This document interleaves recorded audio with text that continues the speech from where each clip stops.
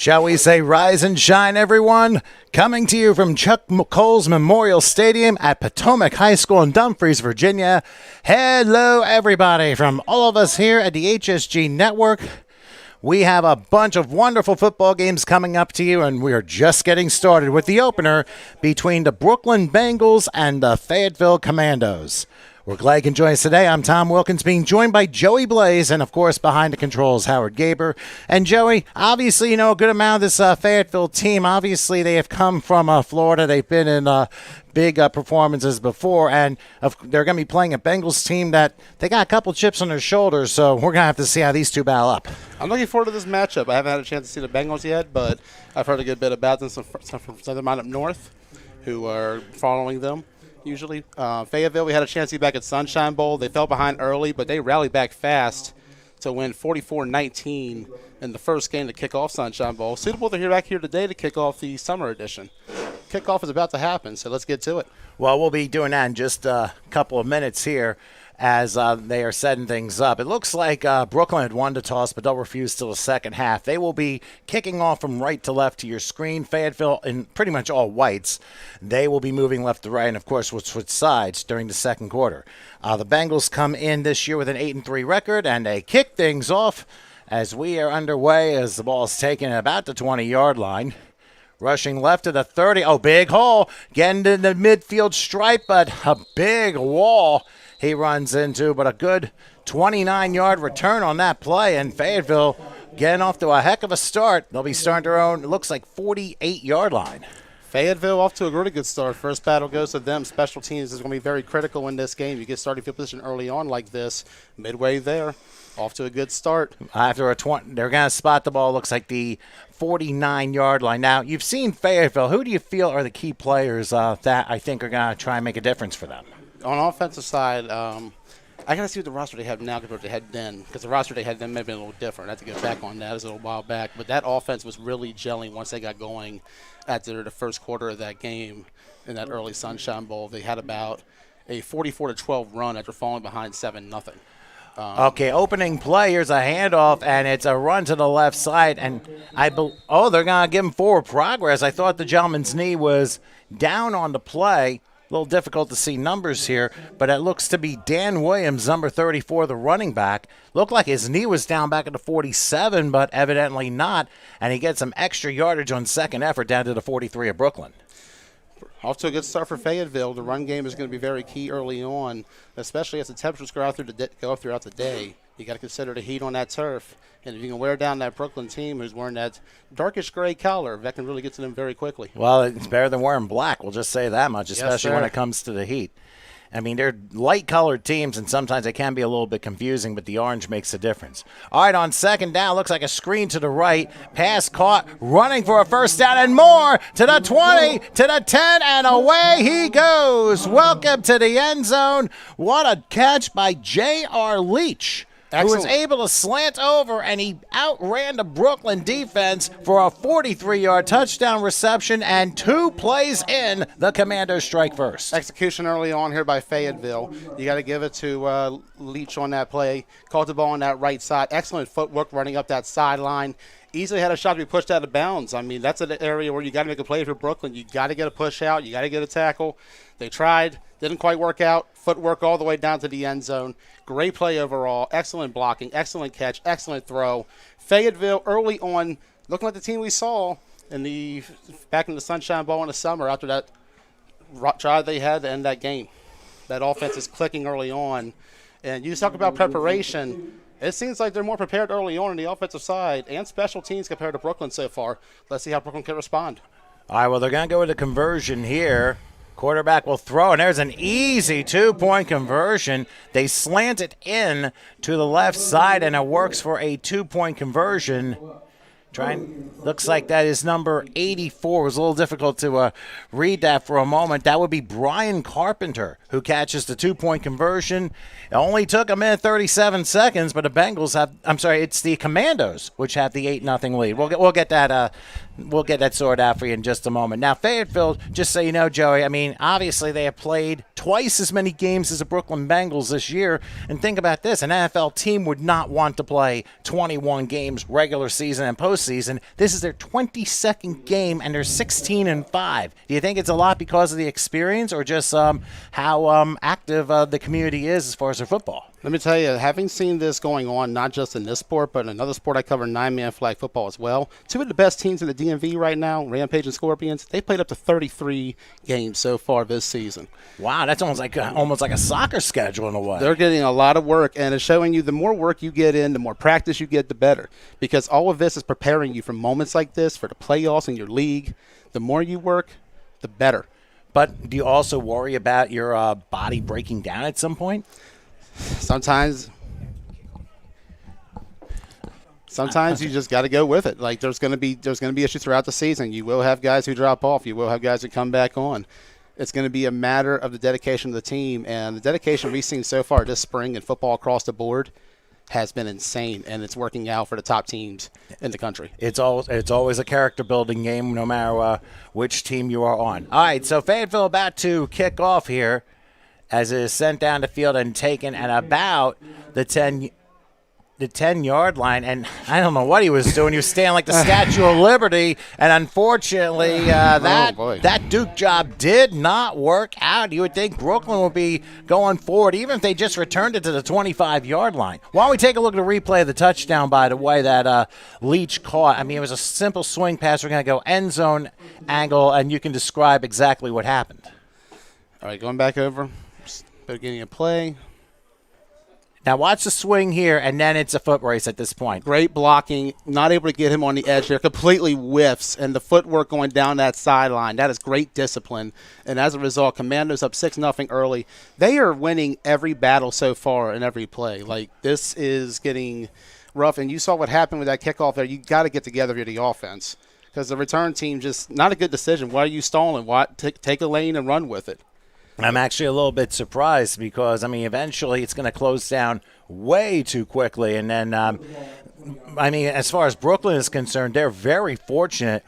They start basically with the most of the football at their own 20-yard line. So that's where they'll have it 1st and 10. I thought they were going to have it back at like the 15, but the officials gave them forward progress. All right, first offensive play for Brooklyn, 1st and 10. And they're going to hand it off right, looking for a seam and a nice gain, about 5 yards to the 25-yard line. And that's number 3 on the carry. We'll try and figure out who that is. But Mike Gomes was the one who brought him down. It was a good tackle on the play on the part of the defensive lineman. Got to give it to him there. Great tackle indeed. And this shows the discipline of this Fayetteville team early on, playing well-executed ball. But give it to Brooklyn here. Wanting to send a message early on. Go up the middle, try to punch them in the mouth, push them back a little bit, show you're not afraid, show you can be on their level. Show up. This is the big time. Show out.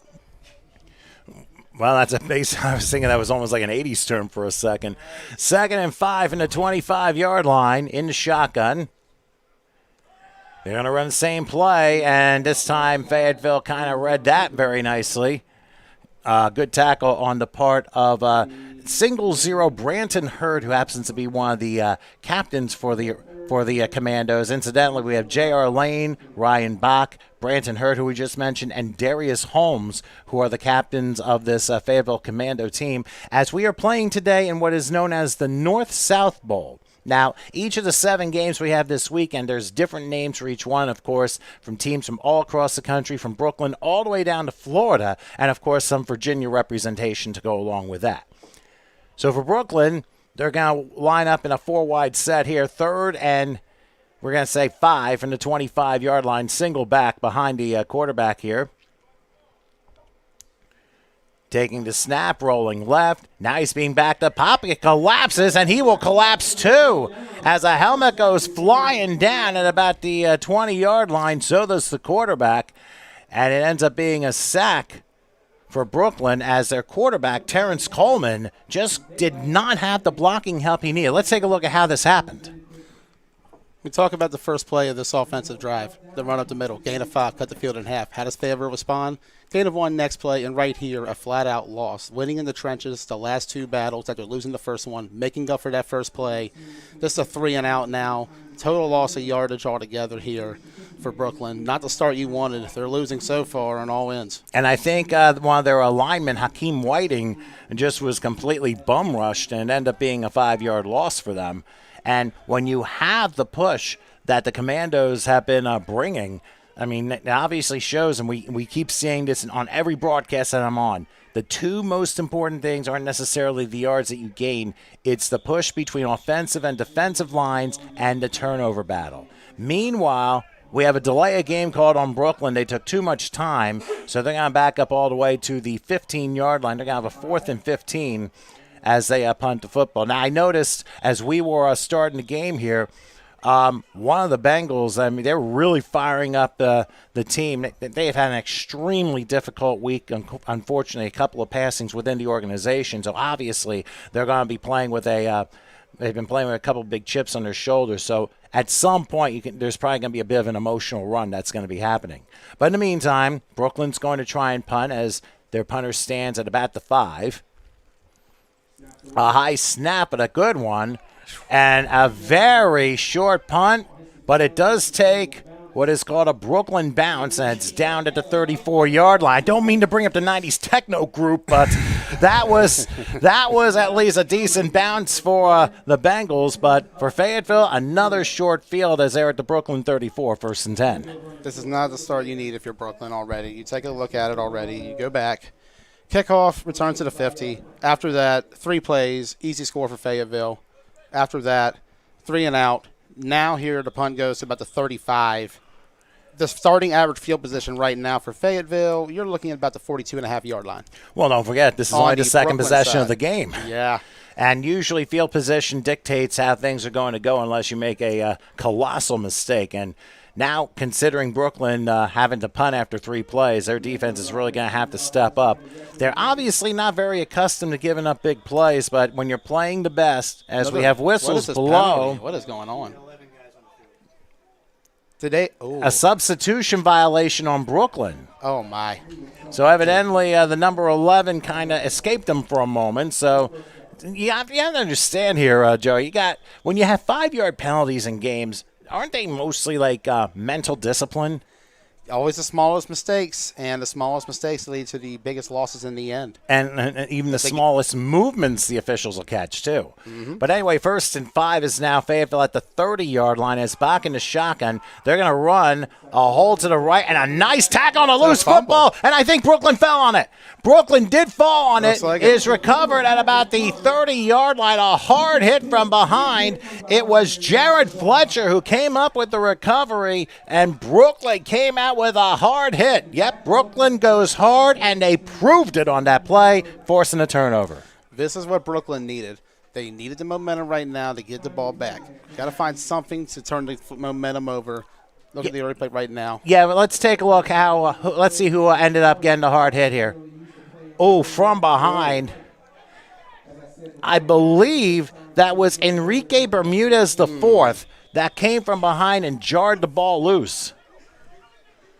And I tell you what, Brooklyn, you knew they were coming in emotional given what they've had happen over the week. I don't have any of the details, but all I know is they were going to have an emotional run at some point. This might be the beginning of it. This is momentum. This is what you need. You got to capitalize on this moment if you are Brooklyn. This is your one chance. You cannot let it go. And again, the turnover battle. 95% of the time, whoever wins the turnover battle wins the game. Exactly. Trench battle is just as key here. Let's see if they can hold up. Okay, Coleman in the shotgun on a low snap, 1st and 10. Going to lob it right. The pass is tapped, and it's almost intercepted. It just fell down. Look down there, bottom screen wide open.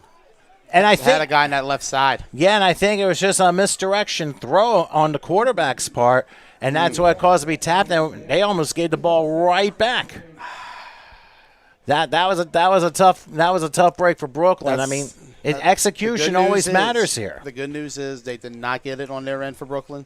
They were able to at least get a second chance here. Got to get going. Well, at least 2 more if you think about it. It's only 2nd and 10 from the 31-yard line. And they're spared another opportunity is what I'm saying. Yeah, and also let's not forget. I mean, the turf shouldn't be too hot. Remember, we had a couple of unexpected morning showers here, and that kind of cooled things off a little bit. So it might be a little bit muggy, but things should clear out a little bit later. All right, Coleman back to pass on 2nd down. He had time, and then all of a sudden time ran out as he is sacked for the 2nd time. This time, Jacob Poston went postal on Coleman and causes the loss on the play. Big sack there, and once again, Fayetteville winning up front. And we talked about what happened on the first two plays, that near interception there where the trenches got there, the pressure got to them. And then in this play right here, another loss in the trenches, another sack. That's 2 already in this first quarter for Fayetteville. Offense, defense, special teams, all off to a good start for this Commandos team. And they're firing on all cylinders, and Brooklyn right now does not have an answer for Fayetteville's defensive front. But that could all change.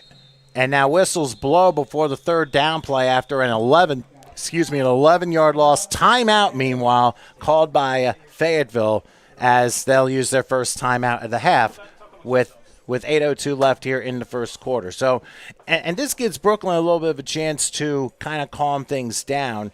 And you mentioned Fayetteville. They seem to have a lot of the experience, and the organization seems to with the success that they've had, you mentioned about their appearance in the Sunshine Bowl some months back after a slow start. Now, and sometimes it happens with teams when they get off to a slow start. Once they pick up, that's where championship teams do their that's when they do their duty. Exactly. And right now they're showing that same exact championship attitude and spirit that we saw back in Florida in February.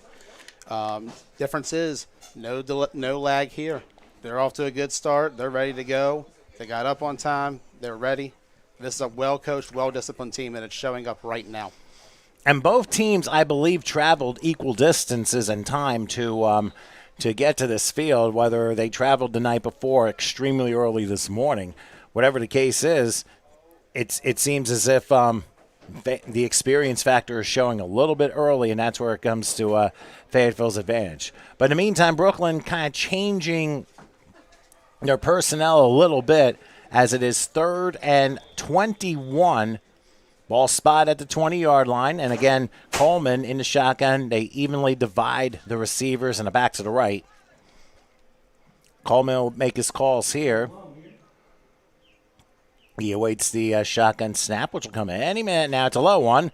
He takes, he looks, he's going to fire deep left side. And, he had beaten 2 guys in coverage, but the throw was just a little bit off. Incomplete it is. They intended it for Kaiser Lewis of Artemis Hall High School, and he outran the defense, but the throw just was not there. Execution once again.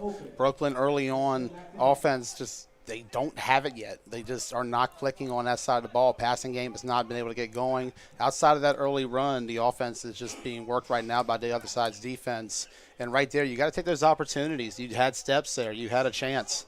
But Brooklyn unable to execute. And right now, defense has to make another stop in order to try to stop this hard-to-stop Fayetteville team that put up 44 in the last time they were in Sunshine Bowl. Well, let's put it this way, too. The fact that it's a missed opportunity, given the turnover that they caused and just went 3 and out after that, this can't be a theme for them. Otherwise, it's going to be a long, late morning, early afternoon for those Brooklyn Bengals. They do have a punter standing at the 10-yard line. Only had a 20-yard punt. The last time somebody jumped in the meantime, didn't see any penalty flags. A better punt as it's taken about the midfield stripe. Juking to about the 40. Now a flag down and sliding safely there is J.R. Leach. But I think we're going to have an illegal block, which is going to back things up 10 yards. And that's to the benefit of Brooklyn. That's going to allow them to push the Commandos way back closer to 50. Field position is going to be very key here. Well, it's always 10 yards from the spot of where the block happened. So where are they marking to that, actually?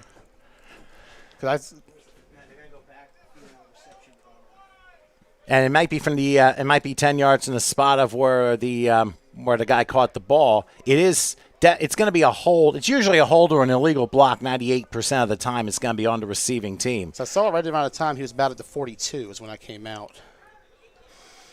And he caught the ball at the midfield stripe, and the block, I guess, is 10 yards from there. So and they're going to line it up where the nose is right on that midfield stripe. So that's where that's where Fayetteville will start. 1st and 10, and once again, Ryan is back to work. They'll evenly divide receivers back to his left. Bach will wait in the shotgun, standing about 5 yards back. He'll take the snap. Looking side. Oh, good double coverage. Pass is incomplete. Great catch by the official, though, on the sideline. Well, unfortunately, he's wearing neither uniform, and he was out of bounds anyway. So it's an incompletion, but at least Brooklyn, their secondary, was able to race there just in the nick of time to break that up. See what it is. Offsides, though. Defense. Oh, I missed the flag there. No, both sides. Okay. All right, well, guess what? Let's pretend the last 60 seconds didn't happen, and we'll do 1st and 10 all over again. It was all a dream. So, throwing Notorious B.I.G. references, Brooklyn related. How about that? So let's just pretend the last 60 seconds didn't happen here. We had offside on Brooklyn. We had a hold against Fayetteville. So let's do 1st and 10 over again, follow these canceling penalties. So Bach in the shotgun will give a handoff this time, and a good rush. Still pushing, and another loose football. Brooklyn might have it again. We'll see. We'll see. The ball may have came out before the knee hit. And they're trying to get off the dog pile to see who's recovered it. It is indeed Brooklyn ball. How about that? 2 big stops here for Brooklyn so far, just as Fayetteville was getting up the field and closer to another score. Recovering the football was Stanley Toussaint out of Bishop Ford. He was able to come away with the recovery. That's the second offensive play in a row where Fayetteville's fumbled the football, and now ball security might have to raise the insurance a little bit. Got to do something here. Got to make an adjustment. Those are a lot of points leaving off the board right now. We talk about opportunities. A missed opportunity by Brooklyn last drive. Fayetteville, a big miss here. Once again, plus field position. You have an opportunity to score at least 16 points in these last 2 drives, at the most 16. You can go 24-0 right now if you really had the opportunities here. But you can't make these mistakes. These are squandered points. People don't count how many points you miss in the game. And Fayetteville, those are the key ones at the end of the day. I'm sorry, in Fayetteville, they have not run a play in their own territory yet in this game. The furthest back they've been in the midfield stripe twice. So Brooklyn gets another opportunity, and let's see what Terrence Coleman can do with it. 1st and 10 from the 40, but they're going to go I formation here, and Brooklyn's offensive line is going to have to really dig deep to try and stop them. They're going to go with a handoff, bouncing, crossing the 45. Look at this. Juking, crossing midfield, and down to the 48-yard line. So that's a good start for Brooklyn there as they get about 12, and they'll move the chains for a 1st down there. And I don't know if there was just everyone was standing still in matrix form, but the back was able to find the hole and just took off with it. That was the moves, man, right up the field. You look at it, feet work, hip movement. That's what you need to be successful at that position. And right there on that run, he just busted it wide open for a big gain for Brooklyn. That's what you need. You get in the Fayetteville field position. Suddenly, you have an opportunity yourself to get on the board. Now you got to capitalize. Can Fayetteville respond up front? Their trenches have done extremely well in this game. We talk about it. 2 sacks and about 2 plays for a loss otherwise. Let's see how they respond to this. 8 in the box here, 1st and 10 from the Fayetteville 48 as Coleman goes with another handoff, and this time Fayetteville was ready for that. They push him back, probably no gain on the play. So 2nd and 10 coming up. And that's the one thing for Brooklyn. They try a play that works, and then they try to go to the well again. Fayetteville's like, no, we saw that before. And they quickly figure out how to stop the play. Yeah, and that's the biggest thing about this Fayetteville team. They are good for adjustments. We talk about what had happened back at Sunshine Bowl, where they fell behind early. Right now, here they are once again. They took a hit just now, lost a few yards, responding right back with a punchback of their own, showing the trenches up front where they dominate the most. You talk about already 2 sacks, 2 big sacks that really pushed back Brooklyn. They've had about 3 plays that have gone for nothing on that Brooklyn side. Now suddenly pressure's on Brooklyn to turn it around. Can they? Well, it's a matter of one play at a time, one series at a time, and one drive at a time, and then just basically build the steps here. Again, I formation, 3 wide slot right here. 2nd and 10 from the 48-yard line in Fayetteville. Whoops! Yeah. And somebody, I guess, twerked on, I'm sure might be on the right side of the offensive line, and that's going to be a false start, and that backs it up. I saw about 2 movements on that O-line. They called it for the second guy. Well, whoever it was. You got caught on that right side. Left side was shaking a little bit, too. I think it came out and the right guy moved. And once again, execution. Got to make something happen early on. And Brooklyn right now falling behind. Well, there was a lot. Let's just say it was more like a 50s rock penalty because there was a whole lot of shaking going on the right side of the line. So 2nd and 13 it will be if Brooklyn is back in their own territory at the 47-yard line as we're approaching the 4-minute mark of the first quarter. If you just joined us, the only score 2 plays in, quarterback Ryan Bach on a swing pass to J.R. Leach, 43 yards for a score and a 2-point conversion catch by Brian Carpenter. That's where we are right now. And then we hear whistles again. Somebody call a timeout here? No, delay a game. Oh, my. How about, I'll tell you, those 5-yard penalties come back to kill you. It's like, you just had a 12-yard gain and you just gave 10 of it back. I want to say they got about 4 or 5 of them right now, too. And that's as many as they've had positive yards in the game. And you have it that margin, that's not good. Every time you get yards, you make mistakes, and that's what's killing this Brooklyn team right now. And that does not win you games, obviously. One step forward, 2 steps back. And they've had 3 penalties. 2 of them have been delay of game, so Brooklyn's like, they got to pick up the pace, and it'll have to be of their own doing. Otherwise, it's going to be a long night going backwards, or long afternoon in this case. So back we go, 2nd and 20 now for their own 42, and they're going to try and hand off up the middle, but nothing happening there. They're not winning that up front battle right now. Fayetteville is taking control in the trenches. They have more wins up front so far in the battle than Brooklyn does. And right now it's showing that line is getting worn down and pushed back. They got to do something to change it up. They got to throw maybe a screen on the outside, try to maybe flex them, anything they can.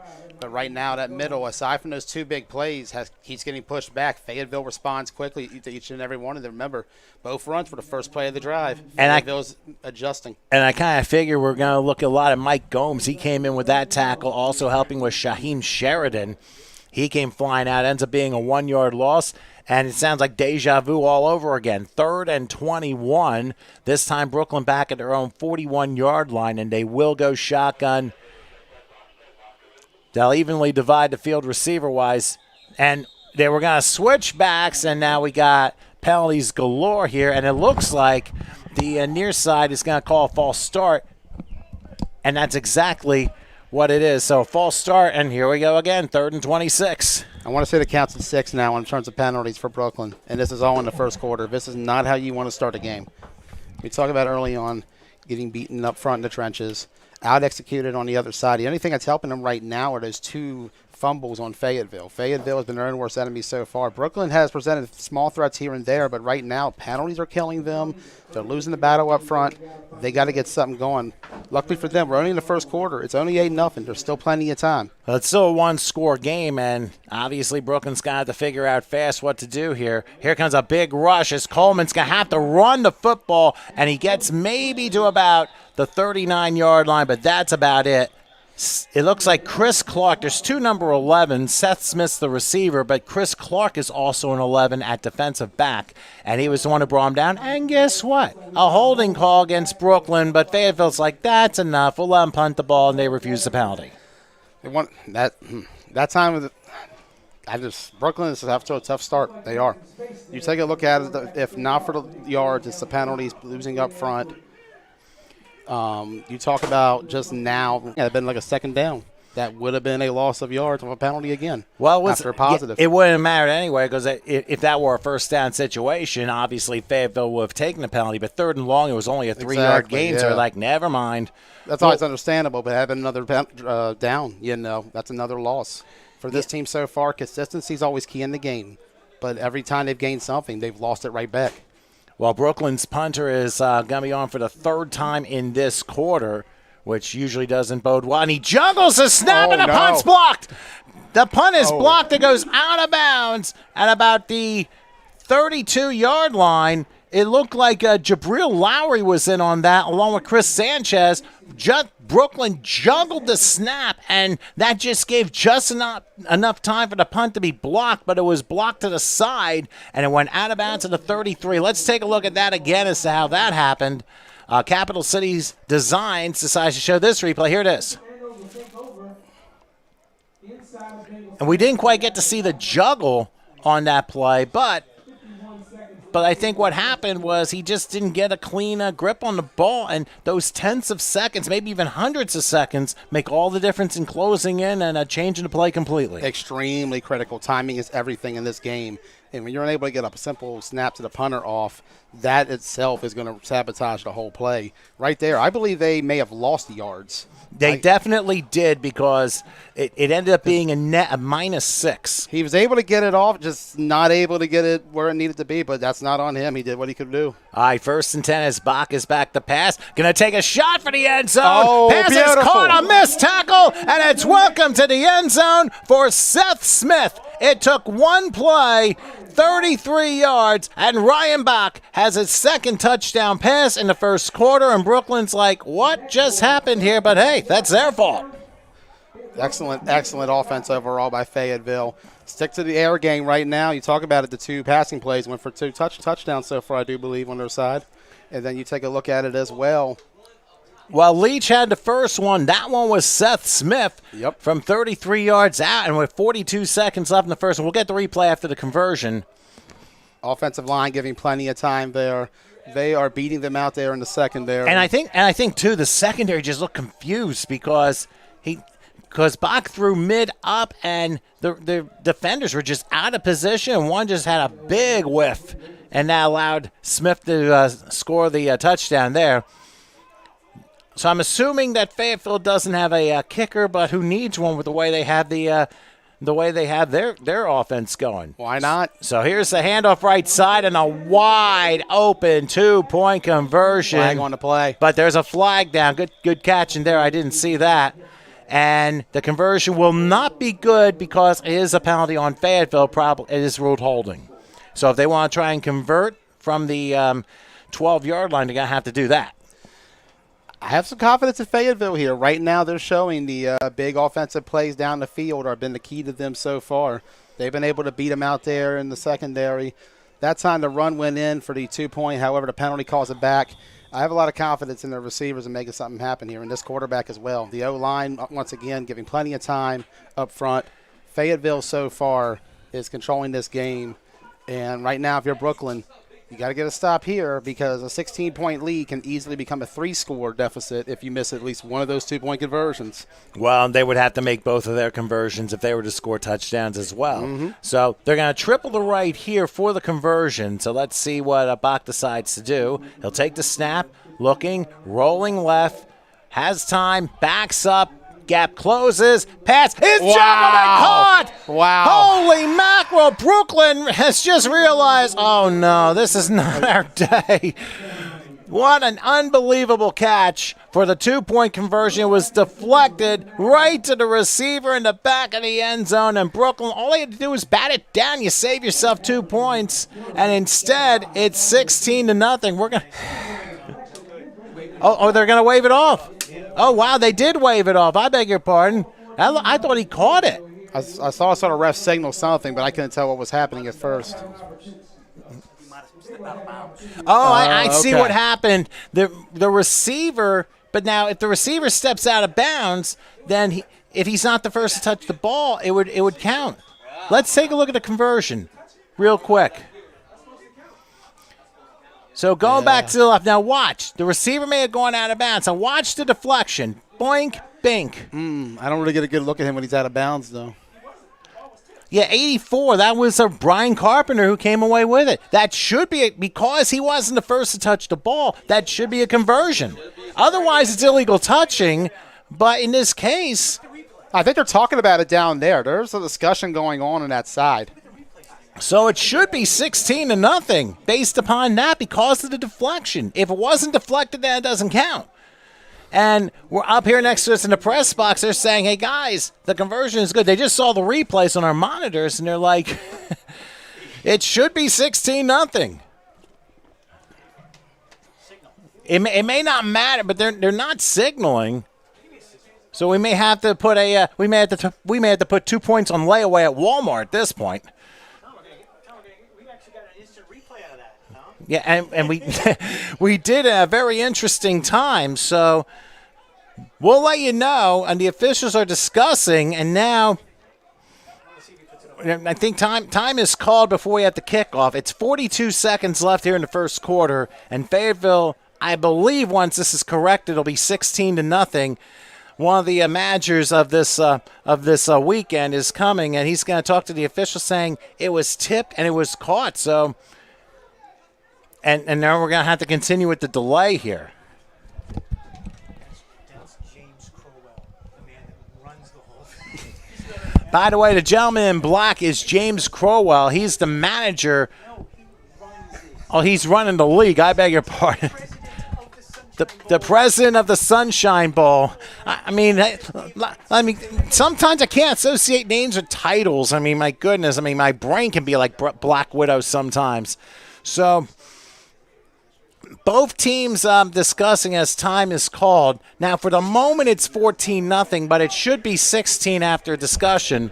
I mean, in the end, it may not even matter the way this game is going. I mean, if Brooklyn makes a comeback, this call, I mean, if it ends up being a 2-point game at the end, I mean, Lord only knows what's going to happen. So we still have that delay. Now, folks, keep in mind, we have 3 more games coming up later, as well as 3 more on Sunday. And the folks here at HSG Network will be proud to broadcast all those to you. So those of you checking out the Sunshine Bowl, whether it be on the Facebook page or any place else, come over to HSG Network and check out all the action here from Potomac in Dumfries, Virginia, Potomac High School and Chuck Coles Memorial Stadium. Beautiful, beautiful facility out here.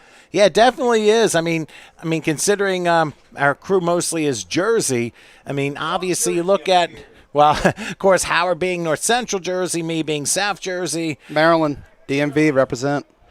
Ah, yes. Legendary representation. I believe we're going to be seeing you guys in a little while. Yes, sir. Should be interesting. Okay, so I think they finally broken the conversation, but they haven't made a signal as to whether it's good or not. Whatever the case, it's 14-0, probably will be 16-0, but we haven't gotten any official word. Word is kickoff. But we do know that Fayetteville is going to kick off, and they got a couple Brooklyn players at the 25-yard line. And the way Fayetteville's going, they could throw a directional kick out. It's a short directional kick, and they decided, I don't understand why they wanted to catch the ball. Just let it go out of bounds. You have better field position. So, mental mistake. Sean Wins, I believe, was the one who caught that.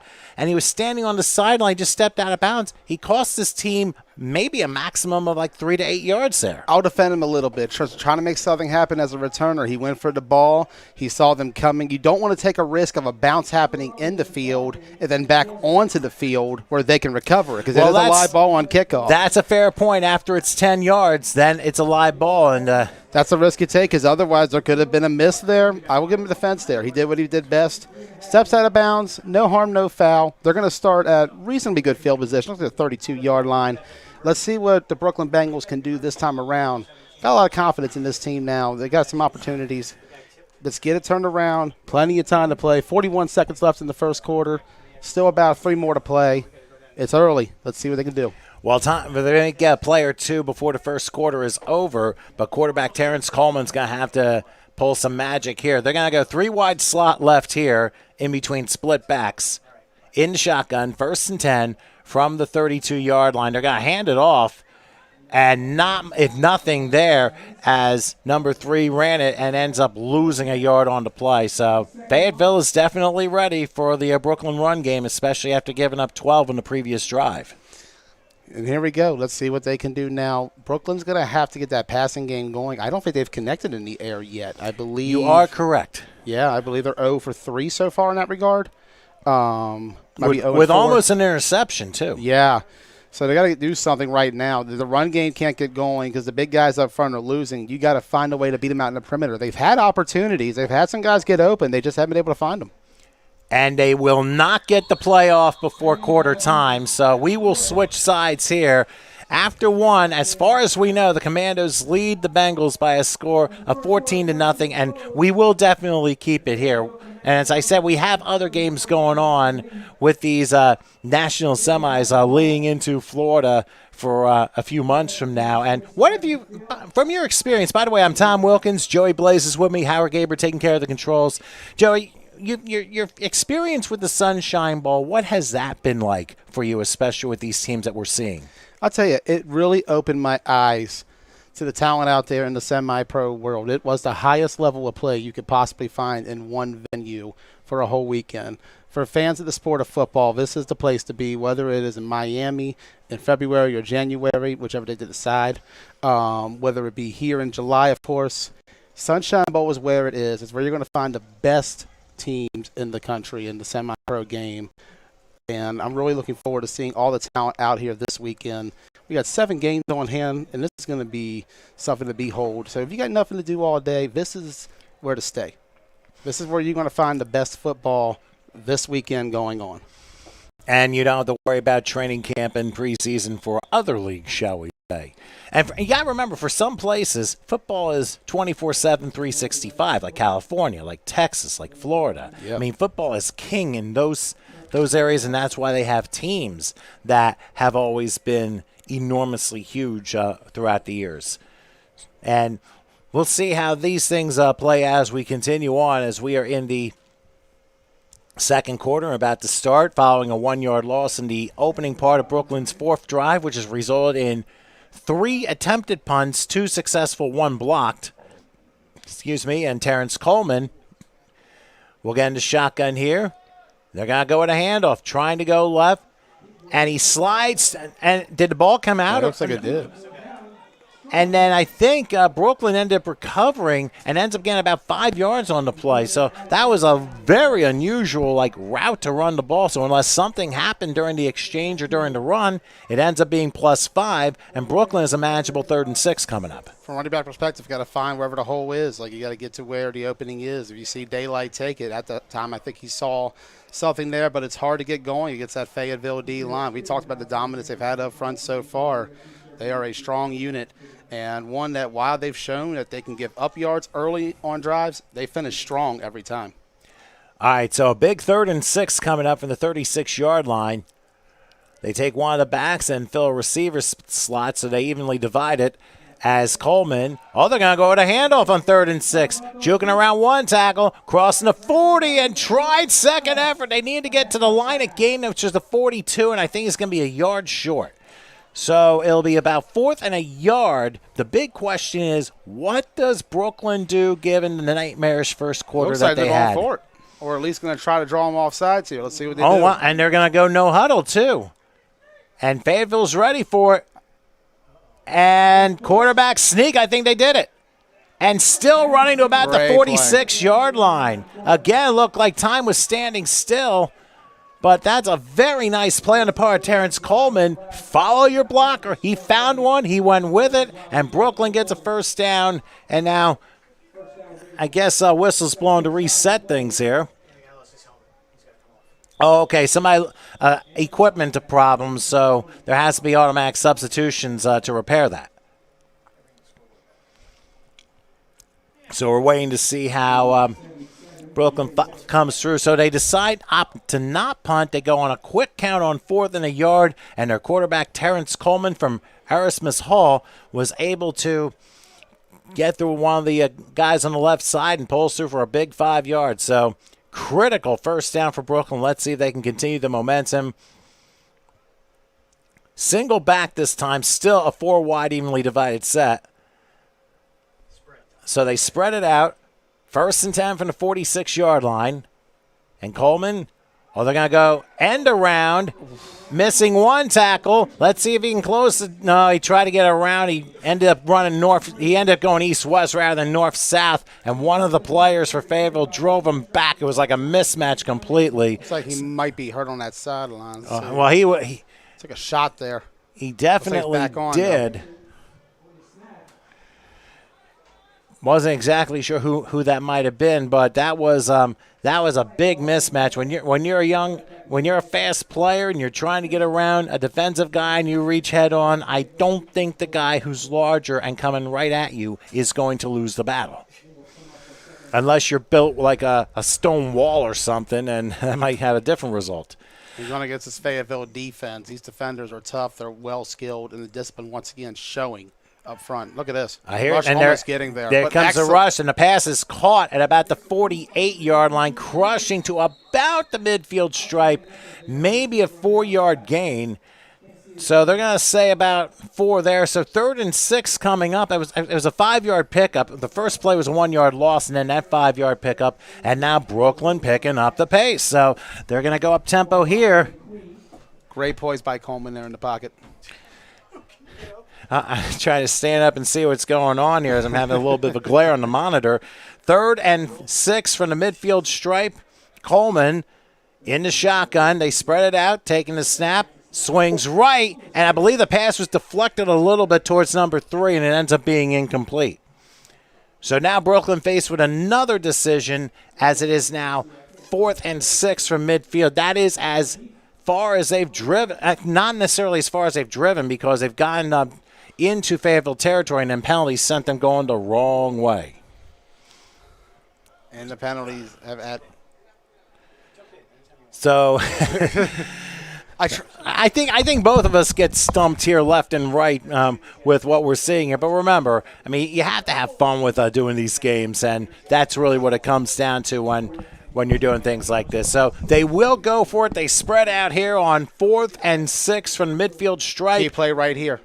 As Coleman takes the snap, he's going to roll right, and he's got a on. man open, Oh, but too it's short. intercepted. It is picked off by Kevin play. Whitehead. Whitehead reverses direction. He goes Oh, to the that 30, ball. Nice big block block, there. Gets out of and bounds. out of bounds There at we go. about the 37-yard line. Now, if Whitehead were to use his head, if he bats it down, he saves himself 13 yards of field position. But he chose to go with the interception, forces Brooklyn's first turnover on 4th down, and Fayetteville is back in business with 10:43 left till halftime. Defender instincts. You just want to get the ball sometimes, make sure nobody else has it, so that way you guarantee you have it. Yeah, and here is the why don't we go from the end zone camera here as Coleman lofted. He had a guy open, Just but didn't have enough. It was just a little bit too much air under the ball, and that's why Whitehead picked it off. And watch the block that occurs here on number 3. Number 3 just takes it straight up and just walks right back. You got to give him credit. Tough players out there in that Brooklyn team. Well, Let's see what they could do defensively here. They do need a stop. This is very important right now. Well, Brooklyn always has an attitude of toughness. I mean, that's one thing you got to remember regardless of what you do there. So back into working is Ryan Bach. First time they've had their own field position. That's correct. Bach back to pass on 1st down. He's going to roll right, and he's going to take a home run shot. Not a pretty ball, but it is caught, and it's going to be welcomed to the end zone. Oh, my goodness. Love Empty the bank account. 63-yard touchdown strike. This offense has come to life in the Sunshine Bowl. They have risen to the occasion once again. Talk about the performance they had last time around. They are duplicating it and then some this time around. It's 20-0 right now. 3-score lead for Fayetteville. Big props to this offense. I want to say they've only thrown the ball 4 or 5 times, and at least 3 of those were scores. Yeah, 3 touchdowns now for Ryan Bach. Wasn't sure we caught the receiver who got because it was on the 4 side, but we'll show you on the replay. Take a look. Right after the conversion, we'll do so.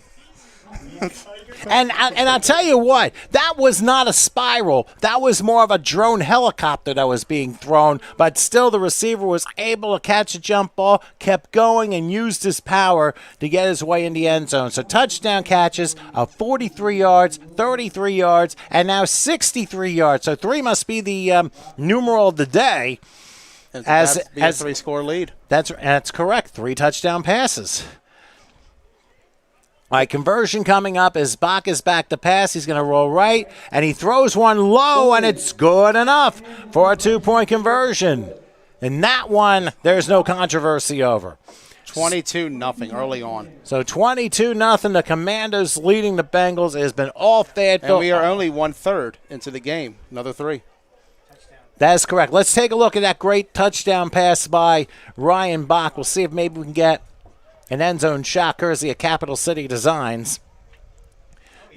He's going to roll to the right. And as you say, it's a Sunshine Bowl. And considering Fayetteville's been there, perfect timing. Sunshine comes out. Long lob pass. And tip and grab. That would be J.R. Leach, his 2nd touchdown of the game. 43 yards on the 2nd play. This one was 63 yards. And I'll tell you what, Bach is basically breaking the box of the Brooklyn defense. They are just killing it right now, over the top. You talk about it, Leach once again going into the end zone. Big play by him. He is making things happen out there, that receiver position. They have no answer for him early on. Right now, Brooklyn, you got to get something going on the offensive side. They've managed to get across the 50. That's a big step. Next step to go is the end zone. Got to score here. There's still a lot of time. We've still got about 40 minutes of play left in this game. And one play can change things around in a hurry. But right now it's been all Fayetteville. Despite Brooklyn, they've been able to recover two of Fayetteville's turnovers. Brooklyn's committed one themselves. Right now that has not really been too much of the difference of the game. There's been special teams play. There's been penalties. So a lot of mental things going on the Brooklyn side that have just not gone right or been corrected. It's been crazy so far for Brooklyn. They've had luck for a second, and then it just goes away immediately. It's as if anything they get going, immediately they lose it right as it happens. Like we said earlier, one step forward, two steps back. When you play a team that is as disciplined and as experienced as the Fayetteville Commandos are, that kind of gives you an idea as to what's going on. Here's a low line drive kickoff, taking about the 25-yard line, rolling to about the 35, and he's dropped down probably 37-yard line. So Brooklyn will start 1st and 10. And thankfully for Brooklyn, you got to remember, they only have had 2 first downs in this game, so they've had some positives. Build off of those positives, and that may result in points later on for them. This is what they need right now. Momentum is key. And you look at it, yes, 3-score lead. They can easily get it back if you just convert here to 3 times you got. You got plenty of drives left. You're going to get about possibly at least 6 more drives in this game, depending how the clock goes. If you're Brooklyn right now, time is of the essence. So, well, it definitely is. I believe halftime they get the ball back too. That's going to be another thing. That's correct. An added possession. That's correct. Brooklyn does get the ball to start the second half. They can at least get 2 more drives in here, and then from there, if they get a score both times, get a stop, get the ball right back, can turn around that quickly. Definitely can, but we got to get there first. I mean, there's only 10:25 left till halftime, so there's plenty of time for Brooklyn to get themselves fixed up, but they have not had good luck because of the fact that Fayetteville's defense has been playing, I wouldn't say off the charts, but the experience is showing here. All right, 1st and 10. Here's a handoff, crossing the 40-yard line, and a nice run to about the 46. The ball went down, but that was after. That's a Ricardo Appleton from HVCC. He had to carry that time, and he gets to about the 46. So a nice 9-yard pickup. Good start to the drive. Running game once again stepping up for Brooklyn. They've had this before, though. First play has gone for at least 5 or more yards on 3 different times in running the ball. Let's see if they can keep it up. Consistency's key. A low snap, but the handoff's going to get Brooklyn a first down to about the 49-yard line. There you go. So keep getting positive yards. And I think Brooklyn found something possibly up the middle that they can exploit. I mean, based upon those last 2 plays, bouncing out, not the best idea. Let's try up the middle, and so far 2 plays in, it's been working for them. Cut the field in half here. Get at least half of what you need. That way it sets you up for a 3rd and short, if anything. So 3 wide slot left here. Get that.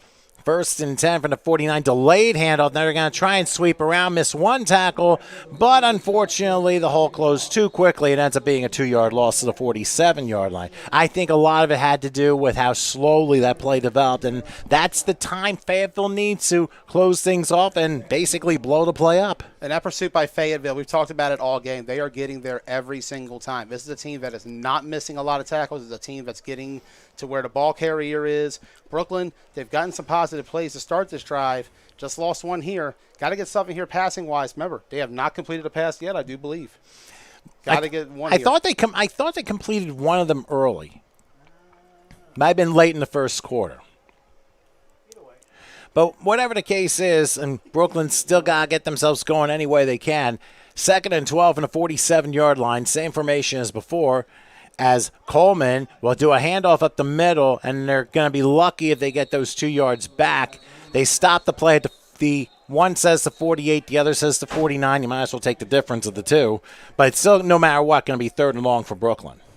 Here we go. Let's see what Brooklyn can do. Got to get the passing game going at the very least. Running the ball can work. They're going no huddle once again here.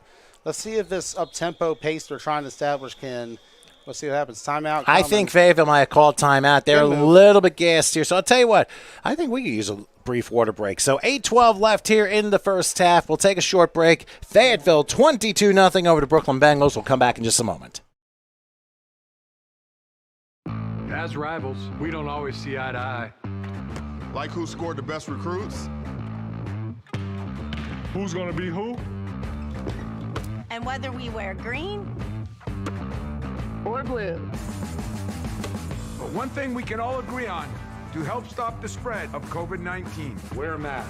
Wear a mask. Wear a mask. Wear a mask. Wear a mask. The ball's in your court, Michigan.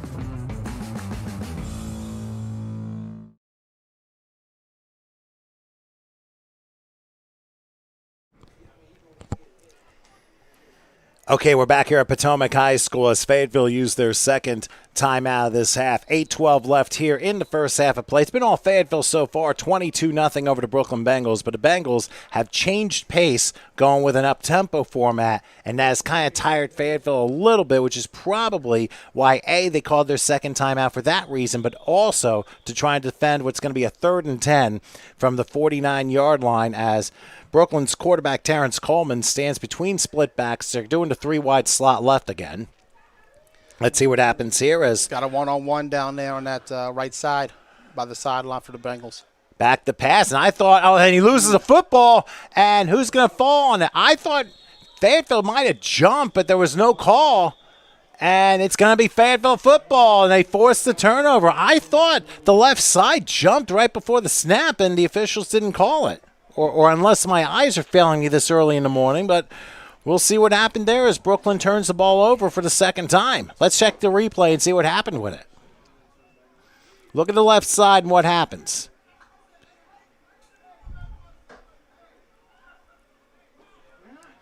Yeah, that's a close call. That's a close call. That's one of those Jimmy Johnson timing jumps on defense. But Fayetteville got it, and they forced the turnover. And We D linemen call that a well-timed play. as long as there's no flag, it is a well-timed play. So each team has turned the ball over twice. I mean, I've seen many of them where one of the defenders was like right at the neutral zone, right at the point of the snap, and the quarterback had no chance. Once again, you go back to the defensive line play. Fayetteville, I believe they're up to about 4 sacks right now in this first half. Defensively, they are pushing their weight. They are going around. Brooklyn, they've gotten some run plays here and there. The running game's been able to get established at times, but like we said, consistency is key. And the one consistency is for every time they get somewhere, they fall right back immediately because Fayetteville makes adjustments, they push back. And right now, for 21 games, no fatigue showing. All right, here is Bach throwing a swing pass. It is caught at about the 40 and down to about the 34-yard line. It's Seth Smith who has one of the touchdown catches as the scoreboard just suddenly disappeared on us. Went out. Don't worry, keep going. So They're fixing it. they'll fix the board here, and it's still going to be a first down. It's a gain of 12. They're going to give him the 33-yard line. See if you can take 5 minutes off. You'll see Fayetteville's all in white, Brooklyn, the Bengals, almost Cincinnati Bengals-esque with the helmets and, of course, the orange pants to go with their grayish uniforms. So first and 10. I like it. Yeah, definitely some nice uniforms. You got to push the orange. The orange just makes it work. Well, I love the Vanderbilt theme, Fayetteville, too. Here's a handoff right side. Oh, missing a tackle. That would have been a loss if the Brooklyn player was able to get his hands on him, but ends up being a 2-yard gain except for that. But Brooklyn's still trying to fire. They're not giving up. They might be way down this game, but they know one little break could change things a little bit. Momentum is key, right? Adjustments, once again, showing what practice can do. All those regular season games leading up to that were practice for the big stage like this. And it's showing right now in this Fayetteville team. The work they've gotten in is paying off. Okay, so on second down, here's a swing. Pass is caught. That's Carpenter. Carpenter will get to about the 20-yard line and get thrown back by a bunch of Brooklyn players. It's still going to be a first down, but for the first time today, we can officially say the Commandos are in the red zone without having to take a 2-point conversion. And once again, let's see what Fayetteville can do. I believe this is their 5th time they've been plus to 35 so far in this game. They have had easy field position aside from the one driver. They started back at the 40, but they scored easily there too. Right now, if you are Brooklyn, you have to get a stop in the secondary. Or turnover. Anything, because right now the passing game is the one thing killing them the most, however, because you take a look at it, at least 3/5 of those passes have gone for scores. So first and 10 from the 20-yard line as Ryan Bach stands with a back to his right. Again, an evenly divided receiver. Set whistles blow before the throw is made. And they may have taken a little too much time. Ryan says, no, it should be on Brooklyn. But then again, everyone loves the point. They're pointing to Brooklyn. Yep, I think they got a neutral zone infraction. Oh. A second time a substitution infraction. Oh, my goodness. The small things, preparation. This is where you got to come prepared on these plays. Like, you got to make sure that sideline's in order. Got to make sure you got the right guys. You can't just have that happen. Substitution infraction, second time already in this first half. I mean, those are plays that if you don't focus on those, and when you see that a lot in leagues where this happens rampantly, then the quality of play really goes down. Here's Bach on 1st and 5 with a very high strike. And that's going to be interference. Oh, and they're going to call a flag. Seth that's Smith PI. was the intended receiver, and there might have been a hold during that route, and it may have happened right before the pass was thrown.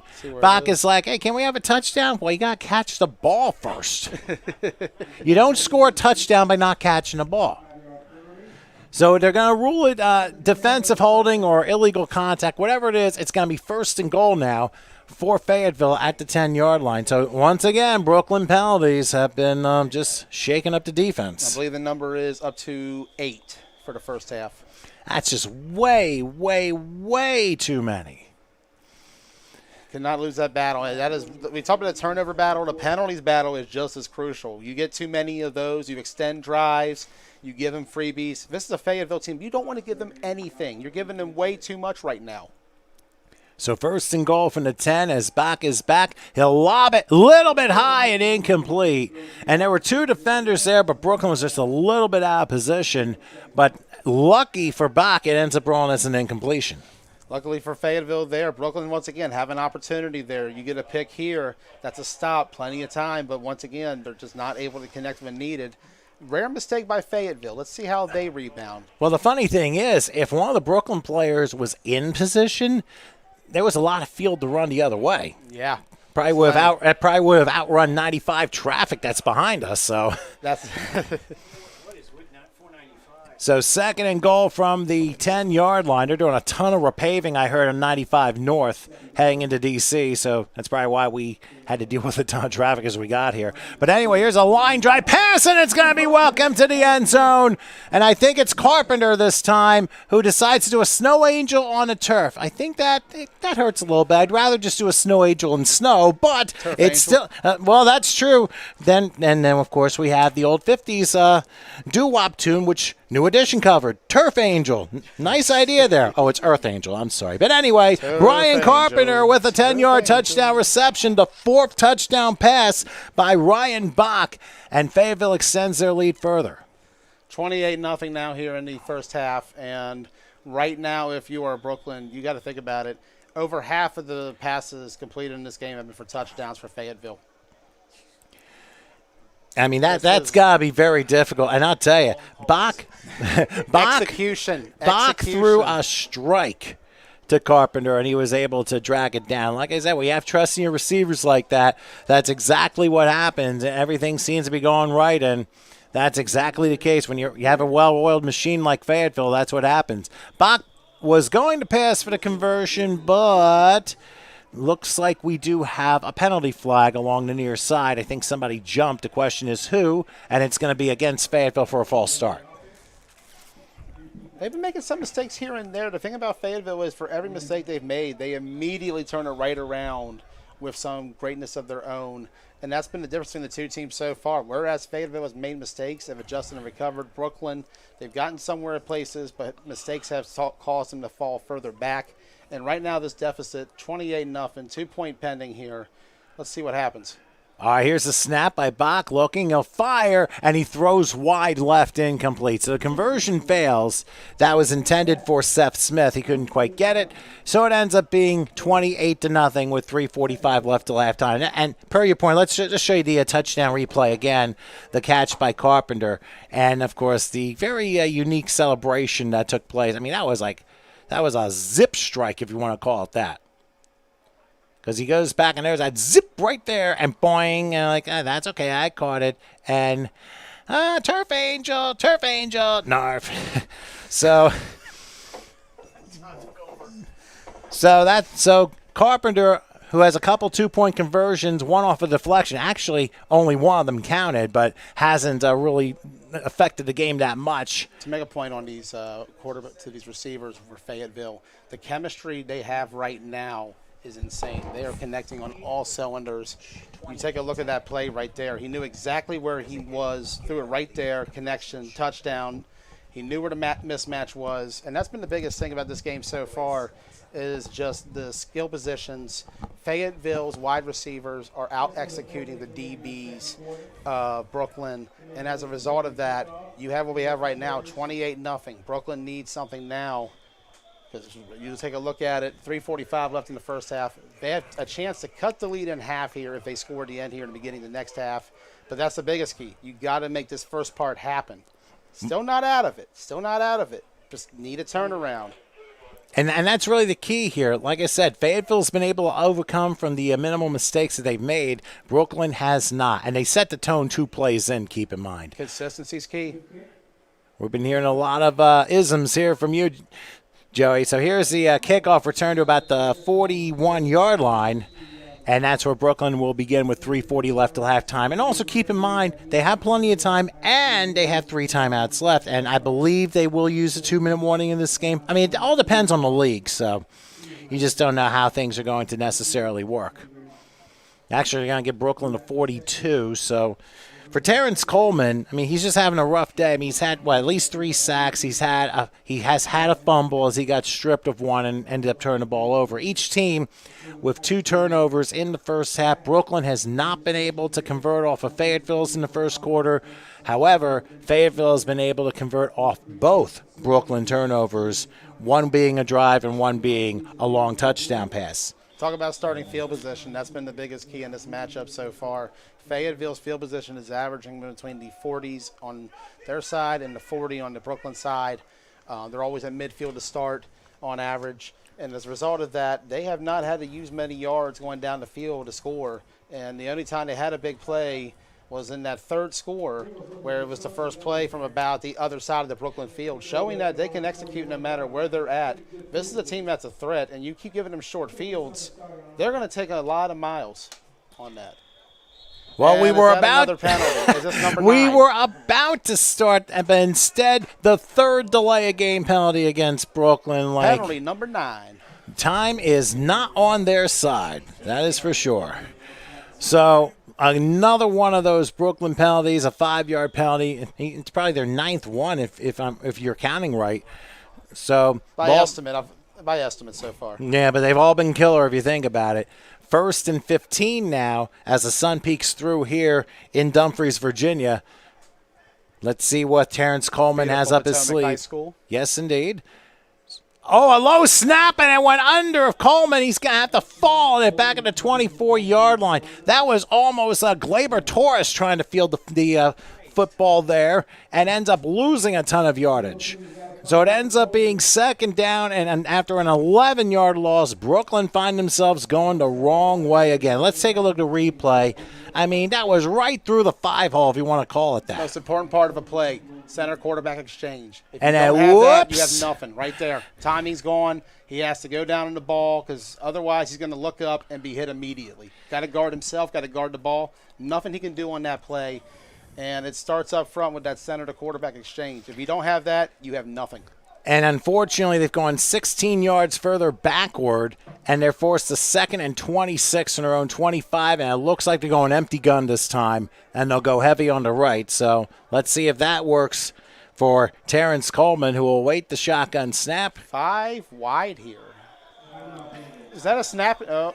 The timeout called by Brooklyn, okay. And it's not a bad timeout because we could use one as well. 2:35 left till the half, 28-0. Fayetteville leads Brooklyn. We'll be back in a moment. Why should young people care about the spread of coronavirus? Well, we know that people with underlying medical conditions over the age of 60 are at highest risk, but they've got to get it from somebody. So we're asking everyone to be selfless for others so that we can protect those who are most susceptible. Not going to bars, not going to restaurants. It all just means physical separation so that you have a space between you and others For more information on how you can social distance, please go to coronavirus.gov.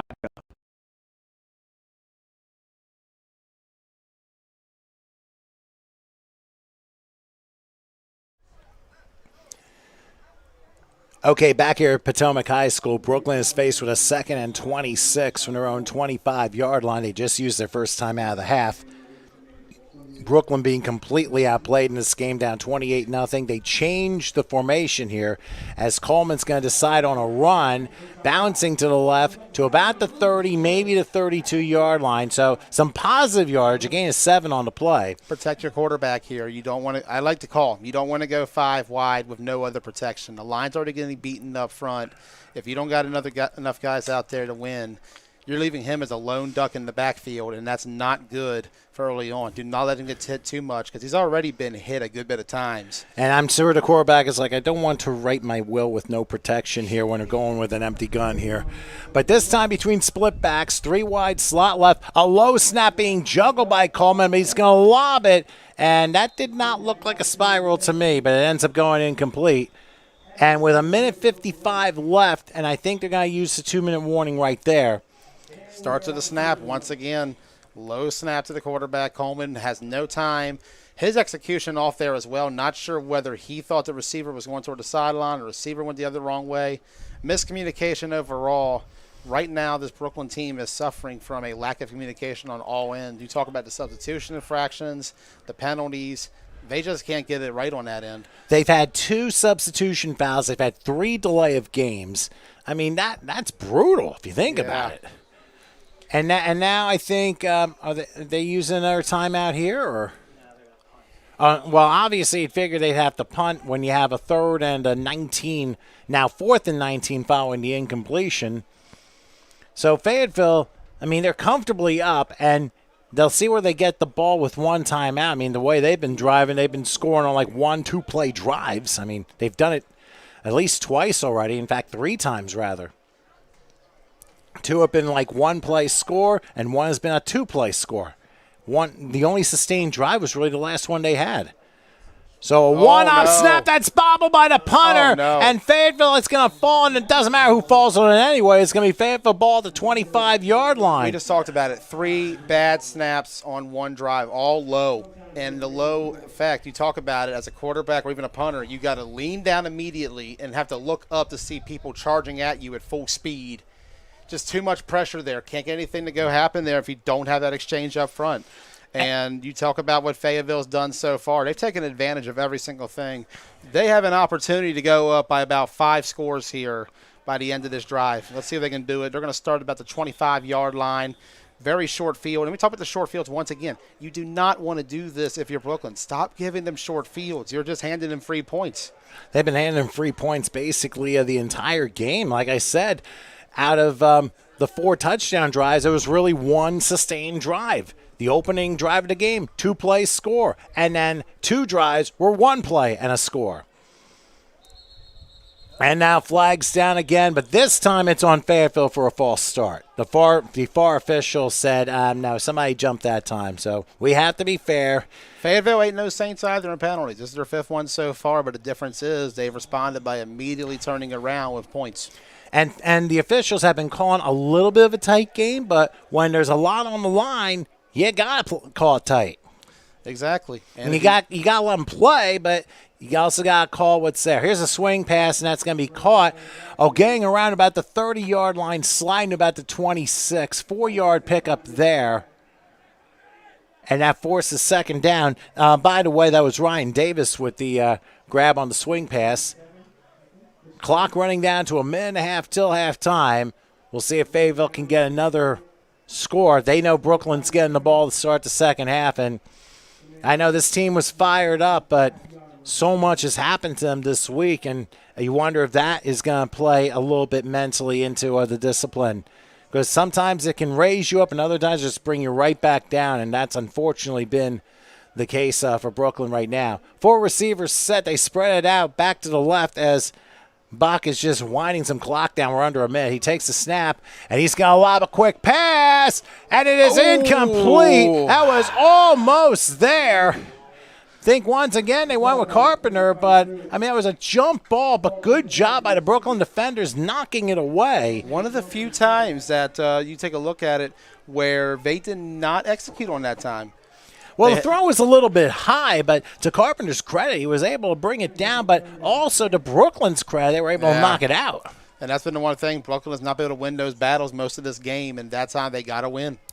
I mean, size matters in this league when it comes to height, especially when you're trying to catch the ball. And on one-on-ones, you got to body up. And I mean, obviously, you're 6'3", 6'4", you're going to out-jump people. Now, if you're 7'3", 7'4", you're in the wrong sport. You got to play basketball. So third and 10 as Bach is back, and he's going to swing right, pass caught. That's going to be a first down. Going out and suplex. I don't know about suplex, but he was like bear hugged and brought out about the 10-yard line. But it stops the clock with 44 seconds still half time, and it's going to be a first down, and it looks like first and goal, depending on where they spot the ball, which is going to be inside the 10, probably the 9.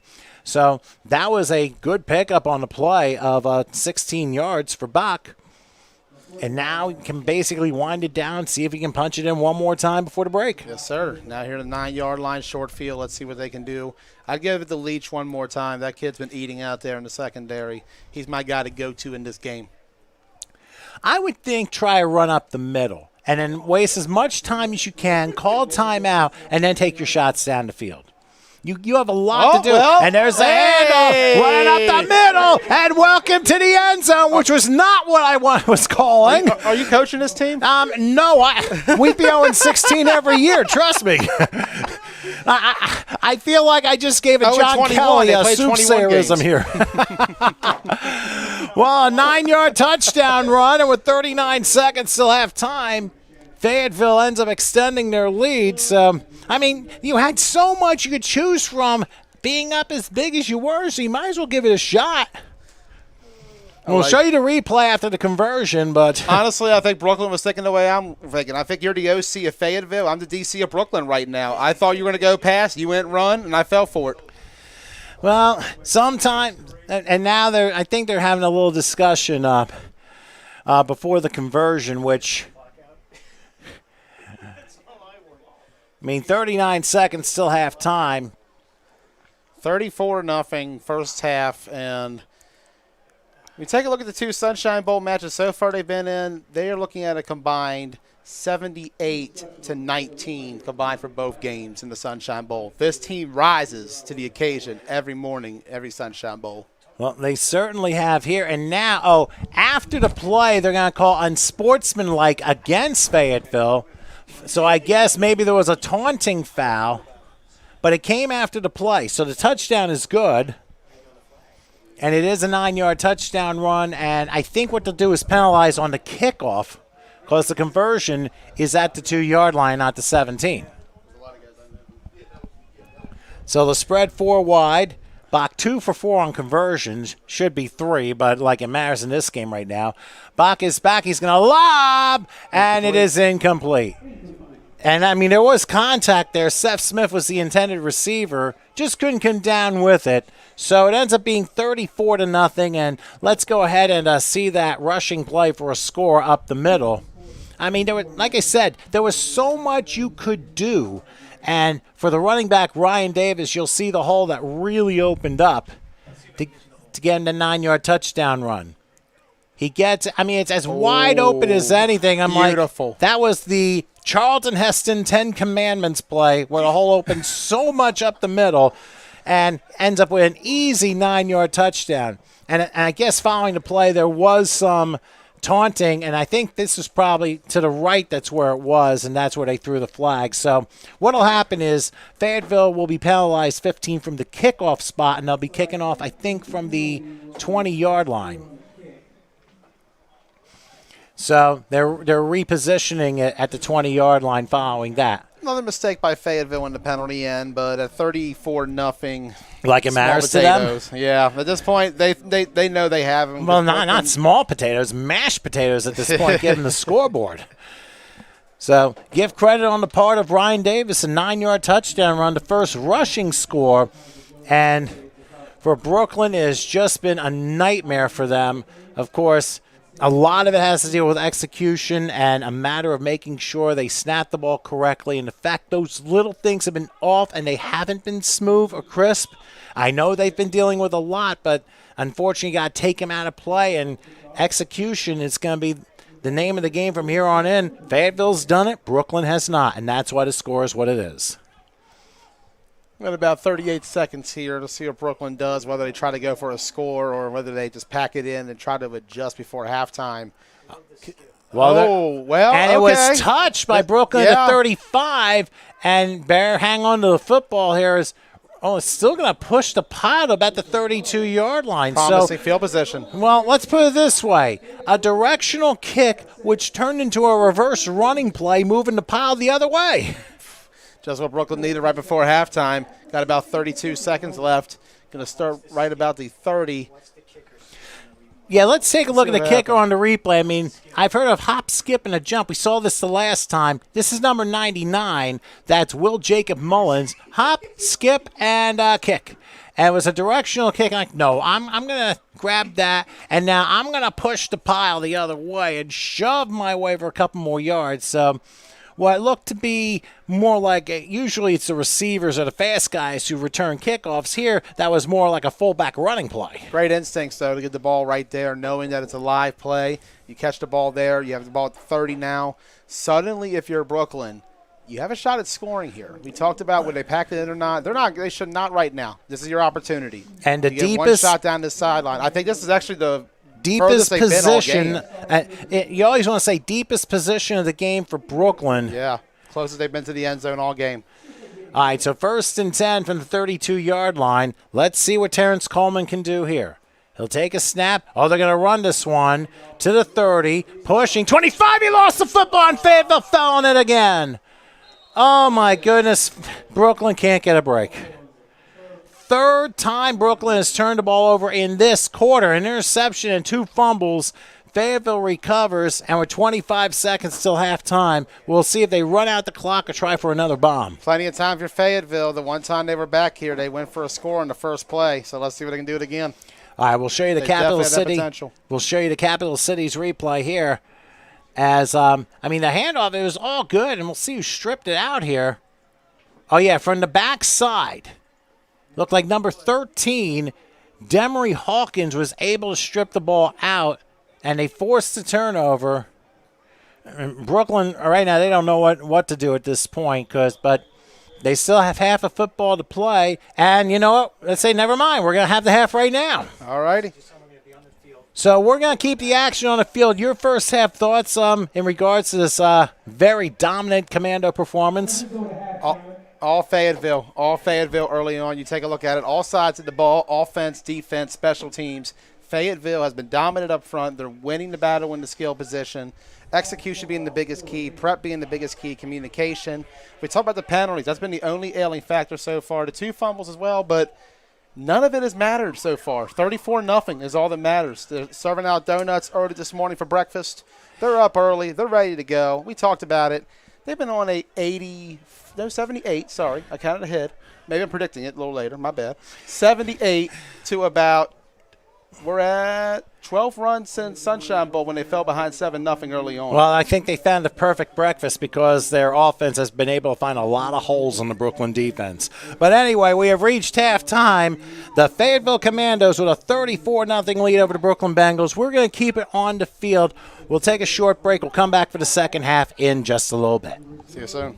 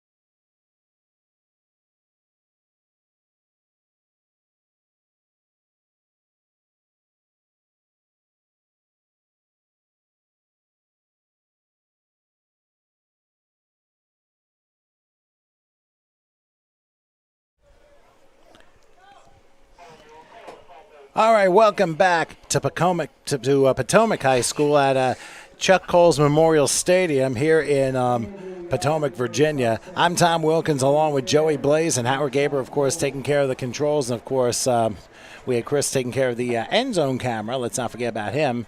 About to start the second half, Brooklyn will be receiving the football, and they have a long road to travel. They're down 34-0 thanks to 4 touchdown passes by quarterback Ryan Bach, 2 of them to J.R. Leach, and then the others, of course, Brian Carpenter and Seth Smith each caught 1, and then the rushing touchdown was toward the end of the first half of Ryan Davis. To put in perspective, a 5-score lead here for Fayetteville is equivalent to a drive for Brooklyn all the way back home. That's how far the gap is right now. They got to do something now. Well, here's a directional kick. They squib it to the midfield stripe, and it will be taken about to the 48-yard line. That was a Derai Mims out of Sheepshead Bay in Brooklyn, and he was able to take it to the Fayetteville 48-yard line. Now, obviously, there was a little bit of a dissent during halftime. Brooklyn's team, obviously, they were having some heated discussions. They felt the defense wasn't blitzing enough. They're hoping that maybe during the second half we will see more of this. I mean, you might as well take every chance you can. You didn't come down a few hours just to find yourself on the wrong end of what has been a tough morning and early afternoon for this Brooklyn Bengal franchise. It's a long ride up 95, especially when it comes to later in the day. By the time this one's over, they'll be heading there in rush hour. That's even a longer ride home awaiting if they don't come back in this game. As we talked about it, that 5-score lead. Construction on 95? Oh, man. I don't. Is it going to be there Sunday night when we leave? It will probably be there like for the rest of our lives, actually. It's into our grandchildren's lives. I-95 forever under construction. Well, put it this way, I mean, the Virginia part from south of Fredericksburg all the way up to D.C. and the Beltway, that has been torn up for over 30 years. So who knows when that's ever going to end. Man, I was all born right, 30 first years and ago. 10, free play for Brooklyn. The handoff doesn't go anywhere, but they're going to get a free 5 because of the offside on the right side of the Fayetteville line. So Fayetteville, I mean, they're up big, but the one thing they can't do is take this for granted because crazier things do happen in football, and you just don't know what could be. Exactly. You don't want to give an inch and let them go a mile. But you take a look at this Fayetteville team, penalty-wise, they're up to number 7 so far. But, you know, that's not been much of a factor. Still 0 points allowed on the board. That's the thing we talk about, adjustments, being able to capitalize off your own mistakes. And also overcoming your mistakes with positive plays. Brooklyn has not been able to do that, but they're taking whatever they can at this point. 1st and 5 from the 43-yard line. Let's see what Terrence Coleman does in the shotgun. Almost another offside again. Here's a handoff. He looked right at the sideline, too. And he's still pushing his way, not giving up, and piles his way all the way to the 35-yard line. That is a nice run and one where you just don't give up, and it ends up working out for an 8-yard pickup and a Brooklyn first down. Defensive end on that side cannot just stop to look at the referee to see if a flag came out. You got to go for the guy immediately. And somebody's down. I'm not sure who. It might be on the Brooklyn side. Actually, there's a that. player shaking up on both ends. Might have been a collision in there in the trenches. You got to watch it. Well, the Brooklyn player's getting up, and now, Okay. I mean, they may have just had the wind knocked out of him. Got to take a second sometimes, man. It's not the pain of the collision, it's the shock of it that hurts the most. And that's something you don't necessarily take into account because sometimes you do get the wind knocked out of you. You make a landing, and all of a sudden you land on the football, and all of a sudden you need a minute to recover. Let's take a look what happened here on this run. I mean, the back just kept going and going and going, and they're started trying to stacking, dog. Oh, yeah, yeah. that right there, that little twist was that little bit of a dog pile scene, and that's probably where things got a little shaken up for a bit. So the ball spot at the Fayetteville 30. The ball spotted at the Fayetteville 35. They'll go with another carry, and Fayetteville is ready this time. Throwing the back down for a 3-yard loss. Winning up front once again, the Fayetteville defensive line. They have played excellent all game. For as many yards as they've allowed on the ground, they have made it up with the amount of stoppages they've had that have gone for less than 2. Well, one thing is for certain. Anytime they give up a play to Brooklyn, they come right back and said, oh, no, you don't, and throw you back for a 2-3-yard loss. And here, that's a 4-yard loss to the 39-yard line to make it 2nd and 14. Great resilience, excellent discipline. This is a well-coached team, and you see it right now. The penalties, yeah, they've hurt a little bit, 7 on the board so far. But the scoreboard is what matters the most. 34-0 right here in this third quarter. Brooklyn has a chance, but they got to somehow make something happen. Here we go. Let's see if Coleman can make something There's a happen. chance. Too high and almost intercepted. It was thrown into double coverage, but it ended up being incomplete. So it forces a 3rd and 14, but Coleman had the right idea there. The secondary has been very difficult to throw on all game. Fayetteville's DBs have played excellent defense all around. They have maybe allowed a few guys at most to get open. Not many openings for Brooklyn in the air.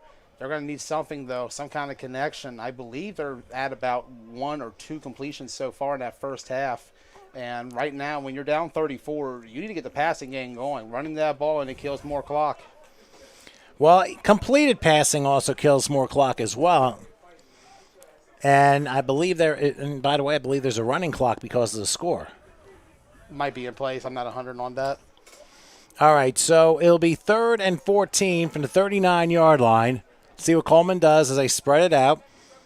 Back to pass, a rush coming, pass is caught, slipping a tackle, 35, and a hard hit, but staying up, and then got Lesnard all the way to the back, and that's going to be another 15 yards against Fayetteville. You can't do that. It's going to be unnecessary roughness, and Brooklyn's going to get a first down out of this. Yeah, you can't. And there's another flag. And now it's raining flags. I mean, it was a light rain this morning, but these are the flags you don't want to be pouring down, and now we're going to have to really sort this out. Coach has got to get the sidelines together. Don't do anything here that could cost your side the game. And one of the coaches is out on Brooklyn's side saying, "What the heck are you doing?"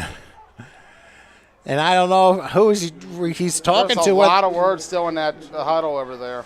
Well, thankful, but when we see the replay of this, I mean, that was, I mean, a good play. It would have been a 4th down anyway, but the unnecessary roughness was where everything fell apart. Now here's the play. Coleman throws, and it's a good catch, and right here's where you're stopped. And he brought down, and obviously, it's funny, it was Joey and I talking a little bit about past WWE stuff as we were having our break, and unfortunately we saw one that didn't need to happen, and that's why words were exchanged after that. I mean, obviously you got to stick up for your team, but unless there was a counter penalty which cancels the unnecessary roughness, Brooklyn's going to still have the ball. I mean, they spotted at the 40-yard line, so it's like a 1-yard loss on the play, but there should be 15 more yards tacked on unless something happened that we didn't see, and that's what they're trying to discuss here. As we're down 9:06 left here in the third quarter of play. Now, just so you know, in case you're wondering the coming attractions for today's action here in Virginia, the 1 o'clock game, the one that's coming up after this, the SOJA Force and the Franklin County Tigers, that will be game 2 starting a little bit after this one is over. That'll be the Independence Bowl. That will happen around 1 o'clock. Then the 4 o'clock game, the 3A National Bowl, which will go between the Woodland Tigers and the 300 Spartans. I thought you were only allowed 53 players off sideline, but that's what they're listed as, the 300 Spartans. They are going to play the Woodland Tigers. That is scheduled for 4 o'clock, and then the 7 o'clock game, definitely going to be a good one. The Leander, Florida Wolfpack taking on the North Carolina Rebels. That is going to be a fun one. That will close the action out for tonight. Now we have 3 more games tomorrow. Hope you can join us here on the HSG Network, as these games will determine who goes down to Florida in a few months. So it's right now looks like Fayetteville is going to be heading back the way they're playing today. They love the Sunshine Bowl. What can we say? The 2 performances back-to-back this year. Talk about the 25-point win they had back in February. They're by 34 right now. They've exceeded what they were doing back then. Let's see where they're going to be at come next year when the Sunshine Bowl kicks off down in beautiful Miami once again. We're here today, however, in lovely Dumfries, Virginia, Potomac Senior High School. Glad to be out here in the DMV area. It's great for all teams to be out today. So I'll tell you what, why don't we go ahead and take a break and catch up on a couple things. They're still discussing. 9:06 left in the third, 34-0. Fayetteville leads Brooklyn. We'll come back and let you know what happens in a moment.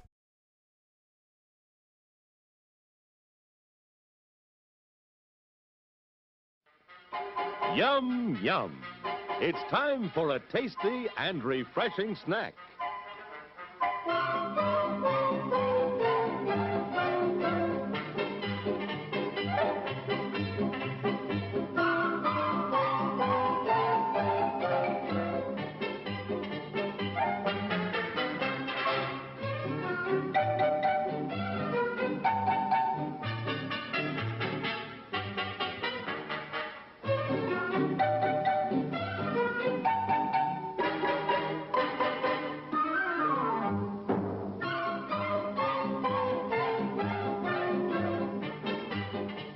We promise to satisfy your hunger, your thirst, your sweet tooth.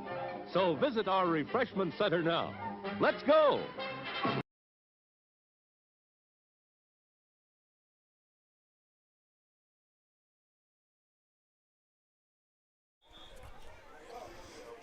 Well, for those of you who might be watching on YouTube here in the stands here at Potomac High School, they do have Little Debbie's Barbecue at the snack stand. Oh, it's called Big Dee Oh, my goodness. There's a difference between barbecue and chocolate pie snacks. Can we get some barbecue Little Debbie's, though, from them? Can they do that? Sorry about that. For some reason, I just came out with a horrendous Gordon Ramsay dish. I don't know what happened there. Anyway, it's been that at a Texas State Fair. Well, maybe. That's a fair point. Fair point. I'm sorry.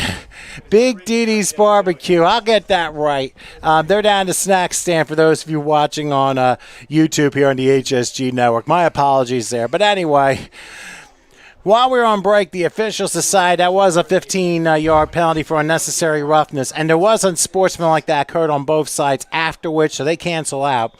So the extra penalty is the unnecessary roughness, and Brooklyn has 1st and 10 from the Fayetteville 24-yard line. They're looking to score here in this third quarter. 3 wide slot left here.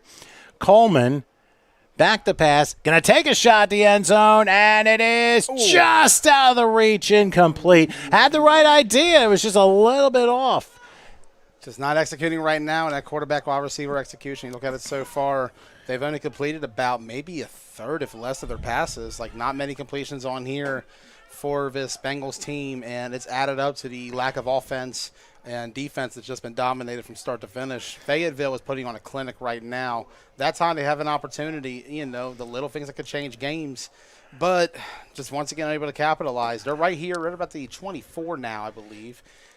Second down coming up. You get about 3 opportunities here. You got to go for it on 4th down. Field goals will not cut it at this point of the game. Well, no, there's no way you can at this point. But by the way, that ball was intended for Kaiser Lewis, and it was just a little bit out of his reach. So 2nd and 10 from the 24-yard line. And the line of 3 wide slot left. So let's see what Coleman does. Fayetteville looks like they're trying to show blitz again. High snap, but it is a handoff, and they're going to run it, and not going to be much happening, but not giving up on a play. Flag, however, there might have been a horse collar. Yes. There might, or a face mask, one of the others. So we'll see. Face mask, yes, sir. The back judge signal, it's a face mask. That's going to be a first down. Now, this might be a penalty that does cost the Commandos, because suddenly this Brooklyn team, they're closer to the ends. And let's see if we're going to mark this ball at. I believe it's a 15-yarder for a face mask. That should be about the 9, because they are not in the red underneath the 20. So let's see where it goes. Like half the distance to the goal. Half the distance, what they'll say. Okay.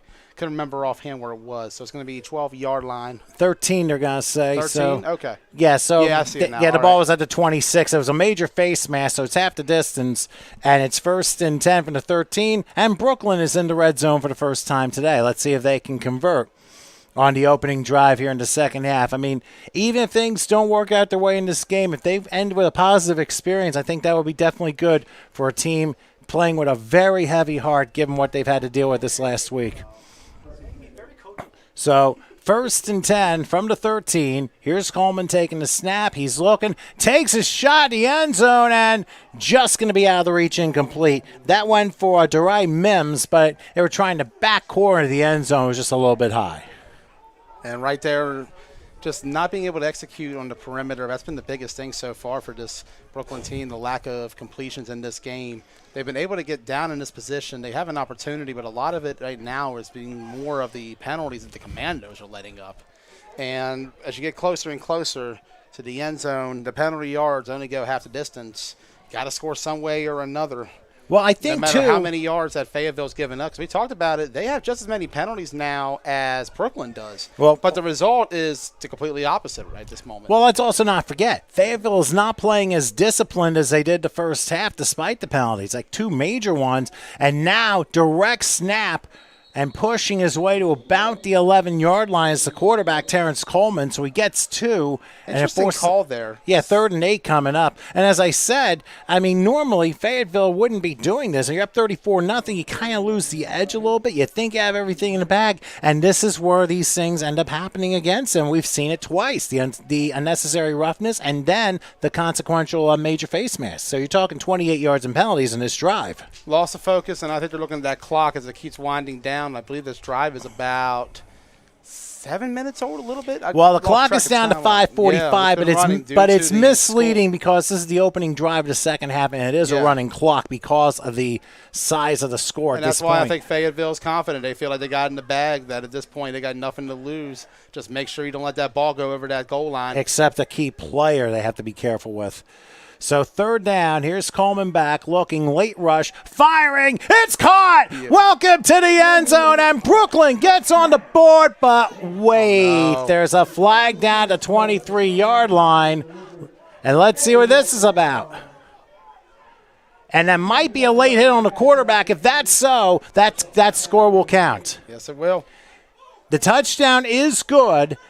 And it's going to be a personal foul for roughing the passer on Fayetteville. So not going to matter. The question is, will they penalize on the kickoff for that?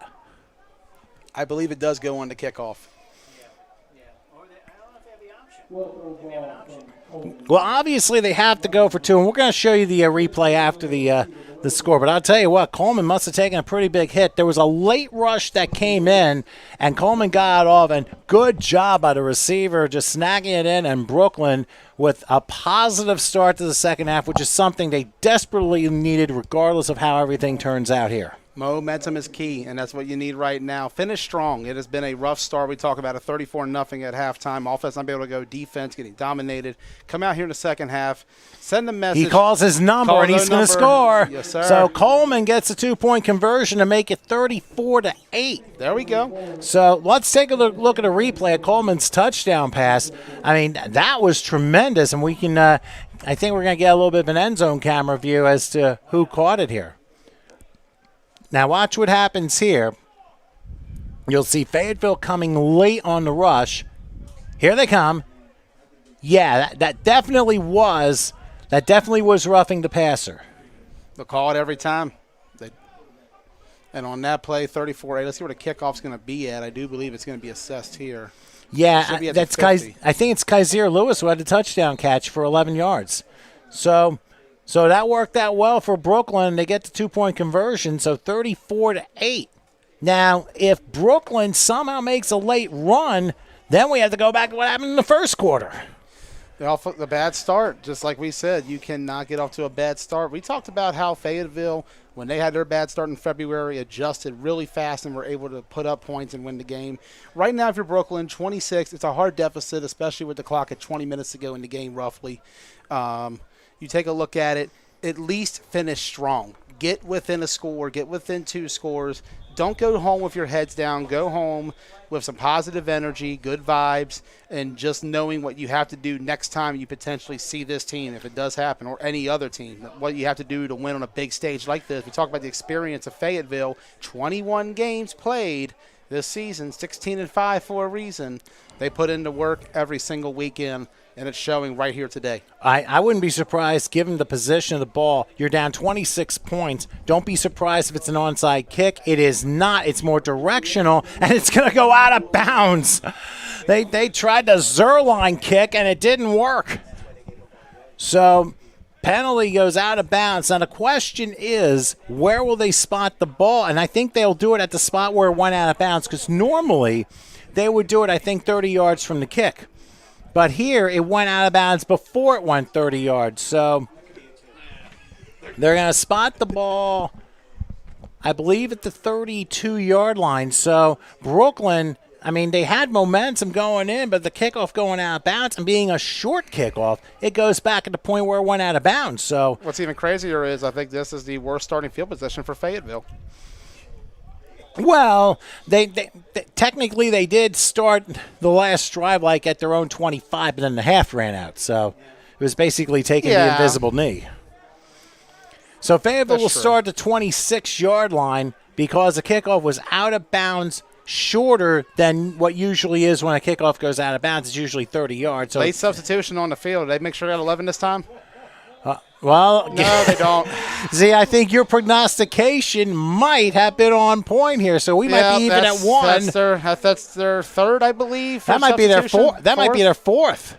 And it's on Brooklyn. He literally ran onto the field, too, and they just threw the flag as soon as he started lining up. Oh, boy. I mean, at this point, I mean, I foresaw something that resulted in a score. You foresaw a play that resulted in a penalty. Now we both have to foresee a plan for world peace at this point. Gain of 5 by Fayetteville on the play, throwing Brooklyn off with their alignment. No, causing a that's late substitution. Nah, it's a 5-yard penalty. But anyway, first and 5. They're going to evenly divide here. They modify and they hand off, only going to about the 38-yard line. So 2-yard pickup there, so it forces a 2nd and 3. I mean, of course, we may foresee plays in the future. I just didn't foresee myself mislabeling a sponsor and just completely twisting it. Oh, hey, man, you're legendary massacre. You're calling the game. You're the OC for Fayetteville. You called that beautiful run earlier. You got a lot going on. You're putting up a lot of work. I like it. Well, I got 3 more games to try and sharpen my craft, and 3 more tomorrow after this. So, all part of a huge weekend. And we're just getting started, but sometimes you got to get all the kinks out of the way first before you drive through. So 2nd and 3 from the 38-yard line. Bach's still in the game, by the way. Again, they're going to go 3-wide slot left here.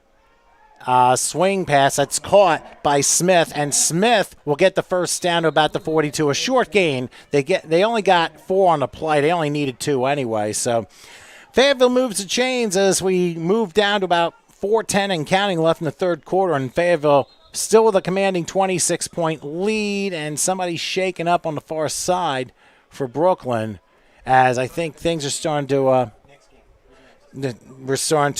guess I lost my train of thought here, as basically they're starting to cramp up a little bit. And I have the details of the next game. Of course, I had to snapshot it on my phone while we had a commercial break here. Just to remind you, the next game coming up at 1 o'clock, the Independence Bowl, involving the SOJA Force, who happen to be the champions of the NDFL. They'll be playing the Franklin County Tigers, who are 8-2 on the year. That game will start around 1 o'clock, basically, or 30 minutes after this game is over. So, hey, shout out to the Franklin County Tigers. They come from down where I live, about 30 minutes away up north in Franklin County, PA. Oh, okay. I was curious as to where they were from. Right from up north. Independent Football League champion last year. Going for an Independence Bowl championship this year. Can they be back-to-back independent champions? We'll see. Well, as I say, I didn't know about all these games taking place until this year. So, in a way, this is a bit more of a lesson for me in trying to juggle all these alphabet soup name leagues. You can just throw all this stuff with letters and all. But, hey, everyone has to be a champion somewhere. But anyway, for Fayetteville, it's 1st and 10 from the 43-yard line. They're going to run it to the 45. Big hole. Look out. 45 collision down to the 42. And Brooklyn being banged up. And that was a 15-yard pickup and a first down. And they got banged up on that play. Oh, there were 2 of them banged up on the play. Let's look at the replay. One guy got up. The other's still shaking up. And here was the collision that caused all this. Oh, wow. That was tough. I mean, and he's still down. I mean, it don't matter the size of the player that hits you. It's all about that speed and velocity coming in on that play. And that time, that collision was full force. I mean, and it's a shame to see that. All lanes subject to closure after that collision. And you hate seeing something like this late in the game where it's a big deficit for Brooklyn and are losing players now. And Well, I guess the Heat might be catching up, and the fact they've been outran so far in this game. As a matter of fact, we're going to go ahead and take a brief break here. 3:43 left here in the third. It's Fayetteville up 34-8 over Brooklyn. We'll come back in just a moment.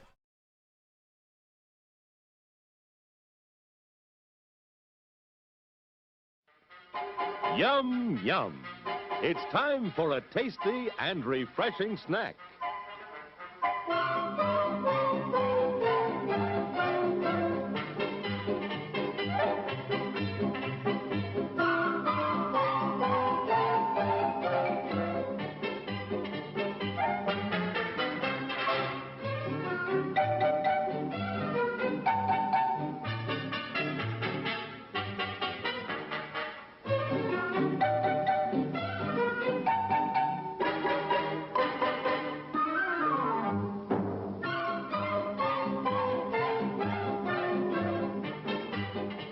We promise to satisfy your hunger, your thirst, your sweet tooth. So visit our refreshment center now. Let's go!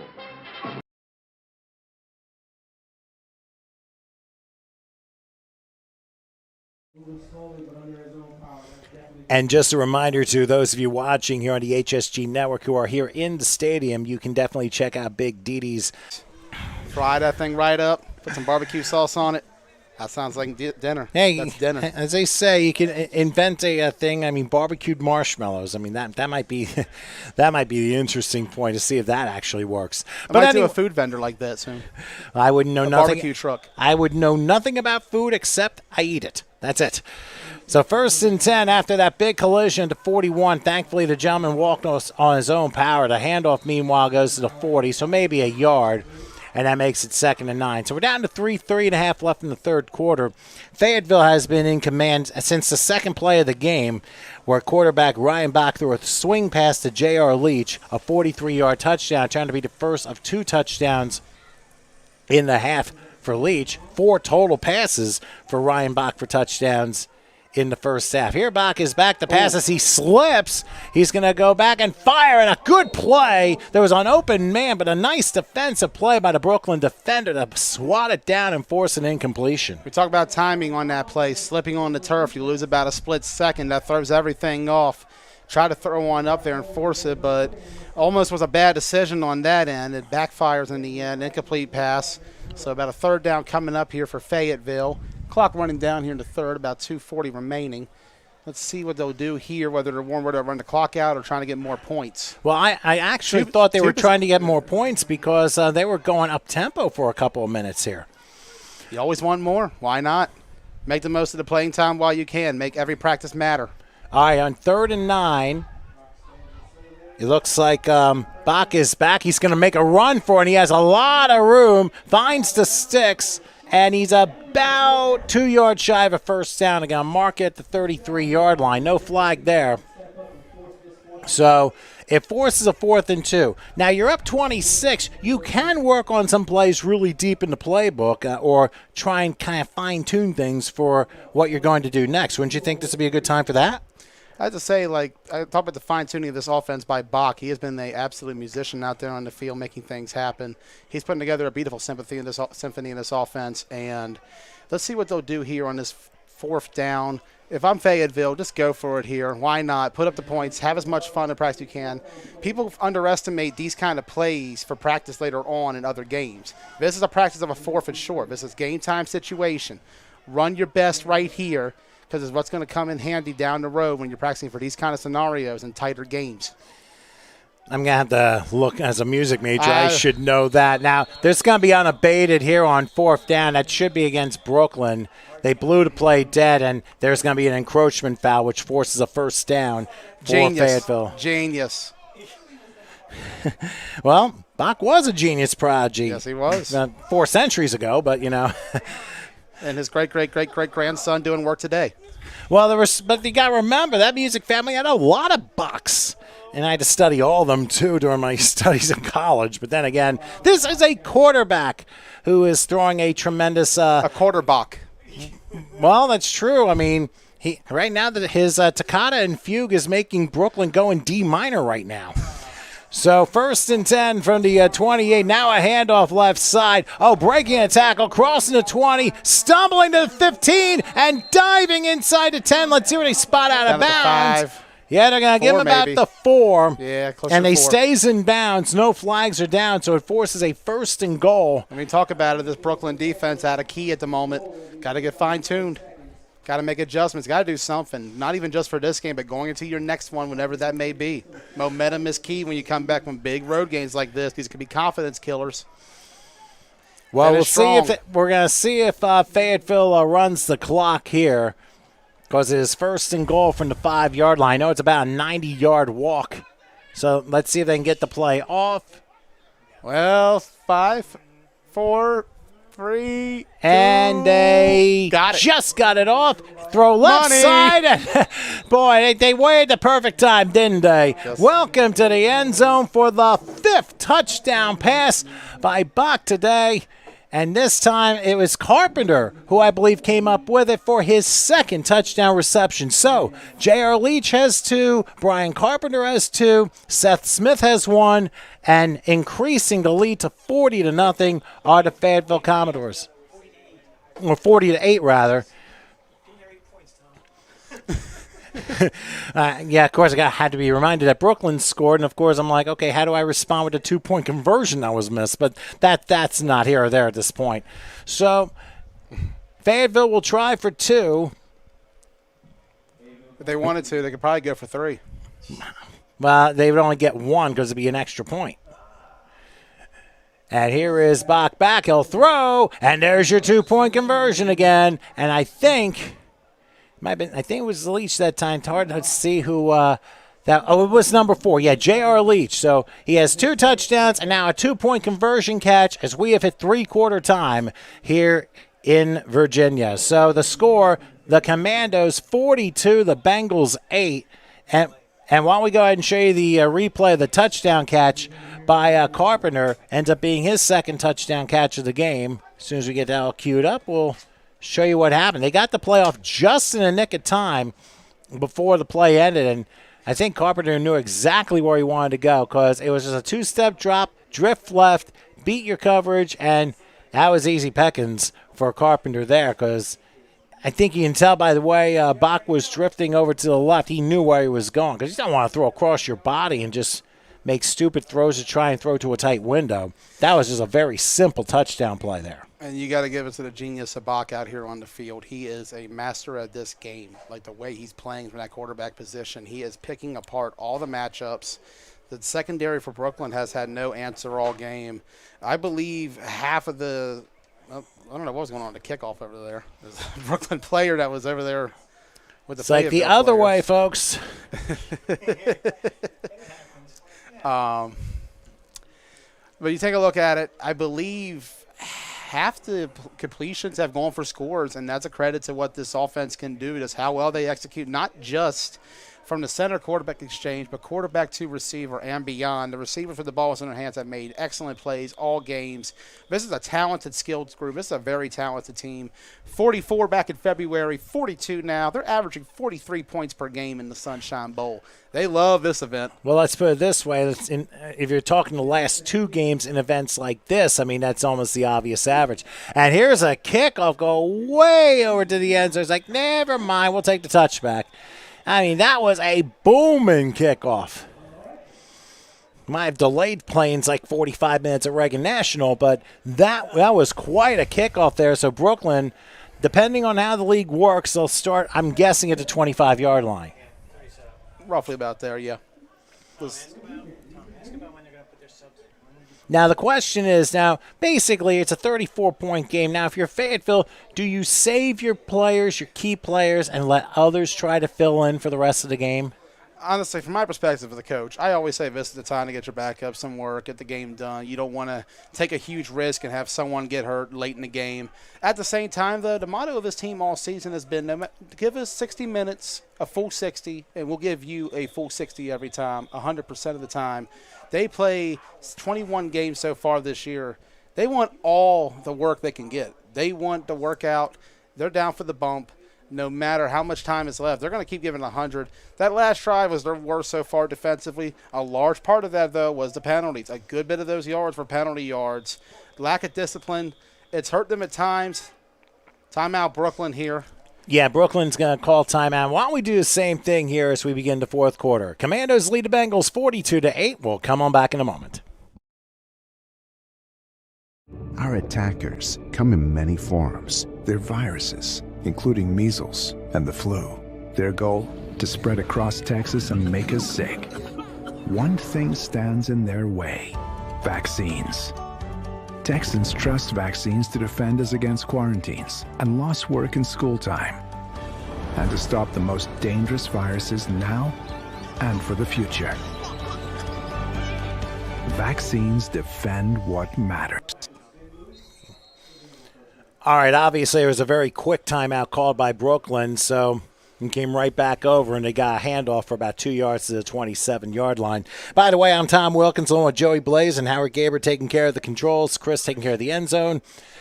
It's been, I'll tell you, as we've been saying a lot, very impressive performance by the Fayetteville Commandos, and obviously preparing for bigger and better things as they go on to Florida in a few months, as long as this final score holds up the way it is. They're going to spread it out a little bit. On second down, they're going to have a handoff. There's one up the middle, missed tackle, moving to the 30 and crashing to about the 34. So another 7. I can tell one thing about this Brooklyn team. They definitely have a bunch of skilled running backs who can play the game very well. Their biggest problem all game has been, though, the openings have not been there most of the time. The first play has been their most effective so far. They've been able to move the ball very well that first play. It's that second and third is where Fayetteville has stepped up and gotten the stops. You also think, here to go, and this is a penalty or maybe a timeout coming. Let's see. Timeout. Yeah, I heard timeout called by Fayetteville. That was Rashawn Eisen. We're going to keep it here as Eisen had the run, which ended up resulting in a first down for Brooklyn as he was able to pick up 8 yards on the play.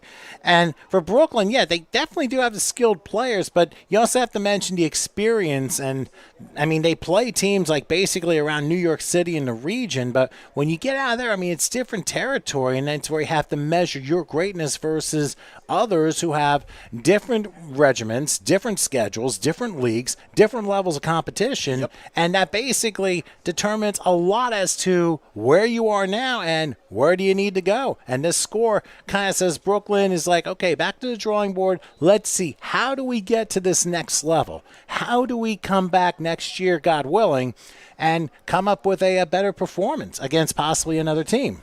Take notes from the team you just played against. Anytime you lose a game like this in this kind of way, you got to take notes on what they did right, learn from them. Chances are you won't see them for a bit. They're not playing in the same leagues, New York, North Carolina, a good distance.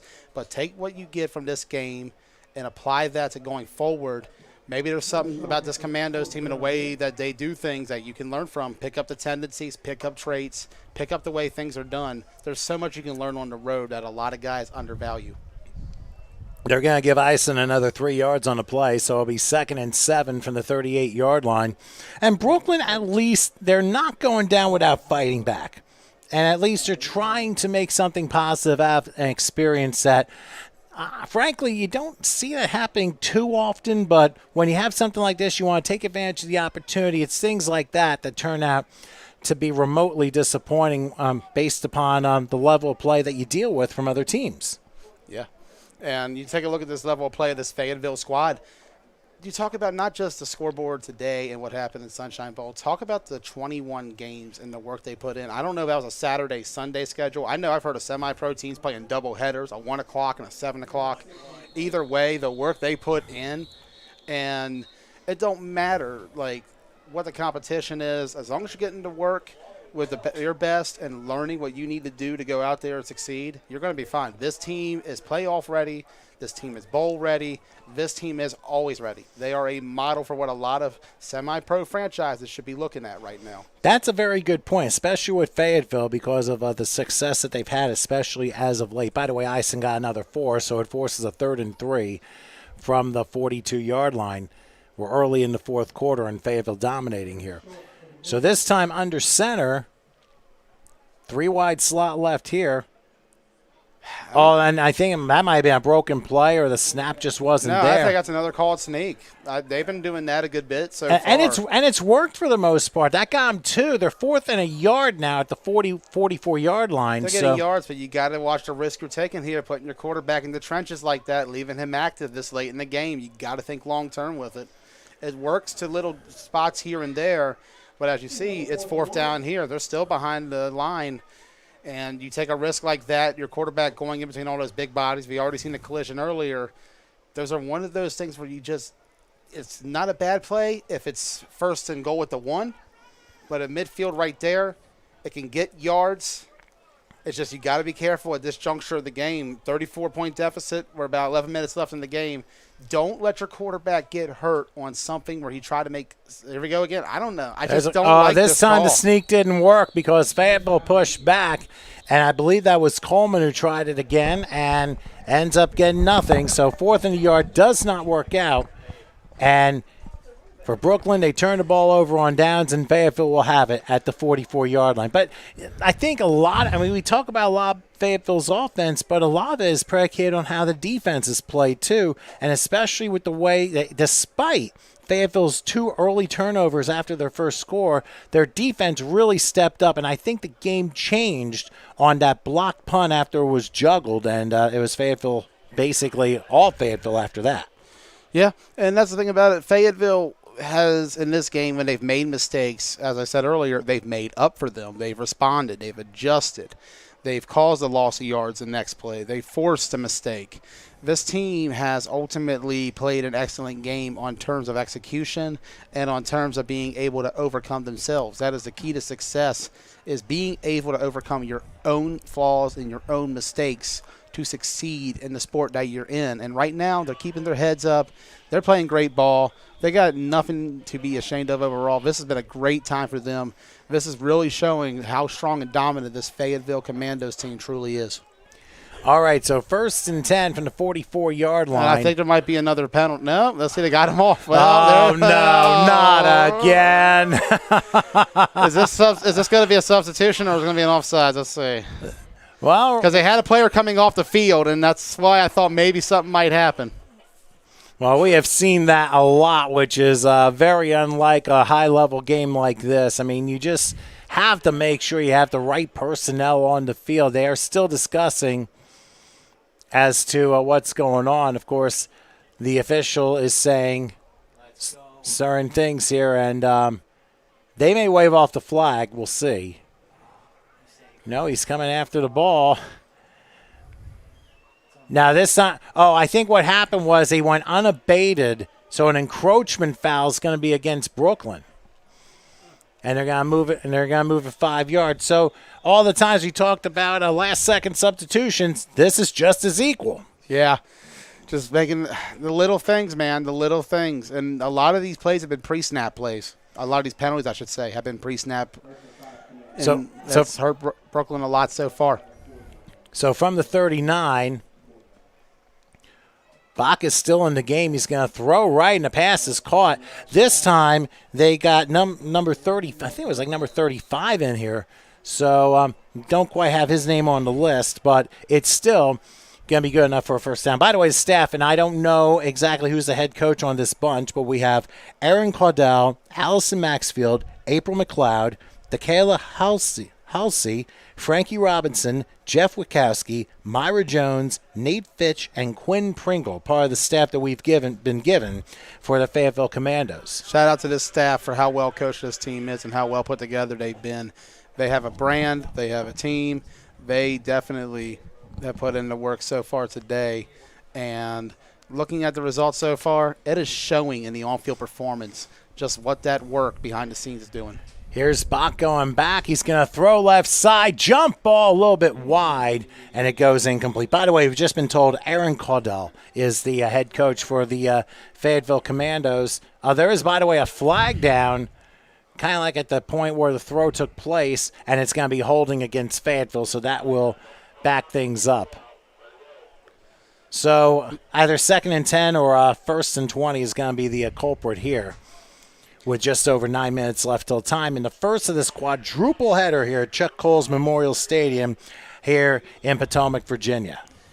3 more games to go, and I'm looking forward to the rest of this for today at least. We got 3 more tomorrow. We got 7 games. That is correct, and this 7. is only the first.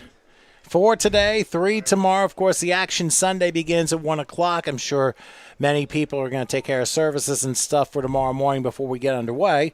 So I'll be sleeping in. I think we might all do that.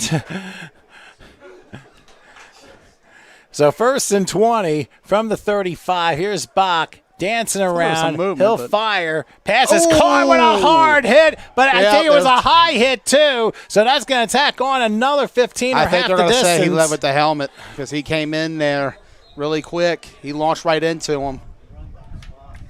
That was quite a catch. I'm not sure who it was, but leading with the helmet, that's going to be half the distance based upon where it is, because that was about the 21-yard line where the catch was made.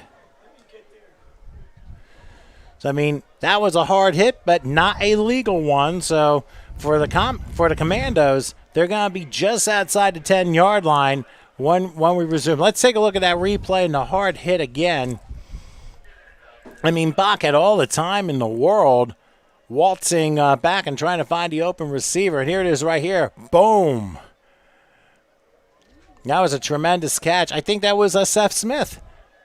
Yeah, he was the one who caught it, and he felt like, oh, my helmet. Which explained why the penalty took place. So, a point they've gotten this game. But you talk about this. Once again, they're setting them up for a 1st and goal, and this is down at the 5 now, I think. Wait a minute, that's odd. So unless there was another penalty tacked on afterwards for a possible unsportsmanlike, so you got to 10, and then half the distance from there, so a double penalty, and that was after the play was over. Unlucky number 13 for Brooklyn. Unfortunately, they've had more penalties than points in this one. Trailing penalties by 5 late in the game. Not a good sign. So 1st and goal from the 5 now.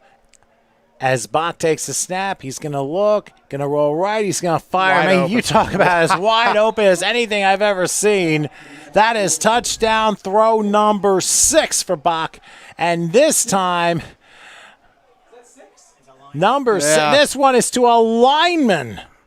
And we don't have 91 listed, but no. Well, I'm not exactly sure. I'm leaning towards 81. He might just be like a larger receiver. If that is, that would be Tyrone Simmons, but that was more a Mike Vrabel play, if you ask me. So, what a day. It ain't the size of the receiver. It's the matter of the ball in the hands. And it's how you execute the play in order to get there, too. So another score, and we'll show you the replay after that, and they'll go with the conversion, a 4-receiver set tripling to left. Yeah, it does look like it's 81 in that slot area. They're going to hand it off, and he's going to bounce his way in for another 2 points. So half a century now for the Fayetteville Commandos, who now have a 50-8 lead in the final 6 minutes of this one. So why don't we take a look at the replay here. They serve donuts for breakfast, a 50 burger for lunch. Well, they're going to definitely deserve a nice lunch after this one. Now, you can't see him on the screen, but 81 would be Tyrone Simmons. And he's standing right there on the right-hand side. Now, watch what happens here with the snap. And now he makes the move. I guess we went a little bit too far back in the replay, but that's okay. But watch Simmons. He runs a curl right, and he rolls, and he's wide open. And he makes sure both feet are in bounds. So Tyrone Simmons with a touchdown catch. So Leach has 2, Carpenter has 2, Smith has 1, and Simmons has 1. And the other rushing touchdown was Ryan Davis. So 6 touchdown throws by Ryan Bach. I'll tell you, the pipe organs were cleaned out, and they worked to perfection today. Facts, all facts. This has been a beautiful offensive performance. Music to the ears of the Commando fans down home in Fayetteville. And probably to my friend Renee in North Carolina, and she's actually outside of Fayetteville, and I understand she's watching.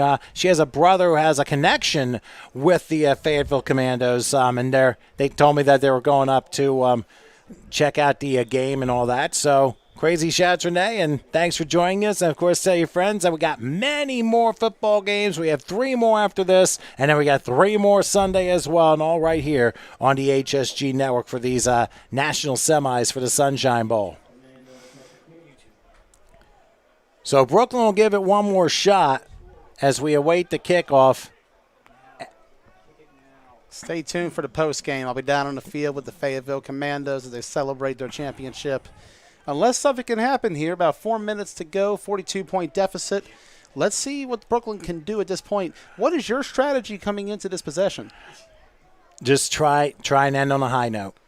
I like it. You got to end on a high note, and Bach has played all the notes right today. Let's see.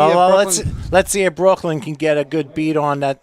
Oh, it's a live ball. They better be careful. They're going to pick it up at the 22-yard line. Talked about that bounce earlier on kickoffs. And there he goes to the 30, missed tackle. There we go. Sliding through the 40, still pushing to the 44-yard line. It was a lot of real estate to run. You got to go direct snap at that guy the rest of the game. He's ready. I saw the determinedness on that run. He is going to go straight to the end zone. He wants it. It's called. I know the game's been decided, but let's end on a positive note. 3:23 to go. So Brooklyn is going to give it one more shot. They're going to give the ball at the nose of the 45-yard line. Still a couple of plays left, and of course we have the Independence Bowl coming up about half an hour after this game, so we'll certainly be able to take a pause, and then we'll be ready for round 2 of number 4. Looking forward to it. We're about to head on the field shortly. I'll be live on the Sunshine Bowl Facebook page. Joey Blaze tuning in. We got the post-game celebration. Looking forward to it. Fayetteville Commandos, 2:48 to go. And running. They're about to bring home some gold. Well, then it's a running clock. I'm going to get ready, actually. See you on the field. All right, well, Joey, thank you so much for joining for the first game, and certainly await the comments and what have you. So thank you. And we'll certainly look forward to hearing that a little bit later on. So, and we'll Joey, see you soon. Indeed. Thank you, Joey. Of course, Joey Blaze, color commentating, a guest color commentator for the first game. So I guess I ride solo for just a couple of plays, but it happens here. I was on this first play as a handoff. It's not going to happen here, as that was they tried to do a jet sweep with Tyreek Porter, and that didn't work out as we're coming up to the final 2 minutes still time. Remember, the game that follows, and of course I'm being wrapped up all in cords here, the game that follows here at 1 o'clock, the SOJA Force, who are part of the NDFL, they actually won their league. They'll be playing the Franklin County Tigers of the AFA, who have come in with an 8-2 record. That will be called the Independence Bowl, and that will be coming up about half an hour after this game is over. So it is scheduled for 1 o'clock. But we may start a few minutes after that. But whatever the case may be, still got to make sure we get everything settled, and, of course, we'll be back for that game. The Fayetteville team, the Commando World Order being waved along the far sidelines. There's a handoff. That doesn't go anywhere. If there is a most valuable player, it is obvious to me that it's Ryan Bach. 6 touchdown passes. I mean, it's a no-brainer. Again, saying two caught by J.R. Leach, 2 by Brian Carpenter, 1 by Seth Smith, and 1 by Tyrone Simmons on that last play. Ryan Davis had a 9-yard touchdown run to end the first half. It's been all Fayetteville since basically the second play of the game. And then, of course, with the incredible 63-yard touchdown reception by Leach, he caught a 43-yarder second play of the game as the quarterback drops the ball and has the ball taken away. And it's going to be, they're going to be playing Butterfingers here. It's recovered by Fayetteville at the 15-yard line. It almost was a scoop and score, but it was more like a goofy how-to-play football moment. But whatever the case, for Fayetteville, they forced the 4th turnover of the game against Brooklyn, and The clock will run out. Yep, that's it. The game is over, folks. Congratulations to the Fayetteville Commandos winning their 17th game of the year and in dominating fashion by a score of 50-8 here at Chuck Coles Memorial Stadium. They will, of course, go on to the Sunshine Bowl in due time. But what an impressive performance by the Fayetteville Commandos, and especially for Ryan Bach. So again, coming back around 1 o'clock for the next game between the SOJA Force and the Franklin County Tigers, the Independence Bowl, coming up in a few minutes. Hopefully you can join us for that here on the HSG Network. Your final score again for Game 1, the Fayetteville Commandos 50 and the Brooklyn Bengals 8. I'm Tom Wilkins along with for Howard Gaber and Joey Blaze and Chris taking care of the end zone camera. Let's take a few minute pause. We'll come back with game number 2 in a few minutes, so please stay with us.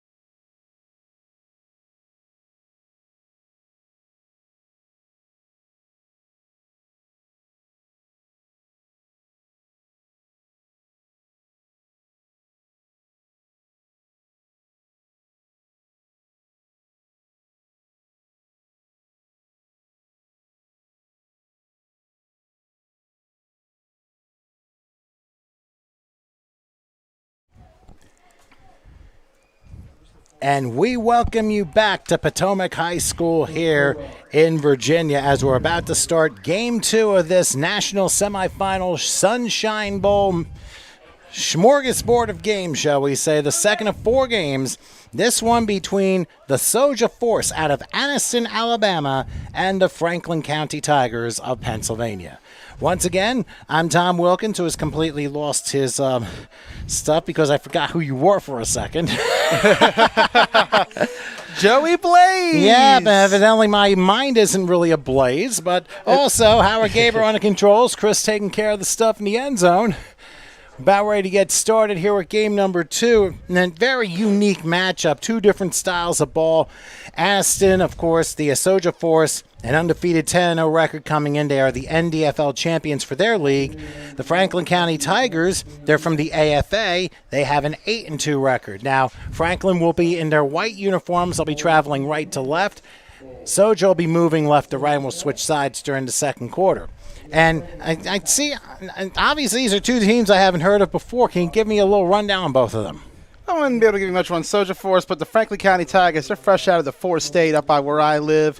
Covered a couple games of theirs last year. We had that big game with them and the Brunswick Railroaders last August, as well as covering a few of their games where they were in the ECFA and AFA. Looking forward to seeing what they got. A lot of guys on here that I played football against and with, whether it be in tackle or in flag. All right, where the game is underway as the kickoff goes to Soja, crossing about the 30 to the 34-yard line. I believe Soja won the toss, and they're receiving to start the game. So it'll be interesting to see how these teams match up against each other. A very unique matchup. Soja is all in red with blue numerals. Franklin is all in white with orange numerals. For those of you who missed the first game, the Fayetteville Commandos clearly the dominant team over the Brooklyn Bengals by a score of these 2 teams, I'd say, will be a very interesting matchup to say the least. Clash of different regions, Alabama versus Pennsylvania with some West Virginia and Maryland wrinkled in for Franklin County. Well, I'm not sure how to translate that, but first down, the handoff goes up the middle to the 39-yard line, 5-yard pickup there. So to explain, Franklin County, they up in PA, in about a 1-hour span, you can go from the southern end of Pennsylvania all the way to Virginia, and on the way hit 4 different states. Well, Pennsylvania, Maryland, and both Virginias. Well, a lot of talent to pull from different regions. That's Interstate 81 for you. Handoff goes to about the 44-yard line. It's going to be good enough for a first down. What I've noticed about the Force, and probably the reason why they are as well schooled as they are, they operate very quickly. Their quarterback throws one. This is caught about to the midfield stripe, trying to make a couple of moves. That is their receiver, Bailey Lipinski out of Homewood, Alabama. He gets to about the midfield stripe for a gain of 6, and now force a second and we'll say about 4 from the midfield stripe. Clash of different worlds here. Soja Force coming from Alabama, 10-0 on the year. A lot of talent comes out of that state, high school and college. Let's see what they got on display today. Look at this. Oh, handoff, great penetration. and look at that play by the Franklin County defense led by Brian Miller. And also getting in on that, William Edmond, who was able to plow the running back down for a loss on the play, and that forces a 4-yard loss and makes it 3rd and 8. So instead of a manageable 3rd down, now you have a little marginal 3rd down coming up. And they're going quick. Yep, here we go. Wasting no time. Got one in the backfield, a little bit more of a pistol look and a shotgun look. He's a little few yards up the field. Let's see if he... Chris Calhoun is the quarterback for the Soja Force. He's in the shotgun. We'll take the snap. A flag coming. A free play possibly. The pass is incomplete. However, might have been a defensive jump. And, yeah, the back judge is saying offside, so the Force have been bailed out by a defensive penalty, and that forces a 3rd and 3, and that's got to hurt the Tigers right there. I want to talk about something on the sidelines, travel and distance. This Soja Force team come from Alabama. They got about 22 total from the looks of it. Their bench about as even as the players on the field. Franklin County has come full force. They got a lot of their guys down here. Let's see how that plays into this game, whether Franklin County take advantage of the numbers game and wear down this Force team as it goes along. So 3rd and 3 now. Whoops, somebody jumped and... I hear the whistle. Yep, now they throw the flag a little bit late. The question is, was it on the offense or did they get the defense to jump? And it is indeed an encroachment. So 2 offside penalties, and just like that, Soja's got a first down. Tigers got to learn from the Bengals here. You Cats got to do better when it comes to these penalties. Too early on, you cannot afford that. I don't think he realized what he just Oh, said. I realized it. I know. Bengals and Tigers. Oh my goodness gracious! Now we need Bears and Lions, and then we get the Midwest will come criticizing us. All right, so after those offsides, 1st and 10 from the 44-yard line for the Force. Here's Calhoun, who play fakes and fires, and that pass caught, but trying to get out of a tackle, and hanging on for basically dear life was Joshua Honorat Severe, who was able to bring down the receiver, Bailey Lipinski, maybe for like a 1-yard gain. That was about it. Good defense right there by the Tigers. They're executing up front when it matters on these plays. Penalties so far have been the biggest factor. And as a result, if you take out the penalties, the Tigers on defense have done very well early on. Just got to keep getting stops like that and avoiding small mistakes. All right, 2nd down. They're going to hand off and trying to force play up the middle, literally. Going across the 40, and they may give him the 38. It'll be a little short of a 1st down, but it's going to be a manageable 3rd and short for the Force. The running back that time happens to be somebody we need to make note. Roderick McKenzie from Talladega and Alabama A&M University. He happens to be the owner of this Force squad. Ooh, okay. Here's a handoff, and there were the Tigers there landing a big hit, and one of the Soldier Force players took a shot to the knee and going to be slow getting up. Oh, limping now. And once again, that's McKenzie. And he took a blow, so he's able to get up and walk to the sideline. But I talked to a couple members of the Force before this game started, and they don't necessarily have a head coach with them right now. So, in essence, McKenzie is the player coach, which you really don't see any of that in football. But in semi-pro, you can see almost any and everything. So right now it will be a 4th and 5. They're going to triple the left side, and we'll see what Calhoun does in the shotgun. Key 4th and 5 play from the 39 of Franklin County. Calhoun back, he rolls, he looks, he fires, too high, and I think it hit the ground, so it should be incomplete, and it is. The officials ruled such. Almost looked like there was going to be a fingertip catch, but it just skimmed the turf, so it is incomplete, and the Force have been forced back as they turn the ball over on downs, and Franklin County will get their first turn. See what the Tigers can do with the momentum right now. Why don't we look at a replay first? I'm yes, sorry. Sir. Yes, sir. So, again, on that 4th down play, you'll see the pass was tipped, and you'll see how close the receiver is able to make that grab. Yeah, just short-hopped. They intended that one for Steven Starks out of Birmingham and Clay Chalkville High School, but was not able to come up with it. And here comes Franklin County. Good tip there, I believe, by Brian Miller on that side, number 2 for Franklin County. Interrupts where the ball was heading. As a result, turnover. Let's see what the Tigers can do now. They got a good stop on defense. Can the offense respond? Quarterback Cooper Hastings in the shotgun here for 1st down. It'll be a handoff up the middle, but not much, if anything, there to about the 40-yard line, about a 1-yard pickup. So it forces a 2nd and 9. Of course, the quarterback for Franklin County is Cooper Hastings, but we've been told, of course, the Soldier Force, it looks like they've been marching down the field. Of course, their opening drive got stopped, but a couple people you want to watch. Martinez Grant on defense, who seems to be one of the best all-around players for the team. Martin is a monster out there. Had the opportunity to watch him with Franklin County as well as 9-man flag football for ADR in the A circuit. He plays the highest level of ball wherever he goes. He brings a lot to the table. So 2nd down, as here's Hastings swinging one. Pass is caught, going to the 40. He's got some room, midfield and out of bounds, and we'll see if they throw a flag there because he was out of bounds and then thrown down. But the other receiver I was talking about, Jay Maldonado, and he made that grab, gets him into Soldier territory for a 1st down to 45-yard line, 15-yard pickup. Big gain there by the Tigers and just what you need to get started on this opening drive. We talked about how important it was for Fayetteville to get established last game. Same here. You score early on. You control the momentum. You ride it out. And right now, this Tigers team keeping it going. Right now, they got to get to the end zone. We'll see what this Soldier Force team can do. Got to start wondering about the bodies, though. A lot of big number difference right now. They sent a runner in motion, 1st and 10. Might be a free play. No, they blow it dead. They blow it dead. Yeah. Oh, and then a hard hit, which was unnecessary because the play clearly was blown dead.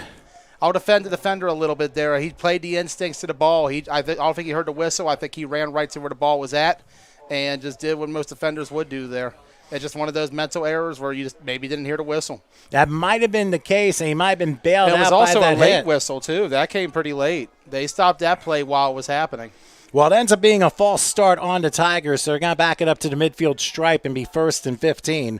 I mean, that was a very interesting play because it came late, and then they just blew the play dead. And, yeah, as you said, the person on the far side might not have heard the whistle and still went with the play. But, I mean, it's possible. We don't know the background to these people or if there are other things going over. But whatever the case is, they back it up 5 yards, and it's 1st and 15. As Howard's showing a little swim move along the sidelines here. But anyway, let's see what the Tigers do. They're in all white with orange numerals. 1st and 15 from the midfield stripe, and an interesting formation here for Cooper Hastings as he calls a shotgun. They're going to bring a receiver around, and that was a horrendously developing play because there are so many people in motion. That's going to result in the 2nd consecutive false start for the Tigers. And basically, Franklin County just found themselves equivalent to a holding penalty, 1st and 20. 4 penalties already by this Franklin County team, and it's not the start you needed. And we're not even halfway through the quarter yet. And they're going to call a timeout to try and reset, and I think we'll do the same. So We're just over 6 minutes into the second game between the Soja Force and the Franklin County Tigers. We're no score, and we'll come back in a moment. Our attackers come in many forms. They're viruses, including measles and the flu. Their goal? To spread across Texas and make us sick. One thing stands in their way: vaccines. Texans trust vaccines to defend us against quarantines and lost work and school time, and to stop the most dangerous viruses now and for the future. Vaccines defend what matters.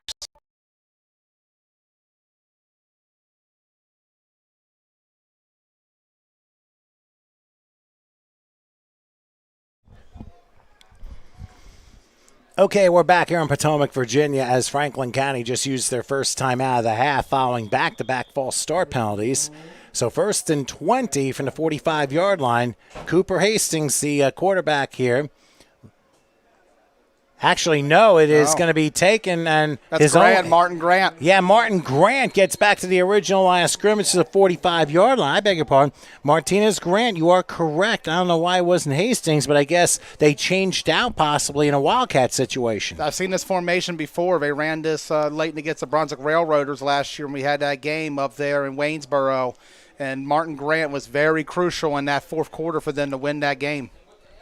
And right now, use him as a weapon. He's one of the fastest guys on the field every time he steps out there, no matter where he's wearing pads or flags. That guy can ball out. We've seen it on the highest level of both. I see Hastings is back in for this next play. So it was a 9-yard pickup, ends up being 2nd and 11. So looks like they exchange Hastings sometimes for a Grant Wildcat situation. I like it. It's worked out pretty well for them the few times I've seen it ran. It's a very good idea. Put the fastest guy back there to see what he can do. Modified here on 2nd and 11, a high snap. They hand it off. Good hold down to the 41-yard line. Forces a 3rd and 6 on the play. That's Reggie Russ. Yes, Reginald Russ. Although he's listed as a defensive back, I guess he's used sometimes for some running capabilities. We don't call him Reggie Rush for nothing over in the 4th state. He brings it to the table on the ground. He's been one of those guys who's put in the work on both styles of football in the area.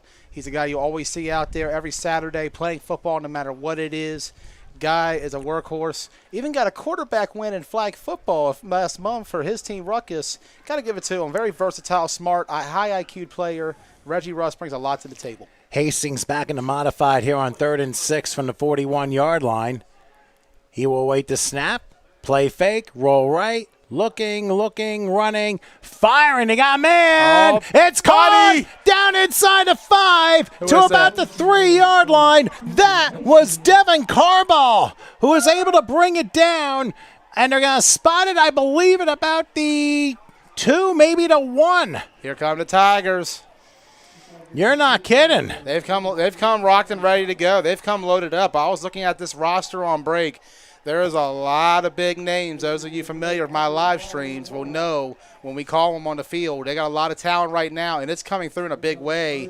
And you're seeing two different sidelines. You look at there, everybody's sitting down. They're quiet over there on the Forest sideline. Tigers are hyped up. They're bringing that four-state energy. They've come down to represent the region, and they're doing so in a proud way.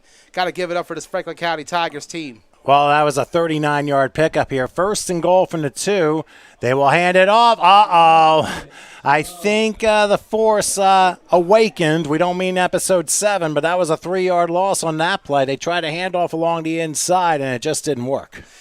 Once again, you got to give it to this Force team. They're coming in a little bit light, but they're going to come out ready to play. They're 10-0 for a reason. This is a talented squad. Right there, they stepped it up when needed the most. There's about 3 more chances, though, for the Tigers to score. You got to come up big here if you are this Force squad, especially when you go ahead in the next drive. Don't let up. And I think the Force are trying to conserve energy, and that's probably why their body language is more relaxed, because they need everyone in this game. So they got to conserve whatever energy they can and not overuse it. Exactly, especially when you look at that Franklin County sideline. They are running deep on that sideline in terms of talent and what they have. This is a very good squad when I look at it on paper. Here's a handoff, and once again, that's Reginald Russ. He'll get inside the 5 down to the 4. Of course, that's the opening red zone possession of the game. And for Franklin County, we're coming up on 5 minutes left in the first. They have 3rd and goal from the 4. So this is a very important play for both teams already this early. I agree 100%. This is one of those plays where if Franklin County gets a score here, you got to start worrying a little bit if you're the Force. You don't want to fall behind 1 or 2 scores early, because it's hard to play from behind when you lack in numbers. That depth does catch up to you after a while, especially as the sun peaks out a little bit. It could be hot. That turf automatically adds about 20, 25 degrees, give or take, depending on the day. So we'll see how this goes. If they get a stop here, though, that's huge for them. Let's see what the Tigers could do. Rise to the occasion. Can they get another championship in Virginia? He's gonna call his own number, and is tripped up beautifully by Chris Beard at the 9-yard line. The defensive back from Anniston High School was able to trip up his counterpart, number 1, Cooper Hastings, and the quarterback loses 5, and it forces a 4th down. Now, the lovely semi-pro question that we ask all the time is, which team has a kicker, or is it both? I'm looking around. Let me see. Let's see. What is it? 4th? I think they're bringing somebody. It could be Roger Wrights. He's one of the captains, and he's going to try a field goal of, I believe, 26 yards. And the backup quarterback, Joshua Leninger, is going to hold. So this is going to be a 26-yard field goal, a little bit to the left hash. And we'll see what Wrights can do to get the opening points of the game on the board. I think this is a little bit of a victory for the Force. Awaiting the snap. There it is. It's coming. Blocked. And the kick is blocked. The kick is blocked, and it's going to be recovered at the 15-yard line. And the Force stop the Tigers dead in their tracks, and they will end up getting the football 1st and 10. Because it was blocked, it's not going to return to the spot to the 20-yard line, which usually happens in football. But we'll see what they decide to do, but for the Force, huge defensive and special teams victory there. Just what they needed. Prevent the score from happening. You don't fall behind early. This is one of those games where you're the Force. Control the clock when you're on the field. Keep this game as short as you can, as close as you can. Don't let them get anything over you. Get up and take control. And you'll frustrate this Franklin County team very fast, because they're all about momentum. They're all about good vibes. They're all about playing up. You slow down that pace. You slow down the momentum. You shut them down. You'll take them out of the element early. And now Chris Calhoun, the quarterback from UAB, will take 1st and 10 from the 15. He'll swing a pass to the left, rushing to about the 19-yard line. I thought his knee was down. Yeah, no whistle. And there was no whistle. The catch made by Steven Starks. There's a flag, however. A late hit, possibly, because it came at the end of the play. I think it's something, because that looks like it's on the Tigers. I thought his knee was down, but if they don't call, you keep going until the whistle. Exactly. So the officials will discuss this one, and the Force looking to take back the momentum here. As their opening drive faltered, they turned the ball over on downs, but thanks to their special teams coming away with a blocked field goal, 26-yard attempt by Roger Wrights. Not sure who got the block, but whatever the case was, I mean, that's huge for the Force, who now are relaxing on the sidelines trying to conserve their energy. And this also might be, too, the psychological portion of the game for the Force. Just keep it low, and you come out firing when the time is right. You think that might be a possibility there? Let's take a little replay first to see what's going on. But I do believe that is the case. Keep the game short and tight. We talked about it earlier. You don't have the numbers to try to go full throttle with them. Did he ever beat him with? Oh my goodness gracious! He was wow, completely down. His side was down. Does that count? And then the late hit. Oh, and there was a little poke to the face after that. Yep, and we are looking at a gain here. It looks like there'll be a penalty on the Tigers. Wow, That's number 5. very difficult break because they didn't get the benefit of the whistle that should have happened, but it ends up being a 15. Oh, I think what's happened was they ruled him down at the 19, and then they penalized 15 yards because of the extracurricular stuff. Yep, that's going to be a big gain So for they them. did make the right call after all. So 1st and 10 from the 34-yard line. Here's Calhoun. We'll give the handoff, going to maybe the 34, kind of back to the line of scrimmage, and nothing else there as the clock winds down. 2:10 left in the first quarter. Game 2 of this quadruple header here at Potomac High School here in Potomac, Virginia. Just a wonderful, wonderful afternoon as it was cloudy. We had a little bit of rain to begin before the first game, but now the sun's out full force. Looks like temperatures are going to top off at like 86 degrees. So, and we have a little bit of a breeze too, so that certainly helps. Just a little bit humid because of the morning rain, but still very good field conditions here. See how that factors into the turf as well. Remember, that adds a lot of temperature to it, especially in direct sunlight. That red is very bright for this Force team. All right, here is Calhoun throwing a left side pass, a little short, incomplete. Intended for Bailey Lipinski, and there was somebody who went down to Tiger's side, looked to be William Edmond, who was a little slow to get up and hobbling his way off the field. So why don't we see a replay as to what happened there? You see number 45 is next to the official. He tries to go after, and, of course, you don't see it here. Oh, he pulled him. He pulled his arms back. Wow. Well, you can't catch everything. Otherwise, there'll be penalties after every play. So 3rd and 10 from the 34. Here's Calhoun. They're going to give a handoff, trying to make a swim move, but only to about the 36. As the running back does not get much. That would be the owner, Roderick McKenzie. Gets about 2, but it forces a 4th and 8, and we'll see if the folks from Anniston decide to punt before quarter time.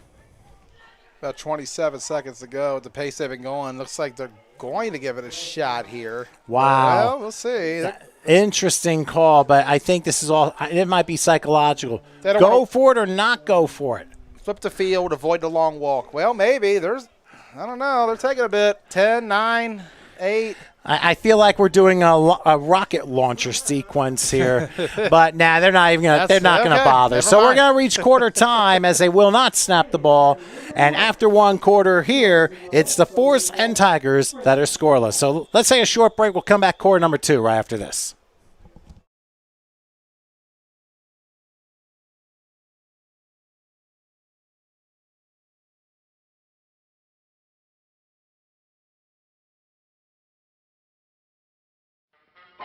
Yum, yum. It's time for a tasty and refreshing snack.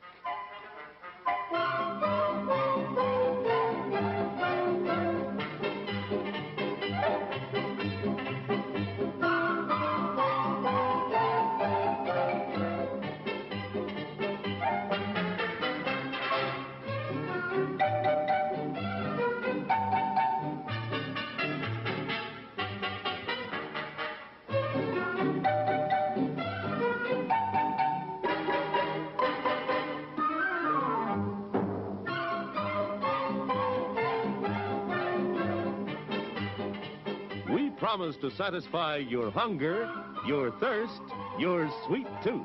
So visit our refreshment center now. Let's go!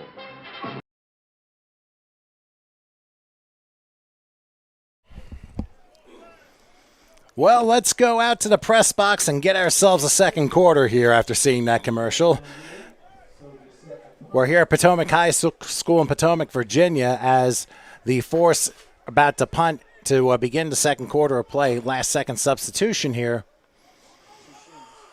They got a first down off of a major penalty off of unnecessary roughness following blocking a field goal, but they couldn't do anything with it. So now the Tigers are going to get the ball with the defenders standing back at about the 18, looking for a running start. That was too much of a running start, but I don't see a penalty flag. It's going to roll and roll and roll out of bounds at about the 20.5. So that's where Franklin County starts. 1st and 10 from about the 20.5-yard line. I'm Tom Wilkins with Joey Blaze and Howard Caper taking care of the controls. Chris taking care of the end zone camera. Glad you can join us here on the HSG Network for these national semifinals leading into the Sunshine Bowl. Game 2 of 7 this weekend. And we got, of course, 2 more after this and then 3 tomorrow. So hope you can join us. We got a lot of great football action coming up, and I'm sure it's going to be pretty crazy come later on. But for now, the business at hand is the Soja Force and the Franklin County Tigers. No scores. We are just starting pretty much the second quarter. The Tigers were able to drive down the field and did a good job against this Force defense. They drove all the way to 2, and then the Force woke up, ended up pushing them backwards and forced a blocked field goal, preventing Franklin County from getting on the scoreboard. See if the Tigers can strike back. Well, we go from episode 7 to 5. We'll see if we can get the other 7 somewhere before this game is over. But 1st and 10 from right outside the 21-yard line, quarterback Cooper Hastings standing in the shotgun. He'll take the snap, play fake, gonna gun one deep left. It is. Oh, what a diving catch at the 45-yard line. What a play. A 34-yard pickup. I mean, you talk about standing in suspension and coming down with that. And there's somebody call ESPN and a late flag at the end of the play. A lot of jabbering there, that Tiger sideline. They're going to talk all the smack they want. That's what they do over in the Force State. We will beat you on the field and talk to you about it right afterwards. That's just how the motto is down there where we're from. They play tough in that Force State region. Hopefully it is not hopefully it's not a costly penalty here. We'll see what was said. Who said what? A lot of pointing. I know the Tigers were yelling a lot on that side. Well, guess what? It's on them. We got a replay coming. Well, we'll see, but it was at the end of the play, so a 34-yard pickup. Let's show you the replay right now. I mean, that was a tremendous catch, but there may have been a taunt at the end of the play. Because Hastings really threw one up. And watch this grab. What a tremendous Martinez Grant. Martin Grant came down. Why he's that guy. And there you see players coming off the sideline. Players came off the sideline to taunt, and that was where the 15-yard penalty happened. Number 6 for the Tigers in penalties. Catching up to the Bengals numbers already. All right. Got to make a change here. They triple the right side on 1st and 10 from the 42-yard line following the penalty. Hastings rolls right. He'll take a shot down the field. There's an open man. Caught at midfield to the 45 and rolling out of bounds. Nice grab on the part of Anthony Howard, the tight end. And he's able to move the chains and get a first down literally at the spot where that big catch happened a couple plays ago. Good response by the Tigers. Null and void on that last play. They respond with a big play of their own. Now let's see if they can make a count here in the end on this side of the field. They've already been down on this side of the field once before. They didn't score last time. Can they get it this time? And if you are this Force team, got to hold them back, got to push them back. Can't afford to fall behind with the number disparity between both sides. So we fast forward to what should have happened without the penalty. So 1st and 10 from the 45 of the Force, tripling the left side. They hand off. It looks like Reginald again, and unfortunately Reggie is stopped for about a 1-yard loss to the 46-yard line. So the Force came up in with a big play. Of course, the Force all in red with blue helmets. The Tigers all in white with orange numerals. So definitely easy to tell both teams here as to who is who. Love the Tigers uniform. Really love it. Nice design. Really liking that Force uniform as well. The helmet, a little blue, reminds me of the Giants blue back in the day. I think it's just a little bit lighter than the Giants color, though. Mostly the number 0 and a few others. There's a couple guys with a lighter blue helmet, but for the most part, there's a lot of dark helmets going around. I like the look overall. It's a good one. Force team coming up here to Dumfries for this event. They're coming tough. They're playing as well as they can so far. 0-0. Tigers have had their opportunities. Well, I'd say this much. Maybe the Giants can come up with a little color rush scheme at the end of during the 2021 season. But whistles are blowing, and we're going to have a timeout called by Franklin County. So we're going to go ahead and take a break. 12:56 till halftime. No score between the Force and Tigers. We'll come back in just a moment.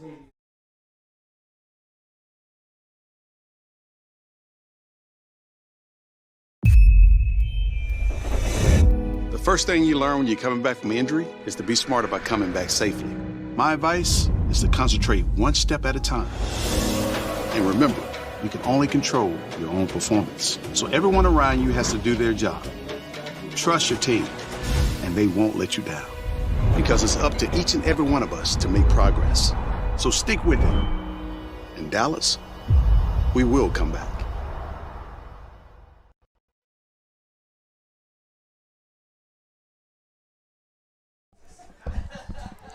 Following that timeout, the Tigers, I believe, are only down to one timeout before halftime, and there's still 12:56 to go. But I think the key right now is to make sure that the Tigers are all composed after taking really an unnecessary penalty after a tremendous catch by Martinez Grant, and now they want to try and make up for that. So following a 1-yard loss, 2nd and 11 from the 46-yard line.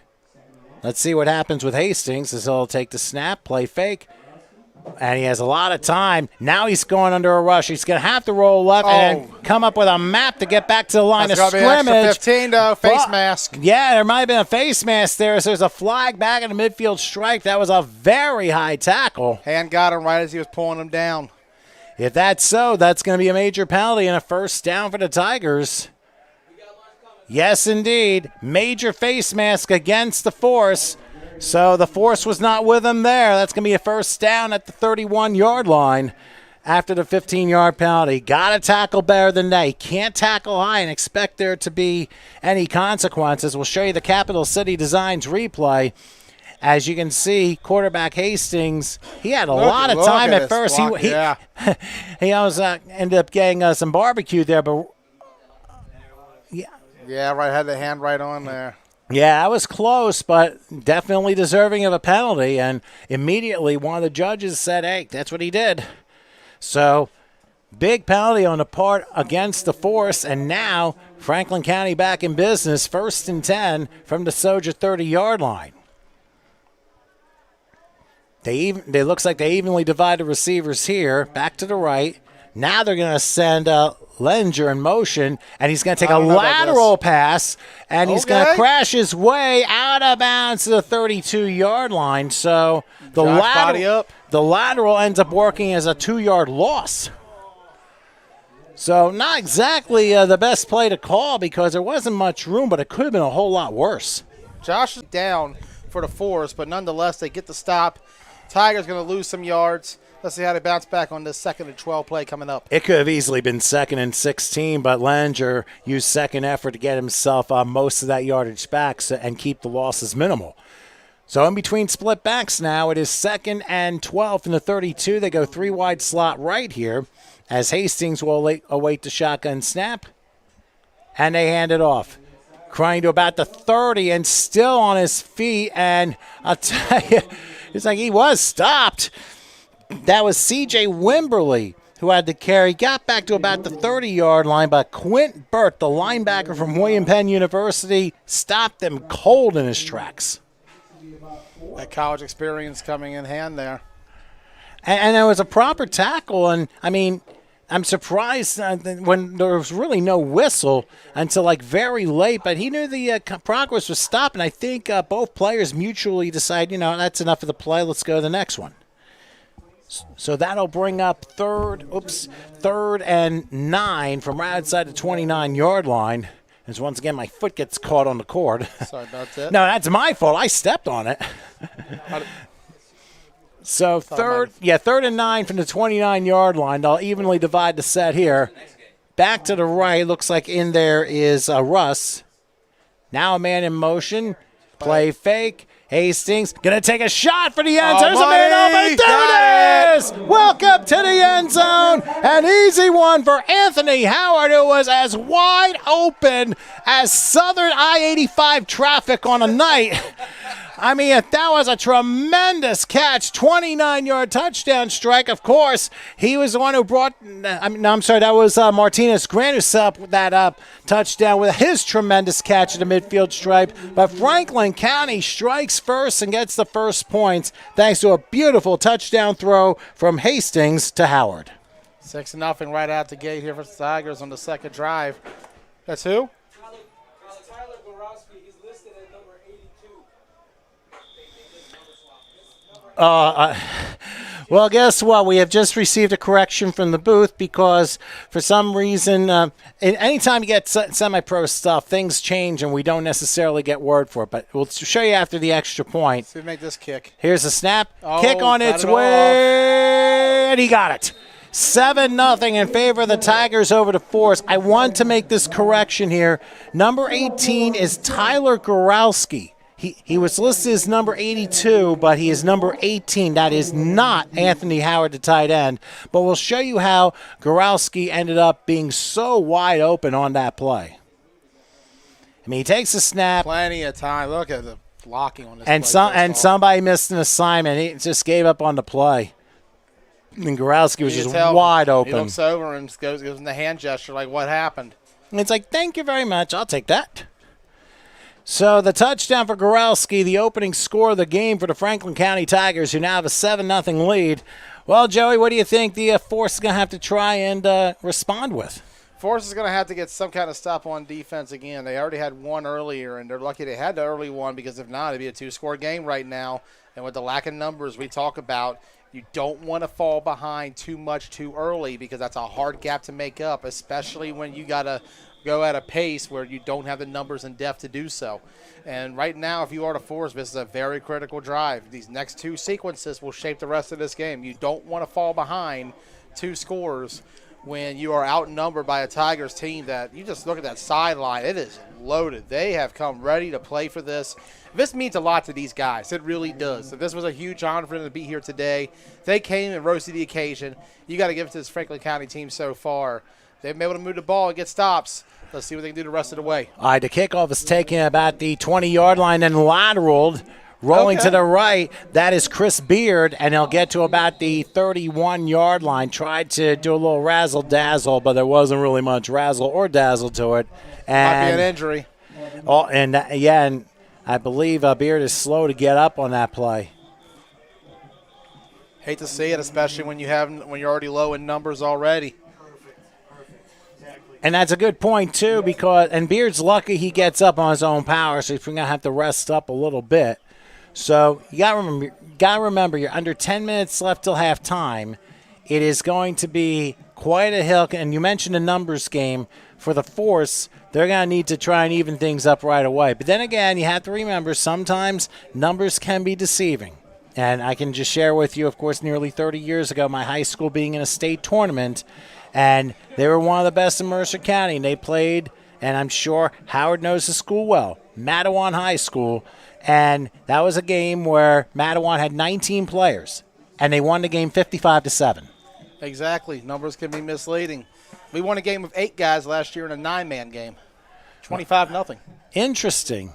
And handicap matched in wasn't really much of a handicap, or it was in the wrong place. It was in the wrong place. All right, 1st and 10. They're coming and rushing and firing. Nice grab at the 49-yard line and still going just across the midfield stripe. A very good catch by Steven Starks, who was able to slam down about maybe a 19-yard pickup. So good throw by quarterback Chris Calhoun, and the Force are in business here as they up-tempo things. You know, we talk about numbers. It's the right 11 to be on the field. This might be the right 11 they need on offense to get going. Here's Calhoun on the snap on 1st and 10. They're coming. A pass is caught once again. That's Starks. Starks running, crossing the 35, and that's probably all he gets. But it's still going to be a 15-yard pickup. And keep it going. Up-tempo pace again. That line's ready to go. They're not wasting time. They're here for a race. They don't care what the numbers are. They're here to ball out, and they're throwing Franklin County off right now. That secondary needs to communicate a little bit and get it together, because right now they're halfway to the end zone. They're right at about the 34 from where they started, halfway there from the beginning. Well, they got back on what could have been an easy encroachment, so they let the play continue. 1st and 10 from the 34-yard line. Calhoun in the shotgun. He'll take it, goes back, has some time, has a block. He's going to take a shot into double coverage, and he threw it out of bounds anyway. Pass is incomplete. But that was a nice attempt, but the window closed very quickly, and the throw was just a little bit off to the right. Went for broke there, and in the end, just not completed. Little to the outside. Still plenty of plays to go. They got about 3 more chances on this particular set of plays. We'll see what they can do. They're down to about the 34. We'll see what they got going here. Tigers, they got to buckle down a little bit. Secondary, you get to stop there.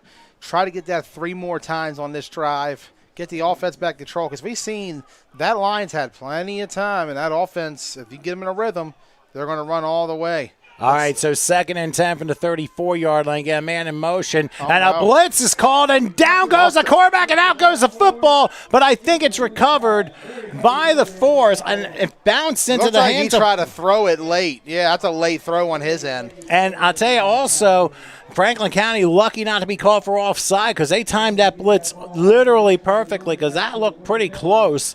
But nearly a turnover. Thankfully, Will Reynolds bails him out by recovering the fumble. And I was about to say, Joey, they're going to rule it a forward pass, so it's going to be incomplete. So never mind. It's going to be 3rd and 10. And if you're mentioning the passing game, Joey, one other thing the Force have at their disposal, the wind's at their back. Yep. From what we're seeing, the flags are flying basically right to left. Oh, wait a minute. They're going to be discussing it. I think he's got a strong case for it, yeah. Oh, wow. Intentional grounding will be called against the Force. And I think the player who went for it, I don't think was a eligible player. We'll see. Or didn't get back. There was nobody in the vicinity, and he was in the pocket. So that's a 10-yard penalty and a loss of down, unless the league has a different rule for it. So it's going to be 3rd and quite a bit now. Yeah, they try to get the ball to 34, I believe, and I think 34 is one of the linemen. Okay, so Will Reynolds, but he's an offensive lineman. Yeah. They try to get it to him, but, quarterback, you just throw the ball off, and then to me, when you go to the lineman on that play, that's not an eligible receiver. At that point, it's still technically grounding. So good call by the officials. So a 10-yard penalty and loss of down. 3rd and 20 from the 44-yard line. Here's Calhoun under a rush again. This time he throws, and it is nicely caught, and it might be for a 1st down. That was a very good one-on-one play there. Number 9, I believe. Nathaniel O'Neill with the grab, and it's good enough for a 1st down. Put that in the markers for turning points, converting on 3rd and 20 and getting 22 yards on the play. Looks like it says 26. There was a DB he beat. I can't tell. I don't see a listing of 26 on here. It might be saying 28. Considering all the uniform changes, who knows who is at this point.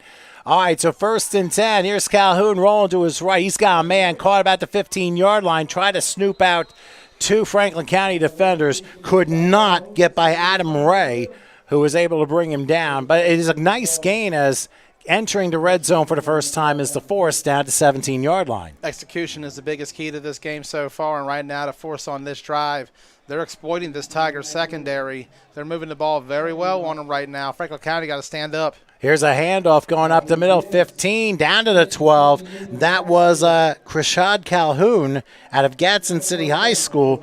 He's able to get his way down to the, I believe, the 11, the 12. They're going to give him a 1st down, so a 5-yard pickup there. And just as quickly, they spread things out, but whistles blow. And we're going to have a timeout called by Franklin County. And I think that's their last, yeah. You might be right. So we're going to break here, 5:54 till halftime. Tigers lead the Force 7-0, but the Force looking to level it out. But we'll find out what happens with this one after this. You hear that sound? That's all of us cheering and laughing. Everywhere, louder than ever. It's not the past, it's our future. Because we have vaccines, tested, safe, and effective for everyone. Our shot at a better future is here. Get loud, North Carolina. This is our shot.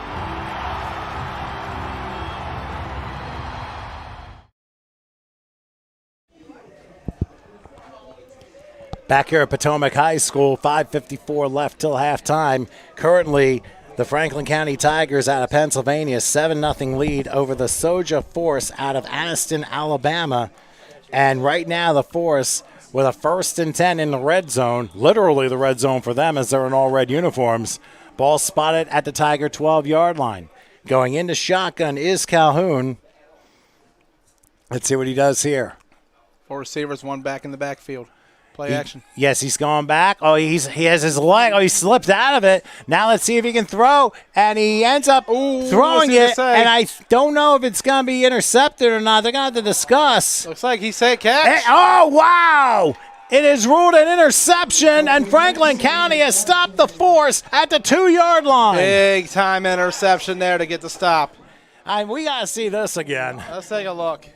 I'm curious. I'm wondering about it because, like, that play there, great effort to catch it going out of bounds, get the feet inside. Let's see what it shows on the replay. Well, definitely we'll do that. I didn't know if it caught in bounds, but we'll see. And luckily Calhoun was able to get out of it, but then an errant throw, and let's see. Oh, goodness. It's too close to call. And we can go backwards here. Sorry it's a little blurry, but let's go frame by frame. Yeah, that's a tough call. Oh, he's on the line there. Wow. So if that's the case, then unfortunately the Force they haven't issued a beef, but it's ruled an interception. I didn't get the number of who got it, but ends up being at the 2-yard line. 1st and 10. That's the only bad thing for the Tigers. They're at their own 2. Danger zone. Got to get out of the danger zone. And I think the Force is going to come firing because they probably. There's a flag already. Yeah, but on who? I think it's not too many people on the field. It might be on the Force, and if that's so, yep, it's a substitution violation on the Force, and they just bailed out the Tigers, and they're deep in their own territory position. It's been an epidemic today. It's been an epidemic with the substitution infractions. It's spread it all the way. It's on that sideline, man. We saw a lot of those in the first game with the Brooklyn Bengals. They committed at least 4 of those violations, and that was part of the reason why Game 1, the Fayetteville Commandos won 50-8 over the Brooklyn Bengals. Our congratulations to Fayetteville on their win from earlier. Now 1st and 5 from the 7. There's a handle. They'll get out of danger now. They'll get close to about the 18-yard line with that run by Reginald Russ. So that's a 1st down after a gain of 11. Great play by Reggie there, going up the middle and finding the hole. He is a very small-framed running back. If you let him slip out, he's going to take big yards every time. We talk about it. If you get a running back who's small enough to be behind those big linemen, it makes it hard to see for those defenders. And right there, he snuck one right in there for a big gain. They're going to sweep the play around to about the 20-yard line. It's like Martin again. Oh, and he lost the ball, but it goes out of bounds. And we'll see where they spotted following where the fumble went. May not be too big of a gain there, but it's going to be second, and we're going to say give him 2, so 2nd and 8 coming up. 2nd and 8, here we go. 4:48 to go in the second. And counting. Yes, sir. Tigers are currently up 7-0 here in the second. Summary so far, I have to say, Tigers have had plenty of opportunities to score. Force is putting up a fight, but just can't capitalize when it matters. The big difference, that blown coverage in the end zone to give the Tigers a 6-0 lead to start the game. 7-0 with that extra point. Franklin County trying to get something before halftime here. I do believe that I can't remember who does get the ball back. I want to say I think it's Franklin County. They'll get the ball start the second half. Yes. On 2nd and 8, back to pass. Looking is Cooper, and Cooper ends up going down. I mean, the coverage just completely collapsed, and he's lucky to maybe get a yard. But there's a flag down. There's probably going to be holding against the Tigers from based upon where the flag was thrown to 13. There's no way it could have been anything else but holding there. So they'll back it up probably half the distance, and it'll be 2nd down once again. For those of you who missed it, the only score of this game so far, 29-yard touchdown reception, Tyler Goralski, who was wide open in the end zone off a good pass by Cooper Hastings. Excellent play there on the sideline to get the score.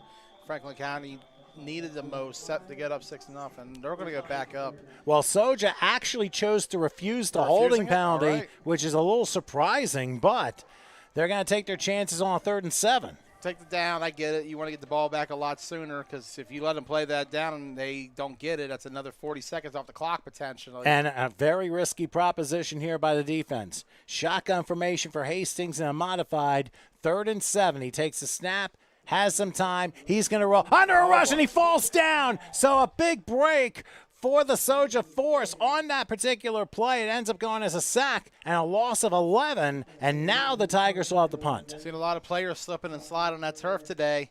That's been one of the biggest problems for a lot of guys, and right there it really hurts the Tigers as they lose a good portion. They're half the distance from where they were. And now Soja's going to use their first time out of the half, try and discuss what they're going to do on the special teams. But before we do that, we'll break with 3:29 left here in the first half. Tigers lead the Force 7-0. We'll come back in just a moment.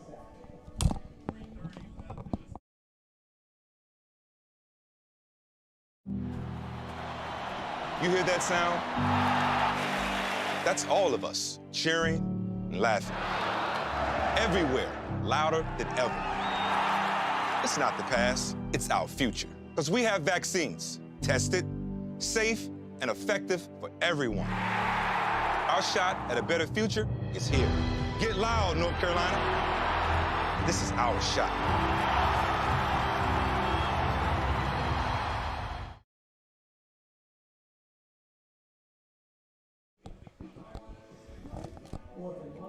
Okay, Franklin County to punt here on 4th down.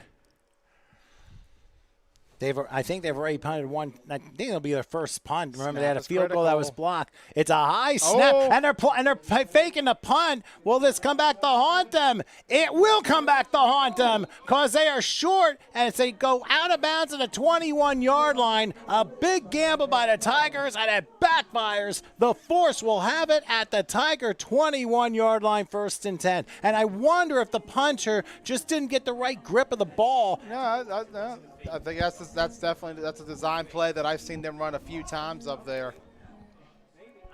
Put it this way, fake me out big time. I've seen them run it before a couple times in a few of the games I saw. I believe that was Martin Grant back there again, punting the ball that time.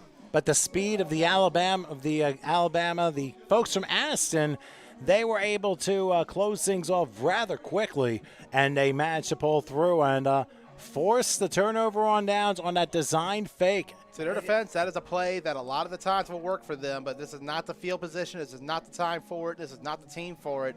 Now the Force has well over 3 minutes to score and the ball right here at about the 21-yard line. Let's see what they could do. And I believe the ball back to start the second half. Well, they blew right through it. And I'll tell you, they came blitzing big time there. And a loss of 4 yards on the play, at least. They're actually going to say 3, down to the 24-yard line. I think it was more of a broken play because of the blitz. The blitz, that's the thing about it. And that time, Franklin County, you got to give it to that defense. They're not going to let up. They're going to try to preserve that donut right now. And the rush, they're getting in there. They've been getting to that backfield a lot in this game. They're winning that trench war up front. If you are this Force squad, you got to force one to the outside, try to exploit that secondary again. They were doing that very well a few drives ago. Try to do it right now. Still got about 2.5 to go. Remember, ball back to start the second half. This is a key drive for both teams. All right, 2nd and 13 from the 24 as Calhoun will take a snap, and a good one. They're coming again. And they pass is caught, slipping through a tackle, 20 down to the 15 and into the red zone. That was Nathaniel O'Neal with the grab and ends up working for like a 9-yard pickup. Still going to be 3rd and short for the Soja Force, as I believe they'll run down to the 2-minute warning unless they're able to rush and get one more play up. I don't think that. Well, they're going to try to. 5, 4, 3. They're going to. And they do get it off. Expires. Okay. And they hand off left side, and a grab of the uniform, pushing his way close to a first down, but I think it's going to be at least a yard short. In fact, they're going to spot the 14. They're still like 2 yards shy of a first down as the 2-minute warning has hit with 1:53 left till halftime. Still plenty of time to go here if they get this conversion. They got to get it, though, first. That's the biggest key. If you are this Force team, you got about, I'd say, looks like 3 yards to go on this one I haven't really seen much of a kicking game. Looks like they're going to go for 6, if anything. I haven't seen anything myself. If they were to kick a field goal, it'd be a 31-yarder. And right now, though, I wouldn't even go for the 3. Go for the 7. Try to get on the board, get the touchdown. But first, get these 3 yards. A 4-yard completion up the field is key here. Don't get anything underneath. Do not take that risk underneath. You got to go over the line. Okay, so following the 2-minute warning, the Soldier Force faced with a 4th, and it looks like about 2.5. They need to get in between about the 11.5 for the line of gain here. Tigers got to show discipline here on defense. Can't afford to let one up. This is a big momentum swing if they get to stop here, because that's 2 times they've stopped them down in the red zone. 2 scores off the board for the Soldier Force. And for a play fake off a punt that did not work, that's going to be a sigh of relief for them. 4th and 3 from the 14. Here's Calhoun. Oh, they're offside. They got the free play. Pass caught to the 10. Swinging around and out of bounds at the 7. They're not going to take the offside because they got the 7 yards and out of bounds. So they'll refuse the penalty. And a huge play for the Soldier Force. The hard count throws the Tigers off bay, and it'll be 1st and goal for the Force at the 7-yard line. Discipline the key here for this defense for the Tigers. Once again, you cannot afford to go off sides. You cannot even afford more to let that pass be caught and gained for yards. Your best bet there was just not holding strong. You got to keep it strong. There's an injury right now for the Force, and that's going to probably delay us for a little bit here. Is that going to, I don't know if this league says in the final 2 minutes, force the timeout? Timeout I'm hearing. So, not sure who it is. And it's number 17. That would be Denzel Waters out of the Mexican family from Rojas out of Montgomery, Alabama. So, that's what I have listed here. So, you ever been down there? I've been down there. I've only visited Alabama a couple of times in my life, so I think the last one might have been 94, but I don't remember very well. 97, actually. All right, 1st and goal from the 8, they'll say, and they're gonna do a wildcat. All right. Running to about the 5 and now to the 2. Standing in that wildcat position was Roderick McKenzie. He took the direct snap and took up right off the middle all the way down to the 2. He got 6 and 6 yards. Now you need 6 points. 2nd and goal from the 2, and now, I thought they were blowing whistles, but no, the clock is running. Now it's stopped with 1:04 left for an official timeout. Pound it old school here. Keep going. You got plenty of time, about a minute to go. We'll see if they run the Charlton Heston play to keep the middle wide open, but we'll see. Again, McKenzie, wildcat situation. Empty gun here. It's just McKenzie. He takes off. Coming. Flag is down. He's close to the goal line, but let's see what the call is with 52 seconds left till halftime. It's going to be on that offense. On the if Force. that's it's an illegal formation foul against the Force. Probably didn't have the proper men on the line of scrimmage. You have to have 7, and here I think they didn't have enough. Not what you needed. Don't want to back up here, especially if you worked so hard to get to this point. 51 seconds to go now. You lost some clock there in the process. Clock's still running, actually. I don't know they're aware of that. Yep, they're huddling now. I don't think they've realized the clock is running because they're taking all the time. Well, and basically they're facing the clock and realizing how much time is left. 15 seconds ran off just now. They lost 28 seconds between the 13 on the last play and the 15 before they called timeout. No awareness on that play. You got to look at the clock immediately just in case. You got to be heads up on that. And if you're the Force, you don't want to lose time now because you look at it, that was 28 seconds. That's a lot of plays to lose. But you also have to consider they had 2 timeouts. They just used 1 now, so they're down to 1 before halftime.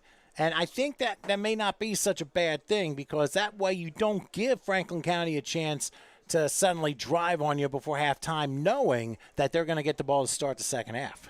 You don't give them a chance, but you also got to give yourselves a chance to score down here. Can't afford to lose time. Anything can go wrong here. A bad snap over the head, that's more clock running off.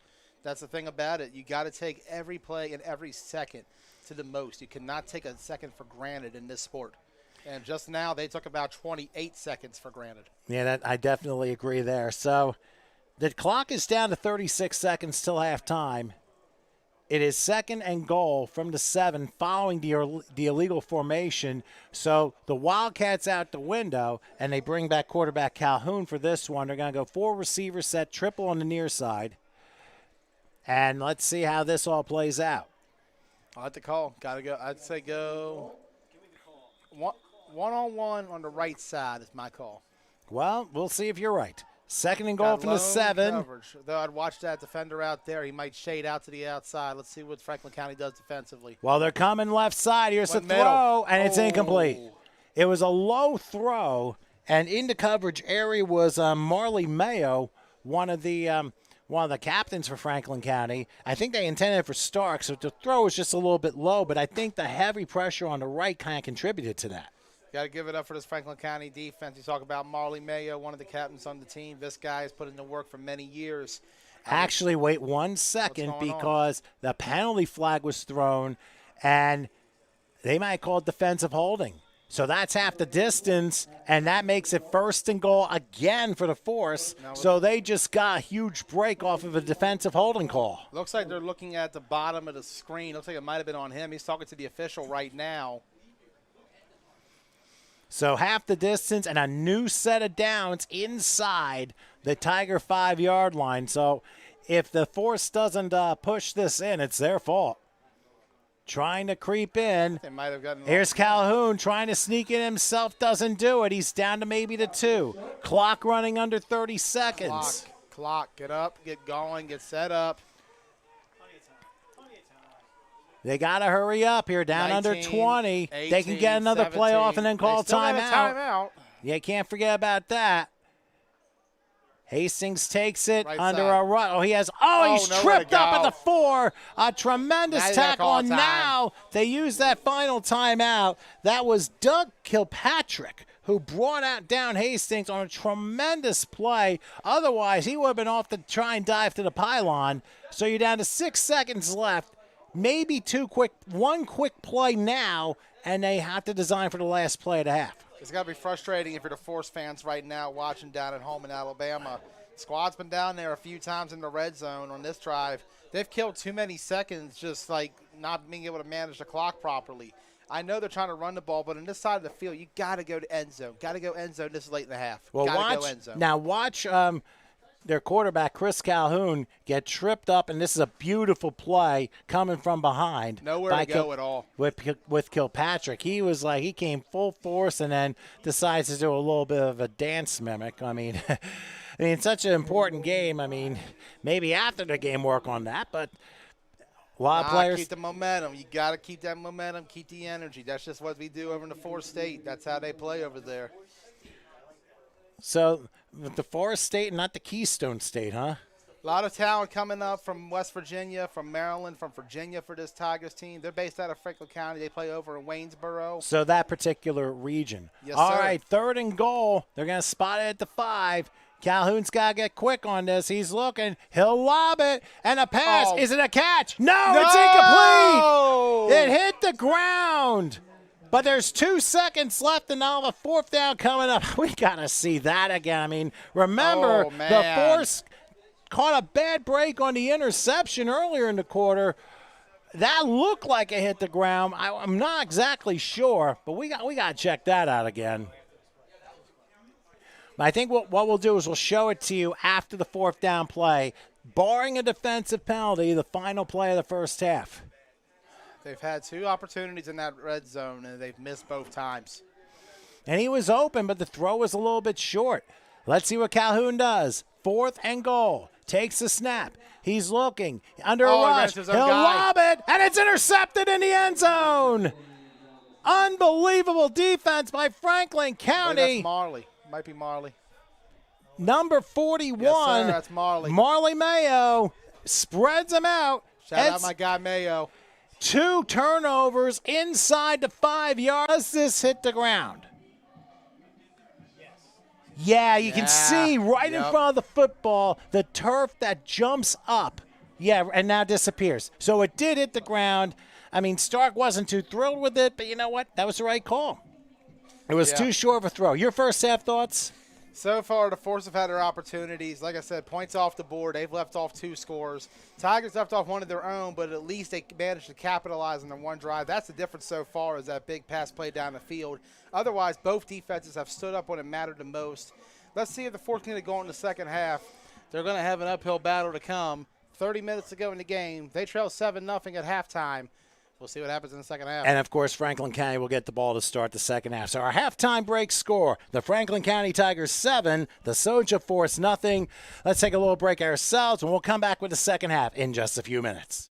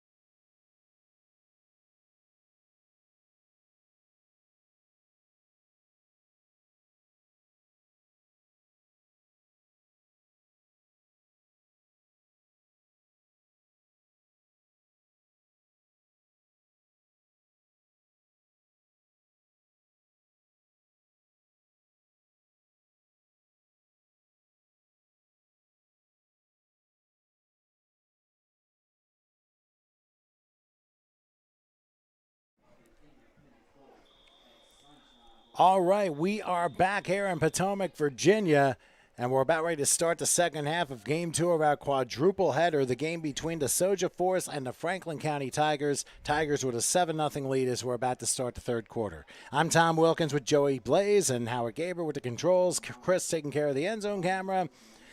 This has been pretty much a chess match for the first half, but the Force have had their opportunities, but unfortunately for them, they haven't been able to capitalize. What do you think needs to be adjusted as far as the second half goes? Red zone play calling for the Force, first and foremost. The play calling I've seen in the red zone, you talk about the loss of time from trying to run down there. You got to make something happen. They've had the passes and opportunities, just can't capitalize. And Franklin County, credit to them, they've stepped up and played a great game so far. Well, the up man, Jahil Young, is returning the kickoff. He's going to cross the 40, and it's going to get to about the midfield stripe before he's brought down. So a tremendous return and start for the Tigers as they receive the football with a pretty short field, and they'll have 1st and 10 pretty much at midfield, maybe just across it.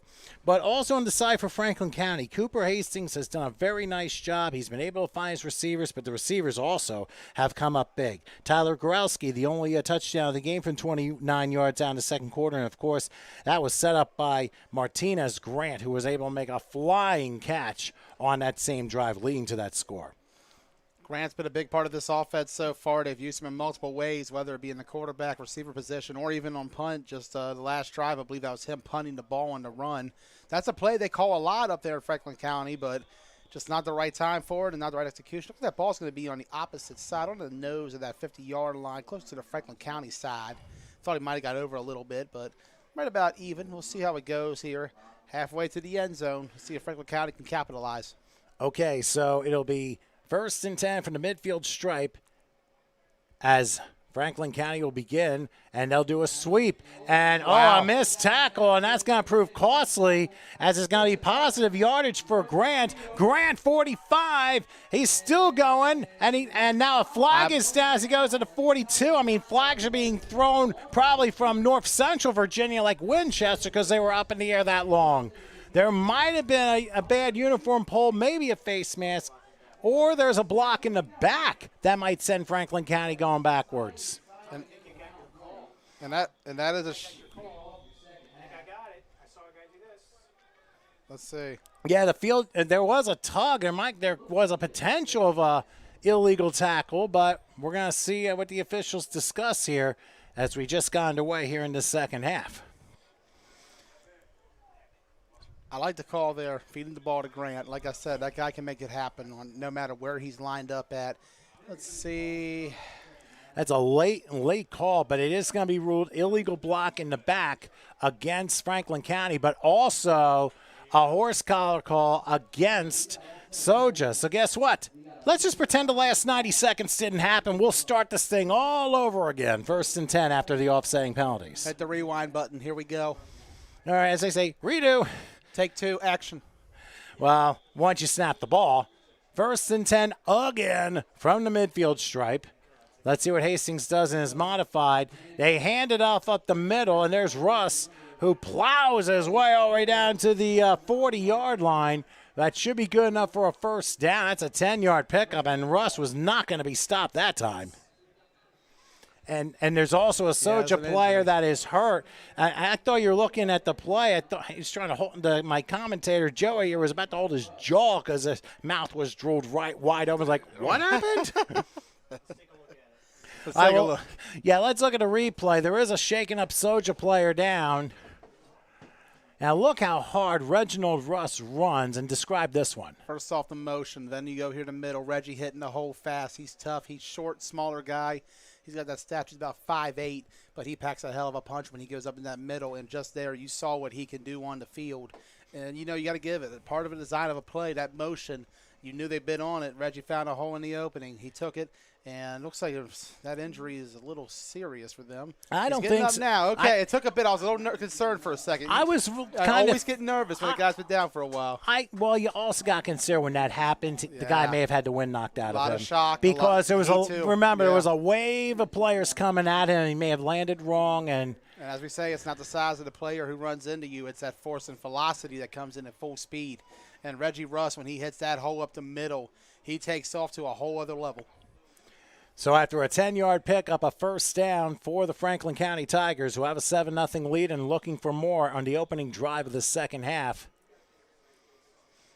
But you also have to consider also in the second half about the Soja Force, the number of players who play both sides of the ball and how tired they may be.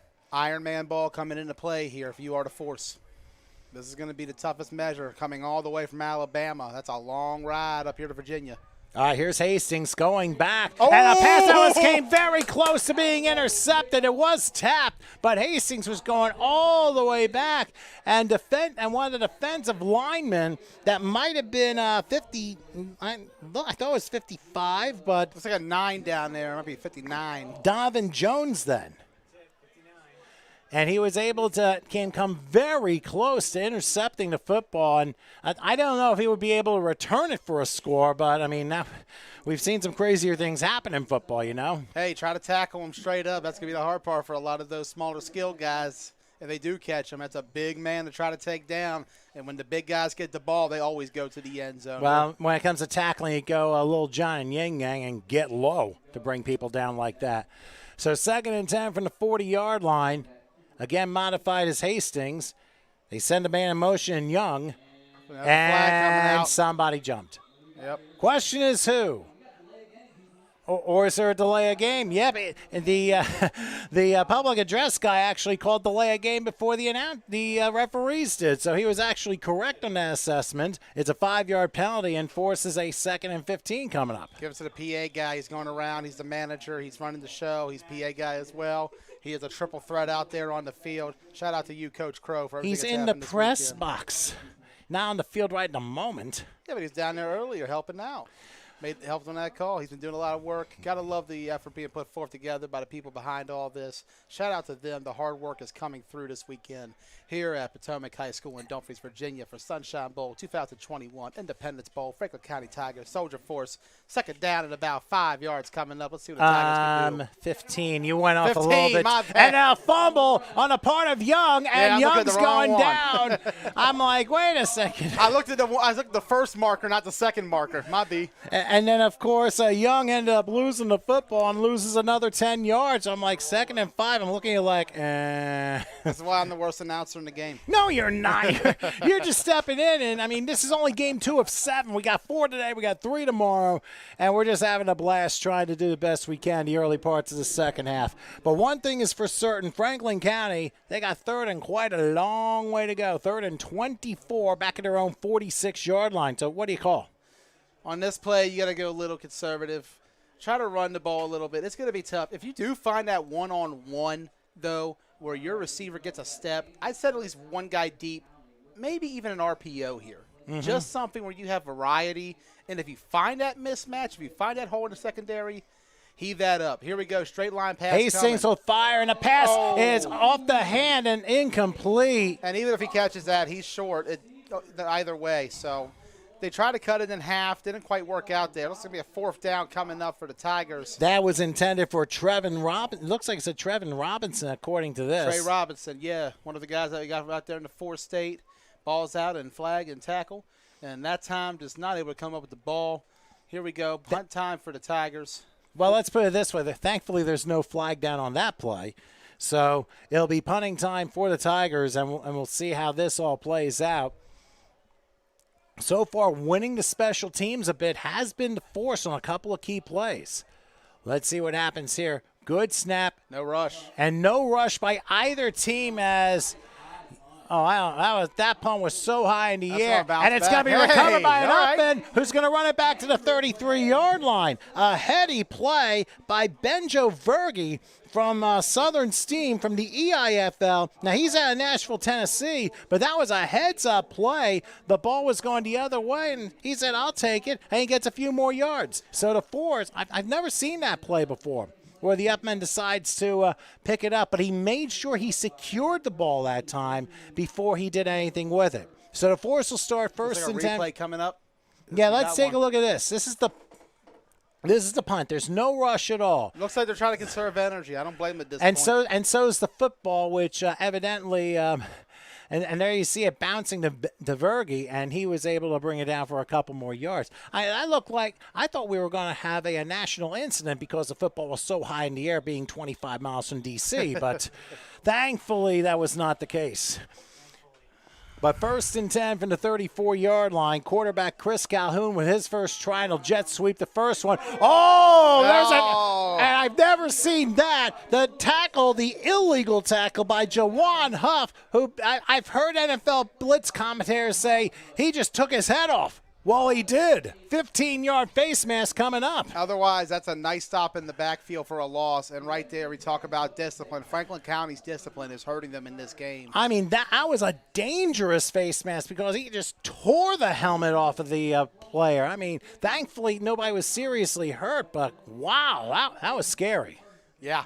The good news is, if you are this Alabama Soldier Force team is, you get the momentum, you get the yards, 10.5 to go. You're about to hit midfield. Tigers giving you a gift.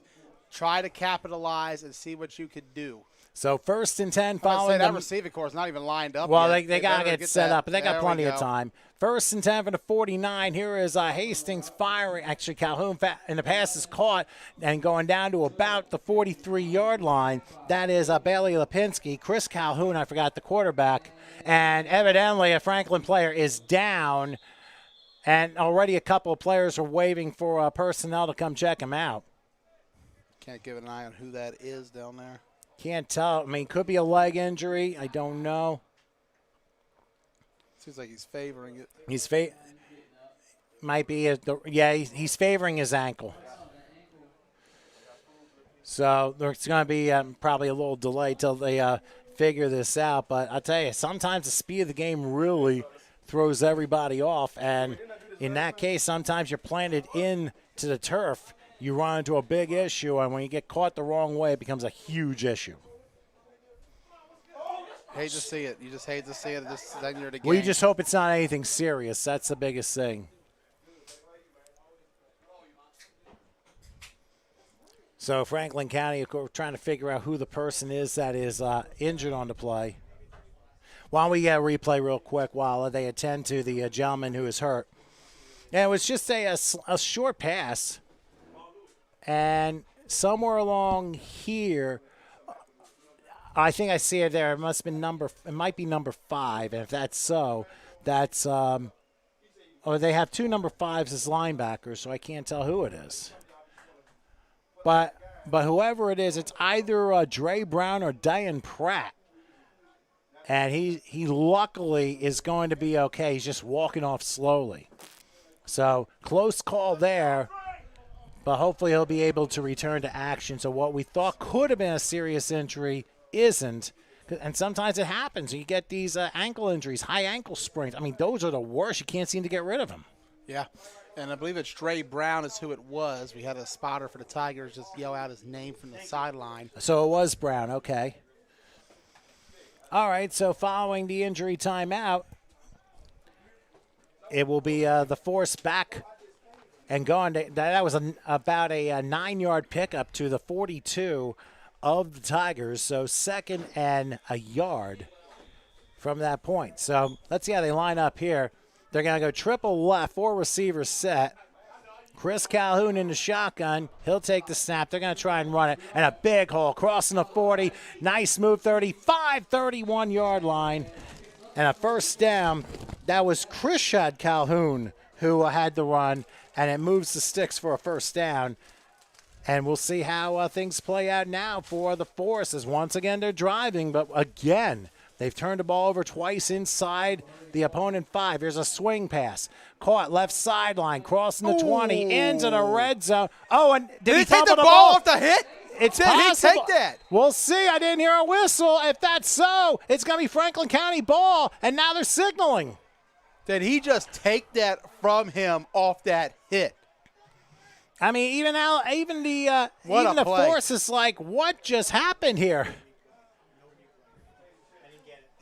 What a play. What Wow. a play.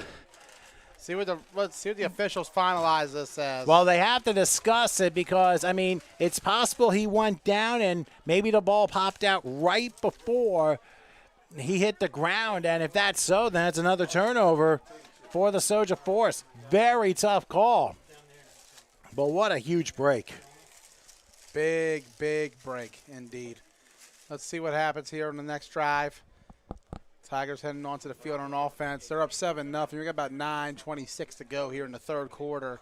Very fast-paced game. It's been moving by very quick. It has helped out the Force in regard. Like we said, they've been down in numbers. Tigers overwhelmingly outnumbering them. Scoreboard, however, not much different. 7-0 is the score, and that could be very different. Had a lot of things going a certain way. The Force had 2 chances down in the end zone. Tigers have had 2 chances. 1 of 2 for the Tigers, 0 of 2 for the Force. Let's see what Franklin County does in this next drive with a 7-0 lead and plenty of time to kill. We got sort of looking for that matchup down there at the bottom. Well, the Force obviously have had They're some bringing a lot. You see it, man, they got the box right yeah, now. They got about 8. 8 in the box. They're going to throw left side. Flag is down See what they call. as the pass is caught by Jill Young. We'll see what the officials discuss on this. The Force have just had bad breaks at the worst possible time. And Looks that's like it's going to be on the Force. You are correct. Illegal substitution again for the second time in this game. 5 times today overall. Well, gotta wonder if twice a layoff could be a factor for some of these teams. When was the last time they played real games? We didn't necessarily discuss that because you have to figure, I mean, when was their last game? I mean, it could have been a month, 2, 3 months ago for all we know. Those mistakes like that usually come out when it comes to going in between games for a while. If you're not used to going out and doing what you do on a normal basis, especially with a squad like this in the Force where they got only about 22 players overall, you could tell they're light-handed, but they're putting up a fight today. You got to give credit to this team for staying in this game. So 1st and 5, they're going to lateral this one, and, the Force is ready for that and falling down about the 37-yard line. We'll see where the forward progress. They'll go back. It'll be a 3-yard loss to the 42-yard line. So, but it was a good play call, but the Force, they were equal to that challenge. Great pursuit. Excellent defense right there by the Force. This is the one thing that's helped them out so far in this game is their ability to make the plays needed the most on defense, whether it be a tackle after a catch or getting to the quarterback. They've made it happen. This defense can only hold up for so long, though. The offense has to help them out at some point. Remember, the Tigers' lone score was a 30-plus yard play, so they've been able to hold them at bay for the most part. But that big play, the difference right now. Well, let's see on 2nd and 9 as Hastings takes it and takes a hard hit, but his forward momentum carries him to about the 46-yard line. And you're right, Joey, on the fact that 29-yard touchdown pass to an open Tyler Gorowski. That's the only score of the game so far. Yeah. So it'll end up being 3rd and 4, and they just sent me lunch, the friends at Potbelly Sandwich Shop. A crazy shout out to them. I think it'd be hard to do play-by-play and finishing a warm sandwich. So, Joey, why don't you go ahead and take a couple? Double duty. Here we go, just like we do out in the flag world. Let's go. Or for those who watch my Railroader broadcast, we'll be coming back this season for some more Brunswick Semi-Pro. But here we go. Franklin County Tigers, just a little bit up the road. You go up 67, head up 81. You'll find them from Brunswick. They're lining up here. They got about a 3rd and 4, give or take. It looks like, yep, looks like it. Out here in a pistol look, 1 back, 2 backs rather. Oh, toss play, double pass. Oh, it's going to be a flag. At least I don't see a penalty, though. I see it now. I see it now. Return coming, and he's going to be tackled right about the 45-yard line. And let's see what's going to happen. I do believe that is going to go against the Force, however. I do believe that'll be against the Force. So, once again, Franklin County trying with that double pass effort. I believe that is Josh Leninger in that backfield again, who heaved it up. That time, however, it was picked off. But I do believe this penalty should call it right back. Refs heading up the field. They're discussing it right now at about the 45 of the Force, and they're moving up the field. So, it looks like it's going to be against the Force. So, they're going to say Force player's still going back. The flag was thrown right about at the 26 is where it landed at. That's what I'm thinking it is on the PI for sure. So if it is that case, it's going to be the ball at about the 26-yard line for the Franklin County Tigers. So interference against the Force. Tigers' 3rd opportunity down here. Try to go 2 for 3. And if they do, they're going to get a 2-score lead. And with 7:21 remaining here in the 3rd quarter, We'll see just how much time the Force has to rally back, because right now Franklin County is knocking on the door. And if you are this Force team, you need a stop here. You cannot afford to go behind 2 scores at this Tigers offense that while they may not have capitalized on all their possessions, they've still managed to show that they can move the ball down the field. So here we go, whistle blown. They're going to line up. Looks like a one tight end set, one running back, one fullback here, and about 2 wide receivers. So 2 receivers, 2 backs, 1 tight. Here we go. Going to pitch to that right side. Reggie trying to turn up, and Reggie's going to go nowhere. Excellent pursuit once again by this Force defense. Even when they make mistakes, their defense makes it up by getting to the ball carrier and getting to stop. And for that one, let's see how many yards they're going to push this back a little. 2nd and 15 is what I'm hearing, so that's going to be the call. 2nd and 15 at about the 32-yard line for the Franklin County Tigers. In the all-white, for those of you just tuning in. On the other side is the Soldier Force. They're from Alabama. They're coming in with the blue helmets and the mono red.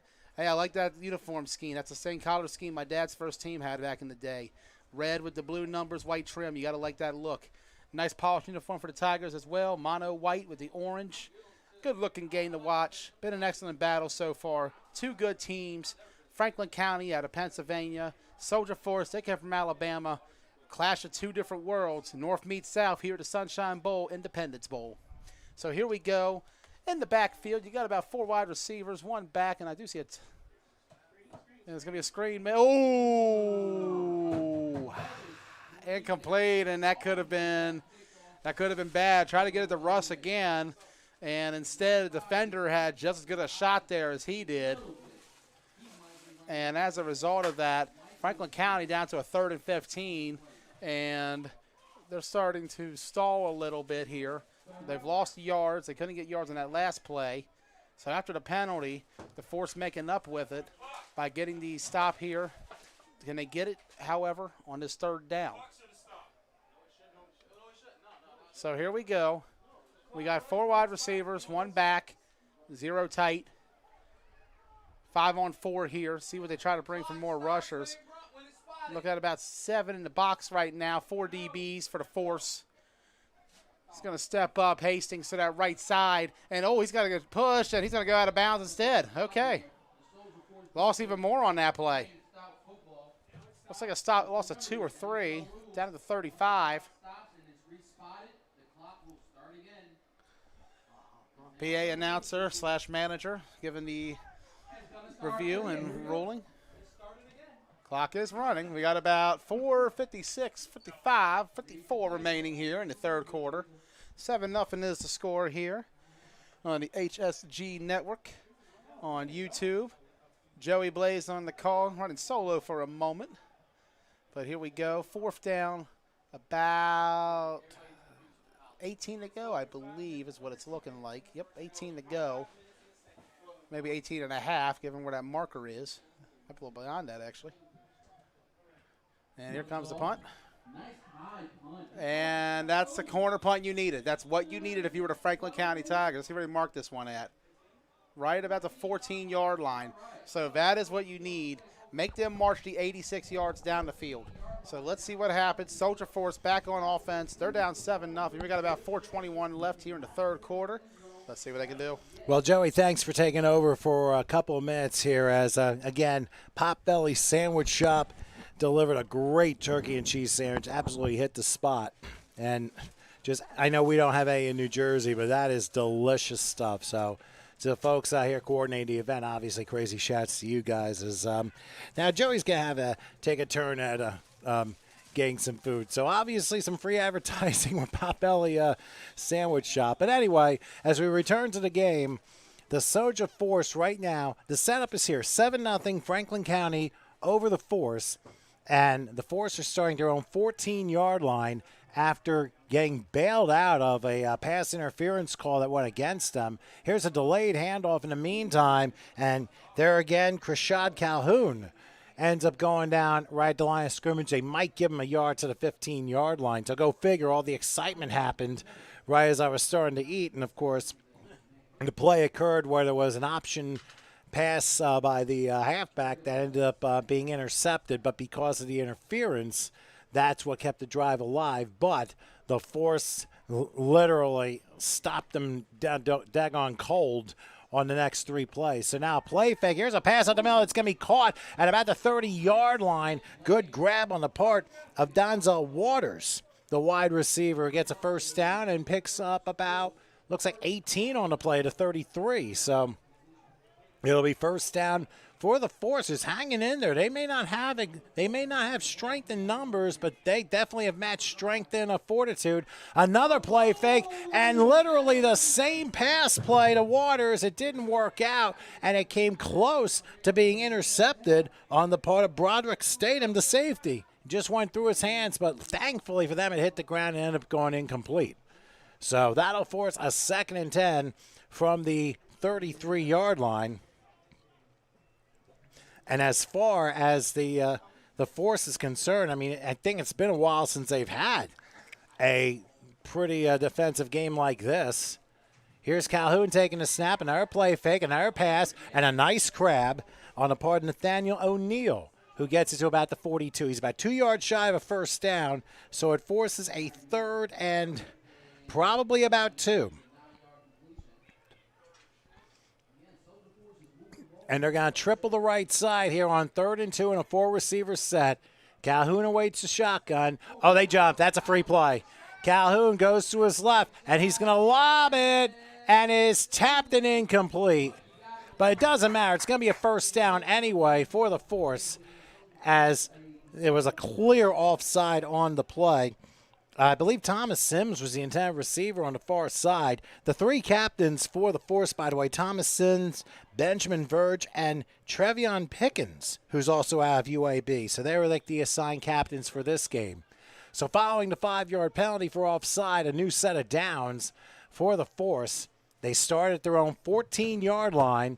Now that their own 47-yard line, still a one-possession game. They've had their opportunities. Let's see if they convert. And unfortunately, that was not exactly the way you'd want to have your play start when the right side of your offensive line are still basically in statue mode. So that's a false start, and that forces a 5-yard penalty. By the way, coming up after this game is the 3A National Bowl between the Woodland Tigers and the 300 Spartans. That will be taking place at 4 o'clock.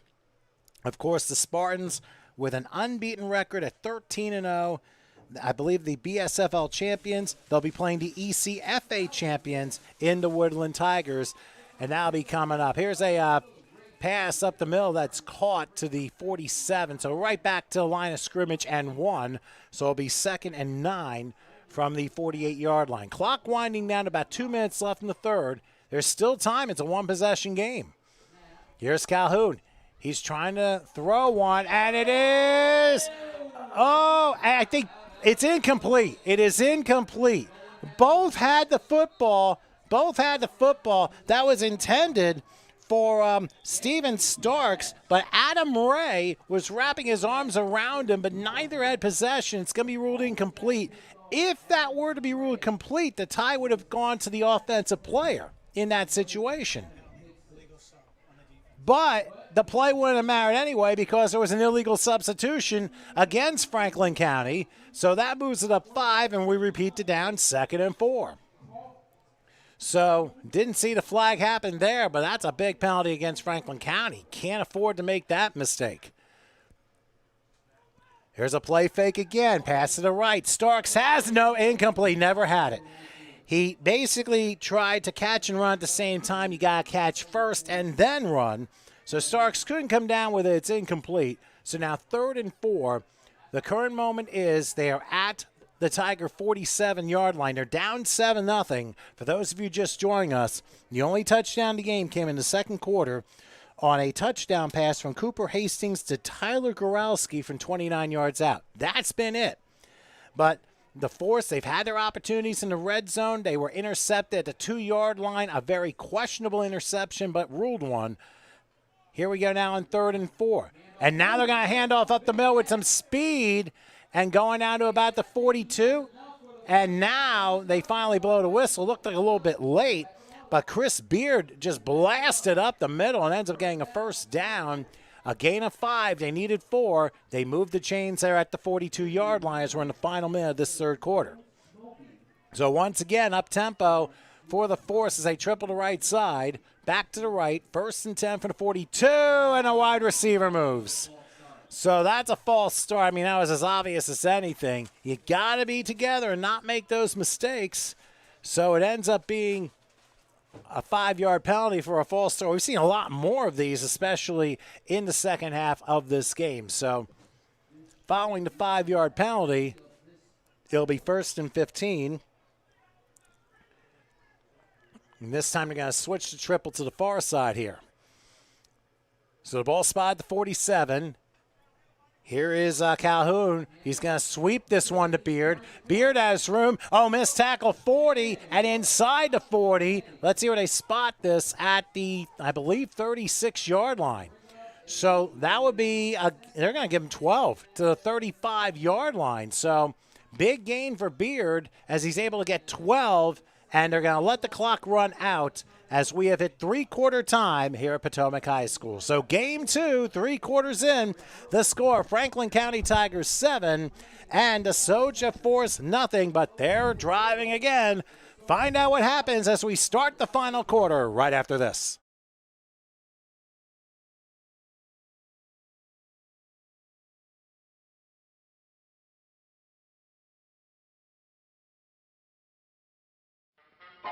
Yum, yum. It's time for a tasty and refreshing snack.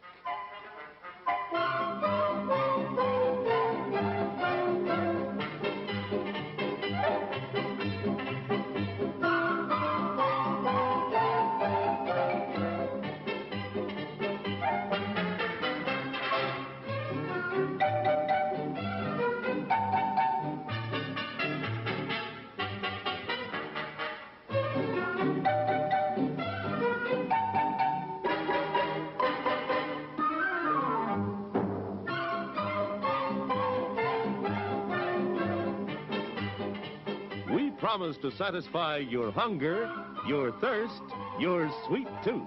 So visit our refreshment center now. Let's go!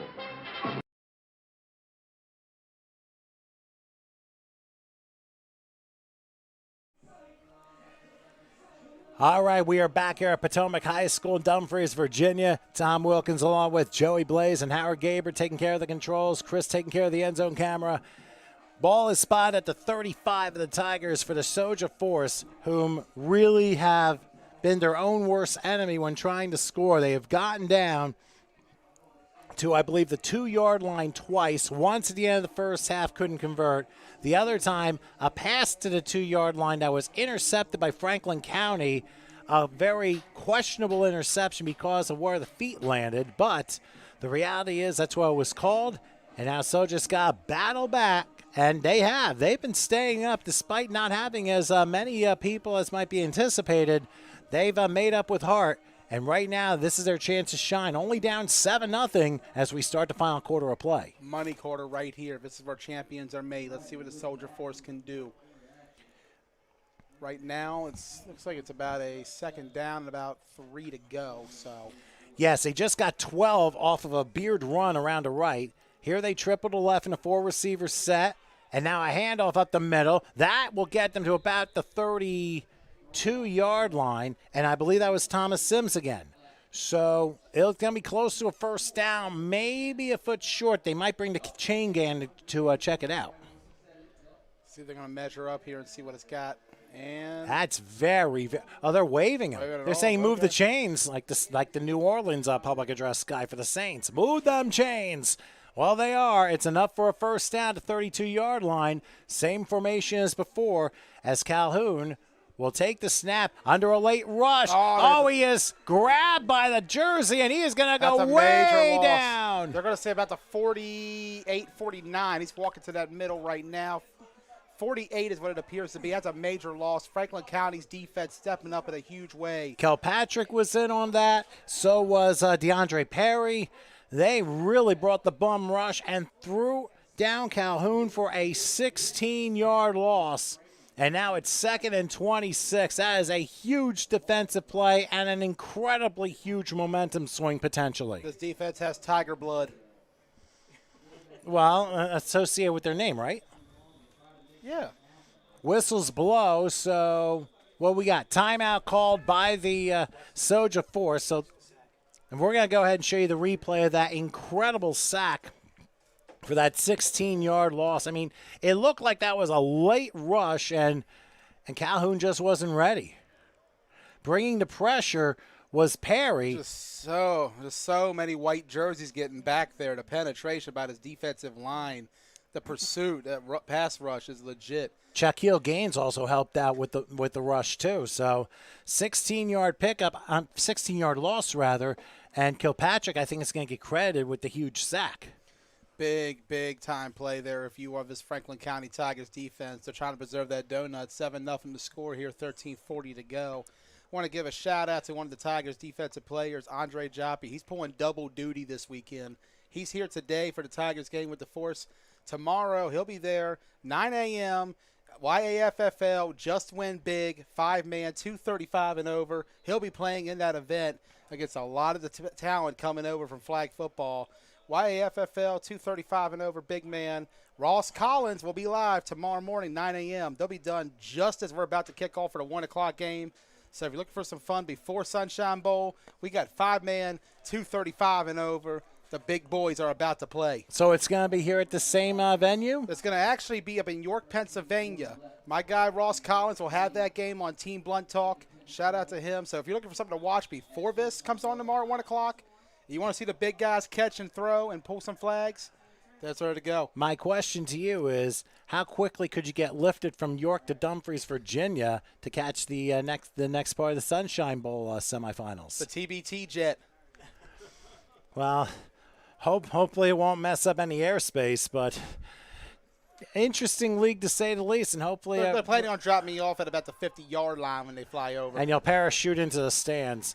That's the Second plan. and very long. There's a pass to the right that's going to be caught about the 38-yard line. So they get some of the yards back. A gain of 10 on the play. So 3rd and 16 coming up. I would think right now, with a minute and a half gone by in this final quarter, you think it's 4-down territory at this point? Oh, yeah, definitely. At this point of the game, every down is 4-down territory because the more clock you lose, the Tigers can run. You don't want to give up anything. Here we go. Oh, here's a deep pass. Money. Got open. Got it! Caught. Welcome to the end zone. Now I'm looking. Bailey Lipinski. There is a flag on that side. There is a flag.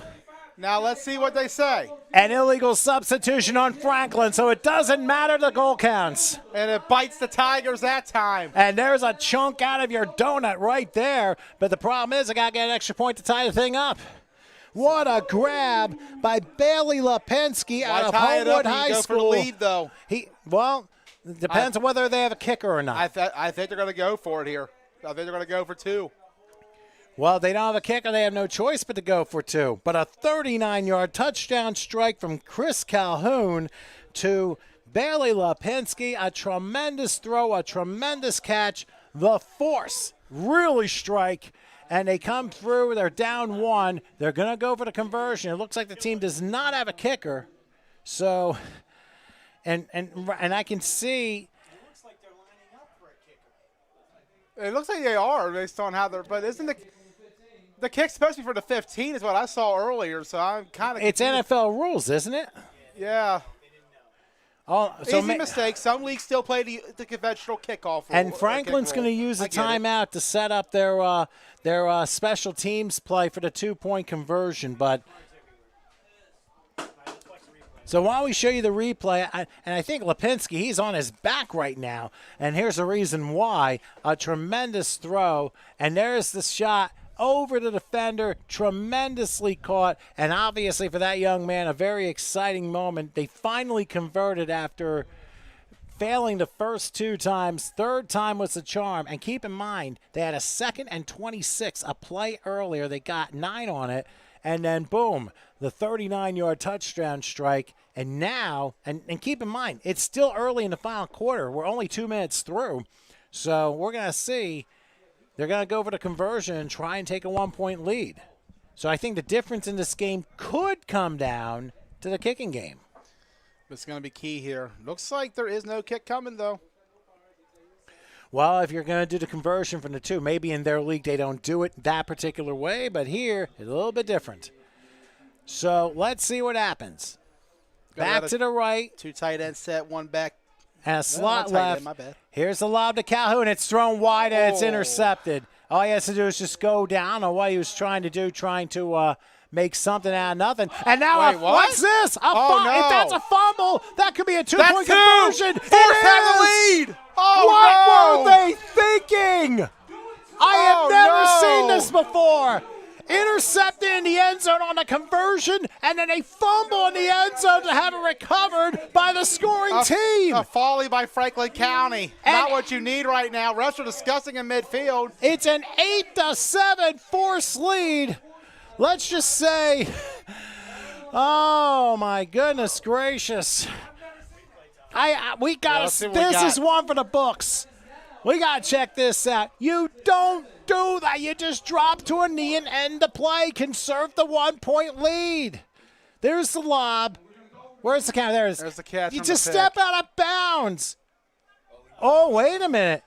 He might have been down, and then the ball came out, and the officials never blew that. Oh, my gosh. Yeah, then, wow. Let's take a look again. Here's the interception. Now watch slowly. Can't really see. It looks like they make him at the end there, though. Ooh. The ball's out, right? Yeah, well, let's see. Watch where it comes out, though. That's too close to call. Yeah, the body's blocking. Yeah, and that's the only camera angle we have. So why would he try to return it for 2 points on defense? Instincts from man. his own end zone. Like you just don't think about that as a player. You have the ball in your hand. You bring it back. It's 9-6 suddenly. The last thing that comes to your mind as a defender on that play is I'm going to lose the ball in the end zone to the other team. Because at that point, you got it. It's daylight.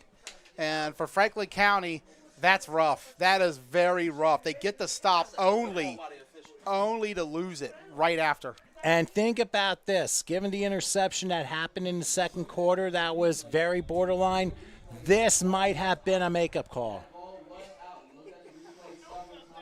PA announcer saying ball was out. They confirmed it looking back, so that's going to be 8-7. So replay review, and the call is confirmed.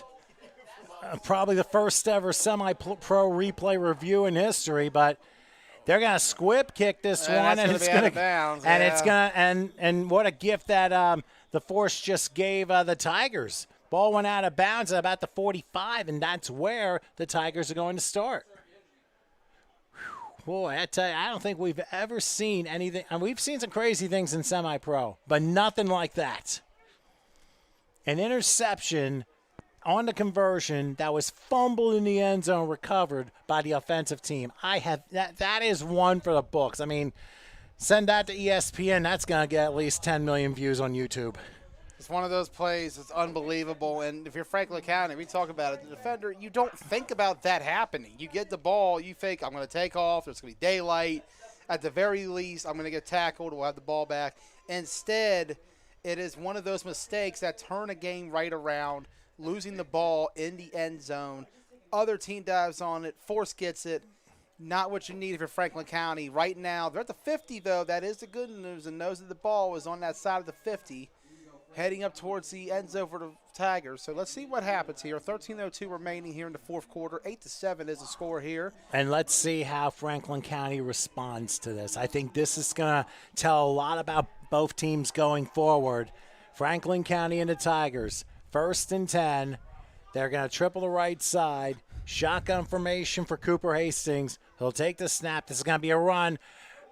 Reggie is nowhere. He's maybe not. No, and he slid down. His posterior hit at about the 45-yard line, so that's going to be a big loss. And right now, the Force, they have come to absolute life here and given them a new hope following that incredible break.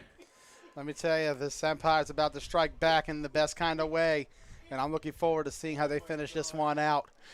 Let's put it this let's put it this way. I mean, we might have. I mean, I may not be a Star Wars fan to say the least, but some of the calls today have been true Phantom Menaces. But here we go on 2nd and 15 from the 45-yard line. Tigers looking like stormtroopers right now. Well, let's see what happens here. Pass taken and caught at about the 45. Swung around. Good effort to get to about midfield. Trevin Robinson. And he'll get to about midfield. It's forcing a 3rd and 10. Good play by Trey on that right side.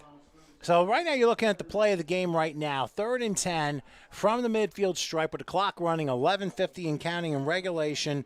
And the Force with a 1-point lead. Remember, they were league champions of the NDFL with a 10-0 record, and here they are with a very shocking 1-point lead. Shocking not because of how defensive this game has been, but shocking how they got the 2-point conversion a few moments ago. They will go 4 receivers now, Franklin County, tripling the near side.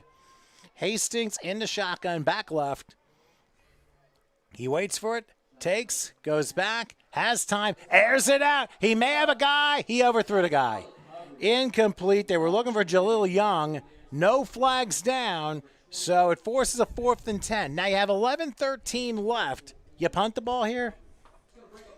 If I were the Tigers here at this point, I would just go ahead and go for it. I mean, you went forward in your own side of the field early from 21. What's different here? Well, here's the other Well, thing, I too. see The Grant wind back there and the wind's in their face, too. Yeah. The biggest thing here is going to keep an eye on Grant in the backfield at the punter position. He's already shown he can take off. That's a play Franklin County likes to call. If he has an opening, he's going to take it every single time. And if you're at this defense here to Forest, we've already seen that. So if you're Franklin County, if it's open, take it.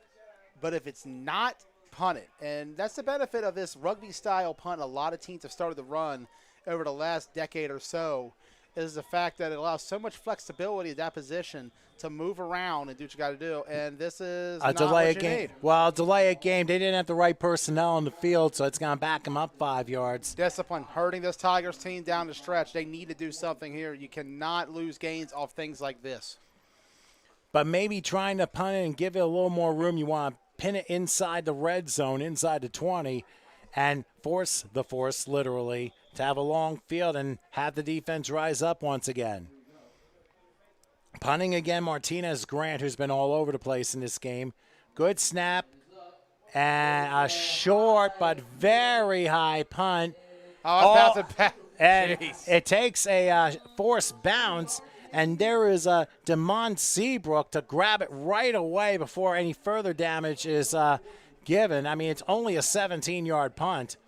But for the Soja Force, they have the ball right now at the 38-yard line. They're going to say 37, so it was only an 18-yard punt. And now the Force, they have 10:22 left. And I'm sure right now, despite the 1-point lead, they want to make the best play calls possible and try and run this clock. That's got to be the plan if you're this Force team. This is the opportunity you got. You're going to be sitting here. You're going to start at about, looks to be the 38-yard line, 37. 63 yards is what you can do. If I'm the Force, if you could get first downs, you will kill clock. I wouldn't worry about not having enough time at the end. I'd worry more about driving down the field, running off a good 4 to 5 minutes, and if you end up with a score, even better. Well, here's a handoff along the left side, and that is Krishad Calhoun. And I'm guessing these guys are brothers, Krishad Calhoun and quarterback Chris Calhoun. I mean, that would be my guess because I noticed there are 2 Calhouns on the roster. No gain on the play, but it's 2nd and 10. As speaking of 10, we're running down to 10 minutes in regulation and a 1-point game for the Soja Force, leading by a point over the Franklin County Tigers. So we'll see what 2nd and 10 does from their own 37-yard line. 9:50 to go in the game, clock running out. You look at Soldier Force right now, they're not worried about this clock. I don't know what the play clock is technically. The game clock's showing at about 9:38. Here's a handoff. A big handoff. Okay. A collision. That was, you talk about respect Brian there. Miller? That was Roderick McKenzie with a carry and Shaquille Gaines, who drove him Gaines, backwards. Only a 1-yard pickup. One freight train started going. The other started going the other way, and you have an Adams Family train wreck for only a 1-yard pickup. So 3rd and 9 from the 38. They go up tempo still with a 4-wide set. And yeah, they're filling as much clock as they can, taking a lot of time. Well, they're under 9 left now, so. You can play a lot of mind games when you run this kind of tempo. Well, here is Calhoun back. He's going to lob to the right, and it is caught right at the sticks. Where he needed it, right over that line.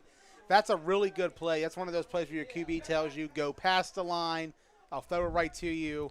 And right there, the Tigers' secondary, they've been carved up for most of this game. They've gotten the stops up front, but this secondary has been struggling with this force offense. Let's see what they can do here out of the gun. Well, this is a hand. No, it's going to be a keeper this time for Calhoun. He holds on to the football and gets to about the 48-yard line. So a 4-yard pickup there as we approach 8 minutes. There. So 2nd and 6 from the 48-yard line is right now the force trying to get out alive at this point, only up by a single point. The difference in this game, a 39-yard touchdown pass from quarterback Chris Calhoun to Bailey Lipinski, and a 2-pointer for the ages, as it was intercepted and should have been no good, but the defender tried to return it, fumbled in the end zone, and one of the force players recovered. Here's a handoff down to about the 40. That's going to be another first down, gain of 8. And that clock, they've killed over 3 minutes so far. This is what you need if you are this force team. And there's your hard-hitting Roderick McKenzie, which is probably going to see a lot of in the final 7.5 minutes. He's going to put the team on his back. He's been leading the way in the build-up to this. Here he is today. Who I believe is also the head coach and owner of the team. Because you'll notice on the sideline that there are no coaches. It's all players.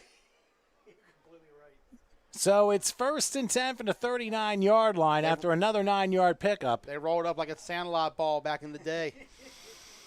Well, here we go on 1st and 10. Oh, the very slow developing play, but slipping out of a couple of tackles and not quite getting back to the line of scrimmage. I mean, that was an exciting run of about 20 yards for a minus 2-yard pickup. Jaquel Richmond, who we haven't called out, Charleston, South Carolina, he went back and forth like a Leah and loses 4 on the play. Nice little stop there in the backfield for the Tigers, just what they need. But once again, about a minute going by here.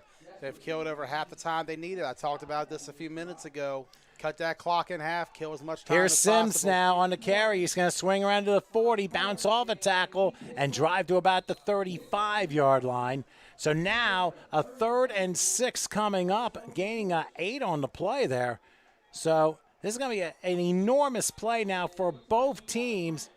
And now, somebody's hurt. It's one of the Franklin County players.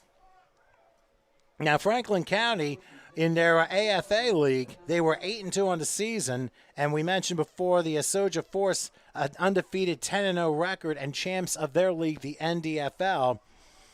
So, for this point, the Force right now, they have done the job. Under 6 minutes in regulation, they're up a point, but now comes the play that's going to decide probably the last 6 minutes of this game. For those of you watching YouTube and those of you watching on the semi-pro world for these national semis for the Sunshine Bowl. Now, we were told it's like 2 different events, and this is obviously for spring league ball that these teams are playing.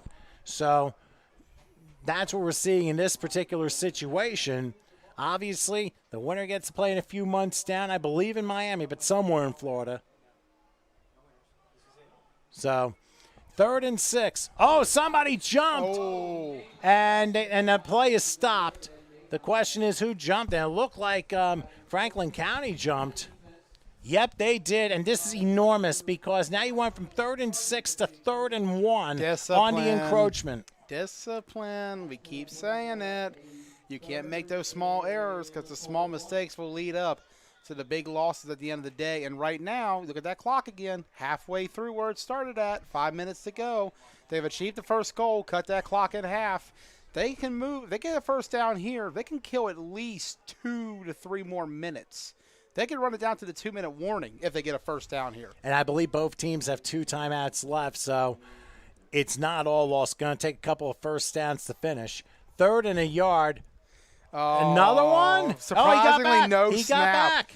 Got it. Now wait. There. There's another flag. But that came like 5 minutes after everything they're gonna happened, call it, and yep. it's going to be against Franklin County. But that was a delayed reaction by the officials, and that forces another 5-yard penalty and another first down for the Force, who are basically forcing their will at this point and making their defense Tigers are making making too huge many mistakes. mental errors. The Tigers have made way too many mental errors in this quarter. And it's collapsed ever since fumbling the interception on the conversion that should have never happened, and they have not recovered since. We talk about the missed opportunities this Franklin County team has had. They've been in the red zone 3 times, only come away with 1 score.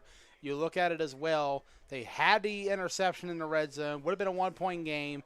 Instead, fumbled out, recovered by the Force, 8-7, and I believe we are about to hit 4 minutes. There's another flag coming, and this time I think it's going to be on the Force.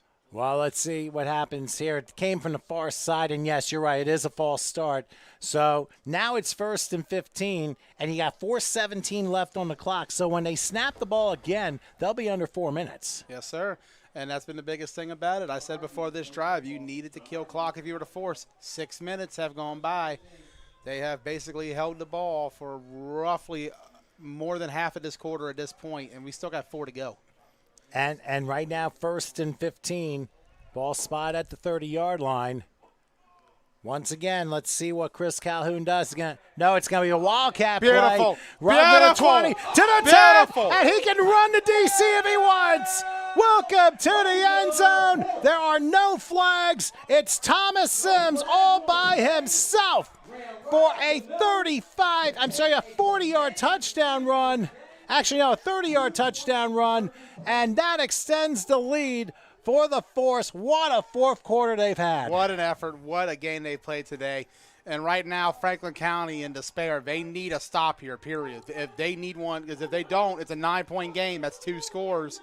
That's not many opportunities with 4 minutes to go if you're down 2 scores. So this play right here coming up, we talked about the importance of the first conversion. This second conversion could really shake things up for Franklin County. You don't want to risk falling behind 9, because if you do, you got to find a way to score and then get the ball back and score again. And so right now, if you are to Force, a real opportunity here to apply a lot of pressure on the third of the Franklin County Tigers and get ready to smother them out the rest of the way. Timeout's going to be called. Yeah, the Force called the timeout. So while we show the replay of that Wildcat call on the part of Thomas Sims, I mean, it was as wide open as anything, even after a 1st and 15. And despite the number disparity on terms of the amount of people on the field for both sides or on the bench, this Tigers team has been worn down by this running game here in the second half by the Force. The Force have just been pounding it, no matter if it's from the running back position, the quarterback position. They're coming full force, and right now they have taken over this game. What a run they have made in a quarter of play. But the balance of this game, as you had mentioned, Joey, it's going to come down to this conversion. If you're Franklin, do not force anything. Just prevent the conversion from happening, and it's still a 1-score game. If not, you are in really deep trouble. RPO down here, try to find any way sort of can to get these guys off sides. Well, I would hard count them and everything just to see what happens. Well, give yourself many chances as possible. While Sims is lined up in a Wildcat once again, they send a man in motion. He takes himself, and he is in! He gets in for the 2 points and makes this a 2-score game. The Force find a way to make it 16-7. It's been the Thomas Sims show on that last drive, 30-yard touchdown, and then the conversion. Now the Tigers are really up against it with 4:09 left and 2 timeouts. Franklin County looking back at that first half of missed opportunities. They had so many chances to go up big on this Force team early, but instead the Force persevered. They stayed in it. 22 of their players came up here from down in Alabama, and they come ready to go. And right now they got a 9-point lead here in the Independence Bowl.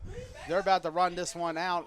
Tigers got to do something now. 9-point game. You're not going to get too many possessions left, especially with 4:09 remaining. And if you are Franklin County, You got to think here. Score, stop, score. Those are your next three sequences, and that's a hard ladder to climb right now. Time is not on their side. And with the way this Force team has come out and play here in the fourth quarter and second half, the turnaround has been fantastic and magnificent. Got to give it up for this Force team. They came a long ways of a little about of numbers. No coaches, as you mentioned, on the sideline. And yet here they are. They got a 9-point lead on this Tigers team, considered to be one of the best teams in the area under 2A division.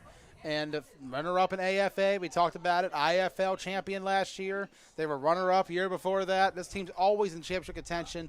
And right now this Force team has taken over. And I'm looking forward to seeing how this one ends because Franklin County, we know they have that big play potential, but can they get a stop in the midst of all of this? A lot of numbers. Not a whole lot of points. All right, well, we're waiting for the kickoff by the Force. A short stint, and they get it off. And caught on a line drive at a 40-yard line, trying to return across midfield, and stutter stepping to and down to about the 43-yard line. I believe the upman, Shaquille Gaines, he was the one who brings it up for about a 17-yard return. So if anything, a short field for the Tigers. They can score quick, 4 minutes till time, and down 9. If they can get a score quick, they'll be right back in this game. Keep in mind, coming up after this game, the third game of our quadruple header, the 3A National Bowl between the Woodland Tigers and the 300 Spartans. That'll be coming up around 4 p.m., so that'll be coming up next here on HSG Networks as we have this Sunshine Bowl weekend here from Virginia. Stay tuned for the post game as well. I'll be down in the field interviewing the winner. We'll have that live on the Sunshine Bowl page. Joey Blaze down on the field for the celebration following this game. Well, this definitely has been quite a game, and we knew we were going to get some of these. The first one wasn't so much because the Fayetteville Commandos won 50-8 over the Brooklyn Bengals in Game 1, just to recap the activities here on this field.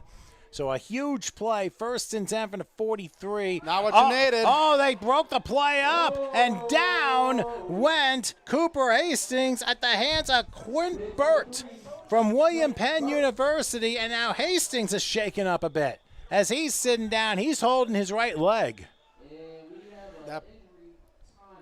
So why don't we show the replay of that, because I don't know if Hastings just went down awkwardly. The play just did not develop the way that he had hoped.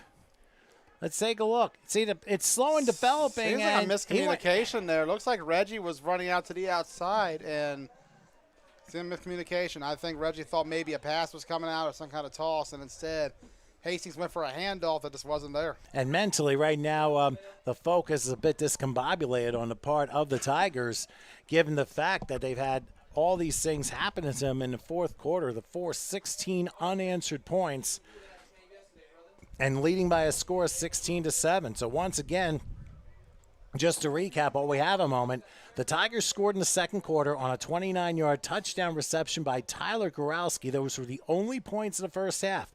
And leading into the final quarter, it stayed 7-0. And then all of a sudden, the Force come through a 39-yard touchdown reception by Bailey Lipinski, and that came off of a play before being 2nd and 26.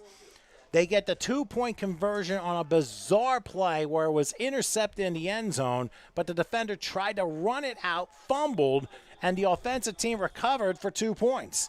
And then since then, 30-yard touchdown run for Thomas Sins. He also ran the 2-point conversion. That's why we're here at 16-7.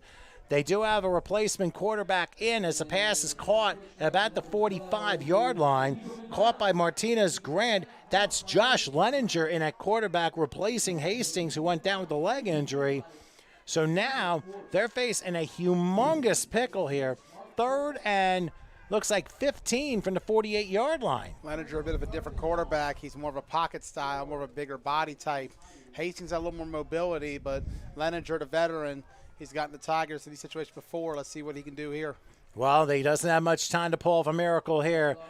Leninger back. He's going to throw one high, and it is nearly intercepted. It was incomplete. It was intended for Grant, but it went off his fingertips and almost was intercepted. I think Beard was in the vicinity as well. So now you're looking 2:58 left, and pretty much the game in the balance here, as it'll be 4th and 15 from the 48-yard line. And at this point, Franklin County hoping to make a play here, and without their leader who gets hurt on this series, this is going to be who knows how big a mountain they're going to have to overcome here.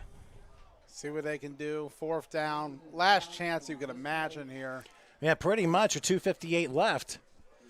They have 2 timeouts, but they got to convert this 4th and 18. We'll see if 4th and 15 rather. Whistles blow. They just keep losing yards. And a delay a game. Delay a game against Franklin County. Lack of discipline has hurt this team in this game. They have just messed up too many times on small things. And if you think back to the interception on the conversion, that was what turned everything around. If he knocks it down or steps out of bounds or takes a knee, you're up 1, and it's a whole different game. Exactly. And we talk about it, every play counts. Every piece of a play counts. All the small things you've done up to this point to put you where you are for Franklin County.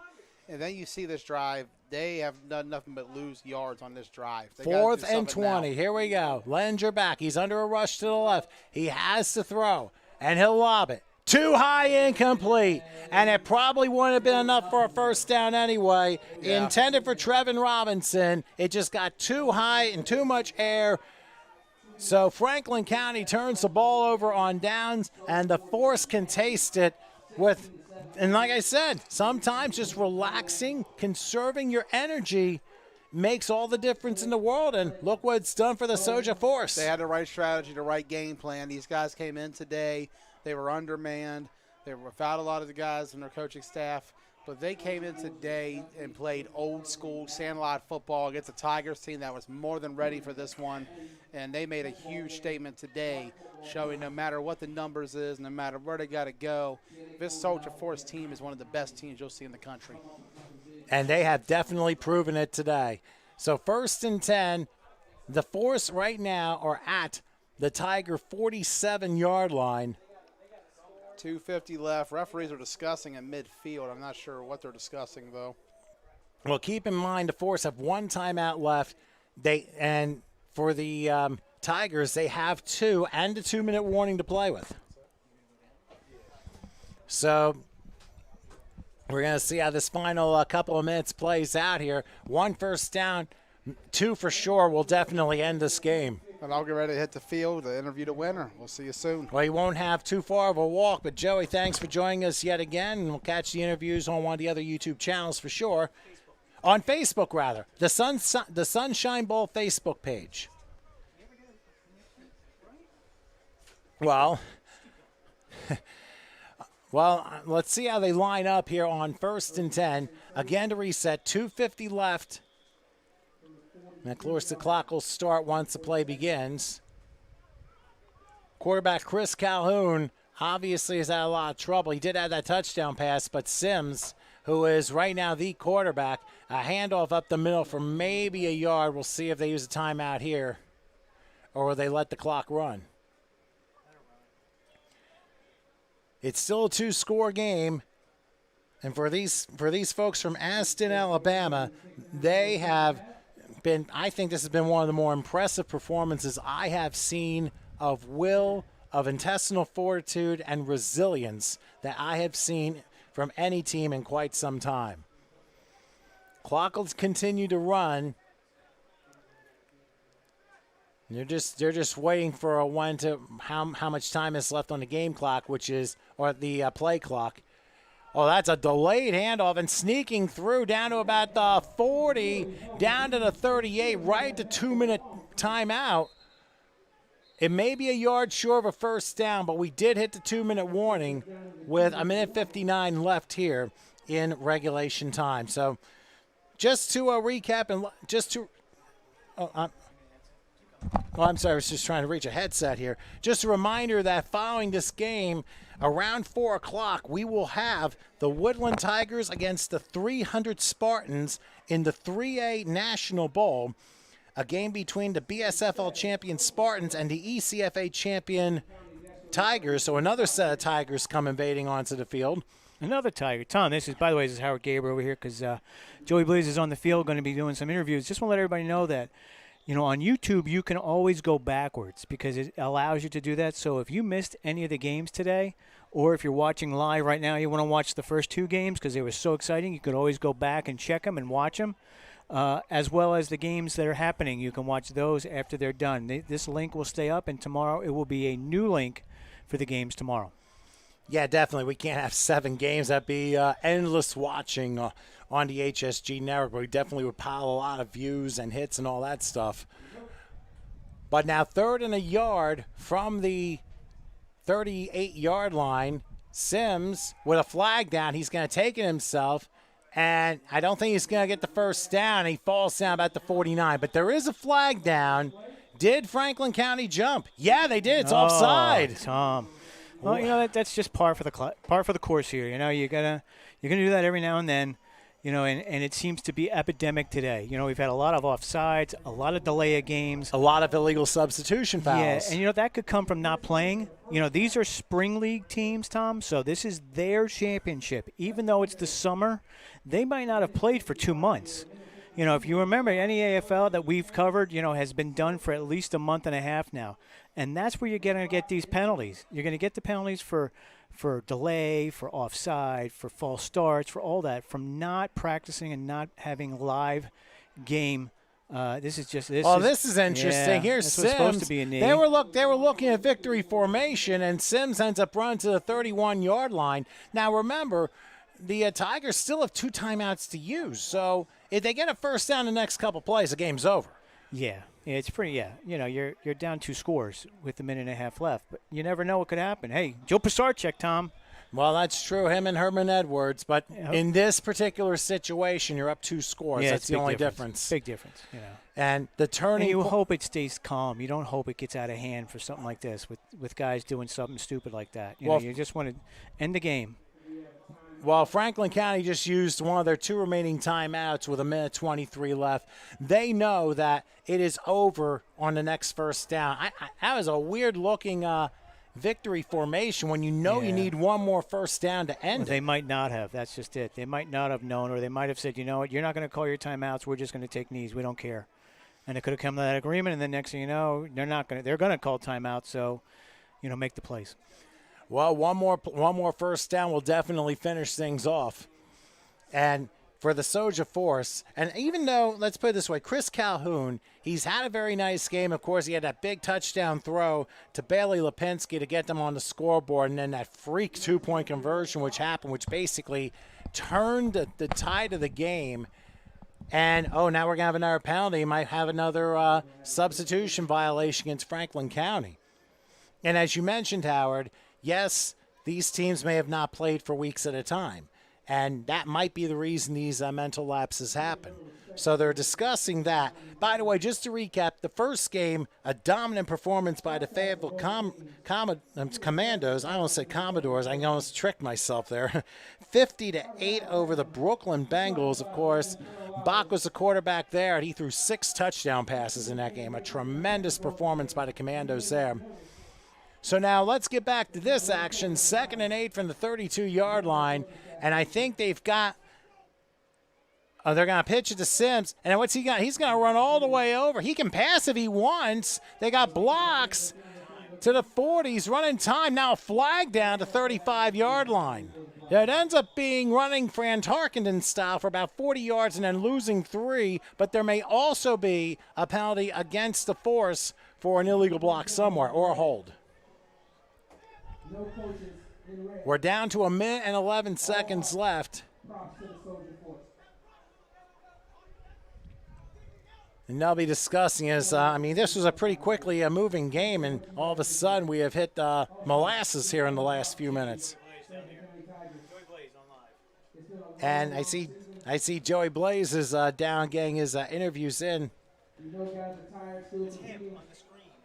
Okay, you can see our commentator, Joey Blaze. He is walking on the sideline, basically walking the tightrope of the sideline at around the 40-yard line where the Force hangs out. And again, what we have seen, basically no coaching staff. And as we mentioned, Roderick McKenzie, who's number 35, we were told he's the acting head coach and also the owner of the team.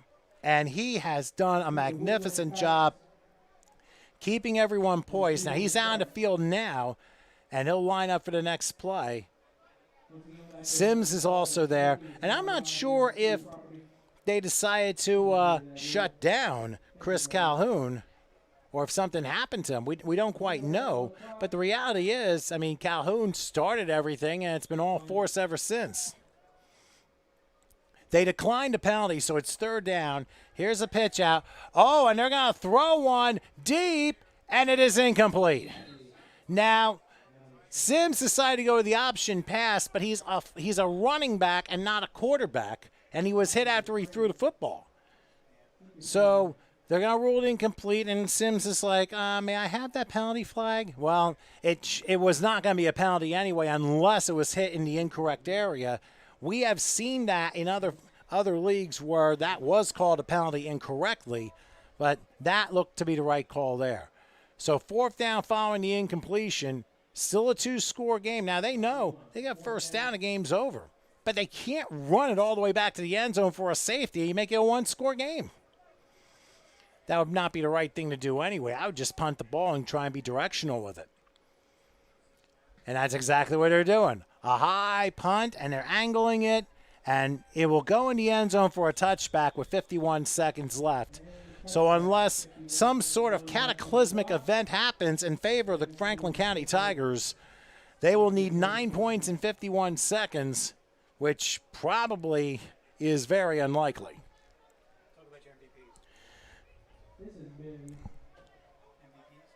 As far as the MVP of the game is concerned, there are a lot of people that you could easily give for the folks from Aston, Alabama. That's a hard question for this particular game because Sims was able to keep the momentum going and get the other score with a 30-yard touchdown run and then running into 2-point conversion.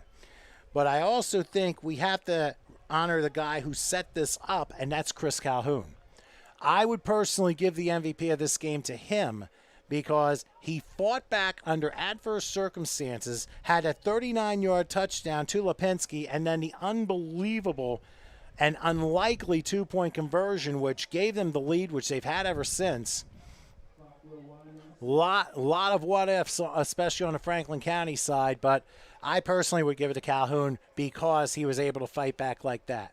All right, first down. Here's a lob, and the pass is caught, running to about the 30. He's got to step out of bounds. They only have one timeout, but instead he makes a right turn and goes down at the 36-yard line. Martinez Grant, who has done a nice job on the part of Franklin County side, now with 37 seconds left, looks like Franklin County is going to use their last timeout.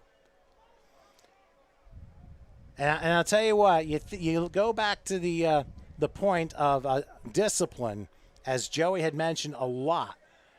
That has been, I think, the biggest difference in the game and the biggest downfall for the Tigers. Remember, they had this tremendous catch by Grant back in the second quarter, but then taunting sent them back 15 yards. It still didn't affect the outcome for their only touchdown, but you look back and you don't forget about these little things like that.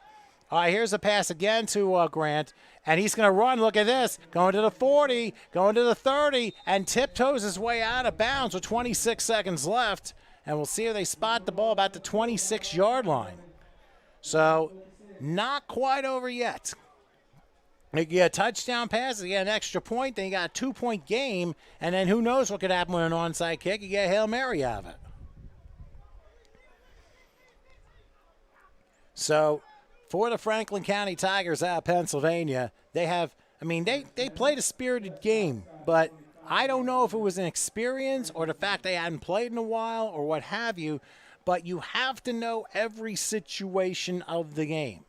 And you basically have to do it on the fly. Know where you are and know what you need to do next, basically within a fraction of a split second. So they break the huddle. It is 1st and 10 from the 26. Right now the Force, they're giving them all the yards they can. They want to just try and prevent them from scoring to make it impossible for them to come back. Oh, by the way, speaking of back, here's the pass going right side, and it is juggled and incomplete. Cooper Hastings is back in the game. I forgot to mention that. tried to get a pass over to Dustin Utsi, who juggled and couldn't come down with it. Can you imagine if he did? Because then things would very quickly change for the final 19 seconds. But if there's to be any hope, any sliver of hope remaining for a miracle, they need to convert now because it is a 2-score game. So 2nd and 10 for the Tigers. They are at the forced 26-yard line. Again, empty gun. They will go heavy left on this. Let's see what Hastings will do. He's had a nice game, but of course, getting hurt didn't help him in the 4th quarter. He's back to pass. He's looking. He needs to go for the end zone. He's going to wait. Now he's going to throw through the hands and incomplete. That was Demon Seabrook, the intended receiver. Couldn't come down with it. Now we're down to 11 seconds left. If they don't score on this next play, there's no hope. But it all depends also how much time they have left. They have no timeouts. I mean, if the next play is long and it goes like 7 seconds, you got 4 seconds left, 4th down, and you have no shot. But we'll see what happens here as once again they try and huddle up and figure out what to do on 3rd and 10. This time they go heavy on the right, empty gun again for Hastings with 11 seconds left. He'll wait to snap. He's looking. He lobs. Pass is caught. And being caught in the bear hug is Dwayne Ellis Jr. He stops short, and that's going to be the ball game as his forward progress was stopped before he got out of bounds. The game is over, and the Soja Force from Anniston, Alabama, a resilient, gutsy performance coming from 7-0 down the final quarter and getting a few huge breaks along the way. They defeat the Franklin County Tigers by a score of 16-7 here at Potomac High School, finishing Game 2 of this quadruple header and winners of the 2021 Independence Bowl. And Joey, of course, is going to be interviewing the Anniston people in just a few moments, of course, on Facebook, so keep your eyes out on that. In the meantime, don't forget, coming up around the 4 o'clock hour, the Woodland Tigers take on the 300 Spartans in the 3A National Bowl. That'll be coming up next a little bit after 4 o'clock. We will be back for the start of that game at that point. But for now, your final score here from Potomac High School, the Soja Force 16 and the Franklin County Tigers 7. Come back with us in a little bit for Game 3 of the quadruple header.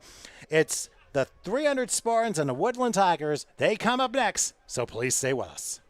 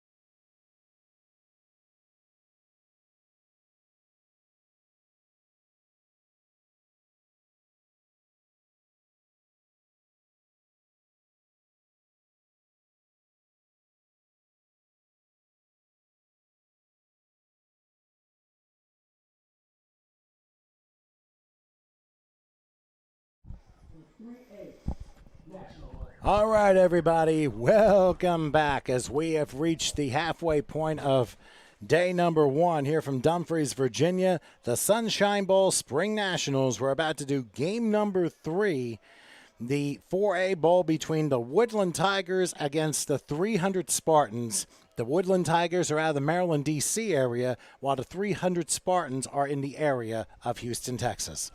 Once again, we thank you for joining us. I'm Tom Wilkins, along with Joey Blaze, Howard Gabriel with the controls, Chris taking care of the end zone camera, somewhere I'd say. But very interesting matchup. You got the Woodland Tigers who, these are two teams who have had championships already, and now you're dealing with basically two different styles, two different feelings of football, and you're looking for another fantastic game. And Joey, you look for these two. What do you expect? I'm expecting the Tigers to come out well coached and well disciplined. You talk about their head coach, James Battle, their OC, Keith Ray, a couple guys I've got to know from the flag circuit as well. Two great football minds who are very much capable of putting together a game plan to get the win here against this 300 Spartans team coming all the way from Houston, Texas. We'll see what they're going to have in store for the Tigers. Worlds collide here, Texas versus Maryland, D.C., DMV area. This is going to be an interesting matchup. We'll see how it goes.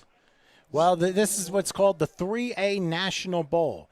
Now, the Woodland Tigers were the ECFA champions with a 10-3 record. The 300 Spartans out of Houston, they are the BSFL champions and unblemished 13-0 record. Now, of course, on the Sunshine Bowl Facebook page, the question is, can the Tigers put a mark on the Spartans' unblemished record? We're going to be finding out in the next 2.5 hours for sure, but what do you think, Joe?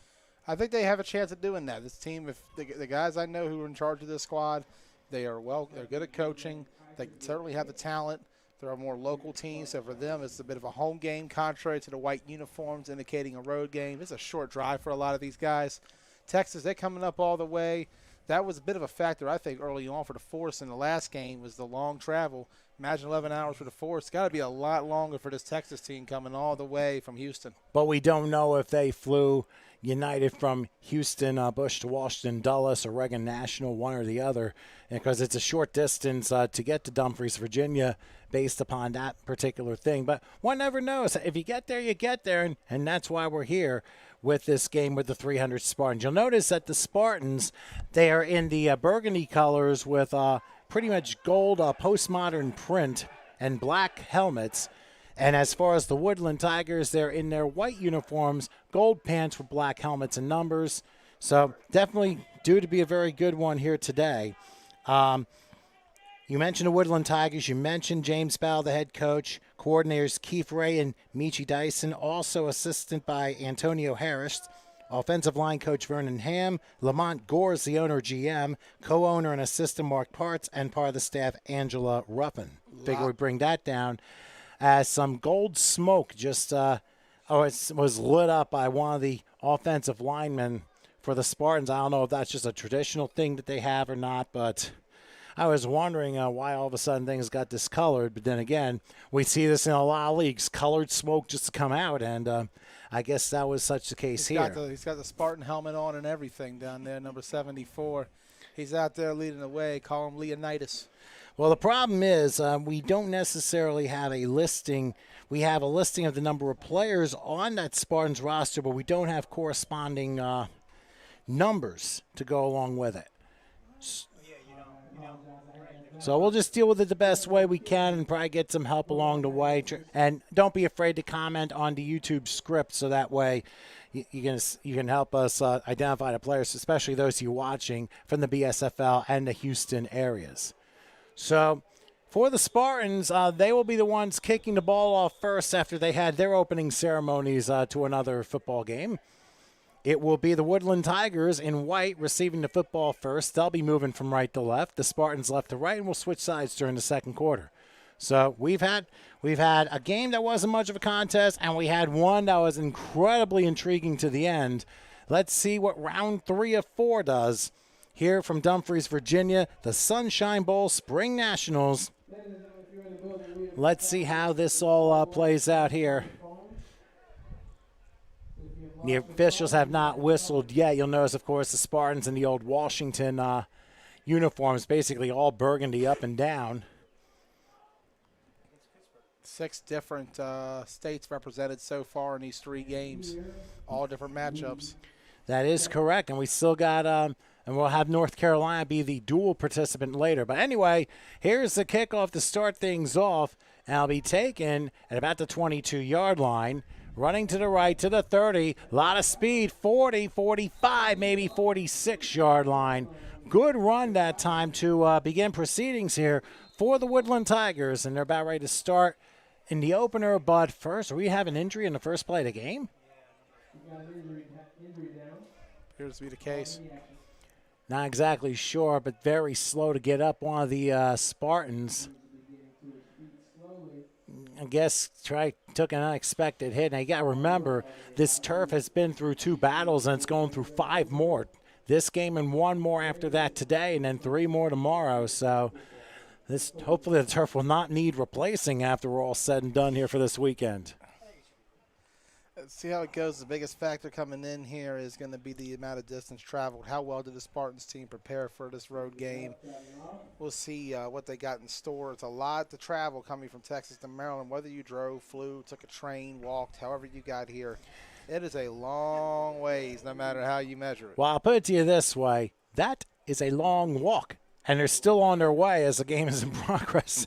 But anyway, the ball is spotted at the 46-yard line. So the Woodland Tigers, they will have 1st and 10 coming out from here, there. Coming out here early on in this pistol look. Looks like 1 fullback, 1 running back, quarterback in between the center and running back.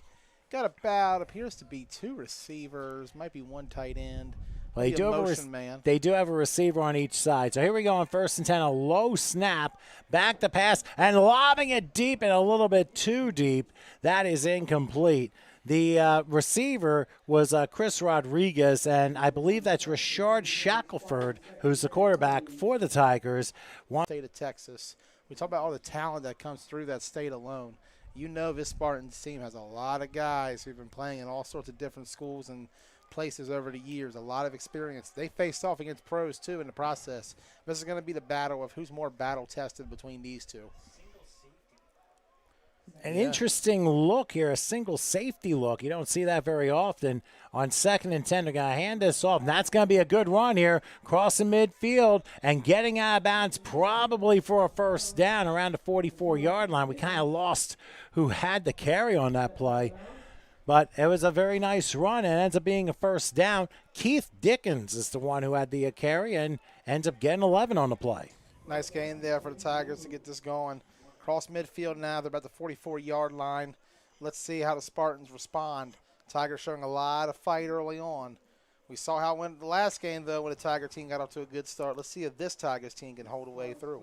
Well, right now, teams involving Tigers and Bengals are 0-2 in the 2 games that we've had so far, but we'll see if 3rd time will be the charm for the Woodland squad out of Maryland. So it'll be 1st and 10 from the 44-yard line of the Spartans. This time the lineup, they were going to line up in a regular set, and evidently we had a major crash happen on the snap, but flags are down. It's like, who jumped where? I believe that's going to be against the defense. Well, that might be one of those obvious showings or something, but, yeah, definitely an encroachment foul against the Spartans. I mean, you want to see what a hard hit is like in southern Texas? Watch this. Boom. Number 60, he's the one who's the center, and he ended up going completely backwards about 5 yards. He wasn't ready. Well, you need to be ready against a Spartan team. Everyone has their traditions, and it's just a matter of being ready for your opponent.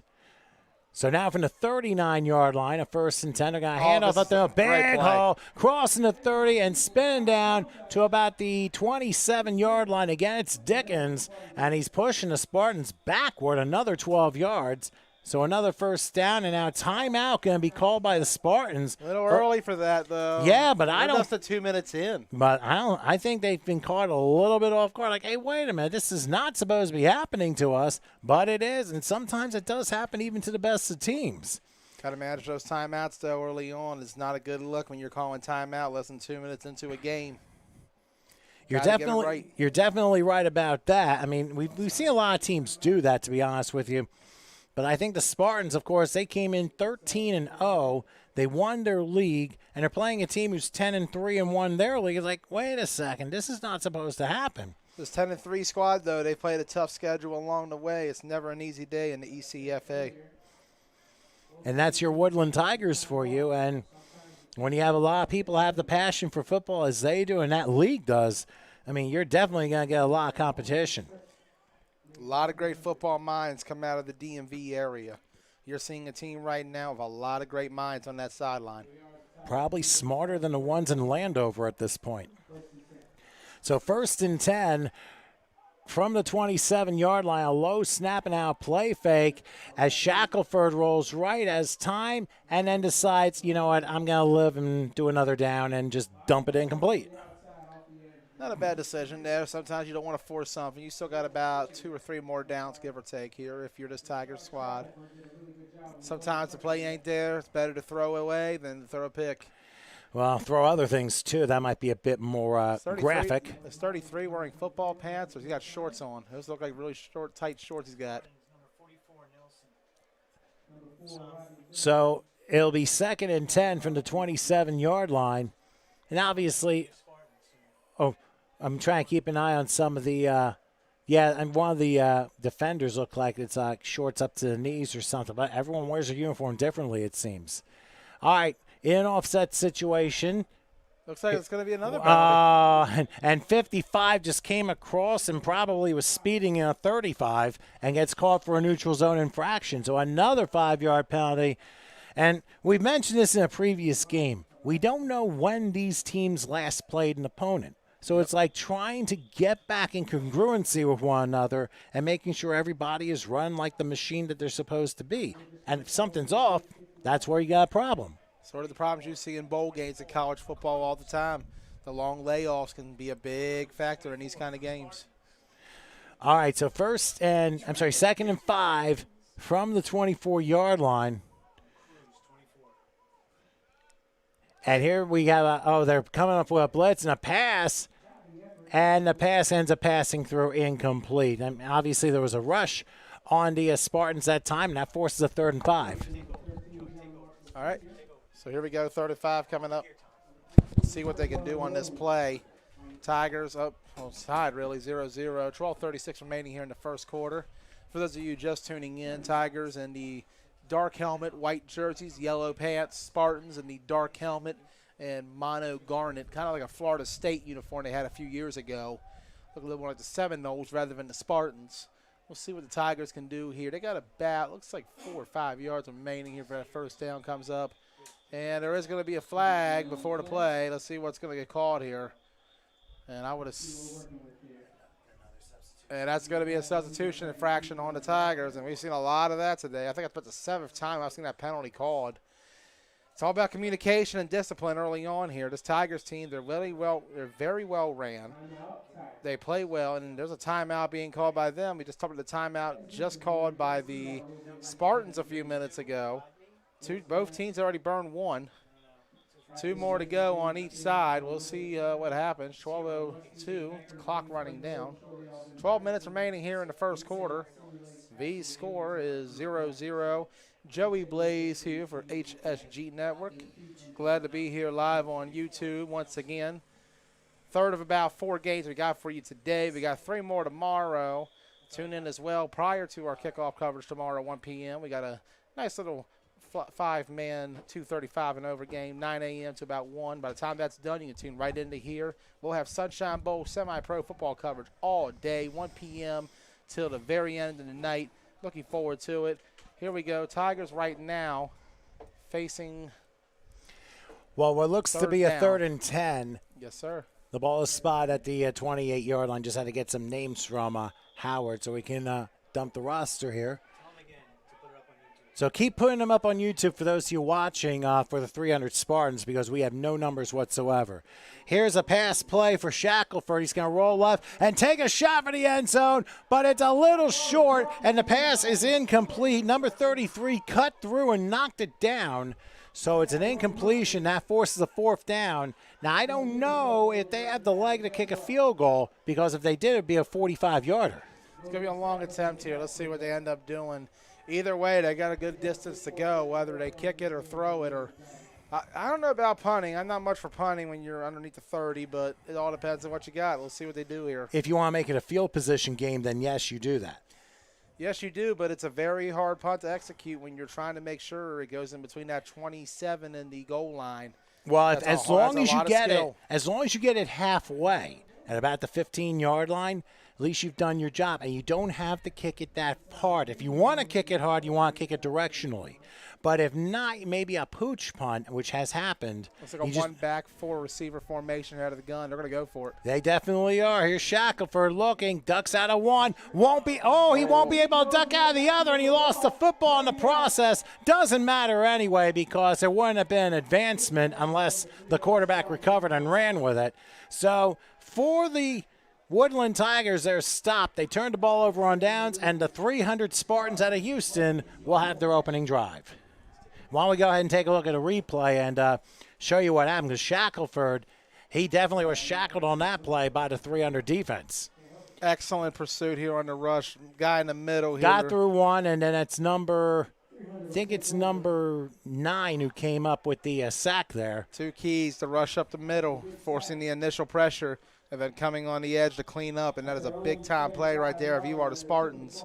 And right now they get an opportunity here for about 11:08 to go in the first quarter to show what this offense can do. All right, so it'll be 1st and 10 for the 300 Spartans. They will be at their own 35-yard line. Just a little bit of a delay to make sure everything is all set up.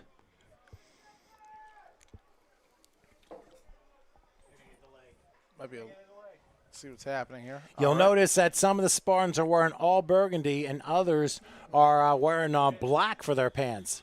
And somebody was yelling in my ear, there's going to be a delay. Well, guess what? There was. They took way too long to get set up. So another delay of game forces a 5-yard penalty, so that makes it 1st and 15 now. We've seen a lot of those today on all sides. Delay of games, substitution infractions, all the pre-game stuff, the pre-play stuff that you need to have down before you even start the play. A lot of teams are making mistakes there. See what they do here. Well, they're doing empty gun here on 1st and 10, and it's a jet sweep play going to about the 30-yard line. It's number 80 with a carry. Great pursuit, great defense there by the Tigers. They do not let it get too far out of the backfield. Don't think there is much, if any, gain at all there in that play. It's actually going to be a loss from the looks of it. Well, there's number 3, Rashard Shackelford, who's the quarterback of the Tigers. The 300 Spartans also have a number 3 as their quarterback. Is his name also Shackelford? No. Well, maybe the folks at YouTube watching can tell us. So it'll be 2nd and 17 from the 28 following a 2-yard loss. Once again, empty gun. They go heavy on the left. They send 80 in motion, now in reverse. And he's going to call his number. Crossing the 30, 35, sneaks through 40, 43-yard line. 15 yards out of the 17 needed. A nice play by the quarterback there and forces a 3rd and 2. Nice gain there. Big time play by the quarterback to get him in the middle, find a hole, and get towards closer to that first down, about a yard or 2 away. They're going to give him the 44, so that's a 16-yard pickup. It'll be 3rd and about a yard. Line against the 45. They're right at the 44. And this time to go I formation, but they do go 3-wide slot right, too. A lot of skilled players on there. They're gonna put a lot coming. in that box. And a handoff. They get through it to the 46-yard line of 1st down. That will be Xavier Norris with the carry. Number 0 makes sure it's a 1st down. He only needed a yard. He got 2. But I'll tell you, the Tigers came coming that time. It just didn't work. Just not enough there to get the stop, but just enough for the Spartans to get that 1st down, and just what this squad needed. Keep the momentum going. Keep the ball rolling. We're about 9.5 left in this half. Right now, this Spartans team is starting to get something going on offense. Let's see if they can finish the drive. That is going to be the biggest key to this. Well, it's actually 9.5 left in the opening quarter. This is the opening drive of the game for the 300 Spartans. They have 1st and 10 from the 46-yard line. They send 15 around in motion. They go at an inside handoff down to about the 49-yard line for a 3-yard pickup. That was 34 who had that one. So it ends up being a gain of 2 to the 48-yard line. But you have to understand about these squads from Texas. Football is king there, just like it is in Florida, just like it is in California. And you can understand the high standard of excellence every Texas team wants to have when it comes to football. I mean, collegiately, especially on a professional level, having a couple teams. I mean, it's enormous there. It is a huge deal, and that is a state of a lot of talent that runs very, very deep. A lot of people who are backups at Texas high schools can start in other states. Here's a handoff, and oh, goodness, the Tigers came crawling there. What a huge rush on the defensive front. That was Josh Weaver on defensive end who threw the back down for probably a 4-yard loss all the way back to the 44-yard line. Once again, this Tigers defense showing up front, trying to win that trench battle. They've been burned a few times on the run so far, but that time showing they can stand toe-to-toe with this Texas two-step. Well, unfortunately, it's a 2-drop at this point from the last play. But it is 3rd and 12 as the ball is spotted at their own 44-yard line. The 300 Spartans. They're going to line up in a 4-wide even set here. Let's see what number 3, the quarterback, decides to do. Back to his right. Looking to show blitz of the Tigers. And they're coming. Oh, he sneaks out. Look at this. He's going to run, but he crashes at the 49-yard line. Gets 5 on the play. But I'll tell you what, that quarterback is fast, and he is elusive. If you don't tackle him, he could be still running. And that is the kind of weapon that you need if you're this Texas squad to get something going early on. You got to make the defense account for him both on the ground and in the air. And right now, with the way they've been moving so far, the little bit of yards they can, they could show that they've been able to move it. But the biggest problem here now, 4th down and long, how many yards can they get? What is your play call here? Well, it's too early in the game. I would go with a punt, but it doesn't look like the Spartans are lining up for a punt because it's 4th and 7 from the 49 unless they're trying to take on another delay of game call. I don't think it'd be enough yards for a first. Maybe I think it's gonna be a little short if it's a delay game, but it would be 4th and 12 then. And it's a low pooch of a punt. Now, remember, and matter where you down it, and it's going to be at the 5-yard line. Number 80 picked it up. I'll tell you, that was one of the more unusual punts I've ever seen, and it ended up being a 46-yard punt that didn't even get 10 feet off the ground. This is what we call brilliant play design. Give the look that you're coming out in the regular shotgun formation. Make sure that Tigers team don't really have anybody who can make a play back there, and then as soon as the ball snapped, step up, boot it away. It's a surprise. It's an ambush. Tigers do not see it coming. And as a result, the ball down at the 5 now. They're going to have to drive the whole length of the field almost in order to score here. Let's see what this Tigers team can do with 6 minutes to go here in the first. So number 3, the quarterback, almost resembled Randall Cunningham in the way that he punted, even as a quarterback, because he always had some booming kicks. I'm sure everyone remembers the Giant Stadium one from the 80s. But he had 91-yard punt or something? Yeah, and you go back to it, the emphasis on punt, pass, and kick. Get you a quarterback who can do both. In this case, all 3. Here's a handoff on 1st down and getting off the right tackle, down for maybe a couple yards to the 7. It'll be 2nd and they're going to say it's only a yard, so 2nd and 9 from the 7-yard line. They're going to give him a yard and a half here. They're going to start. They start at the 6.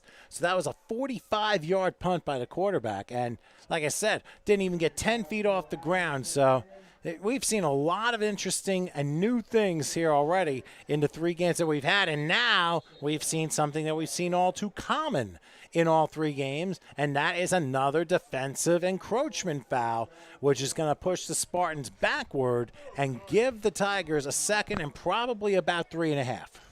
And that's not what you need right now. We talked about how penalties kill the earlier teams, whether it be the Bengals or Franklin County Tigers. And right now, Spartans, you should not be letting up. Do not let them get any sort of inch in these kind of games. You've got to push back. Can't let the small mistakes get you in the end. On 2nd and about 4, here's a handoff rushing to about the 15. He's going to get to about the 18 maybe, and that's going to be enough for a 1st down. So that's going to be a 6-yard pickup, and they move the chains again. So the Tigers, I mean, they've been pretty steadfast with their play calling so far. It's just a matter of executing late, which might make the difference in this game. And that's going to be the biggest key, execution at the end of the day. Consistency as well. Right now, the Tigers have shown they can move the ball down the field. They're getting out of that hole at the moment. Just what they need. First down coming up. So first down now, a handoff to about the 20-yard line. That's Keith Dickens again. He was basically being a mean pinball and bouncing off a bunch of Spartans. Ends up picking up about 4. They're going to give him the 22-yard line. There we go, 4-yard gain. 2nd and 6 is coming. 2nd and 6 is coming up. Tigers currently tied at 0 with the Spartans. 3rd drive of the game. 2nd one for the Tigers. Spartans already had one. Tigers drove down the field early on, unable to score, however. Spartans didn't really get anywhere, but that punt backed them up to the 5 for the Tigers, only for Woodland to respond right away. They're at the 21, it appears to be right now. They've gotten about 16 on this drive. They got 4 on that left side coming up. Let's see what happens here. So a diamond formation. Is that a lateral? Yeah, it ends up being a lateral. There was a heading off to John Marshall, the receiver. It was a backward pass. Or are they going to rule it incomplete? Incomplete. So make it 3rd and 6. That looked a little close, I'll tell you that much. Hey, no loss, no foul there. They don't get the completion, but at the same time, they don't lose the yards either. Still have an opportunity here in about 3rd and looks like 6. Let's see what they can do. Be interesting to see what James Battle decides to do with this play design. 3rd and 6, ball spot at the 22-yard line.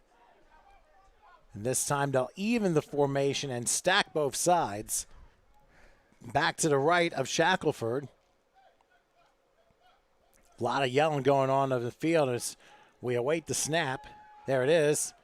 Quick pass. Caught, and it'll be taken to about the 23. Not much there. I think it was Chris Rodriguez who had the catch, but it was such a slow developing play that I never had a chance to get themselves going. And that's something you don't need right now. You got to have the right timing to beat the Spartans team. You got to play up tempo. 3 minutes to go here in the first. They're going to probably punt it here, if anything. Yeah, but you got to remember they start at their own 6-yard line, and to get out and at least get in a little bit of better position, that will help. But what needs to happen now for the Tigers is get a real good punt off. First thing they got to do, make sure that center to punt exchange is there. That's the biggest key to a play is the beginning. If you don't have that, you got nothing. Or you're bound to have so many things go wrong, that is for sure. They finally get, they want to make sure that everyone is out there. Dennis Hensley, I believe, is the one who punts. And he will not be able to punt as there might be too much time yet again. Yep, delay a game against Woodland. I mean, they had the personnel, and they were checking to make sure they had 11 guys on the field. They just took too long. Too common of a penalty so far in this tournament, in this whole event, really. We've seen it back and forth with so many teams so far just unable to keep discipline. A lot of penalties pre-snap today. Makes you really wonder. The play clock has been very fast because I think it's the same officiating crew for all the games so far. And they'll be doing the final game as well, which will be coming up around 7 o'clock. Oh, here's a one-up snap. They better hurry it up, and they get it, and it was tipped. It was tipped, but the good news is it takes a bounce, and here come the Spartans. Number 1 has it, going to about midfield, scattering to about the 40-yard line, but there is a flag down back at their own 45. You're probably thinking a hold or an illegal block. So if anything, the Tigers caught a huge break. Despite the tipped block, they get a couple of bounces. The Spartans recover and return it, and now they're going to get hit with a hold or an illegal block probably. Why don't we take a look at a replay of what happened on this block? Like I said, it's Hensley, number 33, who's at the punt. It's going to be about a couple seconds here. Setting up. Going to make sure that he has everything Let's see off. what happens on that snap. Looks like he's not ready yet. He calls for the snap here. And It's a one-hopper. He grabs it. Now, it's tipped, so there's no roughing. Yeah. And then right here, now watch the block that happens here. Yeah, block in the back. Yep. So that's going to penalize him 10 yards further. So a huge break on the part of those Woodland Tigers. I mean, the punt was partially blocked, but they got the bounce, and they're going to get an additional 10 yards because of the illegal block. So that will push the 300 Spartans back to the 35-yard line. So if you're thinking net, that's a 42-yard net. And that's exactly what this Tigers team needed to do. Actually, a Flip the field. 47-yard net. Forgot about the delay of game. And when you consider where they started at the 5-yard line, the ball has gone up by about 60 yards since then. That's a big changeover in yards from where they started that last drive to where they're beginning here. So you got to give it to this Tigers. They don't score. However, they do push them back towards that 35-yard line. So got to make them drive 65. Let's see if they can drive. Well, you can drive 70 in Virginia. 1st and 10 from the 35-yard line. And I think some spots in Texas it's 80, believe it or not, like on I-20 in Abilene. But anyway, 1st and 10 from the 35-yard line. I believe the name is Edwards, a quarterback. But as he waits to snap, he awaits a flag and a false start on the Spartans. So that backs it up 5 yards. A lot of pre-snap penalties today. A whole lot of pre-snap I remember penalties. doing an all-star game some years ago. Like the first 10 to 15 plays were all delay of games, false starts, or offsides. And those are the all-stars. Yeah. I hate to see the rest of the league. Well, if you think about it too, the final score of the game was 3-0, and it was on the opening drive of the game. So that was a bizarre set here. But anyway, 1st and 15 now, as the ball is at the 30-yard line. Edwards between split backs has that 80 character in motion, and they give the 0. And that is Norris. Norris goes across the 40 to the 41, so he's got a nice gain of 11 yards on the play. So on 1st and 15, they make it 2nd and 4. Excellent play design, excellent blocking up front by the Spartan squad. Running back able to find that hole and just run right through on that left side towards that Tiger sideline. That helps cut the field down a good bit. We'll see. It's about a 2nd and 4 coming up, it does appear. So let's see what this Spartans team could do offensively. They lost 5 yards to start. They get 11 right back. Here we go. All right, 2nd and a pretty long 4 as the Spartans line up here. Again, between split backs, they're going to go 3 wide slot left here. Edwards will wait the snap. He gets, it's a run, looking up the middle to about the 43-yard line, so about 2 yards on the play. That's 34 on that one. And now force a 3rd and probably 2, and to probably get one more play before quarter time. Yep, about under a minute to go. We're at 45, 44, 43. Let's see what the Spartans decide to do here before the quarter ends. We should, like I said, should have like one more in, and then we'll start the 2nd quarter. Ball now at about the 43-yard line of the Spartans. They got to go about 57 if they want to get that 6 points. Let's see what they do. All right, here we go on 3rd and 2, probably the last play of the 1st quarter. This time it is basically lined up with a heavy set on the right. Edwards awaits a shotgun snap. He'll take, and he's going to call his own number. And he goes down the line of scrimmage. That's a nice tackle and beautifully done by the Tigers. And I think that might have been Victor Perry, the linebacker, with some help from Josh Weaver. And we have reached quarter time here in Potomac. So why don't we take this break and reset after 1. No score with the 300 Spartans and the Woodland Tigers. We'll do quarter number 2 right after this.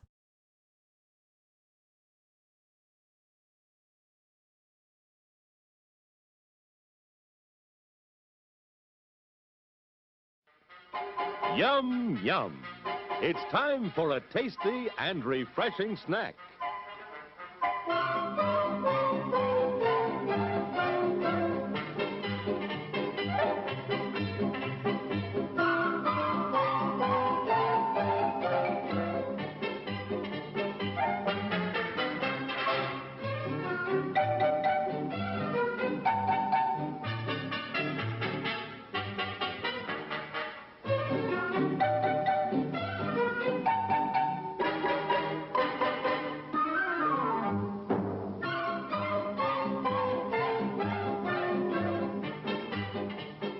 Promise to satisfy your hunger, your thirst, your sweet tooth. So visit our refreshment center now. Let's go!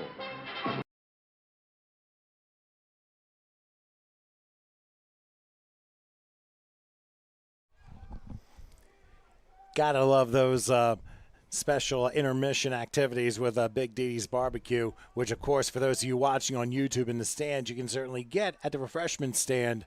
That's what's being served.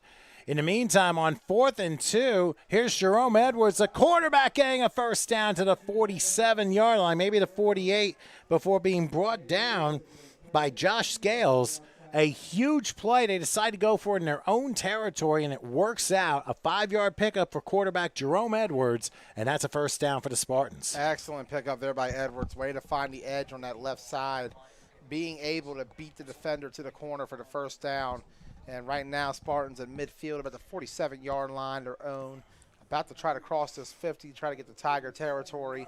Let's see what this offense does, and let's see how the defense adjusts.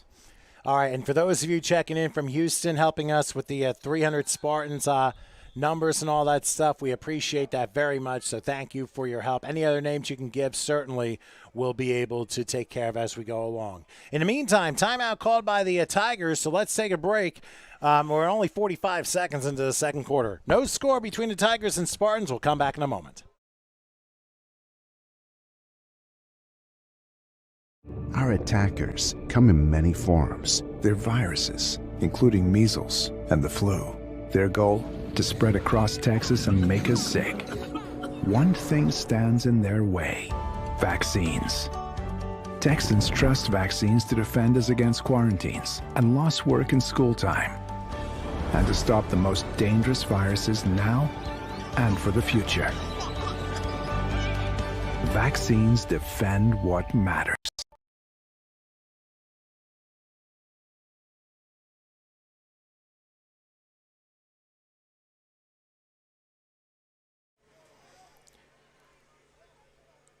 We are back here at the Sunshine Bowl Spring Nationals here in Dumfries, Virginia at Potomac High School. Game 3 of 4 between the Woodland Tigers and the 300 Spartans. Of course, one more game to follow here in this quadruple header here on the HSG Network. We're very happy you're with us. I'm Tom Wilkins, Joey Blaze with me, Howard Gaber behind the controls, and Chris taking care of the end zone camera. So following the timeout by the Tigers, each team with 2 timeouts left. The Spartans actually called one like in the first minute and a half of the game. So first and 10. We'll see what the Spartans do. Whoops. Everyone jumps and no play. By the way, the field judge just made a 30-yard pickup, except he caught it out of bounds. So no play. It's going to be a neutral zone infraction against the Tigers. So 5-yard penalty there. I feel like for every first down we've had a penalty go with it. Yeah, that's what it seems like. But a lot of times these games where they haven't played in so long, this tends to be what the mantra is. So it ends up being 1st and 5, and now the Spartans are in Woodland territory at the 48-yard line. Again, quarterbacking is Jerome Edwards. He'll be standing in the shotgun as they're going to go 3-wide slot right. Now Edwards tapping his helmet, probably changing the play silently. Here's a handoff up the middle, and a booming hit down to 45, down to about maybe to 43, maybe a first down. Get hit that first time. Some guys stay down, some guys get right back up. They're ready for the pain. Here's Edwards taking 1st and 10 all the way down. Oh, he's still going. He snuck out of another tackle until finally Derek Wallace brings him down at about the 31-yard line. Now flags go down and a little bit of pushing and shoving, and now a hat goes down. So here comes, let's just say we're going to take a little while to sort these penalties out, unfortunately. It's going to be a little bit, and once again, penalties are hurting both sides, and right now, in a game like this where it's too tight, it's 0-0, you cannot afford small mistakes like that to come back and bite you in this kind of game. Well, we're going to have a little bit of a delay as officials discuss the ones who have broken the football law here on that last play. There are a couple flags, a hat went down, so obviously that means multiple penalties. If there are more penalties than that, what else do you throw? Exactly. I don't want to know. But anyway, just to recap the first 2 games while we wait for the calls, and actually they're going to come out now with those calls. There's probably going to be an unsportsmanlike call somewhere, and it is going to be against the Spartans, and that's going to be a 15-yard penalty because it happened after the play. Oh, I'm sorry, they're going to offset the unsportsmanlikes because there's one on each team. So that's going to make it. That should make it 1st and 10 from the 31-yard line.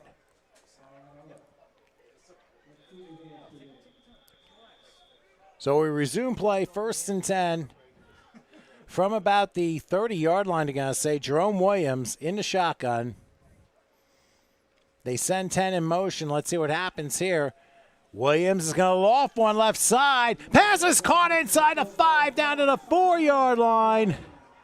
Number 1 comes up, and he makes it known. I mean, it was like I had some air there, but good leap for number 1 who grabs it. It's a 26-yard pickup, and it's 1st and goal from the 4-yard line. By the way, the 2 games earlier today, the Fayetteville Commandos came through with a 50-8 win over the Brooklyn Bengals, and the Soja Force, in one of the most resilient performances I have seen, they defeated the Franklin County Tigers coming from behind, winning 16-7, all 16 points in the final quarter, and a bizarre conversion, which basically turned the entire game around. So now Jerome Williams, standing in the shotgun, 1st and goal from the 5-yard line. Sends 80 in motion here. He'll take the snap, call his number. Oh, he's thrown down, but was he thrown down legally? Yes, he was. Yeah, he was thrown down the back. I thought there was a potential of a face mask possibility, but it didn't happen that way. I believe it was David Williams who came through with the throwdown. Incidentally, Joey has stepped out for a couple minutes, so we're going to be rejoined by Howard Gaber in a moment or two. I forgot to bring the wipes over. My bad. But anyway, a big 2-yard loss here, and the Spartans looking to draw first blood in this game. In the first game, and second game rather, between the Force and the Tigers, we didn't have anything till midway second quarter. So now the Spartans will line up, and now we're going to have a timeout called by the Tigers, so they use their second. So we'll get Howard in there in just a couple minutes. First to break with 11:42 left in the half, and still no score. We'll see if the Spartans draw first blood right after this.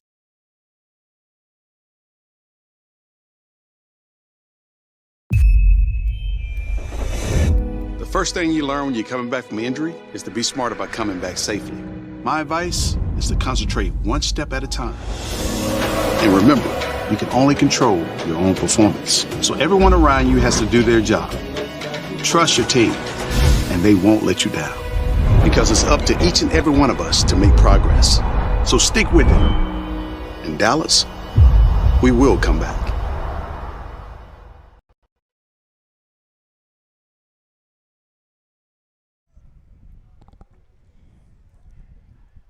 Okay, following the timeout by the Tigers, they're down to 1 left here in this first half. The Spartans have 2. They used the timeout first 2 minutes of the game.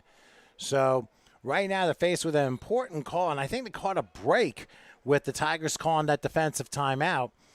11:42 left till halftime, and really it's been a field position game and who's been executing. And as of right now, the 300 Spartans, who of course they went unbeaten in their league. They run 13-0, won the BSFL championship, and they're having a little bit of a battle here with this Woodland Tigers team out of the Maryland, D.C. area. And Tom, let me tell you, the Maryland team is battle tested. I mean, they played against the DMV Legends. They played against the Tomahawks, the RVA Tomahawks. So they're battle tested. So this is no slouch out there. So 2nd and goal from the 7-yard line. Jerome Williams will take the snap. Handoff up the middle, bouncing across. Oh, they were ready for him. They were ready for him. And bringing him down was Christian Alston, who is also he was listed as a quarterback, but he's also a linebacker. Hey, why not? Why not? You know, it's funny because, you know, they're playing the ECFA, which again has ended because it was a spring league and we're in the summer now. So you don't know if, you know, they picked up a couple guys from a couple other teams, you know, did a little scouting because, you know, mostly it's your own roster to play in, especially in these type of bowl games. If there are guys that are available because your guys aren't, it's always good to try, you know, get them into practice, get them on the field. Well, you're not going to believe this, but the Spartans, they're going to use their second timeout. So chess game here, and we will keep it here right now with no score in the game. But you're looking at this, Howard. I mean, obviously, sometimes you have roster changes, and now the official just lost a bunch of cards as the wind has really picked up picking up on the field. You know, we're hoping we can keep the eagle up down in the end zone there the whole game because, you know, we don't feel it up here, But you can see the trees behind us moving and stuff, but there's no wind on the other side. So I don't know if it's just simply on the field or if it's above the field. So not exactly sure, but to be quite honest. What's the Doppler there, Wilkins? Well, I mean, give us the Doppler. Well, I'm obviously going to double check. I mean, this morning, this area did have a little bit of light rain, but then that dissipated before kickoff. We're still at 83 degrees, feels like 70 right now in, what do you know, the town of Woodbridge, Virginia. From a wind standpoint, I mean, you got winds. Right now, it's breezy, and pretty much for the rest of the night, winds will be blowing like maybe 10 to 15 miles an hour. So it is breezy, and the wind is blowing right to left at the moment. Any rain, Tom? Any rain in the forecast? I don't see any rain in the forecast at the moment. Actually, I stand corrected. There is a little shower like northwest D.C. and then south of Fredericksburg. But other than that, we're pretty much in clear. That's what I said, that the chance of rain is pretty minimal, although it has raised to like 15%. And if you want to count today, it was 100% because it did rain. And Tom will be appearing on the News 5 newscast at 11:30 tonight, or 11 o'clock, so please make sure you watch. Fox 5 D.C., Atlanta, or New York. I don't know. Anyway, 3rd and goal. Here is a pass, and it is going to be – oh, I thought he caught it. Nope. It is incomplete in double coverage. Oof. That was a big throw by Jerome Edwards, but the receiver couldn't quite come down with it. It is incomplete.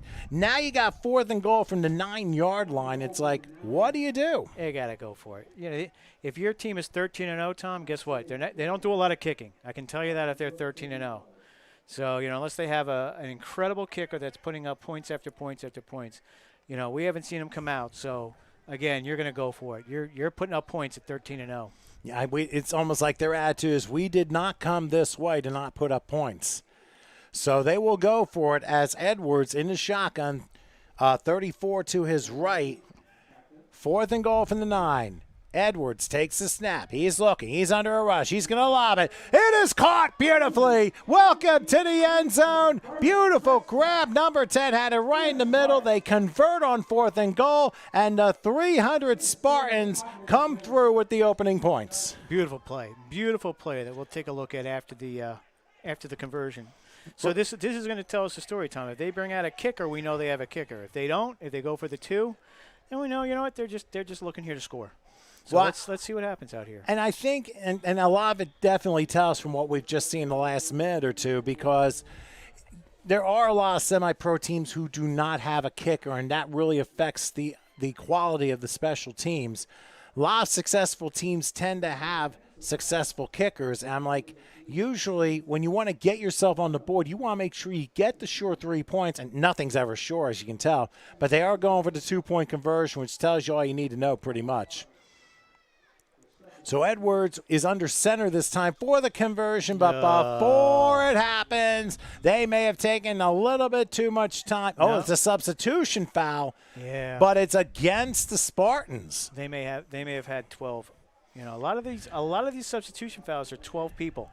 So someone's coming off and 2 people are going on, which happens a lot when you haven't played in a while, because what's going on is a guy's on the field and he's tapping his helmet going, I need a sub, I need a sub, I need a sub. And somebody says, okay, I'll go in for you. Little do you know that there's a guy that's already marked that if this guy goes out, you go in.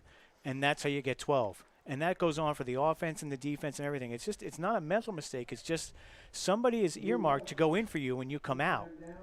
And I think that may have a lot to do with it, and sometimes timing has a lot to do with it and all, but in any case, the substitution foul forces the conversion at the 7-yard line. Edwards, with just a back behind him, takes it, play fake, lobs it, and it is caught, but did he get in? Oh, no, he never had possession. It is incomplete. So the conversion fails, and the Spartans will hold on to that 6-0 lead. I don't know if we had a chance to see that touchdown catch, and maybe our YouTube friends can help us. Who is that number 10 guy? We will check.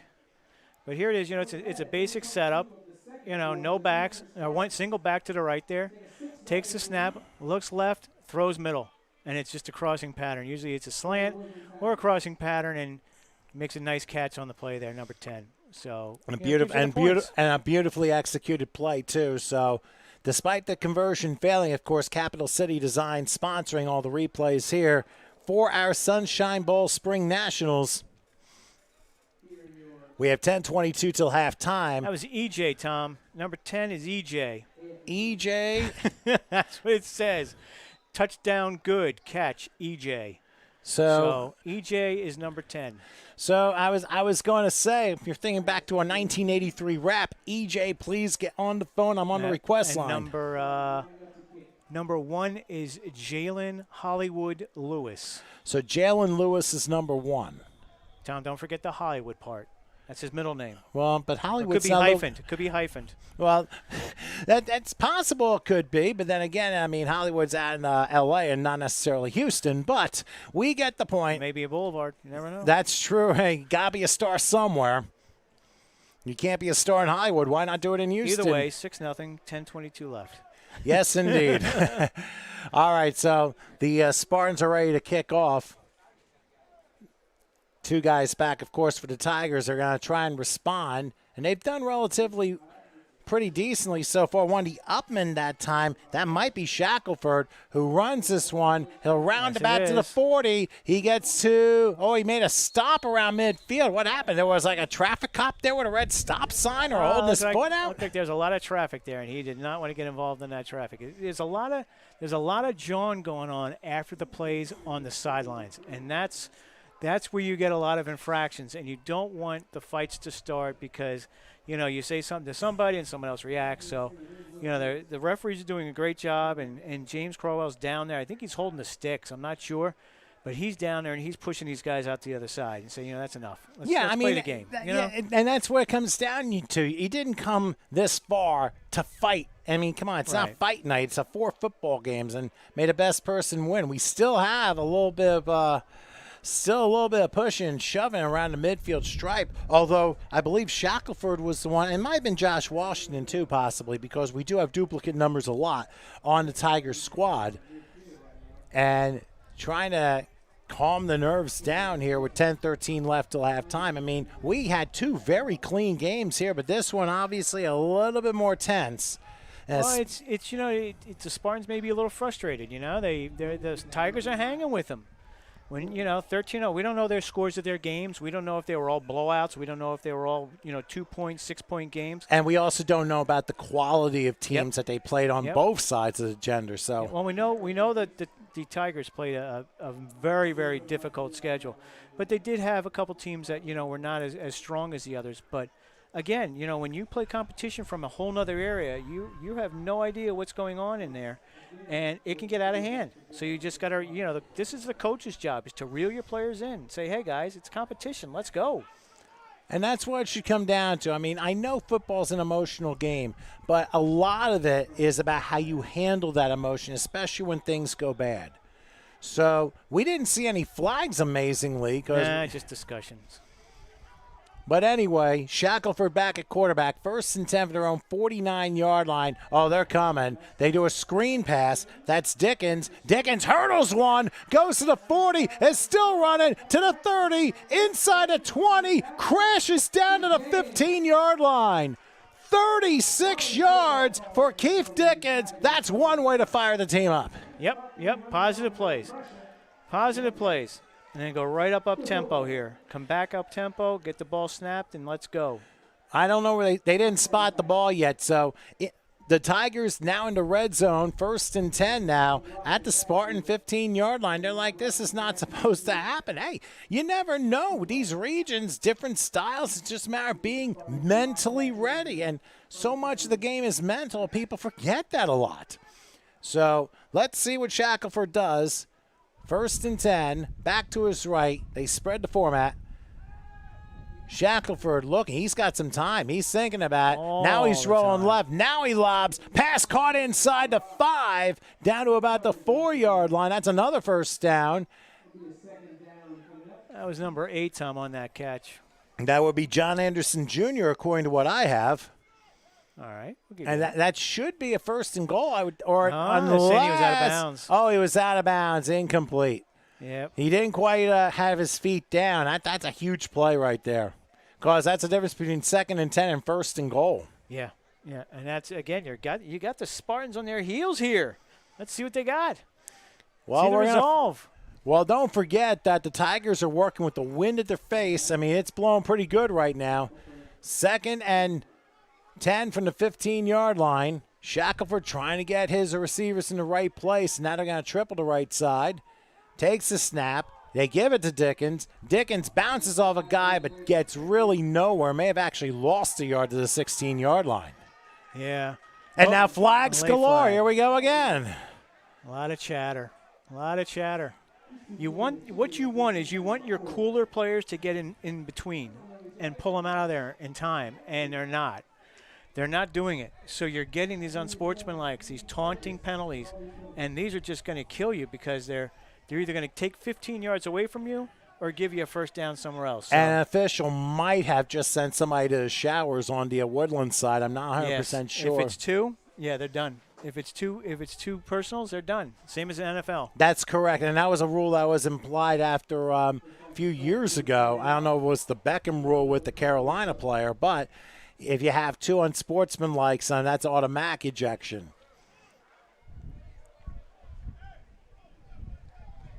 They were going to break for 3rd down, but they haven't really signaled as to who had the penalties, but I'm assuming at least one, has to be on the Tigers. And the down counts because it happened after the play. Yeah. Yep. Well, let's see what they call because, this is pivotal here, especially it's a 3rd and 10. And these are things you want to try to avoid, especially in high-profile games like this. And sometimes players forget basically the fundamental principle as to why they're here in the first place. It's not to cause havoc. It's about winning, not destroying, if you want to call it that. And again, you're facing adversity. That's what you're doing out there. You're facing adversity, and some people react different ways when they face adversity. So, you learn a lot about your teammates because this is pretty much the end of your season. You got your spring league, you're done, and you're playing this championship game. So if if you win this game and you're done, you're done. That's it. You come back next season, start again, or you play for your summer team or your fall team. And you continue. But for some guys, this is it. This is the end of their season. They could be retiring after this game, Tom. You never know. Yeah, but I'll tell you what, not keeping a cooler head has absolutely cost the Tigers because following the play, the unsportsmanlike made it 15 yards. So now it'll be 3rd and 25 from all the way back to the 31-yard line. So that incompletion really changed the vibe of this entire drive. Here's Shackelford back to pass. He's going to roll. He's going to lob right through the hands and almost intercepted. Look out. That was a hard hit, too. Dante Jones was the intended receiver, and I don't know exactly what's going on. For a second, I thought the Spartans were fighting themselves for a moment, but somebody pulled somebody's helmet off, and that happens a lot with linemen because they get their hands up. And most of the linemen want to, I can remember Dave Shug Montgomery, a big name out there, mentioning 3 or 4 times the guy's hands in my face and in my face mask. That's a penalty. You need to call it. And they're going, well, it just comes up. No, that's not excusable because that's a referee. You got to, and we've seen it. You got to make the call. You got to make the call, Tom. You have to, and for the safety of all the players involved too. It quiets it down. The guy gets a call. You're right. Your hand was in his face mask. How else did you pull it off his head? That happened in the last game where a guy, I think it was for Soja and the Forest, they were tackled. I mean, the only way you're tackled was down with the face mask and basically ripped his helmet off. Yep. And it was an obvious 15-yard penalty. I mean, you can't fool around with things like that. Anyway, 4th and 25, and now whistles blow, and it'll be 4th and 30. Delay a game. What a surprise. They're just not giving up anything. I think the officials have had it, and they're going to blow the whistle as often as they can to stop every play. It's like that's enough. Can we just play? Right. So they went from being in scoring range to now 4th down, which they're going for it, believe it or not, and they're throwing a second quarter Hail Mary, which is caught. How about that? Welcome to the end zone on 4th and 30. What a catch by Chris Rodriguez. Wow.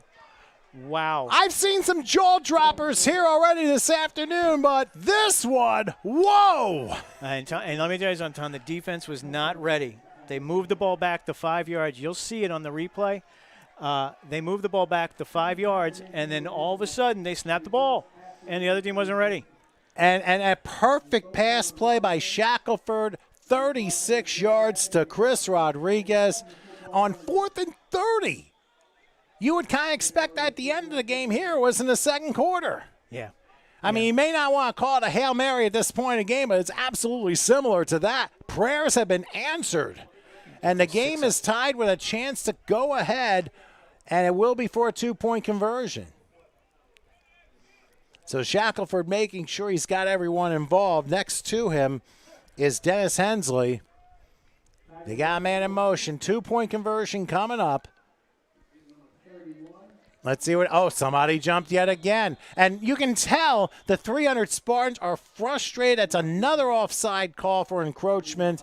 So now the conversion's going to be from the 1. They realize, like, what are we doing? Which way is he going? No, they ruled it offside. He did a little turn. He did a full 360 there on the line.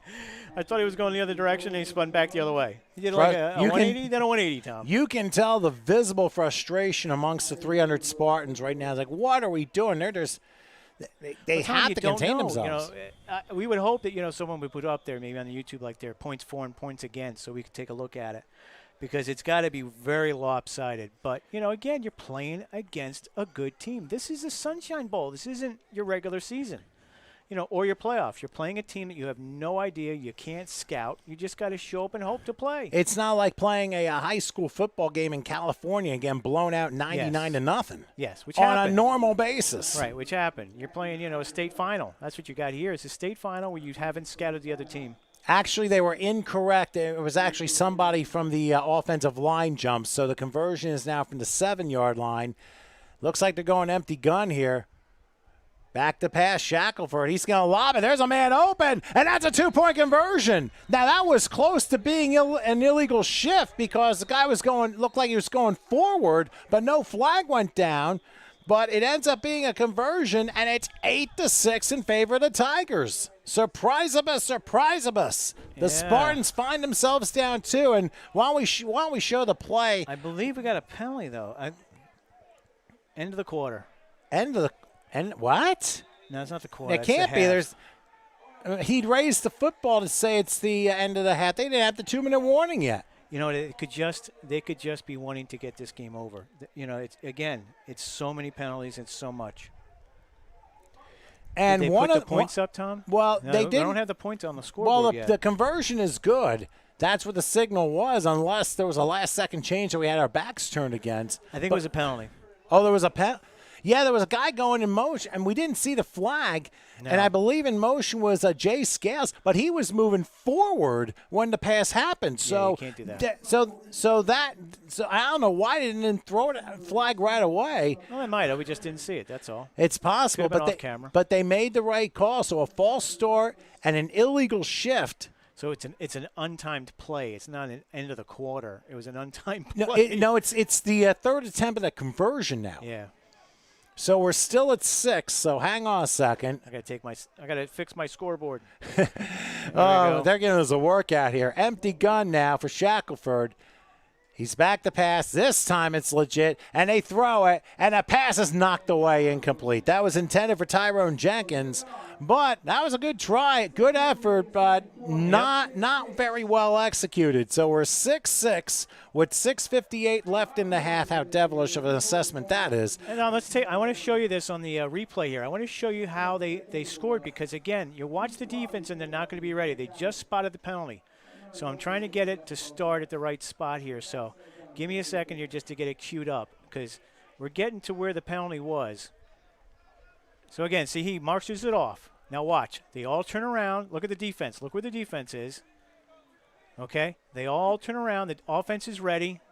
Look at this. They're clapping their hands. Let's go. They break Look at this. See? Defense breaks the huddle, not knowing what's being called. They go at the Hail Mary, and he catches it. We just can't see it because it's all the way in the end zone. He's all the way in the back of the end zone with the end zone. It's like, whoop, what happened here? But I wanted to show the other part, which was, again, they were not ready. They weren't ready for that at all. And, they picked it up, and you could see the linemen clapping, knowing, let's go. They're not ready.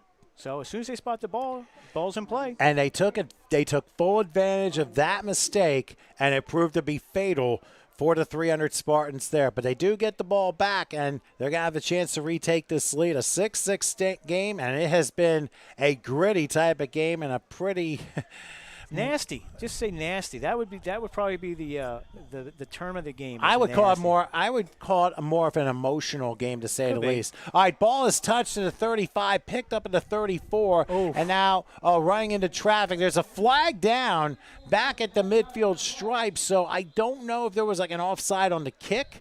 So we'll see what this is all about. Yeah, that's in the field of a hold or a block. But we'll wait. I mean, it's also possible it could have been an offside on the kick, but we'll see what the officials decide. That would be back at the 35, Tom, if that was offside. They wouldn't be there. They would and they would have to penalize 10 yards in the spot of where the receiver fielded it, like the 34-yard line. The officials haven't decided what exactly it is yet. He's signaling. He's looking back and forth and signaling. It looks like they're going to re-kick. No? Maybe. Well, they haven't signaled what the necessary call was. He's signaling that they're re-kicking. I guess they're gonna kick from the 40. Yes.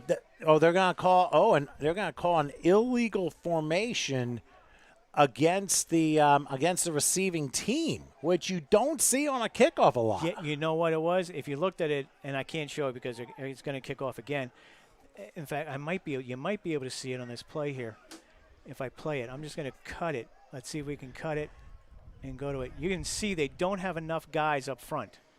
That's the problem. They have 4 guys on that first line, and you're supposed to have more. Oh, okay. That I was not aware of. See how they have 5 now? Yes. But the kickoff's still going to go to the 35-yard line, and literally down to the same spot. Number 5 brings it down to the 45. So really, in essence, it was more of a re-kick, and they're going to start. Yeah, you want to have it done right, though. And that's on the officials. That's a good call. You got to have the right number of guys up there. We've seen it with we've watched the women, and the women, it's no hold barred kickoffs. We had women in motion. You don't know where the balls are going to go when it comes to that particular league. league. Fumbles after the kicks and returning it. It was just, some leagues have rules. Some leagues, bend the rules, and some leagues, just let you play. And that's and it's whatever league decides. And you have to have some sort of common ground when you have 2 teams from different backgrounds going against each other, so that way it's fair. And that's again the problem here when you're playing in the Sunshine Bowl is you have 2 teams from completely different conferences and different styles. Okay, so it's 1st and 10 from the 45. Jerome Edwards back at quarterback. Flags are down to keep the play going, and that is EJ, who runs across midfield to the 47. There's a flag down, but it's going to be offside against the Tigers. Now the question is, do you go 2nd and 3 or 1st and 5? I go 2nd and 3. I go 2nd and 3 with 6:38 left in a quarter. You take the yards. Take the yards. 2nd and 3. Well, I think that's what they're going to do. So it's a 7-yard pickup. They refuse the penalty. 2nd and 3 now from the 48-yard line. Edwards, tempo, Tom. Yes, they are, and they spread it out evenly. Edwards in the shotgun, takes it, delayed handoff to EJ, who plows his way and maybe gets 2 to the 46, and that's why I would choose going 1st and 5 because that way, in case something messes up, you have an extra play. You still got 2 plays to get a yard. If you can't get a yard in 2 plays in semi-pro football, you shouldn't be playing. I'm sorry, thought I'd throw that out there. I don't know if you're trying to do a movie quote from a lesser-known football movie. But anyway, let's see what happens on 3rd and the yard. Spartans at the Tiger 46-yard line. We're in a 6-6 game with 6 minutes left till halftime and counting. Edwards making sure his receivers are lined up properly. For about an 8-yard loss. What a play.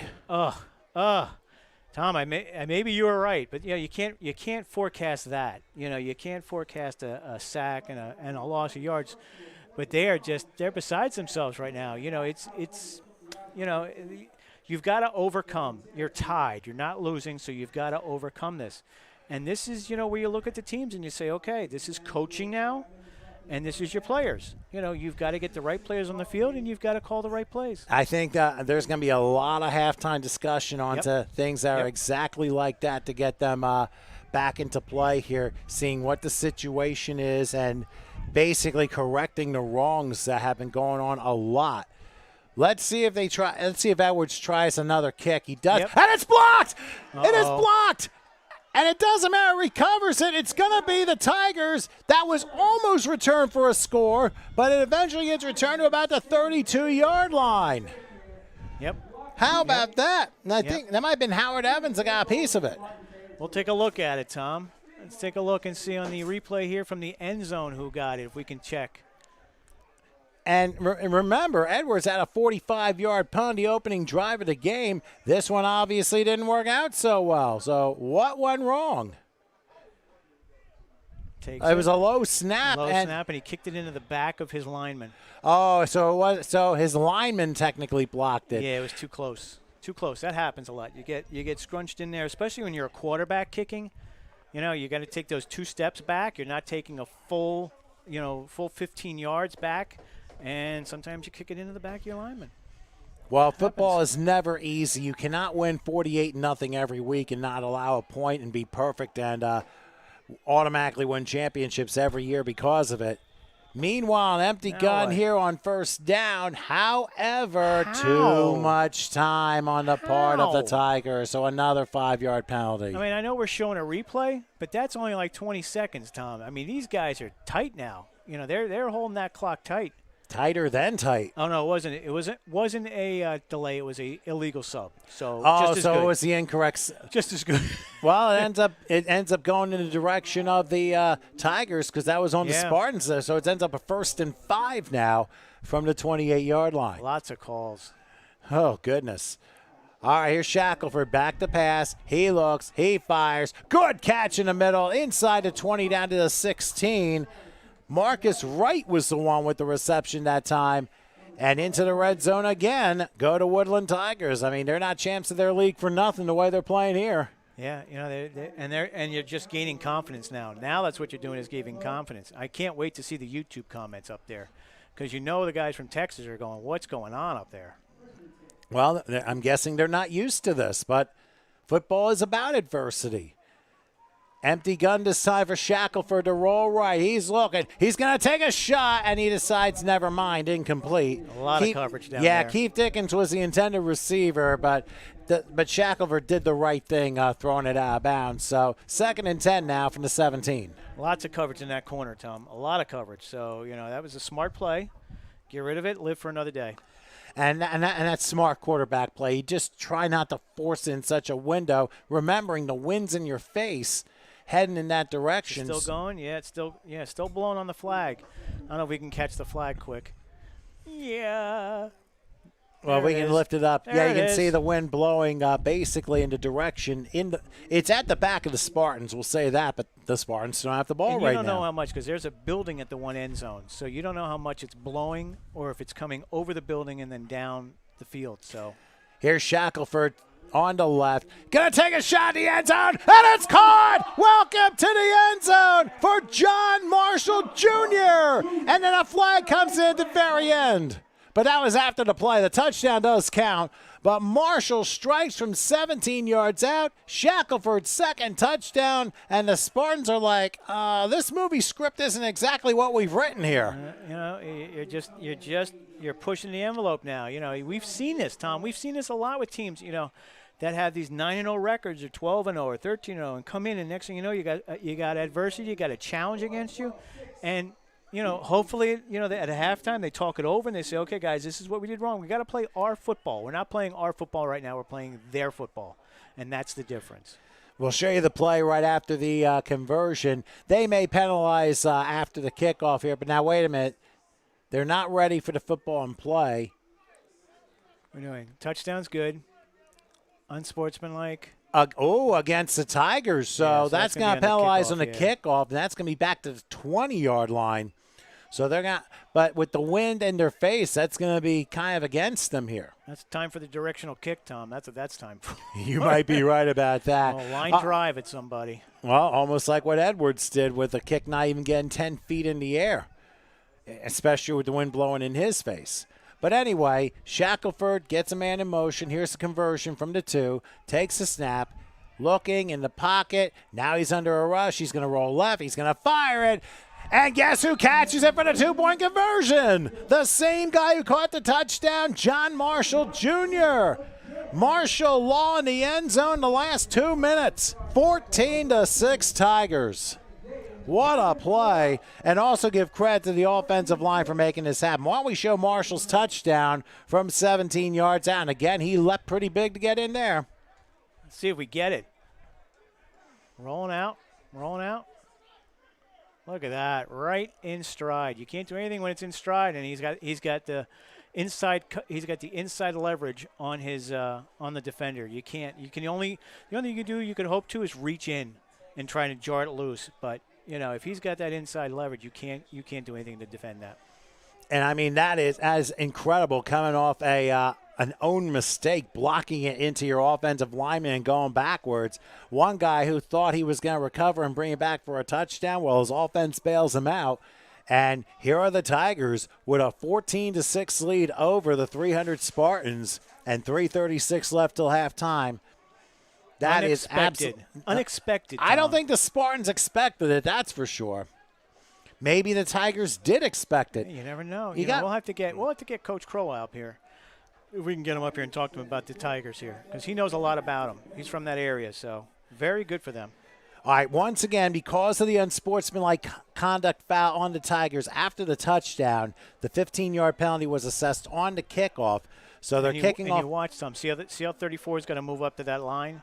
They've got to have 5 up front. That's an NFL rule. Okay, it's 5, 3, and then whatever the numbers. I was not aware of that, so thanks for bringing that up. And they end up. What is this? An onside kick? I don't know. What it didn't go. It didn't go 10 yards if it's at the 25 unless it hit somebody. It had to have hit somebody because I was skewed from view because I was looking at the monitor. Yeah. Let's take a look from the end zone. We should be able to see it from there. I mean, when things go bad, they go real bad. But let's watch again what happened here. Oh, yeah, went off the foot of the guy in the front line and went right back to the kicker. I mean, that was a billiard kick. Tom, that was directional. That's why they call it directional. What did I just say? The line drive it at somebody. That's what you do. That's a directional kick. And they did it perfectly. So sorry for coughing in everybody's that's ear. all right. Free possession now for the Tigers. They've got all the momentum now, 14-6, and a free possession, 1st and 10 from the 25-yard line. That is just amazing what is happening. But take a look at what the Spartans are dealing with right now. If you want to get some advice, go to the Soja Force and what they had to deal with in the last game. They dealt with bad call after bad call going against them. They had a bad break. They had an interception that was caught, which was technically out of bounds, but ruled an interception.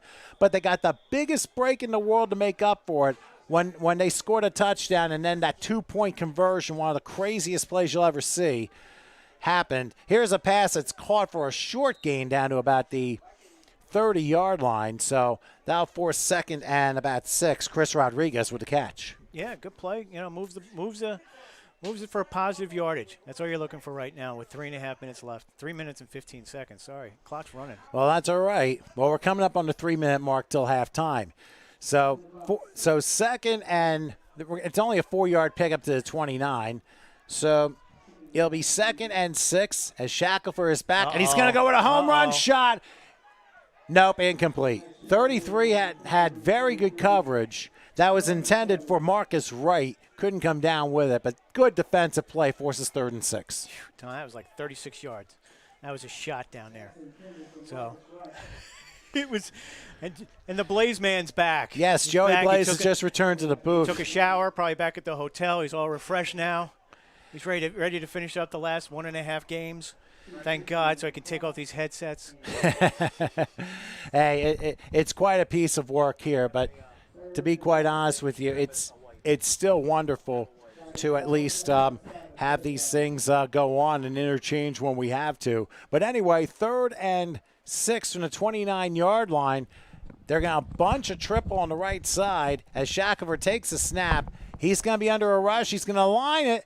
And they had a guy open, and they instead sent it to John Marshall, who thought he was interfered, but the officials say no, and it's going to be 4th down.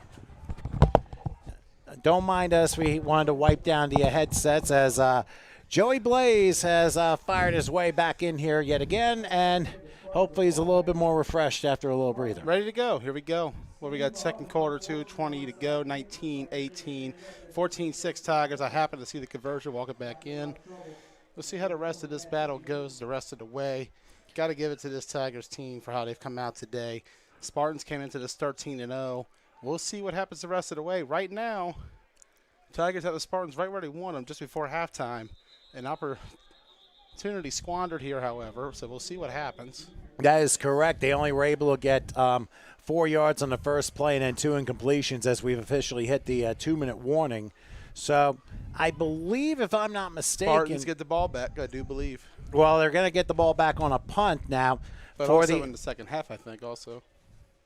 I believe you are correct because the Tigers did get the ball first to begin things. So right now, this is a moment for the Spartans. They need to realize you're down 14-6.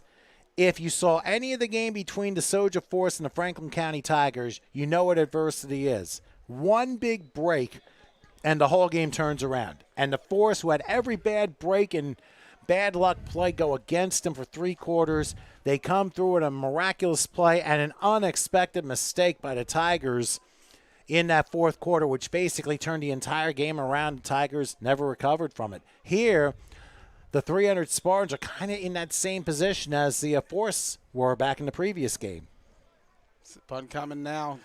And, well, I'm going to throw What, it. Okay. what are they doing here? They're going to fake it. Is that a screenplay? And it's off a first fake down. Punt? Crossing the 40 to the 43, 44-yard line. Wow.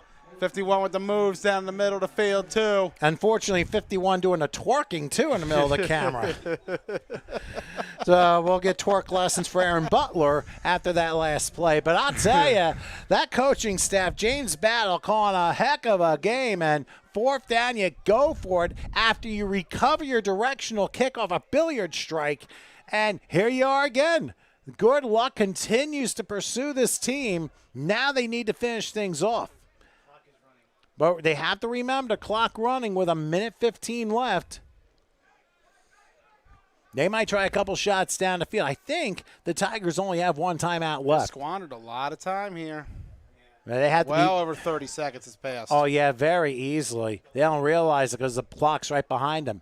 Empty gun here, 1st and 10 from the 44-yard line. Low snap. Shackelford is going to fire. It is tapped, and man, almost back for the catch was John Marshall, but he couldn't quite come up with it, and it's incomplete with 50 seconds left till halftime. 50 seconds to go. As you said, Spartans get the ball back to start the second. Right now, if you are the Tigers, huge opportunity here to go by 2 scores before the half. Oh, they absolutely need to do this because they've kept the Spartans off the field. So not only is time possession a thing here, but he's also trying to wear the defense down leading into the second half.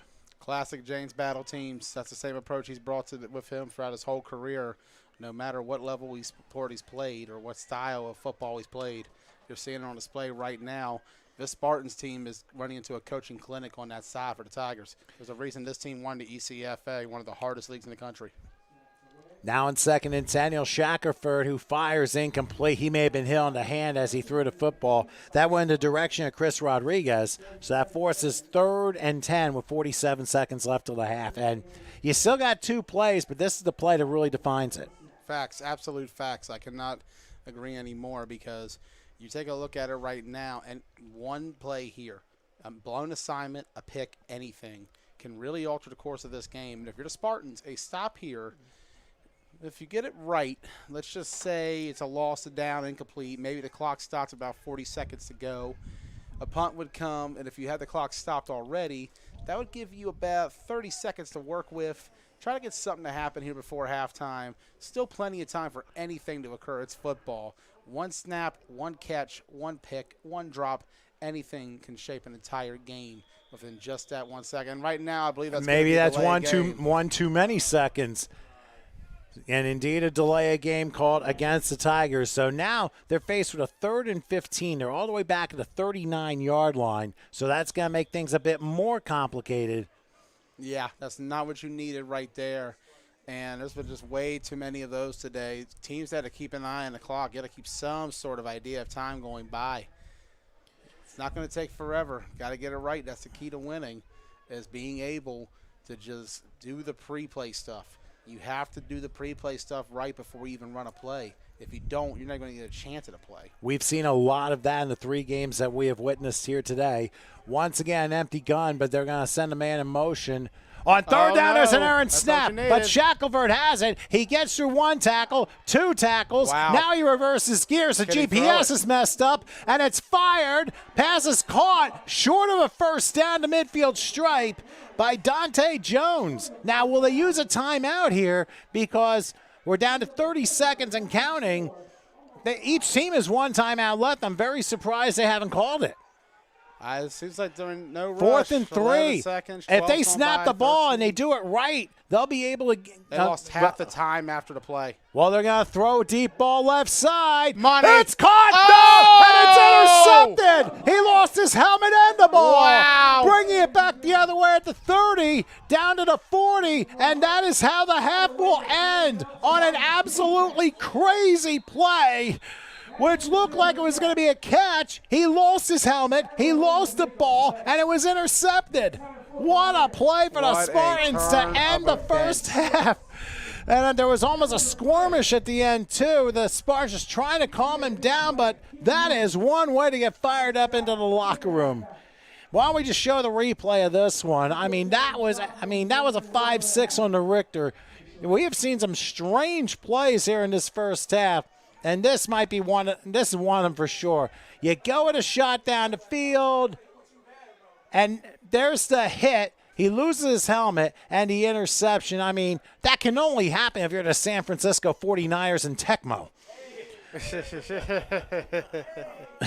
Of course, again, reactions on the other side here with that comment, but you know what I'm talking about. But anyway, we've reached halftime. Joe, your thoughts here, Joe, real quick? I have to say, right now, the Tigers are really, really stepping up in a big way against the Spartan team. And it looks like this Spartans team has not been challenged like this all season. Let's see how they can hold it together in the second half. And the Spartans will get the ball to start the second half anyway. So we are at halftime. It is the Woodland Tigers 14 to 300 Spartans 6. We'll go ahead and catch our breath. I know we're going to have a hard-hitting second half, so we'll take a few minutes break. We'll come back after this for the second half. It's going to be a doozy.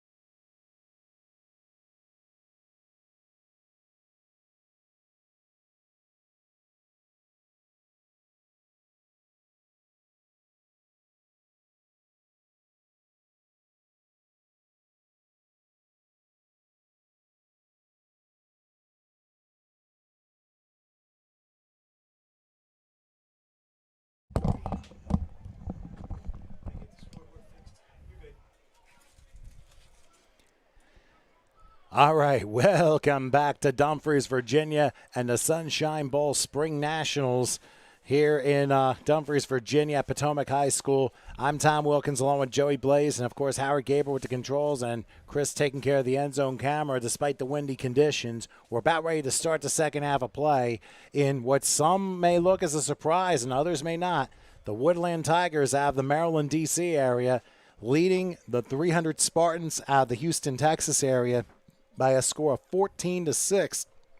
And I think a lot of it has to deal with the composurement of the Tigers, and that's why they're up 8. The Spartans seem to be falling off the seams, and there was a very charged halftime speech, as we'll get to that in a moment, as here's the kickoff to start the second half, taken by number 4, and he's going to run it back, crossing the 20, and he gets tripped up at around the 30 to around maybe the 31, and that's where the 300 Spartans will start. So, Joey, your thoughts on the Spartans? What do they need to do to fix things as we start the second half? Stop pointing fingers, stop arguing. That was the first thing I saw at halftime when they started to walk over. So I got about 29:52 left in this game total. You have to drop the ball to start the second half. This is your opportunity. Pull it together now and get ready for the rest of the game. Put everything that happened at halftime behind you. Put the whole first half behind you. It's a whole new game now. 8-point deficit, but stay in the mindset of 0-0.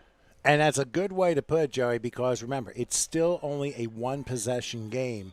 And despite all the bad things that happened to the Spartans in the first half and all the gadgetry that the Tigers were able to execute successfully in the first half, it's only an 8-point game. As John Madden would say, one play is all it's needed to turn this game around. And we saw that in the last game with the surge of force in the fourth quarter. It can happen here again with this 300 Spartans team.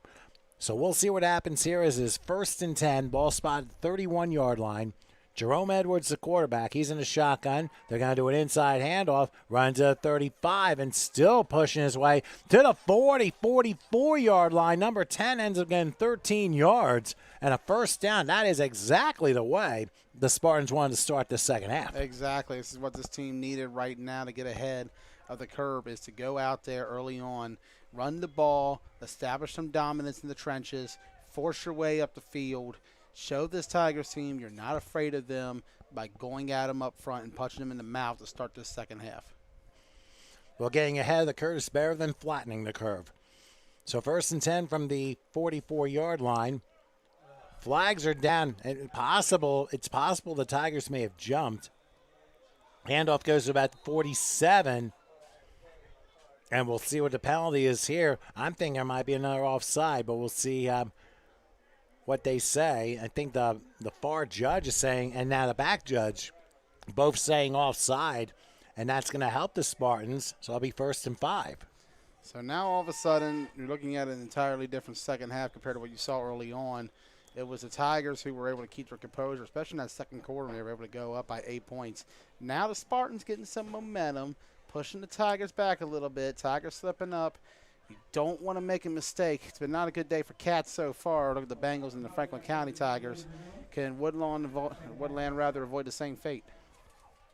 We will soon find out, but like I said, it's one play at a time, one series at a time, one drive at a time. And you build that up and do the best you can. Now whistles, getting thing back into play. 1st and 5 from the 48-yard line. We'll see how this all plays out. Flag they were already. offside again. Here's a deep throw down the right side. It is intercepted, but I think it's for naught because I think the Tigers jumped offside there. Yes. It was intercepted by Josh Washington. However, it's going to be another offside penalty, and all of a sudden, as Buster Rhymes would say, flip mode is the squizzard because the script has flipped.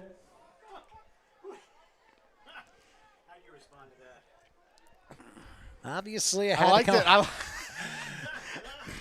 I had no response. I loved it. But I was speechless. I'm very rarely speechless. I love that. I think I've done my job. But then again, you've done something not many people are capable of, making me actually stop talking. Well, that's not exactly what I was trying to do. Anyway, the 2 offsides. Now, why is it 2nd and a yard? That's what I'm wondering at this point. Despite all the histrionics and humor, Why is it 2nd and a yard where you had 2 5-yard penalties? Unless Denzel Crocker said 5 and 5 equals 9. I don't know. I like it. So 2nd and 1 now after the 2 5-yard penalties. And Alfred Hitchcock psycho music going on in the background. Here is Edwards about to take the shotgun snap. Will they jump offside again? That's the big question. They do not. Here's a handoff, and he didn't get back. He only got back to like the line of scrimmage. So this is bizarre. It's 3rd and a yard when it really should have been 1st and 10, maybe 2nd and 10 at this point. And unless something happened that we didn't know, we're going to have to see how this plays out. But for the meantime, 3rd and a yard from the 47. So now the Tigers need to step up on defense and not jump too early. Discipline is going to be key here in this Tigers team. They're known for their great discipline. However, right now, they're starting to show some issues of that with the penalties they've had in this half to start. And on top of that, 3rd and 1 here. Got to get a stop. You see them going for that middle. Let's see who wins this battle up front. Well, it's a modified, and 3rd down. There's that handoff, and second effort's going to get him a 1st down right at the 46-yard line. So number 10 came through. I'm not sure who that running back is, but that was a big 3rd down conversion. Oh, that's right, EJ.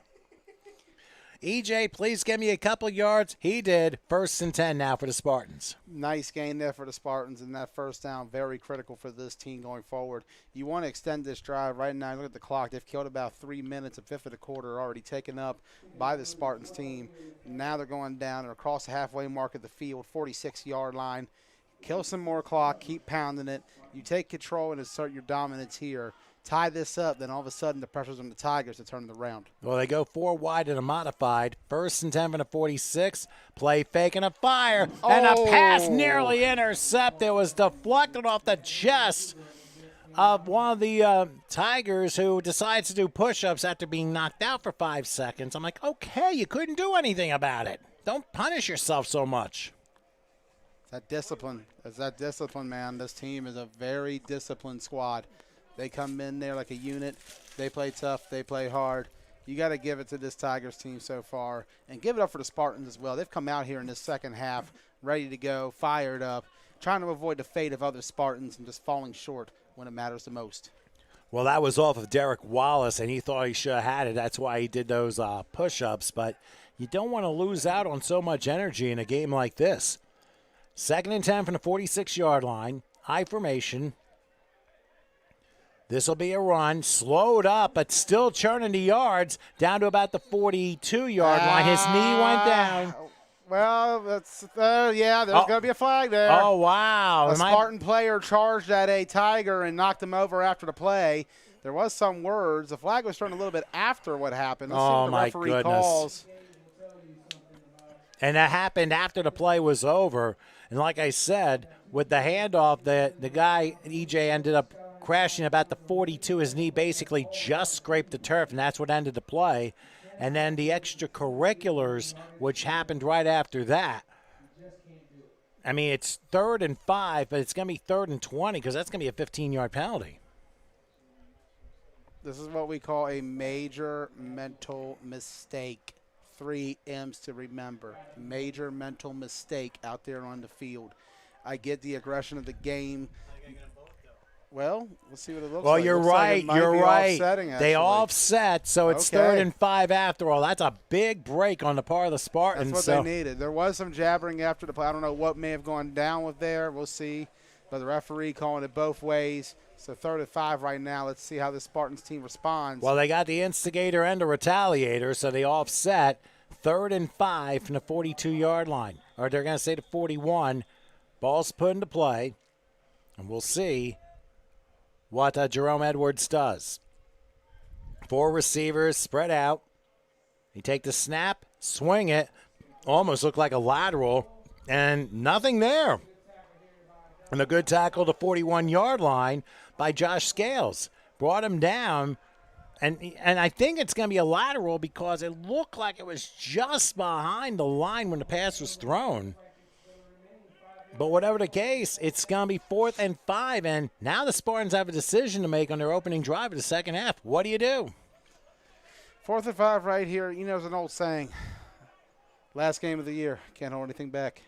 Could be it for the Spartans after this. I mean, I don't know what they're playing in the fall, if they're playing fall at all. Some teams only play one season. Other teams play two. This is their last game for however long. And you want to come out a winner here because that road to Texas, that flight to Texas, that Or sidewalk drive. to Texas is a rough one. There was a player who walked up like in the second quarter, running into the game, showing up for the first time just as I was walking toward the bathroom. I wasn't exactly sure what I happened. think he but- was the walker, the guy we were talking about earlier who walked from Texas. Well, they are going for it. Empty gun. You're on 4th and 5. A very high snap. Oh, and no. it didn't work. How many And- times do I got to say it? Center to quarterback exchange. You got to get that right. Timing is off when you don't. And that time, because of the lost timing, D-line got through. No time at all. No room to breathe. Smothered, smashed. Tiger ball, 50-yard line. Now they have a huge opportunity to double up on the score. We'll see how that goes. I believe it on the tackle was Josh Weaver, but once again, I mean, you couldn't tell if Edwards was going to punt the ball or not, but he had no time at all because of it. And actually, again, his Paul's was on to the first. right. Yeah, Howard Evans was the one who initially brought him down. He had to run 3 yards to his right to even get that, to start the play. That was an ugly snap. Yeah, just – and you got to be disappointed that you're the Spartan. You're seeing it right there, the frustration on the field, some shouting going on. Two of the linemen down there, 74 and 56, they're exchanging words. That's been the theme for the last few minutes. Well, here's a high snap, and now a handoff rolling right side to the 45, down to the 44-yard line as 38 brings down Dennis Hensley, who was the running back on that one. Gain of 6 there, which makes it 2nd and 4 now at the Spartan 44-yard line. So very interesting scenario now. Can the Tigers take advantage of yet another Spartans mistake? Let's see what they can do here. Right now we're in the third quarter. 2nd down, about 3 yards to go. Tigers moving the ball, pushing the ball. They're going to play old school DMV fundamental 11-man tackle football. Look at this. Full house backfield out of the pistol. You got 3 backs total, 4 counting the quarterback. 2 wide receivers split out, nobody on the outside. They're all tightly bunched in there a little bit. Let's see what they got under their sleeve. I see this formation a lot. Battle runs it a lot on. Well, this guess flag what? team. It's not It's going a to favorite form. Well, I mean, and they blow the whistle late. I was like, okay, all that stuff, and you put all the description in only to have a false start against the Tigers. And the defensive line jumped right after the movement happened. And I feel like we've surpassed the total of penalties from the first game. And we also have a little bit of is there more? Oh, well, no, they're yelling down. Come yeah, on, there's an argument. And there's a no. dissension along the sideline. But anyway. They got to get it going. They got to get it together. You can't afford to let the emotions get to you. Let it go. Get back on the field. You're only down 8. You got 23 minutes and 50 seconds to do something. Get a stop here. Don't worry about the past. You got to live for this next drive. That's exactly right. And what if it ends up being a pick 6 and suddenly the Spartans are back in the game? So, again, that same formation. We're not going to go through all the pieces here as it is 2nd and 8.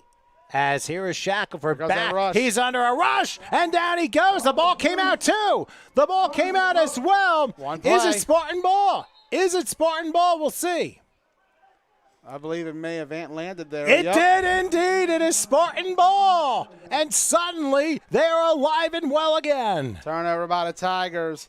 Like we were saying, there's still time. Don't worry about what has happened. It's only midway third quarter. There's still plenty of time. Exactly. Let's look at the replay. See who stripped the ball out. I mean, that is an enormous play. Shackelford was definitely being chased. As you can see, couldn't get a good angle. It was 31 with a sack, or 41 with a sack. That was a major play, and the Spartans get a huge, huge break. And now they got 1st and 10, knowing that they're back in the game. Meanwhile, on the other side, there is a shaken up player from the Tigers that's down. Not exactly what happened there.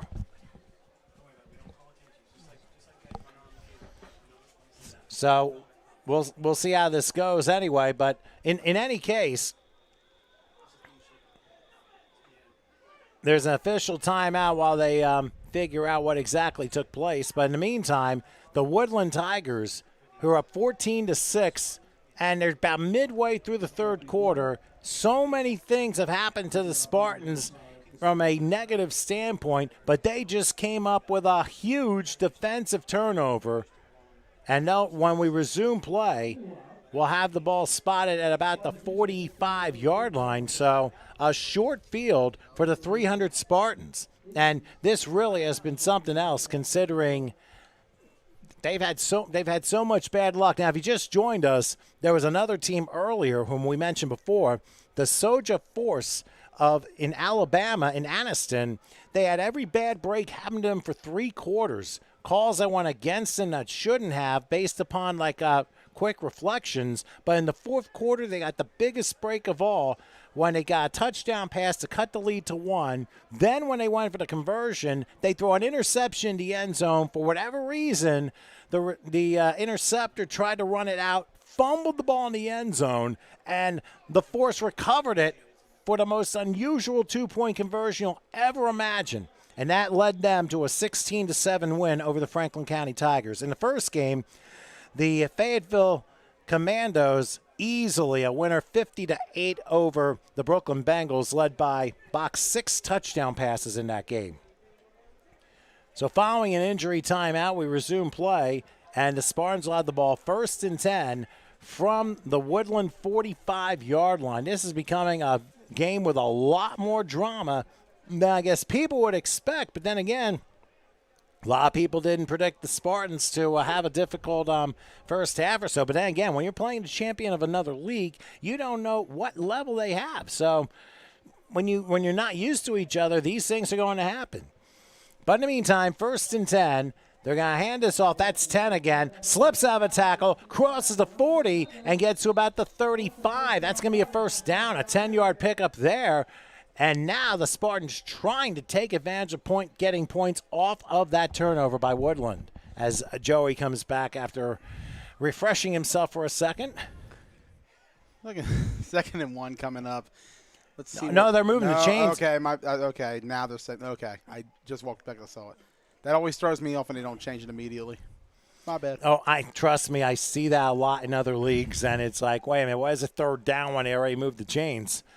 But anyway, it's 1st and 10. Spartans have moved to the Tigers' 35-yard line. Spartans, of course, are more like the Florida State Burgundy.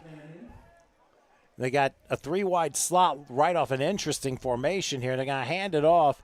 And getting to about maybe the 34-yard line. That's about it. Good penetration on the part of the Tigers' defense, who just shut the door there. Only a 1-yard pickup as we're midway through the third quarter. And by the way, just so you know, that the final game of this quadruple header will be the North Carolina Rebels and the Leander Wolfpack out of Florida. They'll be playing for the 3A AFNT National Championship tonight at 7 o'clock right here on this field. So please, stay with us for more football action on the HSG Network. The Sunshine Bowl Spring Nationals here from Dumfries, Virginia. And what a beautiful event it's been so far. Lights starting to turn on here. Yeah, they just turned on about 10 minutes ago. What an evening. So 2nd and 9, direct snap this time. This is 34 with a carry, and he is going to be close to a first down to about the 26. It's going to be a yard short, but now the Spartans are starting to pose their will a little bit. Meanwhile, another Tiger is down the far sideline, about the 22-yard line. Injuries starting to catch up right now. Got to wonder when the fatigue is going to kick in.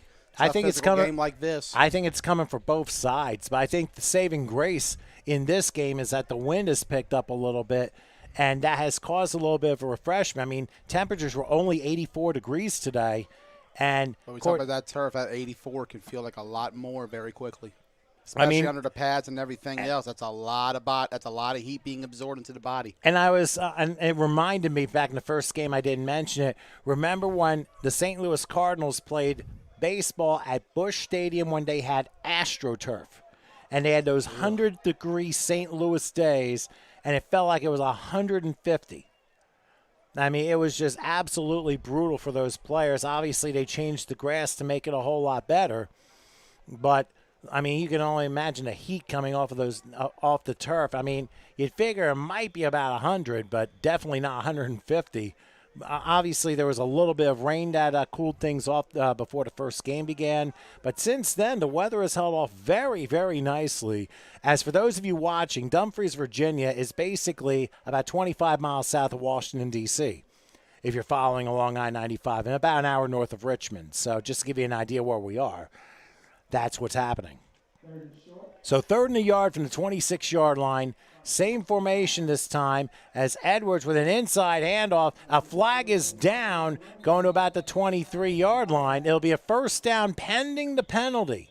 Let's see what this is all about. If it's offside, if it's on the defense, that will move the chains, and that's exactly what's going to happen. It's an offside penalty, which will make it 1st and 10 from the 21-yard line.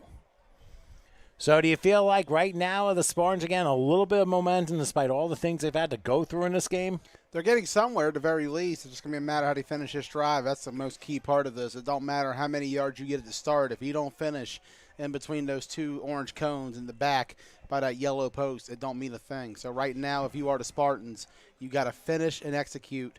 This is a crucial drive for both sides. Let's see what the Tigers can do. They're going to bring some heat here. 1st and 10 from the 21-yard line. Here's Edwards. A play fake, and now a pitch out right. Oh, falling down at about the 28-yard line was Xavier Norris. He just couldn't get his feet set on the turf, and he loses a ton of yards. In fact, an 8-yard loss. What a tough break for Norris. A lot of guys have had that problem today, just not being able to get their footing down on that turf. And right there, that is the worst possible time for it to happen. Ball's already going backwards, and here you are in a vulnerable position, defender coming up one-on-one. You can't get your feet down right to even try to beat him in that. And as a result, slip down, easy play there for the defense. As a result, major loss right now for this Spartans team. And we talked about it's not how you start the drive, it's how you finish. Well, they gotta have finish strong here. Well, they definitely do. 2nd and 18, trying to get the backs in position here from the 29-yard line. Edwards awaiting the snap. He takes. Pump fake. He's got a lot. They got man open. Just off the fingertips, incomplete. They had a man wide open, and the throw was just a hair off. That would have cut it down to 2 right there. He was that open, and the pass just fell a little bit off. Right off his fingertips. Incomplete, just not able to pull it in, and that is rough if you are the Spartans. That is hard to watch if you're a Spartan fan at home back in Houston. That is not what you needed to see. And we talked about it. Here we are, 2 places at first down. First play, they lost about 8. Second play, maybe a little less than that. But second play, went out there, and looks like there's actually an injury on that side. It might be the player. Yeah, I think he may have cramped up on that play. Could that have happened right before trying to leap for the catch? Most likely after, if anything. There's a hard landing, too, you got to consider on that turf. That was a lot for him to go on that play. And you talk about the dark jersey, that dark garnet against the sunlight. Tough game. It's a long day. The heat, no matter what you say, it could be in the lower 80s, but it could feel like a lot more very fast. And when you make a miss on that kind of play, it hurts even more. And right now, if you're the Spartans, plenty of time to come up with strategy here. This is going to buy them enough to come up with something. You got to do something, I should say, against this Tiger team. Anything right now, because at this moment, if you don't score in this drive, that's momentum going the other way with an opportunity for this Tigers team to not only get the ball back, but they can run some more clock. We look at it, 4:16 to go here in the third quarter. Got about 19 minutes left. You're going to get about 3 or 4 more drives, give or take, depending on what happens with the clock and everything else. It's a very rough estimate. And it's also depending on how long the drives end up being, too. So following the injury timeout, it is 3rd and 18 from the 29. Again, modified for Edwards. He will await the snap. He takes, and he's going to call his own number. Oh, it didn't work. 2-yard loss thanks to number 95, who's not listed on there, but he was able to bring him down, and it forces a 4th and 20. But now the mindset of the Spartans have to be this. If the Tigers could get a touchdown on 4th and 30, the Spartans could do this on 4th and 20 and try and almost level this thing up. Leap of faith, why not? Last game of the year, don't hold anything back. Well, last game of this season. They might play next week. Who knows? A lot of leagues are starting pretty early this fall coming up. A lot of hype in this semi-pro game right now. Football is at an all-time high in popularity, and it's showing in this event this weekend with the caliber of teams we're seeing. Well, of course, you got the IFL, you got Major League Football. That's all starting up. I mean, they've had times where they started out in mid-July and they finished up in around November. And now whistles blow. What's this going to be? A timeout? No, another delay a game against the Spartans. So that's going to be a 5-yard penalty. So it's like, okay, it's not 4th and 30. It's 4th and 25. Let's see if we can match that. Tigers ahead of the Spartans 14-6. And it's going to be very interesting to see what call is made. I mean, the last time they tried a punt and it went so far wide they couldn't get the punt off. But they're going to go empty gun. We'll see what Edwards does. They might try and pin the Tigers back inside the 10. But already seen that once today. Let's see if they do it again. They're definitely ready for it. The Tigers are. Rush coming. No, he's going to throw, and it is incomplete. It didn't matter and was better off being incomplete because now the Tigers are going to have the ball at the 36-yard line. If he catches, it's like the 20-something, so that was actually a good play. Incomplete, so the Spartans try to take advantage, but they fail and turn the ball over on downs. Let's take a look at that play one more time. Try to lift it and try to get a receiver. I'm not sure exactly if I'm not even sure they would have had a first if that was called by anybody on their side. I see what happened. The receiver went to the right and the throw went to the left. A miscommunication on the route, and that's why the Spartans turned the ball over on down. So we're very down. hasty on the throw run there. Very hasty. Hasty and hesitant. Yeah, seemed like he didn't take the time to make the proper read on where the receiver was. Total miscommunication there, and it hurts the 300 Spartans in a big way. 36-yard line right now for the Tigers. Let's see what they do. 64 yards to go to end zone. 3:09 left in this quarter.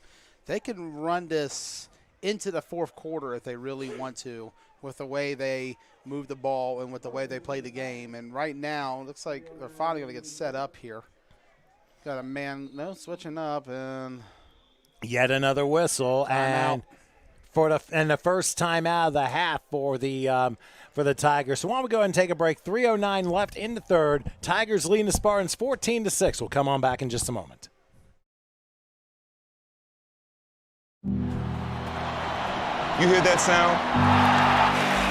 That's all of us cheering and laughing.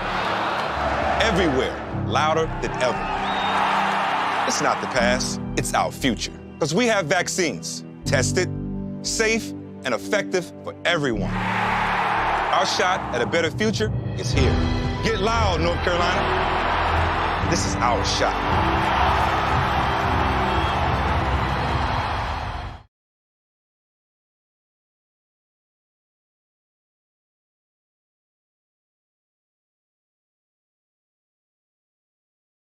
All right, so the Tigers just used their first time out of the half. They're up 14-6, but the Spartans couldn't take advantage of a Tigers turnover from the last possession, so we'll see how they line up this time with Shackelford back and basically inside his apartment, otherwise known as the full house here.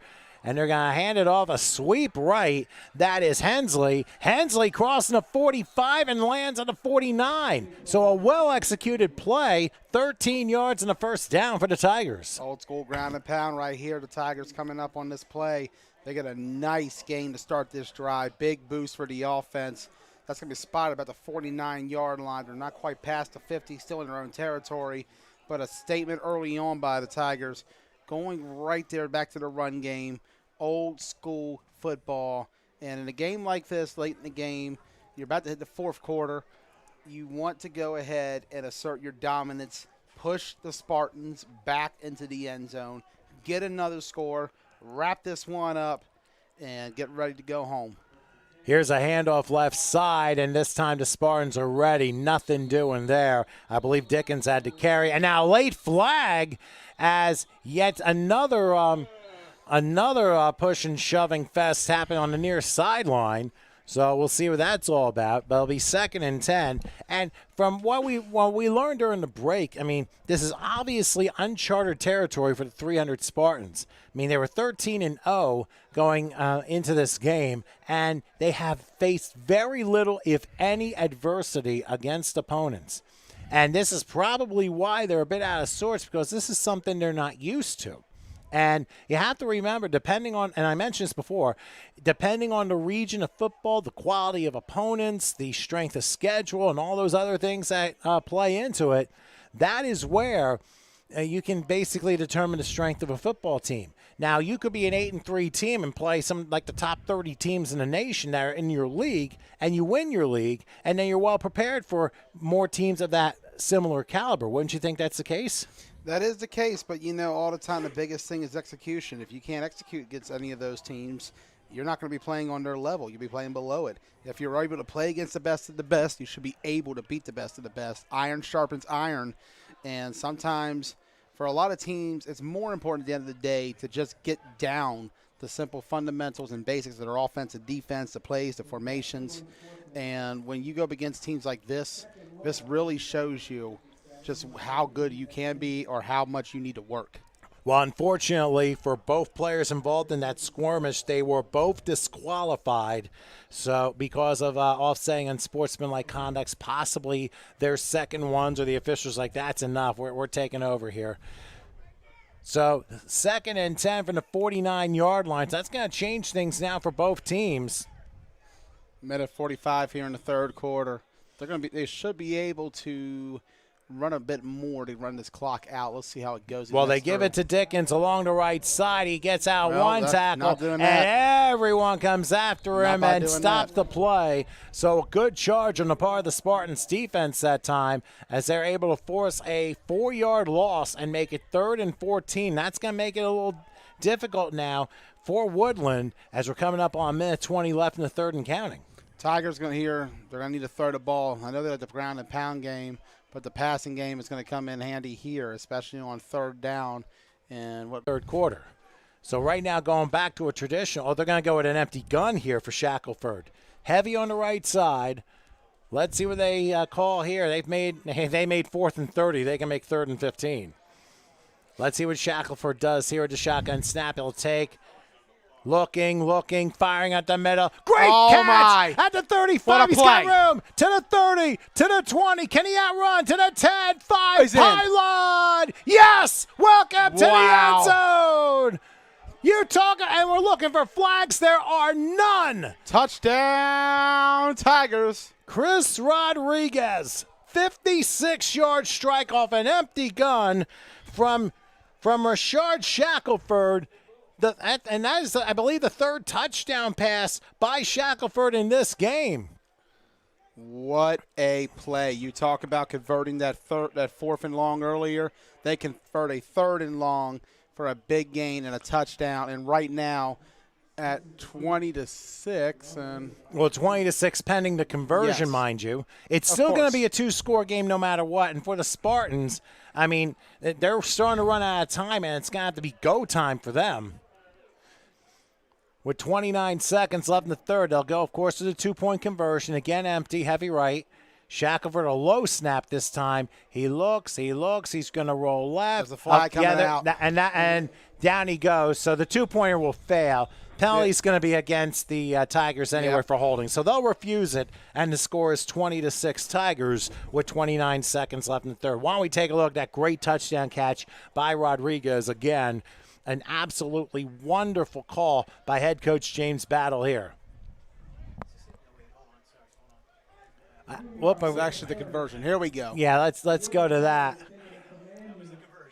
It's 20-6. It's a 2-score game, so there's still backfield, no protection outside of the line. Look at there, great blocking up front and perfect timing.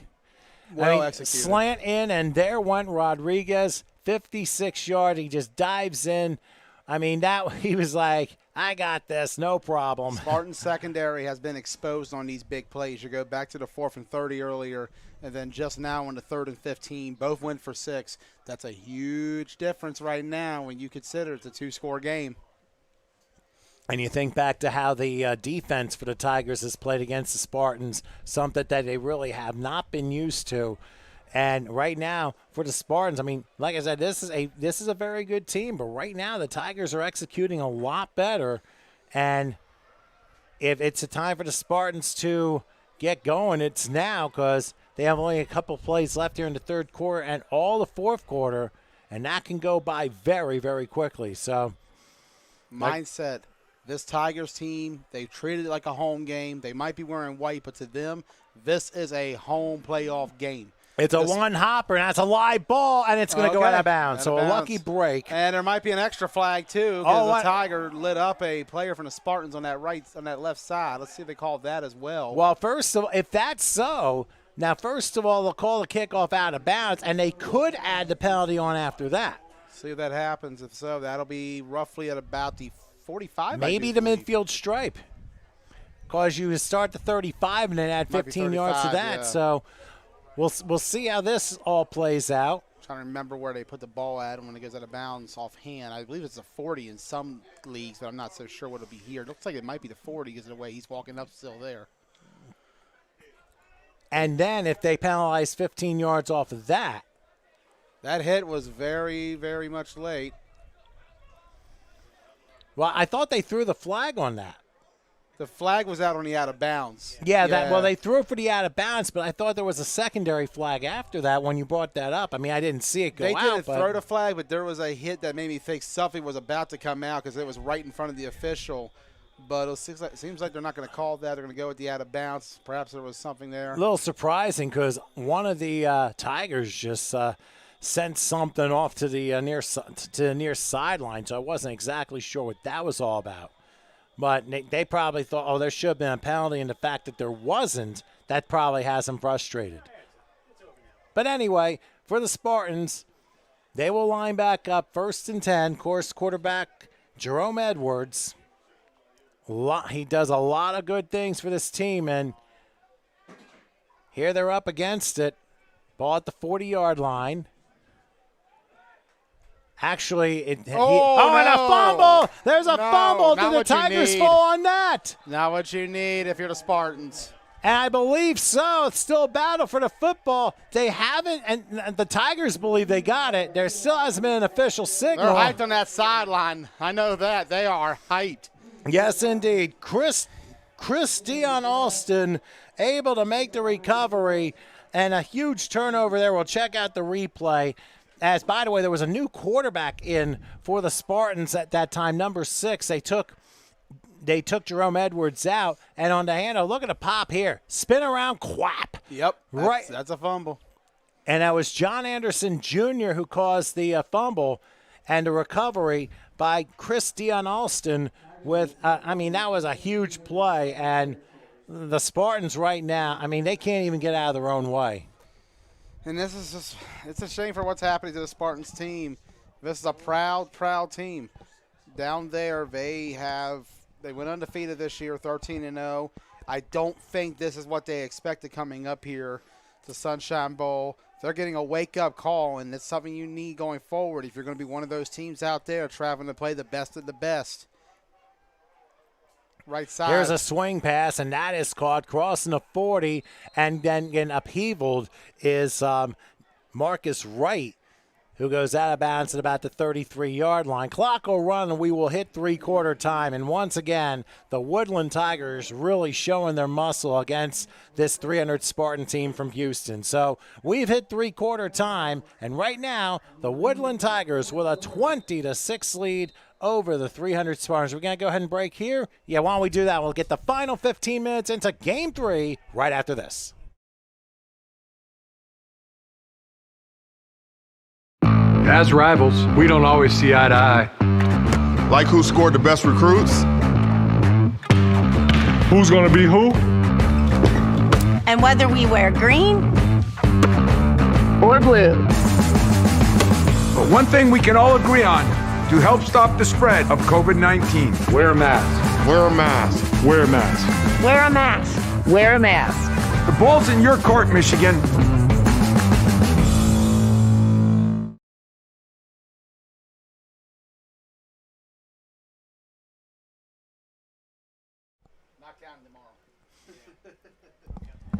We're back here at Potomac High School here at Dumfries, Virginia. The Sunshine Bowl Spring Nationals, Game 3 of 4. This one being from the Woodland Tigers and the 300 Spartans. I'm Tom Wilkins, of course, along with Joey Blaze, helping commentate. Howard Gabriel to controls. Chris taking care of the end zone camera. And as we have hit the final quarter of play, the Tigers just came off a first and 10. Got a gain of 12 on the first play, and they're going to go empty gun again, heavy right. Looking for the knockout punch against the Spartans, but they got a low snap.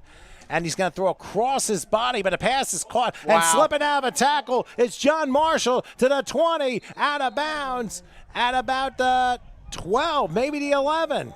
Big game there by the Tigers, and a timeout called. And the Spartans are going to use a timeout here. They'll use their first of the half. Right now, the Spartans, I mean, they can't get out of their own way. I mean, everything bad's happening to it. It's about how you deal with it. And right now, it just seems like, and we'll keep it right here as we're only 12 seconds into the final quarter. I mean, that was an ugly play from the beginning. That was a ground ball to Shackelford and a low throw to Marshall. But once he broke out of the tackle, it made it a whole lot easier for him. And it ends up going for a gain of 22. Big game there. And you talk about it for the Spartans team. This has just not been a good trip up the road. And the execution is hurting them late. They are not able to make the plays when they need to. Right there, that should not have gone for as much as it did for the Tigers. But after the bad snap from center exchange, or quarterback center exchange, vice versa, they were able to bounce back. They got the ball out. Big gain on the play.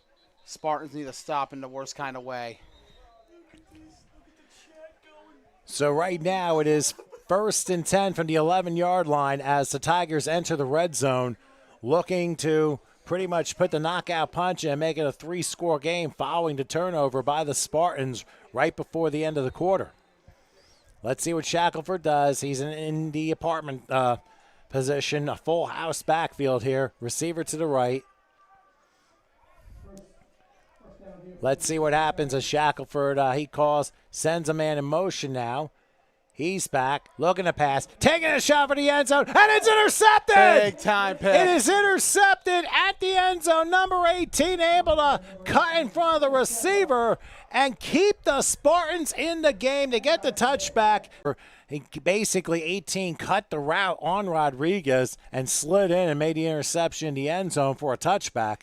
So for the Spartans, they have a ways to go, but they're still alive, down 20-6. Only 18 seconds gone here in the final quarter. And this is like a do or die drive for the Spartans if they're to stay in it. Facts, absolute facts. You need a score here.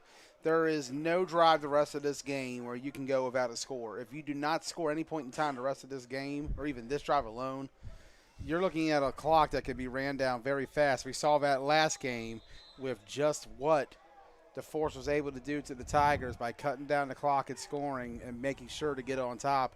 And right now, if you're the Spartans, time is of the essence.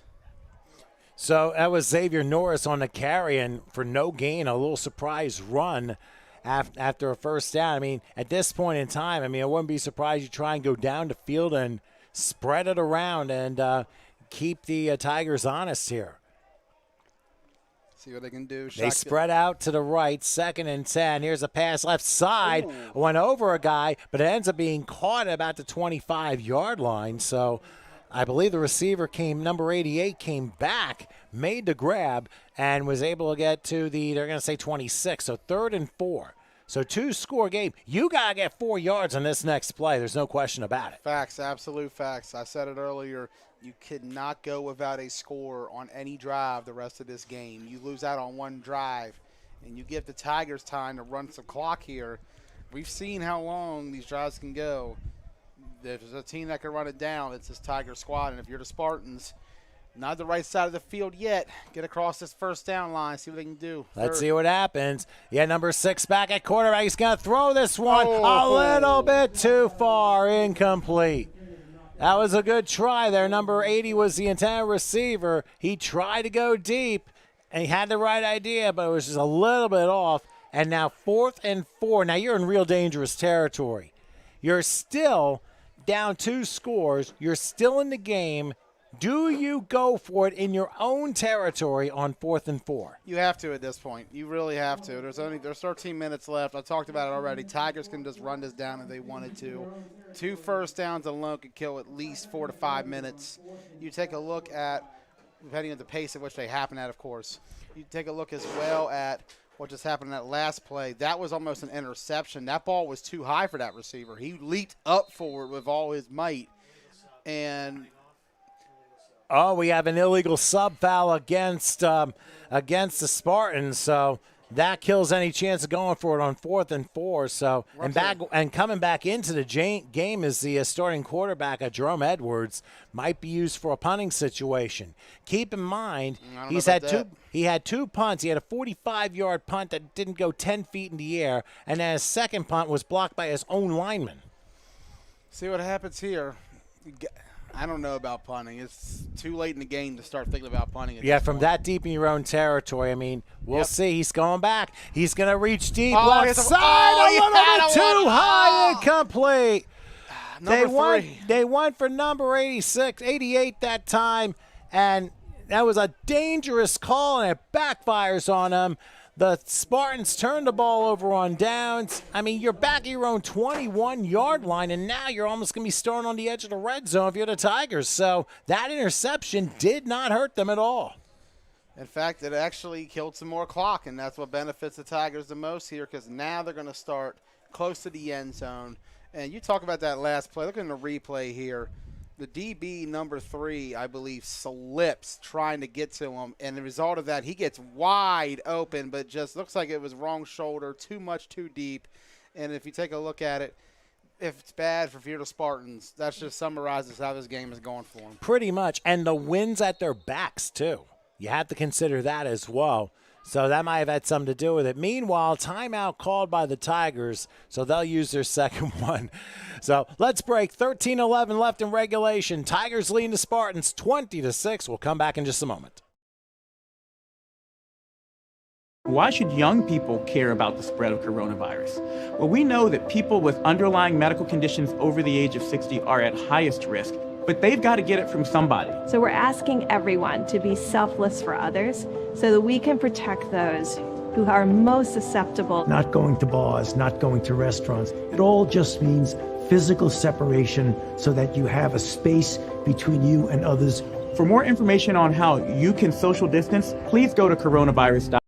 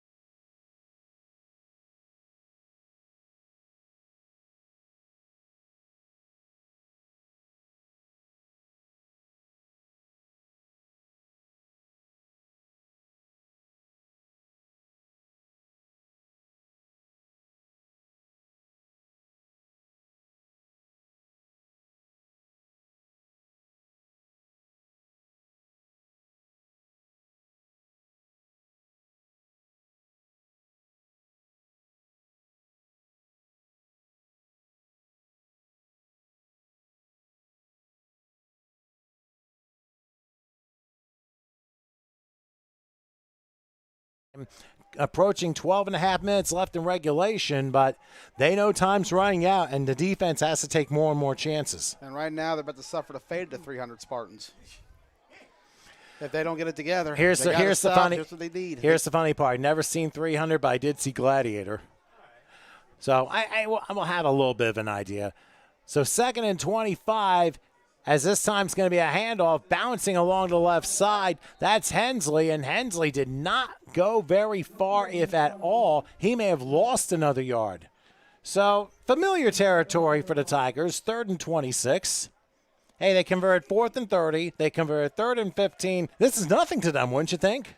At this point, no, especially with the way this offense is executed on these sort of plays. You mentioned it already. Twice already you've had downs with more than 15 yards, late downs of that, a 3rd and 15, a 4th and 30, and both times went for 6. And you look at the difference. Those two scores are factoring in right now. They most certainly are, and Shackelford's thrown 3 touchdowns in this game. Now they're going to go empty gun again. They're going to go heavy on the right. Maybe, I think it's the left instead. Here we go on 3rd down. Shackelford back, looking. Pocket closing. Flag down. Pass is caught at the 20 and stepping out of bounds. I'm going to imagine it's a hold. Yeah, Marcus Wright caught it, but the flag was clearly in the offensive line. So now the question is, I mean, it ends up being about a 17-yard gain. Question is, back him up further, or do you just decline the penalty and force a 4th and 10? Field position right now is going to be a huge part of this, and it looks like the Spartans are going to accept the penalty and make it 3rd and, wow, probably from Fredericksburg to Richmond at this point. Exchanging times and yards here. You also talk about it here, turning that down for 4th down. Now you get an extra play for this Tigers team to run, which can kill some more clock. You look at it now, 11:16 to go. Giving them an extra play, while you may have caused a loss of yards, you're also taking away time that's much needed.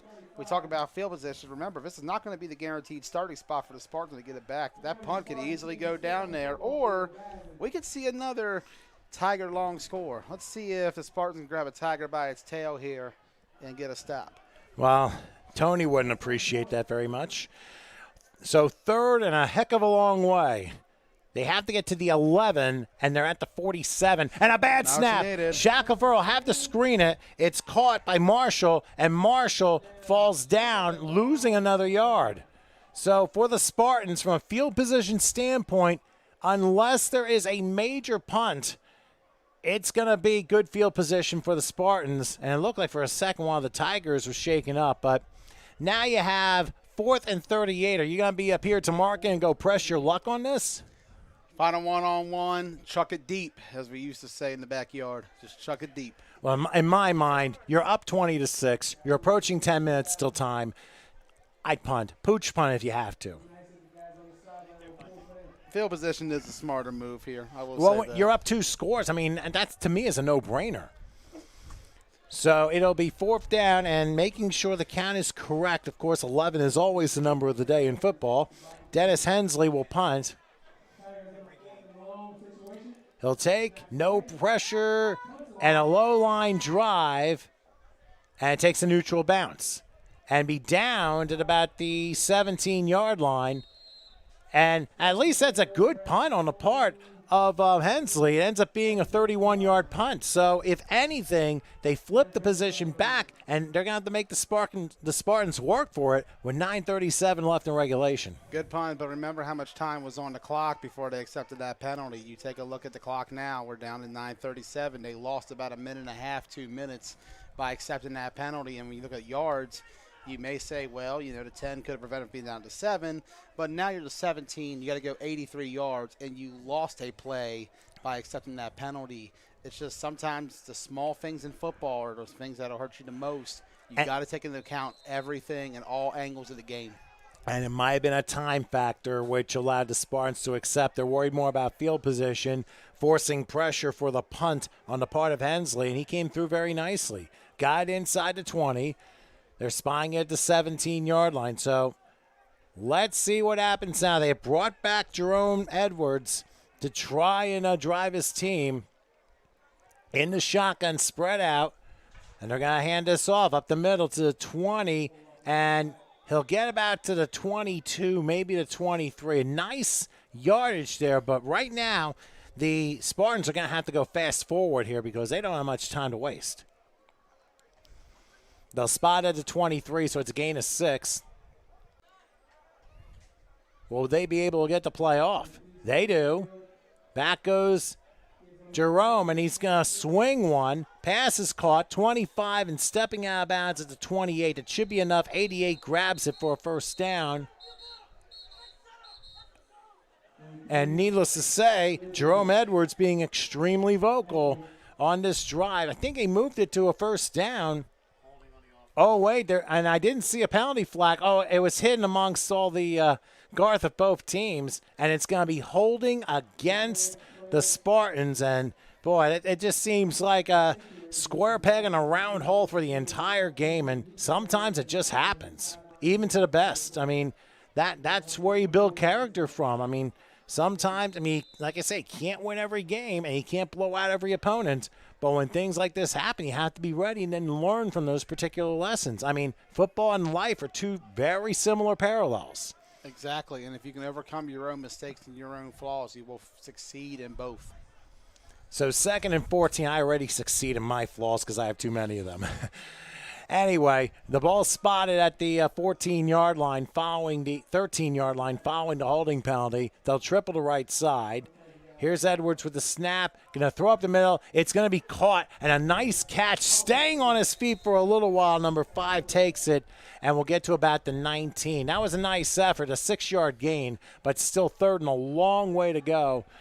Actually, not too long. It's 3rd and 8. But they can't be dillying and dallying because the clock is at 7:45 and counting. Once again, we go back to this time management. They've lost about a minute and a half earlier on accepting that penalty. Right now, you look now, they're going backwards. They've lost about 2 minutes on this drive, and only in 2 plays, it seems. So 3rd and 8 from the 19-yard line. Edwards in a shotgun. This time they'll triple the near side. Let's see what he gets. He'll take it, goes back, going to throw up the middle, and evidently there was miscommunication on the route. Pass is incomplete. Receiver went left, ball went right. Unless you're Plastic Man, there's no way you're catching it. There's been a lot of that today from this offense. Just a lot of miscommunication between that quarterback-wide receiver connection. And as a result, you are seeing what the score is right now and why it's where we're at. The Tigers have executed flat out better than the Spartans team has. And with about 7:13 to go, 4th down coming up, I do believe. Yes, 4th and 8. Yes, it's going to be a question of, do they have enough time after this possession? They're going to go for it here. Well, they have really no choice. I mean, their own 19-yard line, and they need 2 possessions, and they just need to score on both of them. That's the only way they're going to get back in it, but they have to get the 1st down first and then deal with the next play after that. Flag already. Unfortunately, though, did they take too much time again? Well, guess what? It's a substitution violation again against the Spartans. I mean, I think that's got to be a record. This almost seems like we're seeing more of a fractured fairy tale than anything else at this point. What we're seeing a lot of in this particular team, that they're getting substitution fouls because they have 12 men in the huddle, and that's why these things are happening. They've done that a lot. And a pop-up, they decide to punt after all, and it's going to be caught at the 45-yard line, risky, moving to the left, getting to the 35, running into his own man, and now flagged down at the end of the play. That was, might have been Josh Scales that had it. But that's probably going to come back on a hold and an illegal block. There are actually flags on both sides, the near and the far side, but we're not sure if it's the same penalty or if they're multiples. And once again, obviously there's a little bit of discussion going on the far sideline. I don't think they're talking about after football dinner plans at this point. Obviously, it has been a very frustrating afternoon for the 300 Spartans, something that they've encountered that clearly they haven't been used to, and having to deal with adversity in that particular way, that has really been the difference in the game, wouldn't you think? Facts, absolute facts. They've lost their cool at each other. They've lost their cool at the other team, at the officials. This has been a bad trip for them, an absolutely bad trip for them up here to the DMV. And right now, a lot of flaws that I don't think they were aware they had coming into this are starting to come out, and you got to learn from this because it can come back and bite you if you face a similar predicament. You know those teams back at home are watching. They're scouting every single thing that the Tigers are doing to you so they can exploit you when you come back home come season time. And think about this. Considering everything's bigger in Texas, the scouting is obviously going to be more deeper in Texas. So clock is running. Well, they are running the clock. I mean, there's another game coming up. Of course, the final game of this quadruple header, and it's supposed to be a doozy. And can't wait for this to happen. That would be the North Carolina Rebels and the Leander Wolfpack. They'll be battling after this game, probably about, I'm guessing 7:30 or shortly before the game's over. They were supposed to kick off at 7, but the game obviously has gone long with lots and lots of penalties and other things that have happened.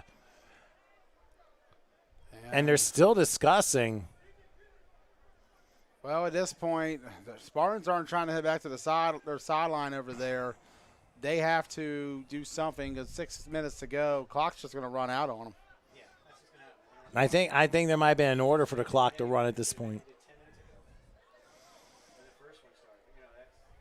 I mean, I'm not sure exactly what's happening here, but obviously if you play games that end up lasting 3.5 hours, then you're going to have the final game start at 10 o'clock at night, and then you have the noise ordinances and all that other stuff that could potentially be coming about. So as far as that is concerned, the Tigers look like they're in extremely good shape. And once again, give credit to James Battle, the head coach, for doing really a fantastic job, a great game plan against the Spartan team. And we didn't really know much about both teams, but for one team, for the Soja Force, they're having a nice stopped now. I mean, in essence, they finally. I mean, they worked through the adversity, and they're going to have obviously an enjoyable ride back to Alabama. But for this 300 Spartan team, it's going to be a lot of question marks, especially for their ride back to the Houston area. This is one of those losses where you have to take a long look in the mirror, take a shower, lay in bed, think about everything that happened. Watch the film, and then come back ready for your next league game or big event or exhibition that you may be playing. Forget what happened up here. Just hope that nobody back at home found something, figured out something, or can use this to their advantage. We talk about it all the time. Guys who I do sports with, no matter what game it is, have told me the film comes in handy. You can pick up so much from it. And I can tell you one thing. The guys back at home in Texas, they're watching this game. They're going to rewatch it. They're going to find ways to exploit this Spartan team the same way the Tigers did today. And if you're the Spartans, if you don't get past what happened today, it's going to be hard to see tomorrow. And right now, it looks like Tigers are walking towards their sideline, or maybe they're did time run out? I mean, we don't know exactly what the story is here, but there's still an official timeout. A lot of discussion. There were like 2 separate fouls on the play. But at this point, the officials trying to sort this big mess. If you just joined us, this game was 6-6 for a while, but then the Tigers, of course, got a late touchdown in the first half. A tremendous grab. I'm trying to think who it was who had it. It was John Marshall, I think, who caught the touchdown, a 2-point conversion, made a sensational catch. Athlete. Marshall has been a baller in this semi-pro game for a long time, and he's showing why today. Definitely has, and keep in mind, too, that Shackelford has thrown 3 touchdowns, and the Spartans, I mean, you have to remember, even the greatest team that ever played never was perfect. They'd find a weakness, and they'd work on it, and then you have to adjust towards that to make sure you're better from a physical and mental standpoint. And they're going to need that after this game in the worst way, because right now they've just been beaten up and down the field, and it's showing into frustration. This was a game they did not expect to happen. I think they thought they were going to come in here, be able to play the way they do, and they've been just taken aback by this Tiger squad. Well, I remember back 4 years ago when Howard and we were in Fort Lauderdale for the I believe for the Sunshine Bowl there, and a lot of people thought the Brass City Kings out of Western Connecticut were going to get blown out by their opponent. Turned out the Brass City Kings shut their opponent out, whoever it was, 34-0. They had an explosive second half, and they surprised everybody there and came home with their segment of the trophy. And they put on a sensational performance given the circumstances they had to deal with. So it could happen to any team at any particular time. So in this case, you look at the Woodland Tigers, I mean, they resemble those Brass City Kings. A lot of people didn't expect them to get as far as they did, and now you're up 2 scores, and when the clock stops supposedly at like 5.5 minutes left, and still a lot of discussion on the field. We still don't know exactly what could be going on there. Yeah. But I'm sure the the people from North Carolina and Florida would like to get on the field and get started here. Remember, after this game, the North Carolina Rebels take on the Leander Wolfpack. Now, the Wolfpack, they won the TUFA championship with a perfect 13-0 record. Meanwhile, it was the Rebels who are the CSFL champions at 10-1.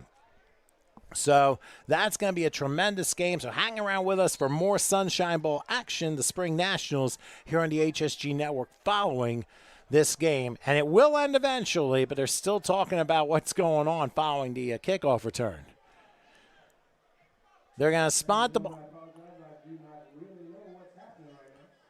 And I think what they're going to do is they're going to have another meeting.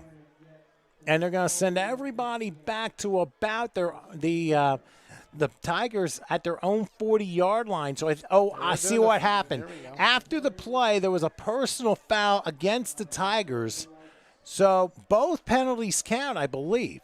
I think they called the illegal block, and then at the end of the play, they backed it up to 10, and then an additional 15. It's still going to be 1st and 10. From the 40-yard line. So multiple penalties against the Tigers, so that was the culprit for discussion for the last 10 minutes, That's a if not longer. Loss, too, for that Tigers team. That's a major loss now. Can you imagine if there's a turnover that happens and it turns into a pick six? Anything can happen. Well, they're going to sweep that around to the right. They get around to 45. Missed tackle, midfield to the 40, and a crash to the 36-yard line. Wow. Number 86, we don't have him listed, but he did a sensational job driving down for a 24-yard pickup and another first down for the Tigers. Statement play right there. They lose the yards due to penalties. Spartans suddenly have life, and they just give it right back to them on that right side. And as a result, a first down for the Tigers. We're under 5 minutes to go, and they got about 4 plays here at the very least where they can kill time. Let's see what they end up doing here. Well, we'll see what happens. They're going to spot at the 38, so that was a 22-yard pickup. And they're going to modify with a 4-wide set. 1st and 10 from the 38-yard line. And this time, play fake. And Shackelford will dump it off to Hensley. Hensley will get 2. Good tackle by number 9 there to the 36-yard line. So a 2-yard pickup, but more importantly, more precious seconds going off with 4:15 and counting. And right now, 4:15 and counting, down to 4:11 actually. You got to take a look at it from the Spartans' perspective. You're running out of time. You're running out of possessions. You might get one more in. That's the biggest key because they keep moving the ball down the field and they don't get to the end zone. They can run this clock out if they really wanted to. In fact, we're going to have the winner after the game. We're going to head down to the field and shoot the ceremony. We'll see. We'll be down there for that in a few minutes. Well, I think right now I give it to Shackelford as the MVP here. He's going to throw to the right. Nice catch again. Oh! Missed tackle 30. Another big move. Spin move to the 20. Finally into the red zone, the 15-yard line. Dante Jones putting on a GPS clinic for a 21-yard pickup into the red zone. I'm sure the Maryland fans are happy about that, as it is a first down at the 15, and that may have put the game away. Just what they need, 3:15, 14 and running. Well, I think there's going to be a timeout called by the Spartans here. They used their second one, so we're going to keep it right here. And what do you think? I mean, outside of the obvious, with the Spartans being caught completely unawares in this game, what do you think has been the biggest difference? The biggest difference to me is the discipline. That is the biggest difference. And the execution. You look at it, yes, Tigers have been penalized just as much as Spartans have in this game, but they are executing. They are playing fundamentals well. They are going out there and playing their game against a Spartans team that I think is off their game right now. They're having a hard time getting on it. Offensively, they have got nothing in this one. Defensively, they've been dominated. You take a look at what's happening right now, 20-6, fourth quarter, 3:14 remaining. And at this moment, the Spartans, you consider everything along the way that's happened too. Just not being able to keep composure, not being able to focus, and all of that plays a huge role in a loss like this on a big stage against a team like the Tigers who came more than ready, well coached, good discipline. They've executed just what this team needs to get the dub. Got to give it to them. Let's see if they can finish this one out. We're looking at a first down and 10 to go. That's correct. 1st and 10 in the red zone at the 16-yard line. They go empty gun again. Here's Shackelford. He's being chased. He's going to roll left. Let's see if he gives it a shot. He will, and the pass is incomplete. That was a good try. Defender knocked down Chris Rodriguez, who has one of the touchdown receptions of this game. There's a flag. Yep. Is there? Yep. I see yellow. Get back into 23. And it's possible it might be in the offensive line. Yeah, it's going to be a hold. Okay. Yeah, it's going to be a hold against the Tigers, so that's going to back it up 10 yards. So they'll move it back, and it'll be 1st and 20 instead. But, hey, they had the right idea. They wanted to go with the kill shot, and it almost worked out. But even if it did work, the penalty would have negated it anyway. Exactly. But now if you look at it,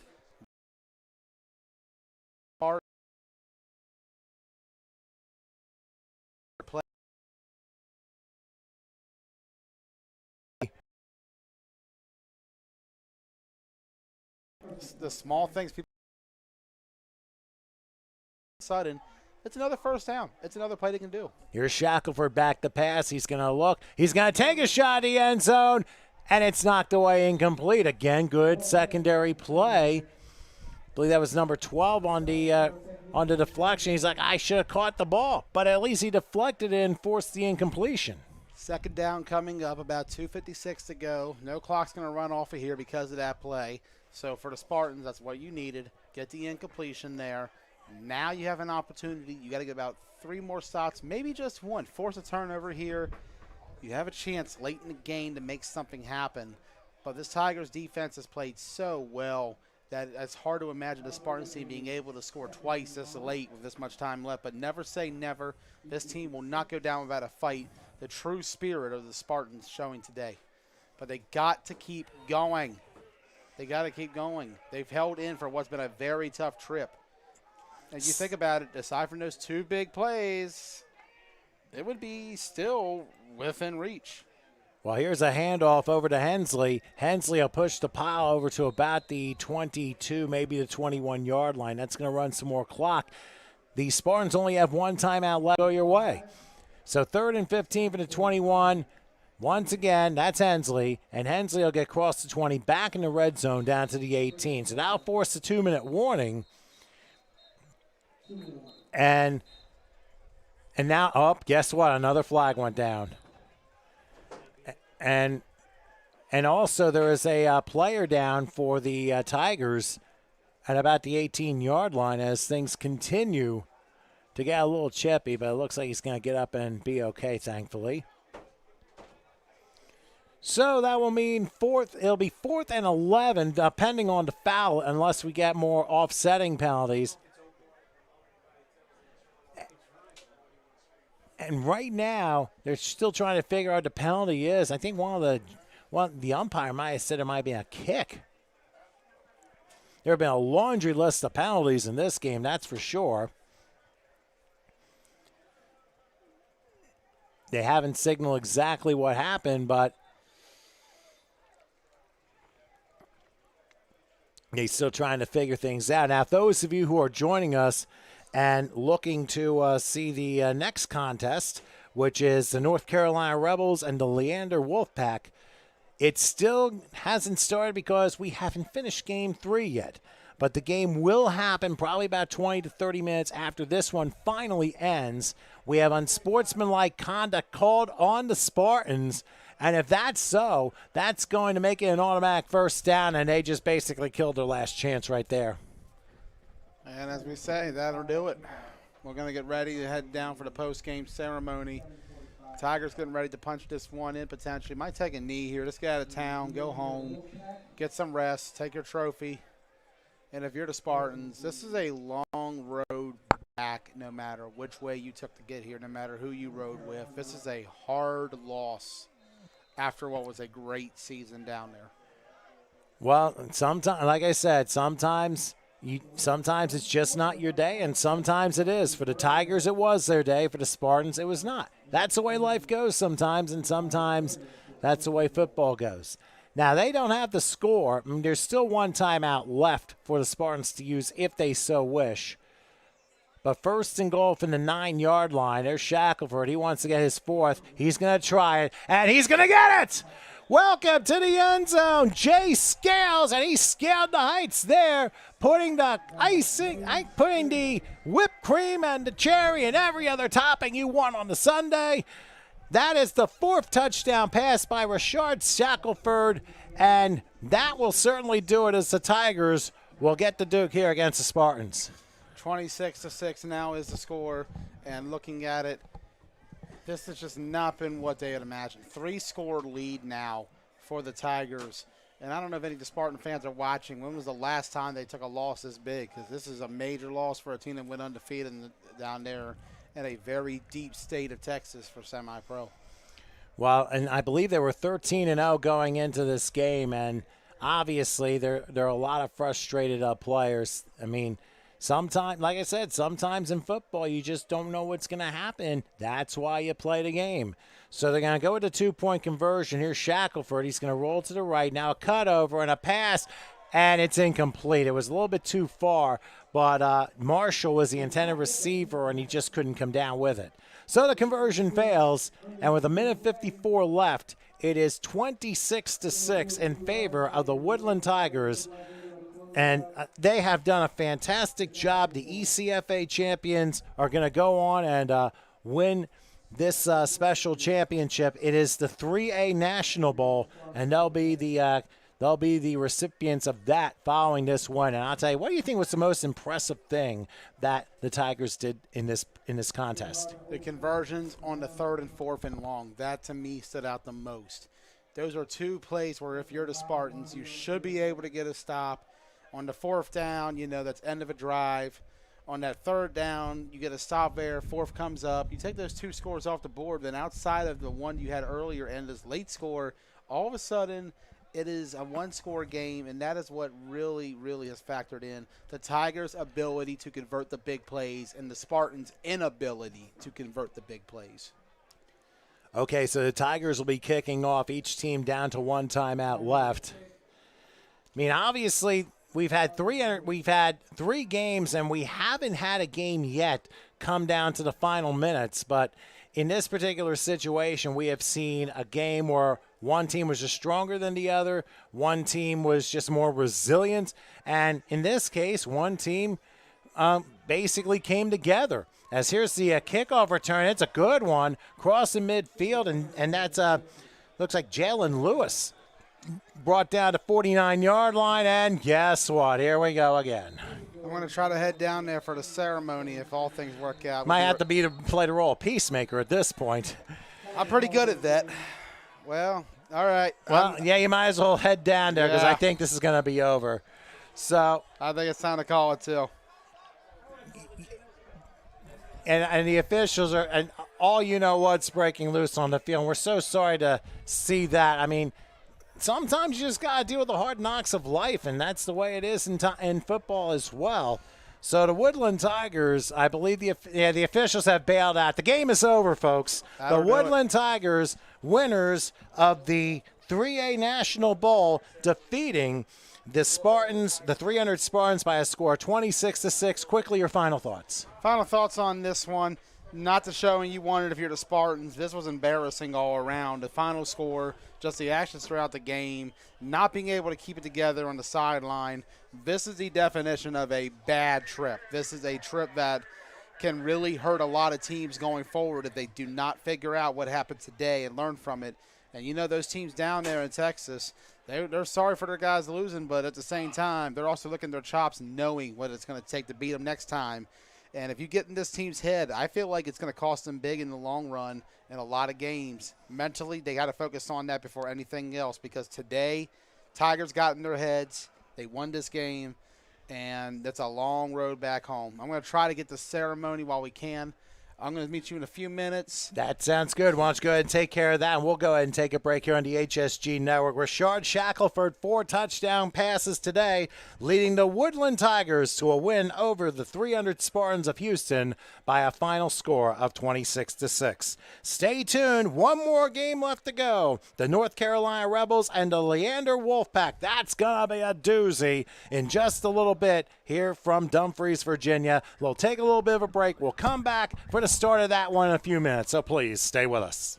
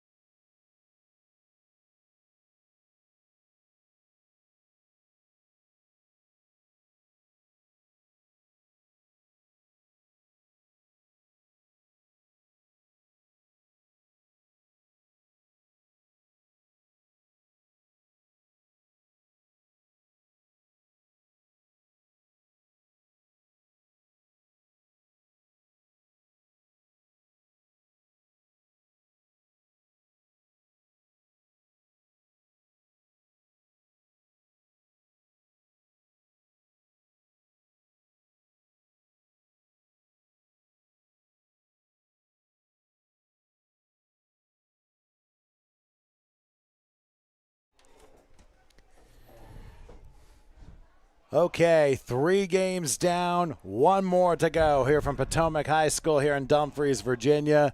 The final game of this quadruple header here on the HSG Network, the Sunshine Bowl Spring Nationals.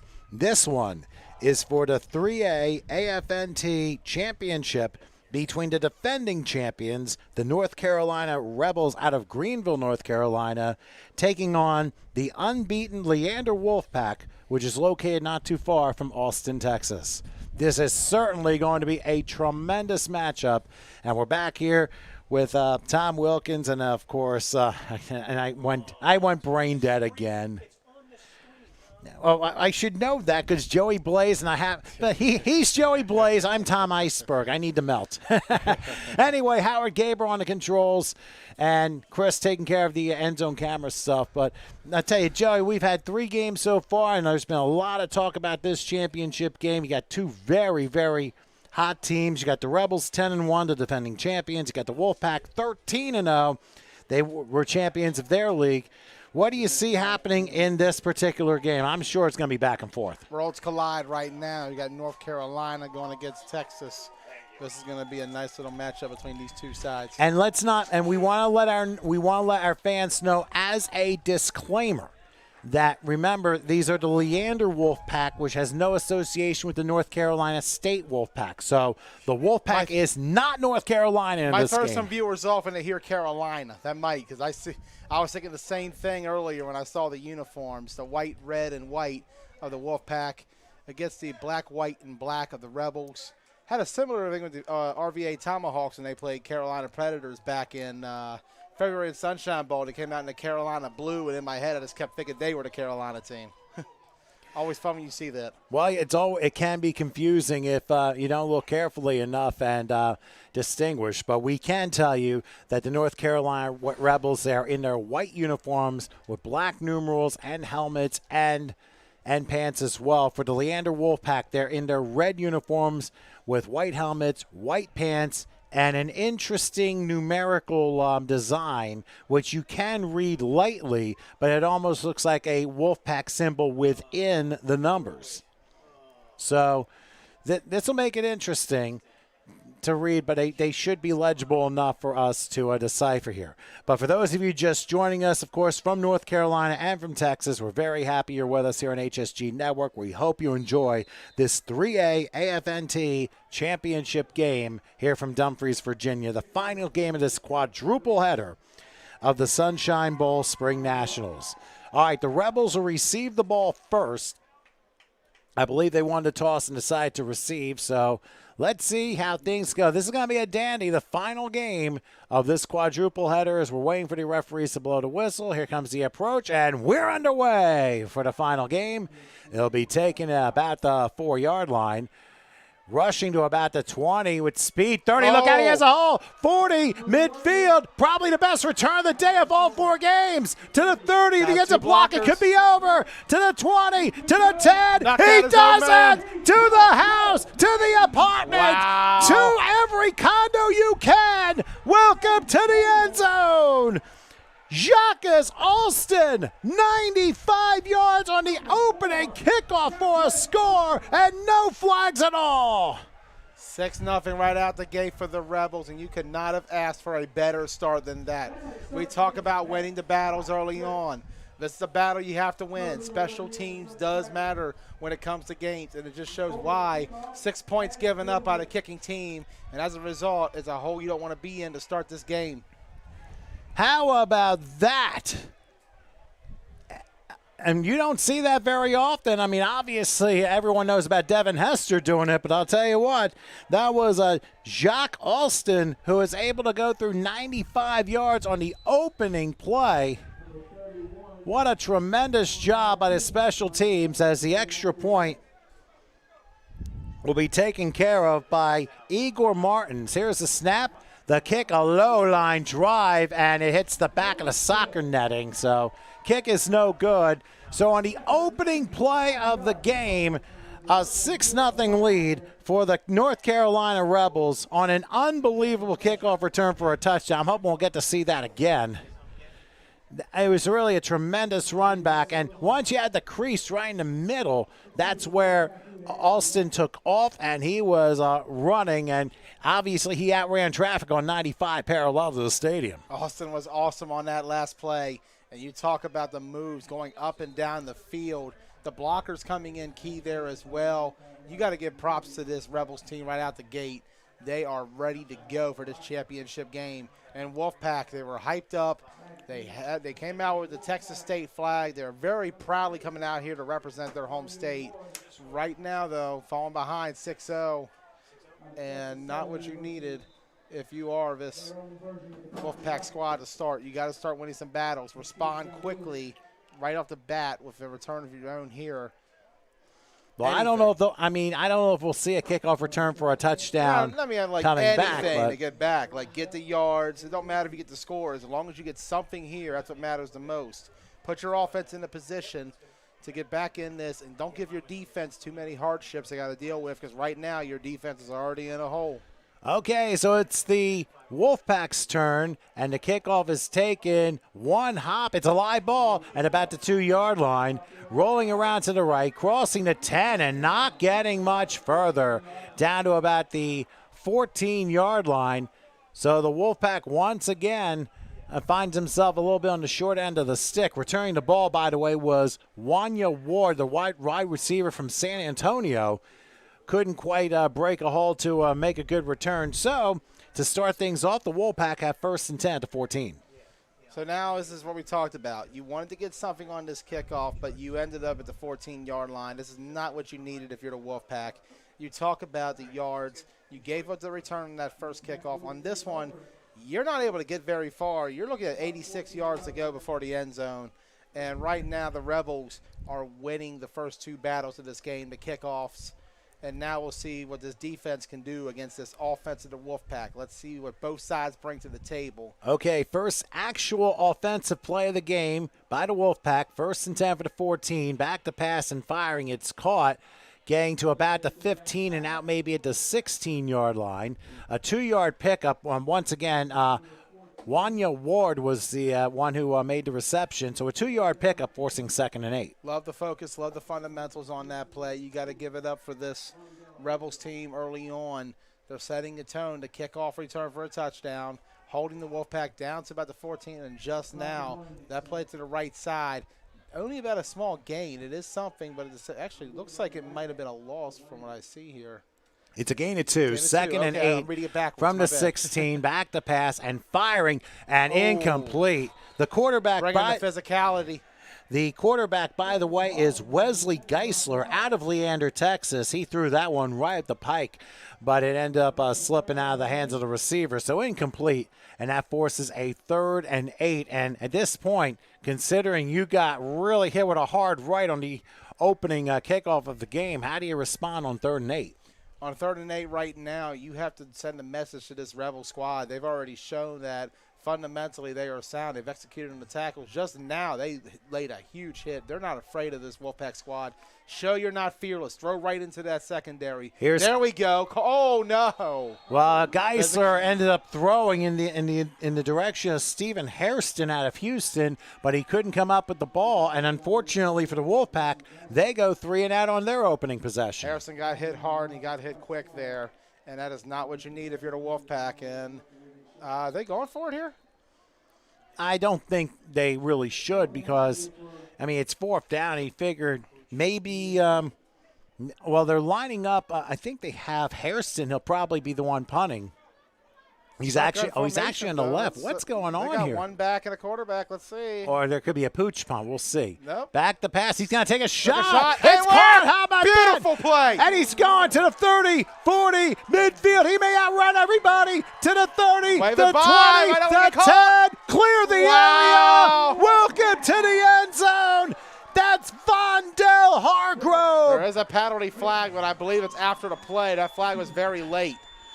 Let's see what the referee's calling over here. I think it might have been the players coming off the bench celebrating for the Wolfpack. Well, they may have to expand the scoreboard at this point in time because, I mean, that's an 84-yard touchdown reception on the part of Hargrove. And, yes, there's going to be an unsportsmanlike conduct, but that after the touchdown. So the touchdown is indeed good, and that will level things up. And now the Wolfpack will try and kick the extra point. Bottom line here, they got that 4th down touchdown. And for the Rebels, that is not what you needed defensively. But for the Wolfpack, what a turnaround from the way this game started. The first 5 plays of the game, clear wins for the Rebels. Wolfpack responding right back. They're on the board. Extra point pending here. Let's see what they can do. And they did it on 4th and 8 from their own territory at the 16-yard line. I mean, we have seen crazy things happen in all 4 games. That might be the craziest one yet. They will try the extra point. A high snap. Kick on its way, and he didn't get it. It's no good. It was wide to the left, so both extra points no good, and we are tied at 6 under 2 minutes into this game. So what happened on this 4th and 8, Joey? What happened there was they found a hole in that defense across the middle. Excellent route to carve into that secondary, and all it takes is just one miss, and right there, going to the house, waving bye, just taunting straight up. But he had to look back. He was lucky to see the defender back there. Got into the end zone. Touchdown Wolfpack. 13:08 to go in this first quarter. And we're already off to a really hot start tonight here in Dumfries, Virginia, Potomac High School. It's lit. It's legit. It's Sunshine Bowl. It's prime time, baby. Here we go. Well, this is actually a primetime game with the way things started. Now, it's funny. I thought that was going to be unsportsmanlike on the receiver for a potential taunt, but they did not call that. But instead, and unsportsmanlike is going to be called against the Rebels. So during after the play, so that's 15 yards on the kickoff, and they'll be kicking off in the midfield stripe. However, that doesn't excuse them for not stopping the return game, which, of course, destroyed them on the opening play of the game, a 95-yard kickoff return for a touchdown by Jacques Alston. Referee blows his whistle here. Kickoff coming from midfield. And let's see where the approach goes. Oh, it's a high pop-up, and they're like, never mind, touchback. As soon as it crosses that they make no attempt to go after the ball, then it's an automatic touchback. So the Rebels will have their first offensive play of the game, 1st and 10 from the 25-yard line. So I kind of don't – I thought I would try and maybe make it a little bit of a shorter kick, but that wasn't the case. Keep in mind, the wind is blowing from right to left. As you notice, the Wolfpack are moving from right to left. I'm sorry, it's the Rebels route moving from right to left, and the Wolfpack left to right. We'll switch sides during the second quarter. So we'll see what the Rebels do on their opening drive. They got their 6 on special teams, as we had mentioned. And the quarterback is Taiwan Blount, who gives a handoff and not going to get too much, trying to wrestle for yardage down to about the 28-yard line, so a 3-yard pickup.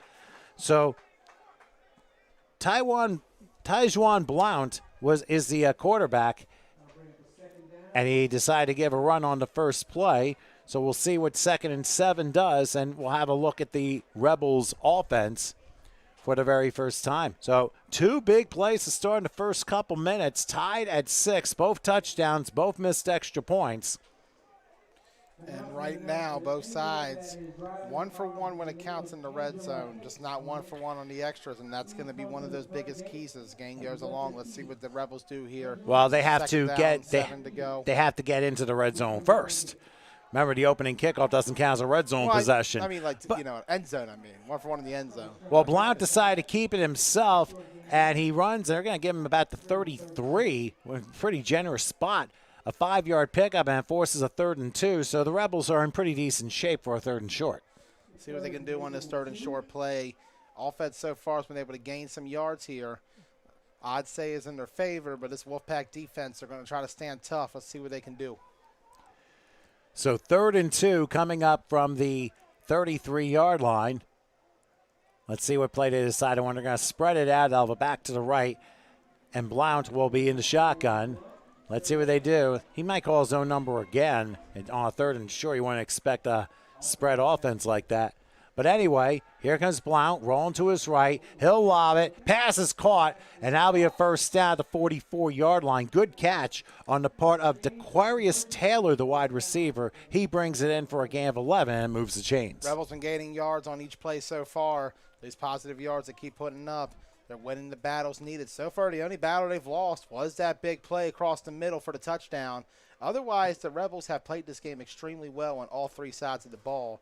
Offense moving. They're about to hit midfield at the 39-yard line. 11 yards to go before they cross that line. Let's see what they do here. Well, got a big, tight set here. You only got one guy on the outside for this Rebels team right now. One running back. Everybody coming in close. Let's see what they do here. Well, they're 6 yards from midfield, and it's 1st and 10. A handoff going to about the 45-yard line. Only a 1-yard pickup on the part of Jacques Alston, who was the one who returned the opening kickoff 95 yards for a score. But 2nd and 9 coming up, and you'd have to figure that the Wolfpack, you know they're coming in hungry. Their offense, they really spread things out, and they were like clockwork on that incredible 4th and 8 play from their own 16-yard line to get that 84-yard touchdown. So now the Rebels line up, 2nd and 9 from the 45-yard line.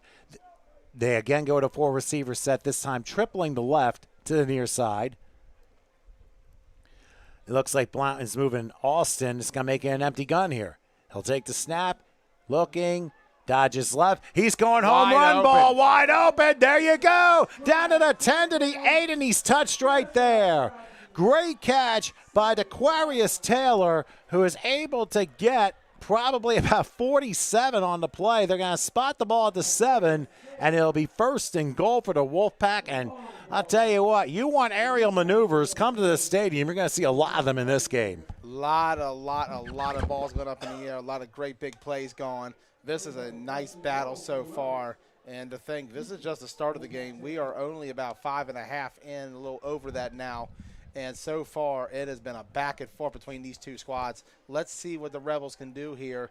Could we see a 3rd touchdown before the halfway mark of this quarter? Oh, whoa. And there was a play fake, and pulling off a John Cena maneuver was Cameron Cunningham out of Temple, Texas. The defensive lineman did not bite on the play fake, and Blount is sacked for the first time in this game all the way back to the 14-yard line. Let's take a look at where things went wrong here.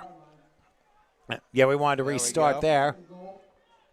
He takes a play fakes, but didn't even buy the read. He just knew he had the ball. He came right in, a wolf on its prey. That's a sack. You got to give it to him. Excellent pursuit there.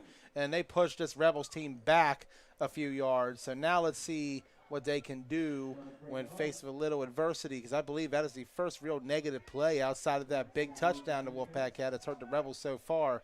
A 2nd battle loss. Can they win this next one? I think the lineman just missed the block there. 2nd and goal from the 14. Blount rolling right. He's being chased. Going to lob it. Caught about the 10 to the 5. And Alston spins in. Welcome to the end zone. A touchdown on special teams. And now a 14-yard touchdown reception with some tremendous moves.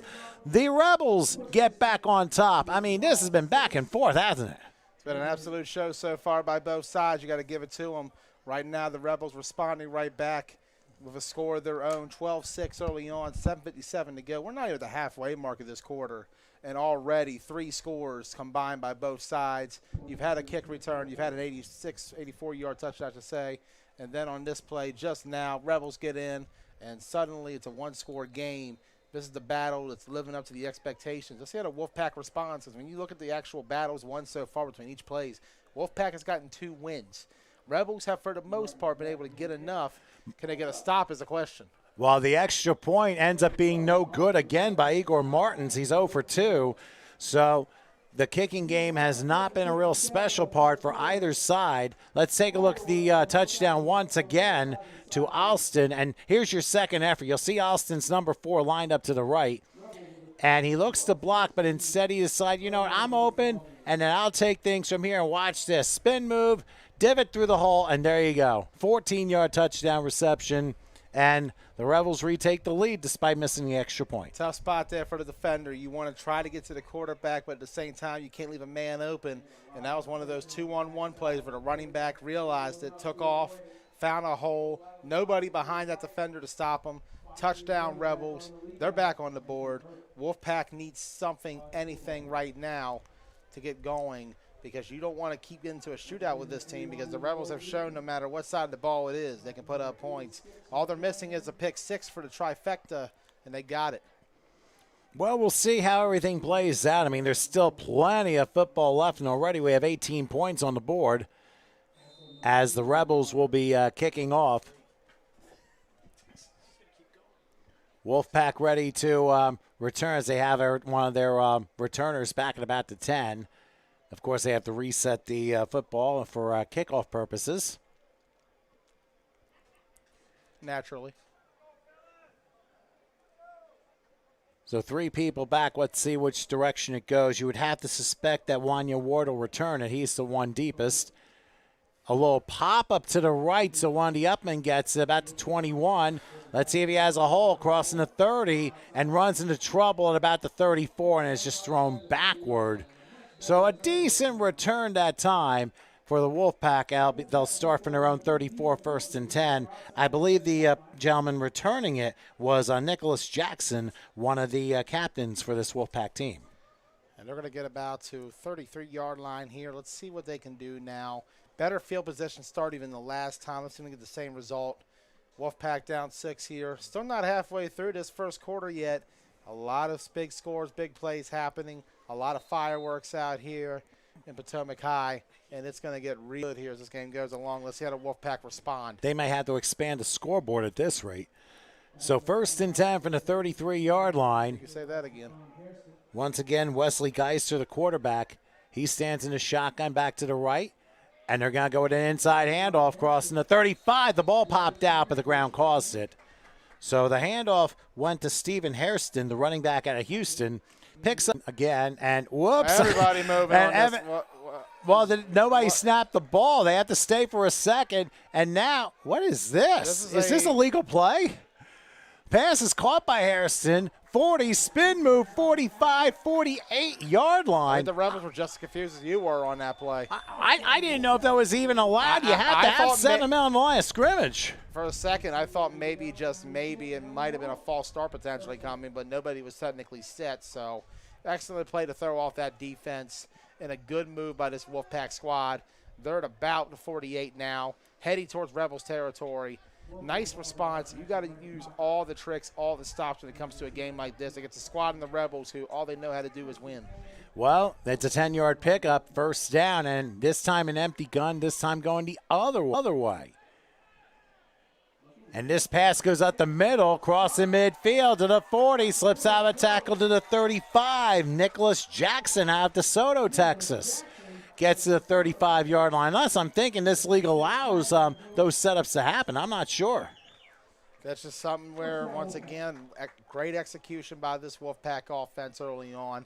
They're finding holes in that secondary of the Rebels. You got to give it up to them for how they played so far. And right now. And they're going to do it again. They got 3, yeah. The way they got this set, it's just an interesting set formation. I really, really like what they're doing. Let's see how the Rebels guard it this time around. Little more time to prep, though. All right, so 1st down. Here's a snap and a pass. Oh, through the hands and nearly intercepted by Shanta Williams Jr. He almost ended up making the grab. Pass went right through Nicholas Jackson's hands. Almost a great catch, almost a great pick. In the end, it's incomplete. Tough for the Wolfpack because they definitely had something there on offense. Even tougher for the Rebels. Could have had a stop there. Could have got that pick going down the field a little bit. And we'll see what the Wolfpack do in response to what just went down. 2nd and 10 coming up. About 5:27 to go here in the first quarter for those watching. 12-6 Rebels against the Wolfpack. Well, now we're going back to an original formation. They're going to spread out and modify the eye here as Pistol look. Here's a pitch out over to Hairston, who has a hold of the 35 and goes down maybe to about the 30. They're going to give him the 34, so maybe 2 yards on the play. Actually, they're just going to give him 1. So 3rd and 9 at the 34-yard line. And now, they're going to change the pace here. They're going to go up tempo. So Geisler takes the snap, and then flags are down saying, wait a minute, it's going to be a false start against the Wolfpack. So they're going to go backwards 5 yards, and Leander now is going to be facing with a 3rd and 14.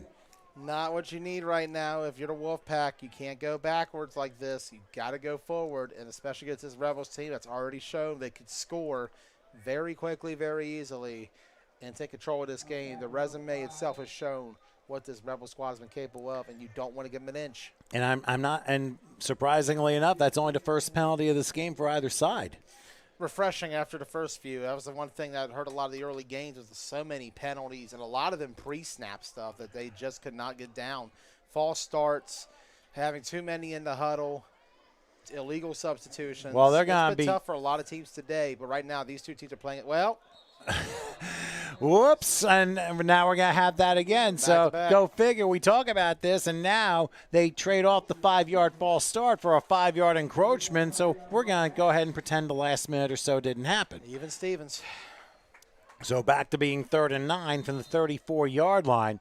We'll recap the other games very shortly here, but again, they're going to go over an complete unbalance here.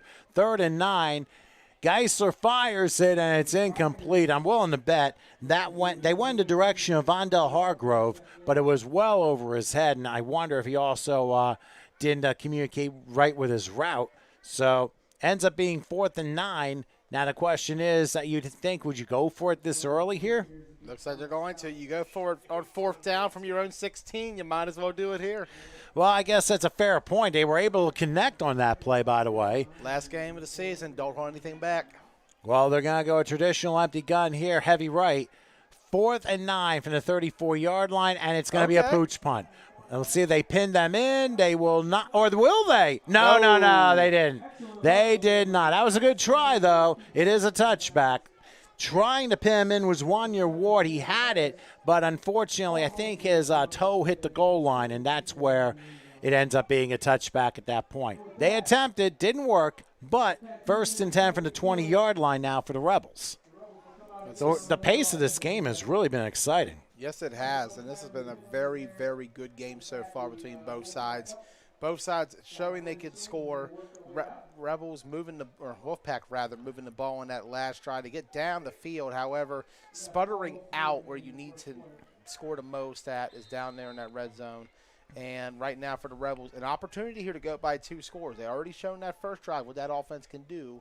Let's see what they can do and what the Rebels can adjust, or Wolfpack rather, can adjust to. Because that's going to be the biggest thing is making adjustments because the Rebels had no problem going downfield last drive on them.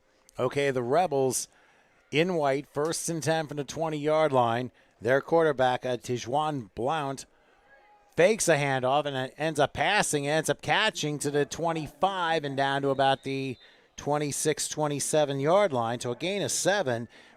That's Brandon Whitaker with the catch there. So good job there pulling off the play fake and getting a good reception out of it. Yeah, and that's what you need right now. Big gain to start. Look at 2nd and 3rd coming up. Maybe, about 2. Actually, 2. Sorry about that. I was a little off on that. And well, when you broadcast 3+ games, eventually it's going to take its toll one way or the other. Anyway, 2nd and 2 from the 28-yard line as Blount's in the shotgun. This is going to be a read option, crossing the 30 to the 35, good enough for a 1st down. So good job on the part of putting that play together for another 7 yards. And once again, Wolfpack defense being pushed back by this Rebels attack. And they're going fast forward, too. They go up-tempo. Trying to wear them out early on. Another read option, and the handoff to the right, and trying to get around but could not. That was Terry Beard, the wide receiver, who ended up getting 8 yards in the last play. This one he only gets 2 to about the 39-yard line. Now I think the frantic pace is slowing down just a little bit as far as those home run calls have been. See what happens here. Once again, a nice gain there, about 2 to 3 yards on the play. And now if you're the Rebels, they've been moving the ball almost every single play of this game. Like I said, they've won the battles. The Wolfpack, they've won a few battles themselves on their offensive side. However, their defense has been pushed back almost every single play so far, aside from the 1 sack they've had. Let's see how they respond here. All right, here's Blount back to pass, has room, and he fired it, but out of position was DeQuarius Taylor, and he went in his direction. It was way over his head, incomplete. I guess the timing just didn't work as Taylor was coming in, and it was more of an out. Communication is very key between the quarterback and his receivers, and that time seemed like a miscommunication was going on there. He had the ball way in a different place than where the receiver was. So let's see what happens. 3rd down and about 8. This is the longest 3rd down deficit they've had so far all game. Let's see how they retaliate and try to give back against this Wolfpack attack on defense that needs to stop here in a big way. You see their edge rushers coming in. They got about 4 coming in, 3 linebackers. Well, here's Blitz Blount back. coming. They're coming on the blitz. They check that off. A fire up the middle. High catch. Oh, he couldn't come down with no, it. That's incomplete. Could not come down with it. Incomplete. That was a very nice attempt, however. I believe, again, that was Taylor. He didn't get both feet down. The ball was stripped right before he landed. Yep, you gotta establish a catch. That's not a catch by rule. Incomplete pass. 4th down coming up. Big stop for the Wolfpack. Got a couple battle wins here in the last 2 plays. Now you have to score on offense, get it turned around. First quarter, about 1:59 to go, and 12-6 being the score. Let's see if the Wolfpack can get a big return here. Get the ball at least midfield. With the way punts have been today, ooh. And Igor Martin's the one that punts it well over his head and taken at about the 10-yard line. Let's see if there can be a return. Now reversing gears, getting to the 20, to the 30, and then down to 33-yard line. Vondell Hargrove, he was the one who made that sensational 84-yard touchdown reception back on that 4th down and from their own 16-yard line. Gets a nice return. About maybe 20 yards on the play. Let's take a look as to what happened following the Martins punt.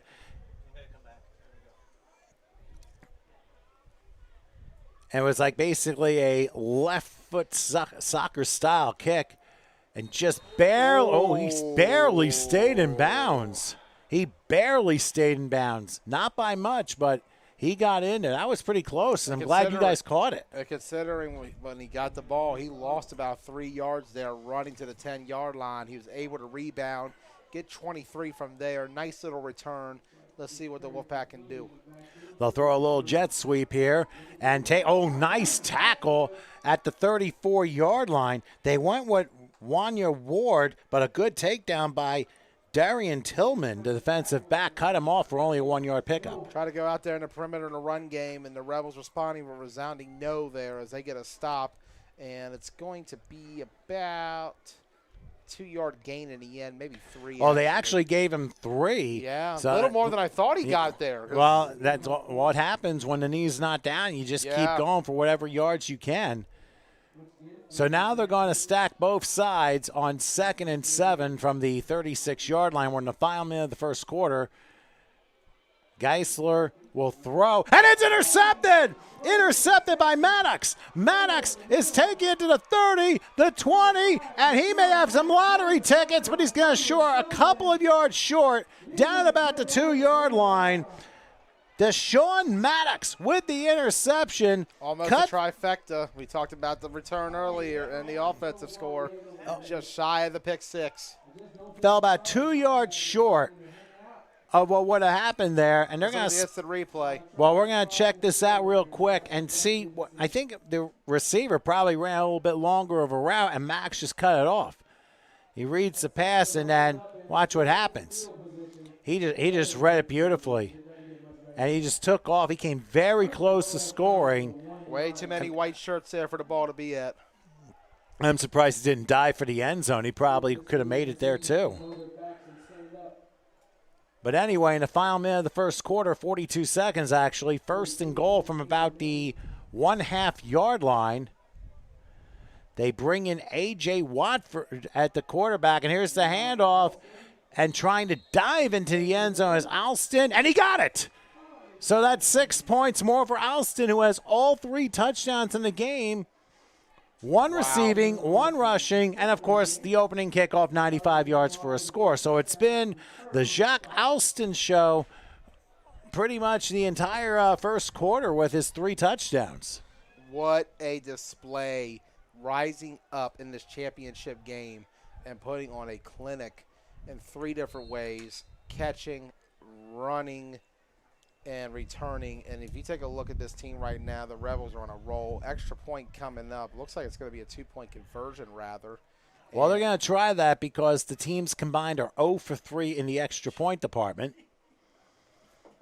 Once again in the game, A.J. Watford between split backs. This is the conversion this time. Tight formation. Let's see what they do. They're going to hand it off. No. Play never happened. Play never happened. Might have been a false start. So they'll back the conversion up to about the 7. Oh, no. It's going to be against the Rebels anyway. They had looked like 12 men in the huddle. Oh, that's been a common mistake today. I don't know what's going on with teams. It's been an epidemic all day.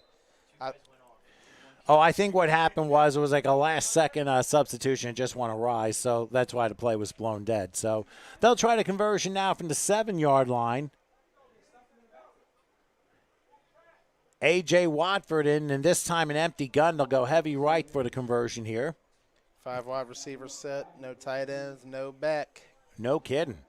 So Watford about ready to take the snap. He does. Comes under a bit of a rush and will lob it, and he lobs it to nobody. So it's incomplete. The conversion fails. I think they were going towards Tariq Robinson. He just never got there. So with 39 seconds left in the first, an 18-6 Rebels lead over the Wolfpack. Let's show you the touchdown again, as it's been the Jacques Alston show. He's on the left. He's number 4. He'll receive the ball, and it looks like he's falling short, but second effort says, I will dive in, and all you have to do is break the plane. You don't have to be in the end zone, but the ball does, and that's exactly what happened. 6 points for the Rebels, and right now the Wolfpack very fortunate for that 4th down conversion earlier, because this could be a lot worse right now if not for that. And we talk about the big differences. The interception that just happened, putting the ball right there at the 2 for the Rebs, and as a result, they get it right in, they score, and now it's 18-6. We got about 39 seconds still in this first quarter, by the way. We are still in the first quarter, and this Rebels team has put on a clinic, a show for the audience tonight. Wherever you're watching, glad to have you here. All right, they're going to do a short kickoff directionally to the 25-yard line. Let's see what happens. Taking a hard turn again, tripped up at the 29-yard line. And that's I hear a timeout. There was a flag at the kickoff. It happened during the kickoff, and I think it's going to be against the Rebels because there might have been a false. So they'll back it up 5 yards, and they'll have to kick off from the 30-yard line. Returning the ball, by the way, was Nicholas Jackson. He only had like a 4-yard return, but he's going to get another chance.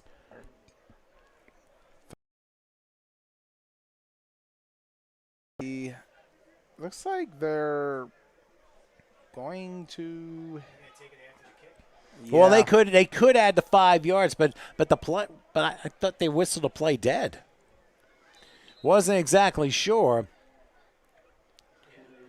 Looks like they'll re-kick it. Yeah, they're going back over there. So a very interesting decision here. They're going to take the 5-yard penalty for the false start on the kickoff and re-kick from the 30-yard line.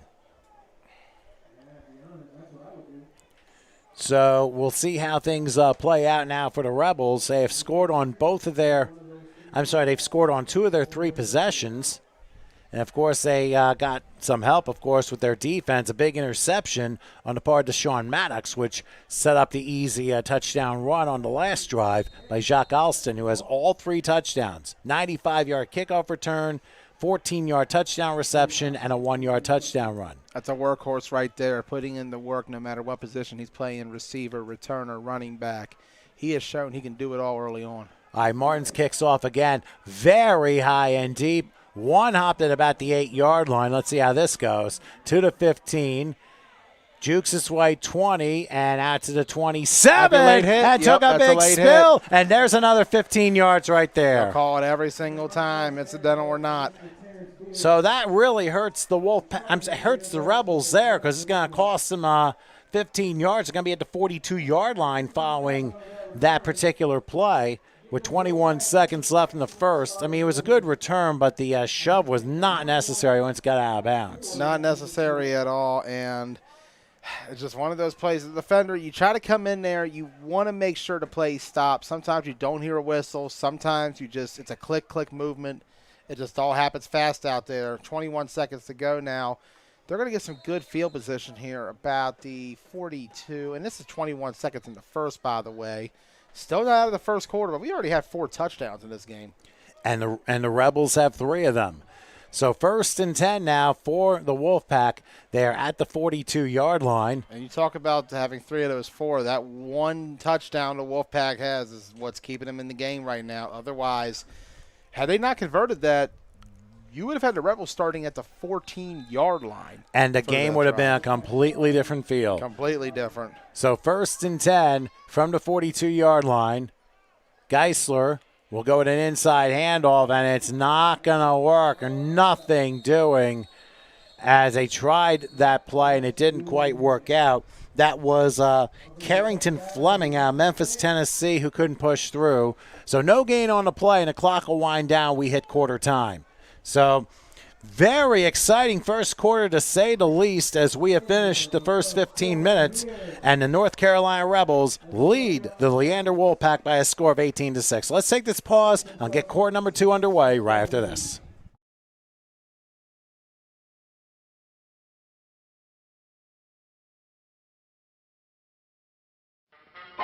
Yum, yum.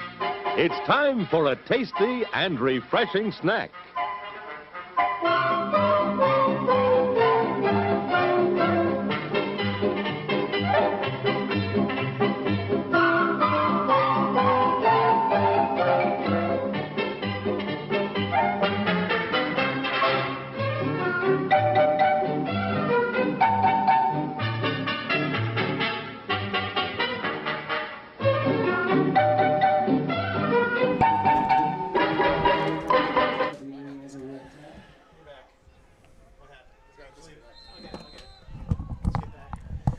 Hi, we are back here in Dumfries, Virginia, Potomac High School. 2nd and 8 from the 42-yard line. This is going to be a handoff up the middle, 45, midfield. The ball's out. Ball is out. I think the Rebels might have recovered, but now wait a second. Leander may have recovered. We'll see what the officials say. It's going to be a mad scramble to find out who has it, and the Rebels say they do. Do the officials concur? They do. It is indeed Rebels football. 1st and 10. They forced a second turnover. That's a big ouch, and right now there's an injury for the Rebels on the field right where the fumble was. Hate to see that, but they're helping him back up now. Looks like he's going to be all right. And always got to watch it down there when it comes to that ball being loose. A lot of bodies hitting, a lot of parts touching. It can get a little rough down there. Stephon Harrison was the one who carried the ball and then lost it. Let's see who was the one who stripped it out. He had to run up the middle, and he just tried to get more yards and then got knocked out.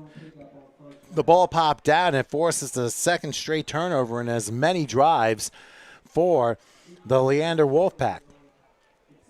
So now the Rebels are back in business, 1st and 10 to 47-yard line. Quick snap. Blount is going to throw deep left side, and that is tapped and almost intercepted. That is not a good decision on that left side. That is not a good choice to throw the ball there. Bashad Thompson out of Chicago was the one who tapped the football and almost came down with it. Ends up going as an incompletion, and it forces a 2nd and 10, to say the least. But to the credit of the Rebels, they've been able to hold firm. And obviously you're up 2 scores. You want to try and get more points as quickly as you can, and that's where the points off turnovers come into play. Facts, absolute facts. And right I think you're going to have to make a patent on that statement. We have one that goes. I got it trademarked. Well, you got also with one of our other friends who does commentary. So, I mean, hey, you got to keep going with what you got. Anyway, on 2nd down, here's a handoff up the middle and going all the way down to about the 43-yard line is Jacques Alston. He has all 3 scores for the Rebels today, and that one is going to move the chains and make it a 1st down for a gain of 11. Big gain right there. The running game coming in hand there for the Rebels. Once again, a big play. And you take a look at it right now, Wolfpack getting pushed back again. They're getting closer and closer to that end zone. 14-12 remaining in the second. And you do not want to fall behind by 3 scores. There's a potential for a 20-point lead at most here at the end of this drive. They do score. They score in 2-point conversion. And that's not a deficit you want to be in. And right now, if you're the Wolfpack, got to get a stop here. And you got to get your offense going, too. Outside of that big play, they haven't had much. Here's a handoff again to Alston. He's not going to get much that time, going down to about the 41-yard line. By the way, it's A.J. Watford in at quarterback now for the Rebels. I think what they do, they'll put their first quarterback in Blount and they'll play one quarter, and then they'll switch over and get Watford some work for the second quarter. They might do that for the second half as well, depending on how the flow of this game goes. But still, 1-yard pickup. It is 2nd and 9 from the 41-yard line. And they're going to line up 3 wide slot right and between split backs. Let's see what Watford does this time. Now they're going to send over Alston to the left side. So just a back to the right to Watford, who will take the shotgun snap. He looks, being pushed back. He's going to fire one. Nice catch. Crossing the 40, down to the 30. I mean, they're running so fast. Takes a while to get him down to the 27-yard line. And that was Terry Beard with the catch. Looks like it was an injury on that tackle at the end. It might have been the way one of the Wolfpack landed, and immediately they come out. So I guess we'll see a replay of this. Yep, here we come. Or here we go, rather. Well, this is the 2nd and 9 play, of course, which involves Watford. Now, of course, the guy who caught it, Terry Beard, I mean, he makes a big-time swing catch. And as you can see, as they get the snap here, here's that late start by Beard, and there's the swing.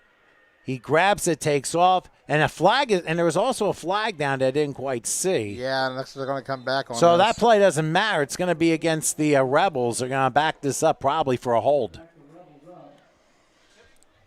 So a 10-yard penalty, and they're back in their own territory at the 48-yard line. So Still sorting out that injury over there, about a 25-yard line. Well, while we have a moment, of course, this being the quadruple header, the final game of the 4-pack of games here for Sunshine Bowl Spring Nationals. If you didn't get a chance to catch any of the earlier games, you can always go back and watch on YouTube, courtesy, of course, of the HSG Network. So make sure that you check all the exciting plays out, and each game has had a very interesting play you certainly don't want to miss. And we definitely had our share here in the first quarter here. So, again, go back and check out the other games on YouTube if you've missed it. The Sunshine Bowl Spring Nationals here from Dumfries, Virginia. And what a Sunshine Bowl it's been so far. Right now, what an event. 4th game. We still got 3 more tomorrow. You are absolutely correct, and we'll have a new feed for that too. So there's no way we're going to have 7 games on one feed. So we got 4 on this. There'll be 3 on another tomorrow. So make sure you join us for more Sunshine Bowl Nationals here from Potomac High School. In the meantime, back to action. 2nd and 20 from their own 48. Here's Watford back. He's going to throw off his back foot. Pass is caught. Or is it? Are they going to say catch? They are going to say catch, okay. Yes. They're going to say it was DeQuan Carney who came away with it. Now they're discussing. The flag, I see. He just picked the flag up, I believe. Oh, that's odd. Unless the penalty's on the Rebels, and it's not going to matter anyway. Looks like it's on the Rebels. They're all walking back there. That's going to be another hold. Yes, indeed. Holding against the Rebels. Back-to-back penalties, and all of a sudden, they find themselves in like a 2nd and 30. We were And just possibly even more. We were just complimenting both sides on the lack of penalties early on, too. They hurt us, so they decided to make up for lost time a little bit. So it'll be 2nd, and boy, that's quite a length here. 2nd and 30 from the 38-yard line. Let's see what they do. They'll triple the near side, back to the right of Watford. He'll take the shotgun snap once he's ready. Takes it, goes back, has plenty of time. Oh, a helmet comes off, and now a deep throw left side, and it's thrown incomplete, and no flags thrown there.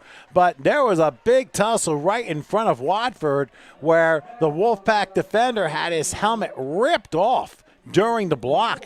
Surprised there wasn't maybe an incidental hands to the face penalty called there, but sometimes it just happens when you're moving around. Parts get bumped and everything else.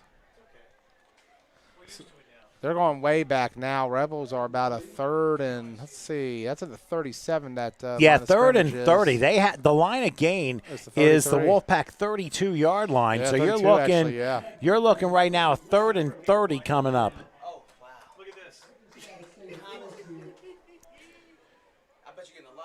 So let's see how the Rebels line up. And for the Wolfpack's sake, I mean, they can allow a little yardage, but not much. But they can't take a dumb, illegal hands to the face penalty because that'll just reset the downs here.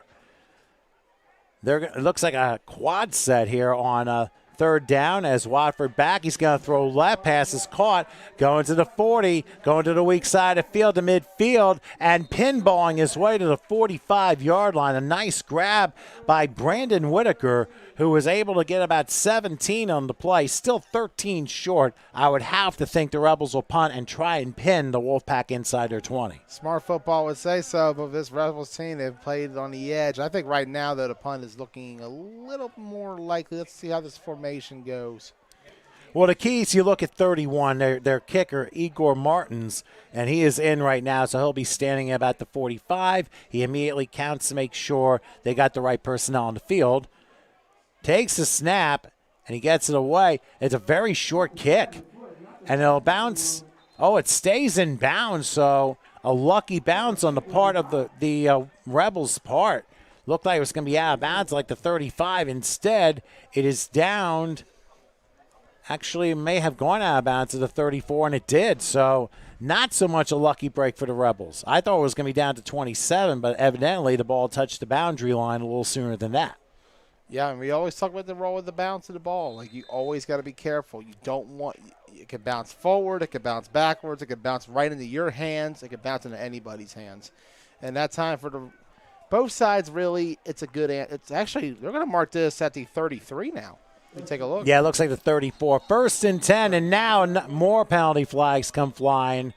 Of course, the Rebels are saying the Wolfpack did it, and, of course, the official agrees, so false start. That backs it up to the 29, 1st and 15. Like I said, discipline penalties. These 5-yarders are always the ones that come back to get you. They add up fast. 5 yards back, you already lose half a game for a first down when you do that. Now, all of a sudden, you got to look into cutting the field in the thirds instead, and that's not what you need right now if you're this Wolfpack team. Pistol look coming. They got a man in motion. And he play fakes that, and Geisel lost the ball. No, they whistled it dead. His knee was down before the ball came out. It ends up going to be a loss on the play. Look, they try to go option there on that right side. He was running, seemingly to set something up, but he got hit and the ball came out. But thankfully for them, it is not going to be too much harm there. It's a lost play, but at the same time, it's better than losing the ball. That's true. It's only a 2-yard loss, but now they're faced with a 2nd and 17 with the ball spotted at the 27-yard line. So for the Wolfpack, who had an amazing play early in this game, they really haven't had much of a groove since then. So this time they're going to line up a 4 wide. They're going to spread out here. Geisler will take the snap. Rolls to his right. Has the backup throw across his body. Pass is caught. And a vicious hit. 6. So it forces a 3rd and 12. So that was a gutsy catch there. And now whistles blow. They were trying to go fast forward here, but instead the Rebels are going to use a timeout. So let's take a break. 10:03 left in the half. It's the North Carolina Rebels 18-6 over the Leander Wolfpack. Let's take a short break. We'll be back in a moment.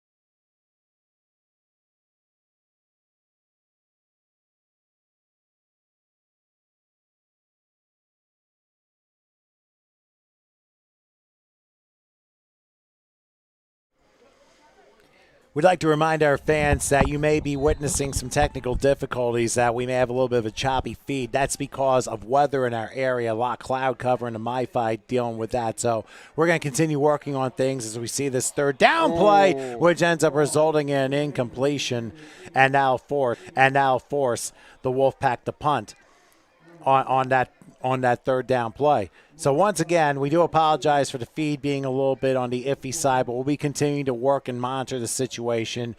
Heavy cloud cover in the MiFi situation are attributing to that, but we'll continue to go at it, so just please be patient with us. We'll get it. And here are the Wolfpack on a 4th and 13, And it's going to be a punt by That's their a quarterback. beautiful punt. And it's a beauty. It's going to roll to the 20 and out of bounds at the 19. So technically, they were able to pin the Rebels inside the 20. So that's really a tremendous kick if you think about it.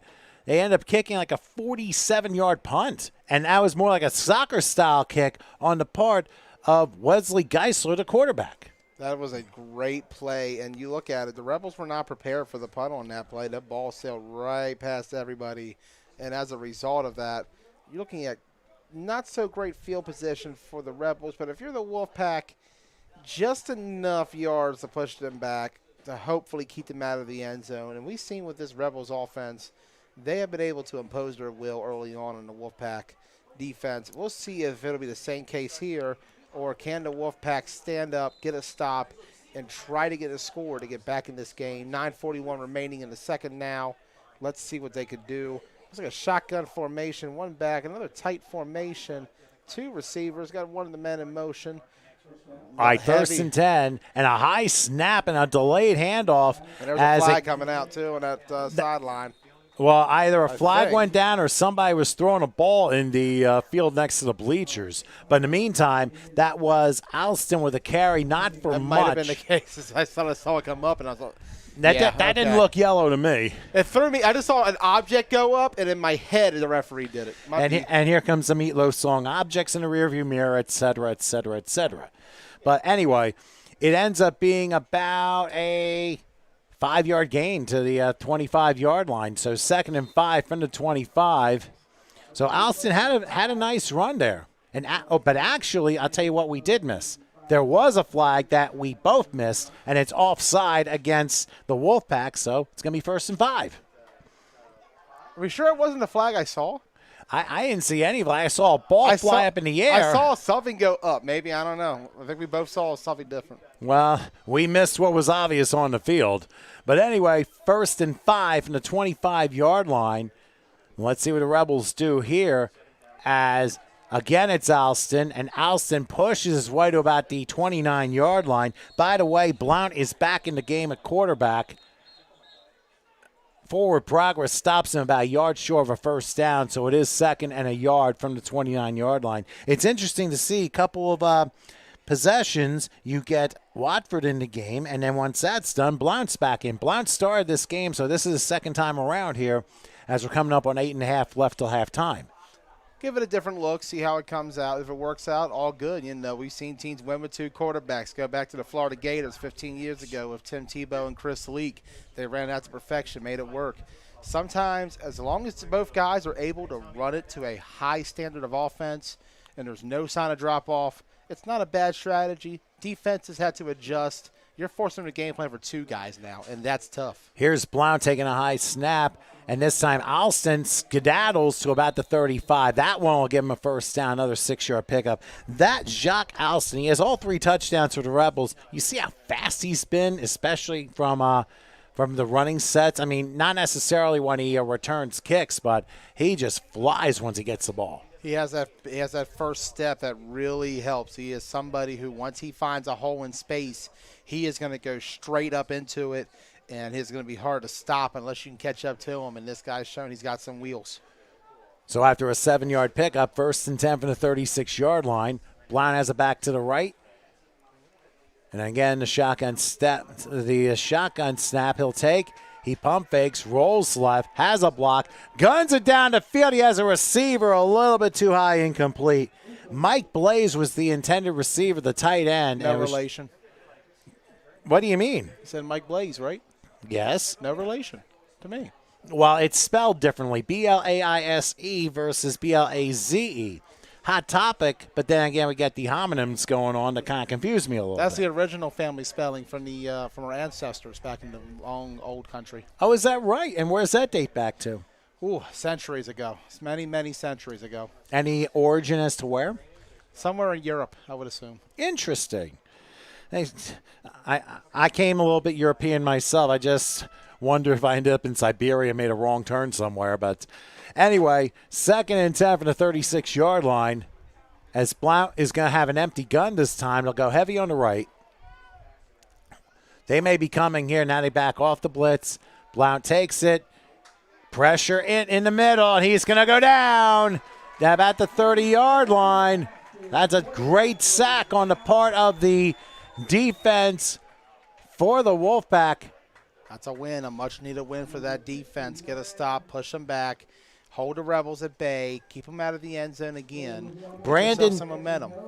Brandon Crathers out of Temple, Texas was the one with the sack and forces a big loss on the play back to the 29. So now 3rd and 17 for the Rebels as things obviously have calmed down since that incredibly hot start to this game where points were being scored in remarkable fashion.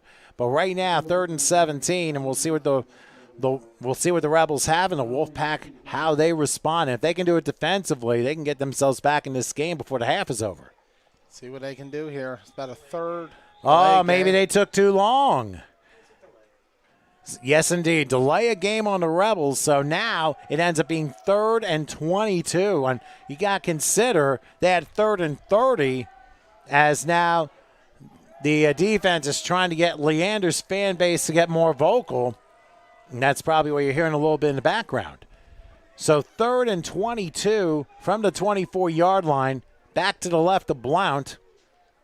They bunch the right side for this one. That middle looks like it'll be open. We'll see. There's And he's going to throw up the middle. Exactly, and the pass is caught beautifully for a first down by Daquan Carney. As soon as he dropped back to that safety position, I said to myself, like, why are you leaving that much space in the middle when you have to make sure nobody gets past a certain part of the line? There was just too much there. That was a big shot to the gut, converting on 3rd and 22 with a 23-yard pickup. Too much cushion, way too much cushion. And we're going to show the replay real quick on this.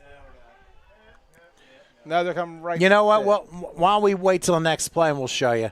But anyway, of course, replay is presented by Capital City Designs, who have helped us big with the Sunshine Bowl Spring Nationals here. 1st and 10. Here's Blount back to pass. He pump fakes. He rolls. He'll lob it left, and the pass is incomplete. So that was intended for Shad Williams. He just couldn't come up with it. All right, let's go back to that 3rd and 22 play and see what went wrong. Why was the middle so open? Because of the drop back in coverage. I believe it's going to show up here, I would think. No, maybe not. But when they dropped back, they had 2 deep safeties on that play. And because of that, the second guy who had dropped back was too far back.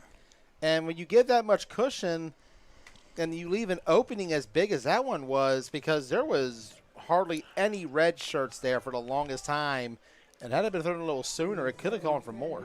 Very easily. Following the incompletion, it's 2nd and 10 from the 48-yard line. Blount in the shotgun once again. Play fake. Looking. Now he's being chased, so a roll right, and he'll have to lob it. Wow. It's caught at the 41-yard line of the Wolfpack. Nope, I'm thinking wait, they're saying he's out of bounds. Let's see. Yep. Yeah, they're going to say it is incomplete. Sideline was the best defender on that play for the Wolfpack. Really helped him out there. And Carney almost brought it down. He probably just had 1 foot out of bounds, or his tiptoe was there. Coming up. Let's see what happened. Well, we've seen some interesting calls throughout the day. Let's see if this one's any different. I mean, it was a very good play. Now watch Carney. He's along the sideline, and they will lob throw it here, and it is. Bad to say. Unless he juggled it. His back was turned. That might have been the argument, is the juggle. Yeah, because I think the officials saw him not being able to completely secure the ball. He had both feet in, but he didn't secure the ball, so incomplete it is. So 3rd and 10 now from the 48. And now timeout. Wolfpack. Yep, Wolfpack. I don't think it's a challenge, but it's going to be a timeout. So the Wolfpack will call the timeout. We'll do the same. 4:03 left till halftime. Rebels over to Wolfpack, 18-6, and we'll come back in a moment. Our attackers come in many forms. They're viruses, including measles and the flu. Their goal? To spread across Texas and make us sick. One thing stands in their way: vaccines. Texans trust vaccines to defend us against quarantines and lost work and school time, and to stop the most dangerous viruses now and for the future. Vaccines defend what matters.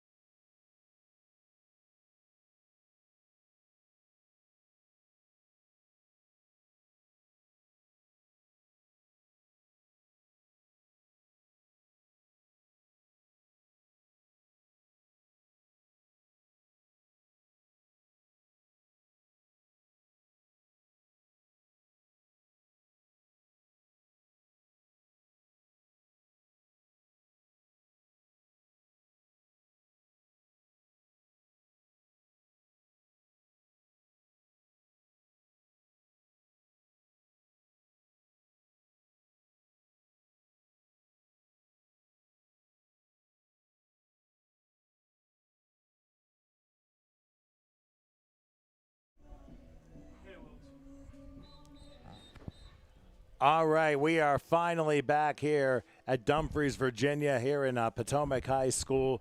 The second half of the final game of this quadruple header of the Sunshine Bowl Spring Nationals, as the North Carolina Rebels, they lead the Leander Wolfpack by a score of 18-6 as we're about to start the second half of play. Once again, I'm Tom Wilkins along with Joey Blaze. Howard Gaber taking care of the controls. Now we had Chris take care of the end zone camera until a short time ago when they unpacked it. But the thing here we're looking at here in this game, and Joey, thank you so much for joining us for all these games here this afternoon and evening. Really fantastic job on your end. But you're giving some insight, of course, to what really goes on the field as we look at the Wolfpack about ready to get the ball to start the second half. What do you think the difference of this game has been so far? One play, the opening kickoff, that has been the biggest difference. You look at that set the tone to start this game. That put the Wolfpack behind the 8 ball. That put them down to 2 scores. Now, of course, their touchdown response right after, very key, very crucial, and is the reason they're even in this game still. Without that, this could have been a much worse game for them, but they've been able to stay in it. The opportunities happen there, but they just have not been able to capitalize. They had a shot before half, didn't quite get it. Here's their chance here to start the second half. Let's see what they can do on offense. Here comes the kick. All right, here we go. Second half underway, and it's a one-hopper taking about the 25-yard line. Has a hole going to about the 40, down to the 45, and that's about it. But I'll tell you what, that is some serious second effort on the part of Nicholas Jackson, who returns the kickoff all the way to the 46-yard line. In case you just joined us, I mean, you can see some of the highlights, of course, on YouTube as to what has happened. But as you had mentioned, Joey, the opening kickoff, a 95-yard touchdown by Jacques Austin, who has scored all 3 touchdowns today. Now, I tend to kind of want to counter with this because – remember, in their own territory, the Wolfpack turned the ball over twice, and I think that's been a bigger difference because the Wolfpack were able to counter the opening touchdown kickoff. But we'll discuss more on that as we go along, as we see Wesley Geisler come back on for the second half. It'll be 1st and 10 from the 46-yard line. Once again, Alston, a 95-yard kickoff return for a score on the opening play of the game, and then on 4th down from their own 16-yard line, a pass to Vondell Hargrove, an 84-yard touchdown striking that tied the game. Geisler will swing a pass out to the right side. Did not work out much at all. As a matter of fact, it ends up losing about 3 yards on the play. But then the Wolfpack came back. It was the Rebels who came back, and then they were able to force a couple of key plays. They had a drive where they were able to get to about the 7, and they were backed up to the 14, but then a lob pass to Alston was a 14-yard touchdown score, and then an interception, a key one on the part of Deshaun Maddox, set up another Alston score from 1 yard out following that. All the conversions have failed. Both teams combined 0 for 3 on extra points, and the 2-point conversions 0 for 1 on the part of the Rebels. So that's where we stand right now. All the points in the first quarter, and we're still there, 18-6 in favor of the North Carolina Rebels, as the Wolfpack has 2nd and 13 from the 43, and Geisler's going to throw one down the left sideline, and Vondell Hargrove nearly came up with a big one-handed catch. Couldn't quite do it. It's incomplete. Forces a 3rd and 13. Right off the bat here, the defense for the Rebels doing an excellent job standing up to the Wolfpack offense, pushing them back already, and right now for the Wolfpack on the 3rd and 13, you got to get something going here. You would have missed out on back-to-back chances of scoring that could have got them right back in this game. And if you're this Rebels defense, you got to be proud of the effort they put in so far. Outside of that one big play for a touchdown, the Wolfpack have not found the end zone. And right now, if they don't get something here, it's another drive about a score, and you can't keep going with those, especially with a 2-score deficit. 3rd and 13 from the 43 as Geisler is back. Will he call his number? He's going to zing one, and it's incomplete. I was a little curious about the play call there because that would have been well short of a first down. It would have been 4th and 6 if completed, but instead it's 4th and long, and the Wolfpack are probably going to have to punt here. Probably going to have to. I wouldn't personally. I mean, at this point of the game, at this time of the season, you've already gone for it from your own 16. Why not go for it from your own 43, and I believe that's what they're doing, albeit, they could bust out a kick any second. We've seen that already today. Well, we might see it again Yes, here, sir. and we will. And it's a boomer. Wow. Nobody's going to return this one. But will it stay in field? No. It is going to go in the end zone for a touchback. Ends up being a 57-yard punt, and that means it's a little bit too long because the Rebels will start 1st and 10 for their own 20-yard line. And here we go. Rebels back on the field. They got a 2-score lead. Game right now, they have control completely. They have the ball. They have the clock on their side. They have the scoreboard on their side. If you're this Rebels team, try to kill at least 4 to 5 minutes here, maybe even longer, just to put some real pressure on the Wolfpack, because right now, Wolfpack needs time. They need drives. They have not been able to have the drives to work out, and because of that, they're running out of time right now. And a stop here for them would help, but if you're the Rebels, put the foot on the throat, put it on the pedal, keep going, 100 mile per hour. Let's see what they do. Here's a handoff to Alston, who gets to the left side, gets tripped up at about the 22-yard line. By the way, Tejuan Blount is the quarterback starting the second half. He was replaced for a brief time by A.J. Watford in one of the scoring drives, but Blount is back in. And following a 3-yard gain by Alston makes it 2nd and 7. We're going to go ahead. Some of the staff members for both teams are going to read in a little bit. So we're going to give them recognition while we have a moment here. But in the meantime, 2nd and 7 from the 23-yard line. 2-back formation, 3 wide receivers, no tight ends. And another run for Alston. This time he finds a hold of the 30. Wow. And is still running to midfield, to the 40, and out of bounds to about the 36 with a very hard hit. He wears the number 4, and right there he almost had his 4th score. Well, and may not have. I wasn't sure if it was him or not, because it looked like he was the one taken off and then just lost the play altogether. But it ends up going all the way to about the 40, they're going to say the 37-yard line. If that's so, that is it's a 40-yard pickup. Big gain, and not what you need if you're the Wolfpack. And right now, if you are the Rebels, all the yards are adding up. The time is going down. You got a 2-score lead here. Get ready to make it 3. And if you're the Wolfpack, time to make something happen now. You cannot afford to keep falling behind at this point of the game. Here's a play fake as they're going to go deep on this one, but unfortunately for them, it's in the wrong uniform. It's an interception. Now he caught it. Now the question is, they're going to rule the touchback. His momentum carried him into the end zone, so they're going to rule the touchback. So a big break on the part of the Wolfpack. Now they'll get the ball 1st and 10 to 20-yard line. There had to be some kind of miscommunication on that play. And there was a penalty against the Rebels for holding, so that's obviously refused. So the turnover stands, and it is 1st and 10 for the Wolfpack, led by head coach Mark Rogers. Forgot to mention him. Offensive coordinator and tight ends coach is Donovan Hodge. Quarterbacks coach Robert Park Keller. Wide receivers is Mike Oliveras. Offensive line coach Caleb Coupland. Defensive back coach Jeremiah Russ. Linebacker coach Jacob Banley, defensive assistant and specialist coach Anthony Brocado. Tim Gastel Leander happens to be the voice of the Wolfpack, and also led by athletic trainer Alyssa Perry and team physical therapist Neil Sheath. Also under staff, we want to mention Jen Andrew, the film coordinator, Holly Magadan as the operations person, as well as Zimmer Rogers, and Brimson Bagley is the analyst. So that's your lineup for the Leander Wolfpack. Was there a timeout called? Yes.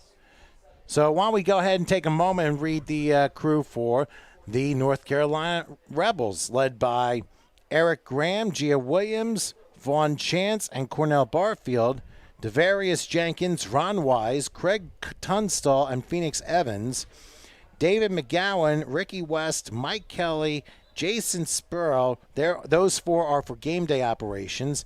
Benny Raindrop and Richard Morton are consultants. Working the home games on concession is Evelyn Graham, Vern Graham, and Natasha Longoria. As there's first down, as The timeout ended up going as quickly as my reading has been. Handoff only goes for a yard to the 21-yard line. Let's finish this out. The medical staff is led by Jenna Sutton, and the media led by Damon Smith, Joe Dixon, Isaiah Brown, Brandon Harris, and Ben Pennington. So that's your staff as we have listed for the North Carolina Rebels, the defending 3A AFNT champions, and they're hoping to make it 2 in a row as the clock is running down to 11 minutes left in the third quarter. The Wolfpack just got a turnover off an interception. Let's see what they do with it. They're going to go empty gun and heavy on the left. 2nd and 9 from the 21-yard line, and Geisler will have some time, and he's going to zing one. Good catch to the 40 to midfield. That's Varnell again to the 30. Goodbye to the 20, to the 10. He clears the area. No flags. Welcome to the end zone. The second super long catch for Vondell Hargrove. He had an 84-yarder, now a 79-yarder, and the Wolfpack are back in it. Everything's bigger in Texas, and that play right there is the biggest play we've seen all game. Way to get them back into it right when it seemed like they were about to fall behind the 8 ball yet again. I mean, they have had 2 incredibly long plays, and that is what has kept them in the game. They were able to counter the opening kickoff, and now they end up getting technically points off the turnover, off the interception. So a huge break. Here's the snap on the extra point. Kick on its way, and he got it! The first good extra point of the day, and it ends up being 18-13. Now we have a ball game, folks. Why don't we show the replay on the Vondell Hargrove touchdown? I mean, that was just a sensational play. And look what Geisler does. He sidearms it, and we'll see it in just a second here. 80 yards. And right up the middle again, and Hargrove just tries that run to coverage, and he's able to be successful. I mean, that guy, here comes the high stepper, word him up for a second touchdown of the day. Hargrove has been absolutely sensational. And, of course, we want to send crazy shouts to Capital City Designs, who sponsored all our replays here today. Just a fantastic touchdown. And he's got, 163 receiving yards on 2 plays. Insane. Absolutely insane, the numbers he is putting up in this game right now. And those 2 touchdowns are what has kept the Wolfpack alive. You have to think about that, too. You take them out, it's 18-0, but instead, 5-point game, a touchdown gives them the lead here if you're the Wolfpack. Try to get another stop on this Rebels team that has shown they can move the ball. However, they've also shown they are not quite able to finish sometimes. And that's what we just saw there. Talking about the momentum swing, could have easily been a 3-score game in favor of the Rebels. Now it's less than a touchdown lead for them. And if you're the Wolfpack, you got to feel good. 10:40 left in the third quarter. Plenty of time still to go. A stop here and another score coming up, and they would have the lead. Well, they have to quickly, or they force a defensive turnover. It leads to points, but we'll see what happens when we get there. But here is the kickoff in the meantime, and it is launched to the left sideline. It's going to stay in bounds and taking it about the 11-yard line. Let's see what happens to the 20. Oh, there's another one. He goes to the 40, down to the 41-yard line, and guess who that culprit was? It's been the Jacques Alston, Vondell Hargrove show. Those 2 have been racking up flag out of nowhere. Oh, and now another flag comes flying. That was at the end of the play. Let's see what the ref's doing. He's throwing it back, and is this going to go against the Rebels? Well, this is after the play, so we'll see how this all lines up here. And it looks like they're pointing against the Rebels. We'll see. Rebels are a little bit frustrated, and you can tell by their body language, like, what's going on here? They will discuss, and this officiating crew, give them credit. They've been on the field all day since about 10 o'clock this morning. Yes, they rule unsportsmanlike conduct against the Rebels, so that return to the 41-yard line ends up being, guess what, knocked down to the 26-yard line. So that forces a 1st and 10 now from the 26, and this is a play at a critical juncture of the game that you cannot make that penalty.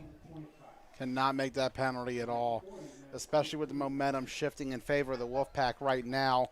That nice little return, it's negated. They're back at the 25 now from what I'm seeing. So, yeah, he was down to 40-yard line. Then, of course, the 15-yard penalty which followed.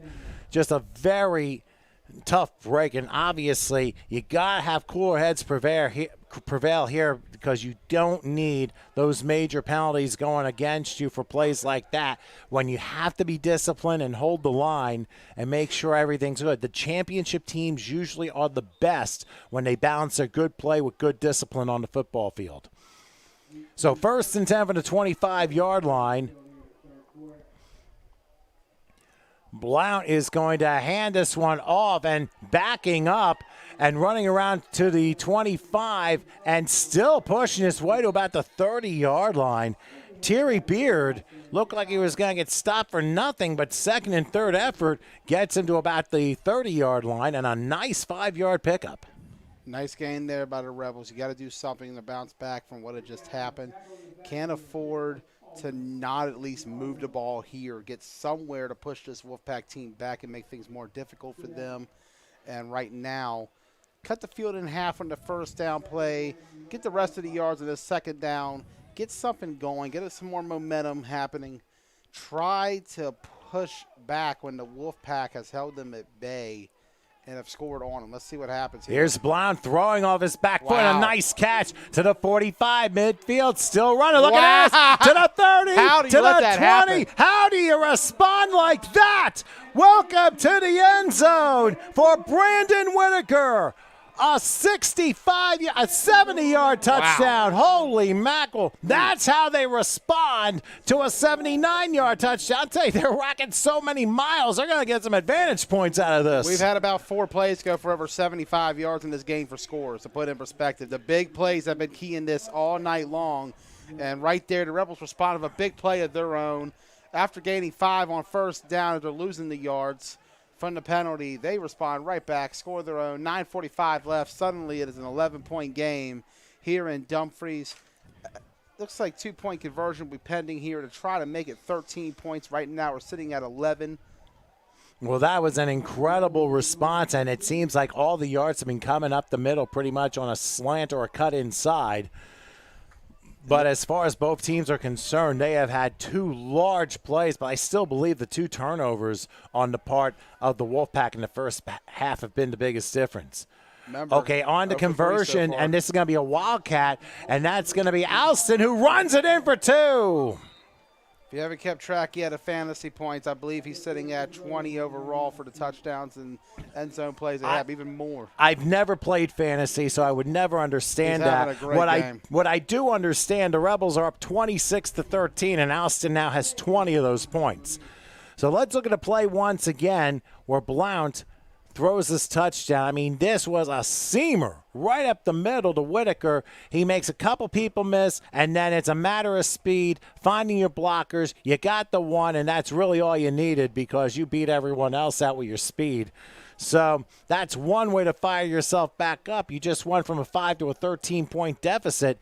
I'm sorry, 5 to a 13-point advantage, and that's the largest advantage of the game. So that's now going to force 2 touchdowns for the Wolfpack to come back and get in this. So now the big question now for the Wolfpack, how do you respond to that? The biggest response now, another big play. Got to go deep. And that's what has really helped them. You got to remember. So let's see what will happen here as the kickoff is going to be sent, and it's a live ball. It's going to roll. You can't assume it goes out of bounds.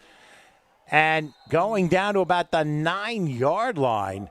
So that hesitation really cost the Wolfpack that particular play. So now Wolfpack back deep in their own territory, their own 9-yard line, and maybe they're thinking, hey, we did 84, we did 79, why not 91? Why not? Go for broke here. We've seen it all game long. The best plays that come from beyond 75 yards to the end zone. So why not one more time here if you are this Wolfpack? 13-point game. Remember, you got to get a conversion, too, with touchdowns now. Big change with just one play. And that's just how it's been all night between these two. The first and third quarters have been just crazy to watch so far, offensively speaking, between these two squads. Here's Geisler in the shotgun on 1st and 10. A quick pass.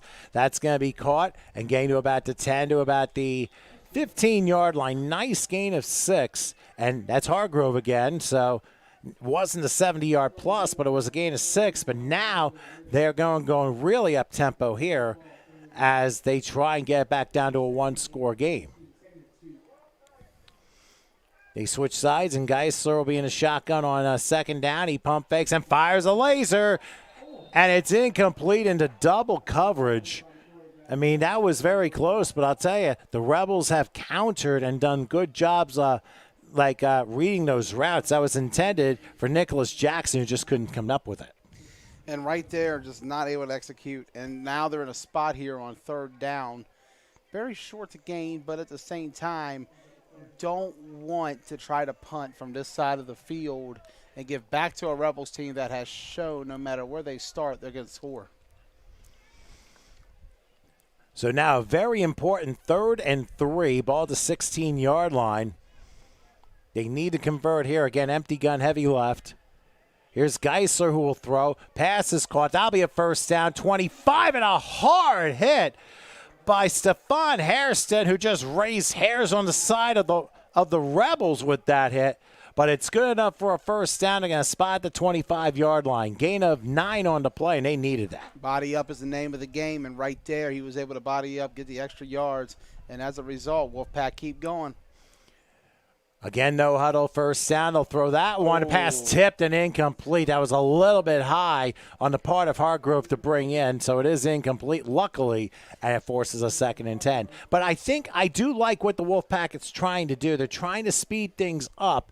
They know there's only about a quarter and a half left, and they're down 2 scores. They want to stay within 1 score if at all possible and then try and work things out to come up with the finishing touches. In a game like this, you have to stay within 1 score. You cannot afford to let the other opposing team get a big lead here, especially as we get to these final minutes, because you know the time of the night and everything else. Rebels team with the lead they got, they just want to get ahead, go home, get that trophy, and get ready for the next game, which, well, penalty coming out. We don't know. And I got flags down before the play happens, so it's going to be a false start against the Wolfpack, so that really backs them up further to make it 2nd and 15 back at about definitely not the 21-yard line. Wind has been an interesting factor since like midway second game, and keep in mind the Wolfpack have the wind at their backs. It's going to be in their face for the final quarter, so more the reason to go up-tempo in this particular situation, I think. You got to hurry up and make the most of this time while you can, because the field position is going to change, and so will this game by the time we hit about the same mark in the fourth quarter. We'll see what happens. A lot of football still to be played here. Wolfpack going backwards a little bit. Let's see if they can bounce back. You know, they've done their best, though, when they're behind this line of scrimmage. All right, here's Geisler back to pass, and another sidearm incomplete. And again, that was intended for Hairston along the right side. And you wonder if he's being rushed a little bit and he's not getting his throws accurate. I mean, he's an interesting delivery.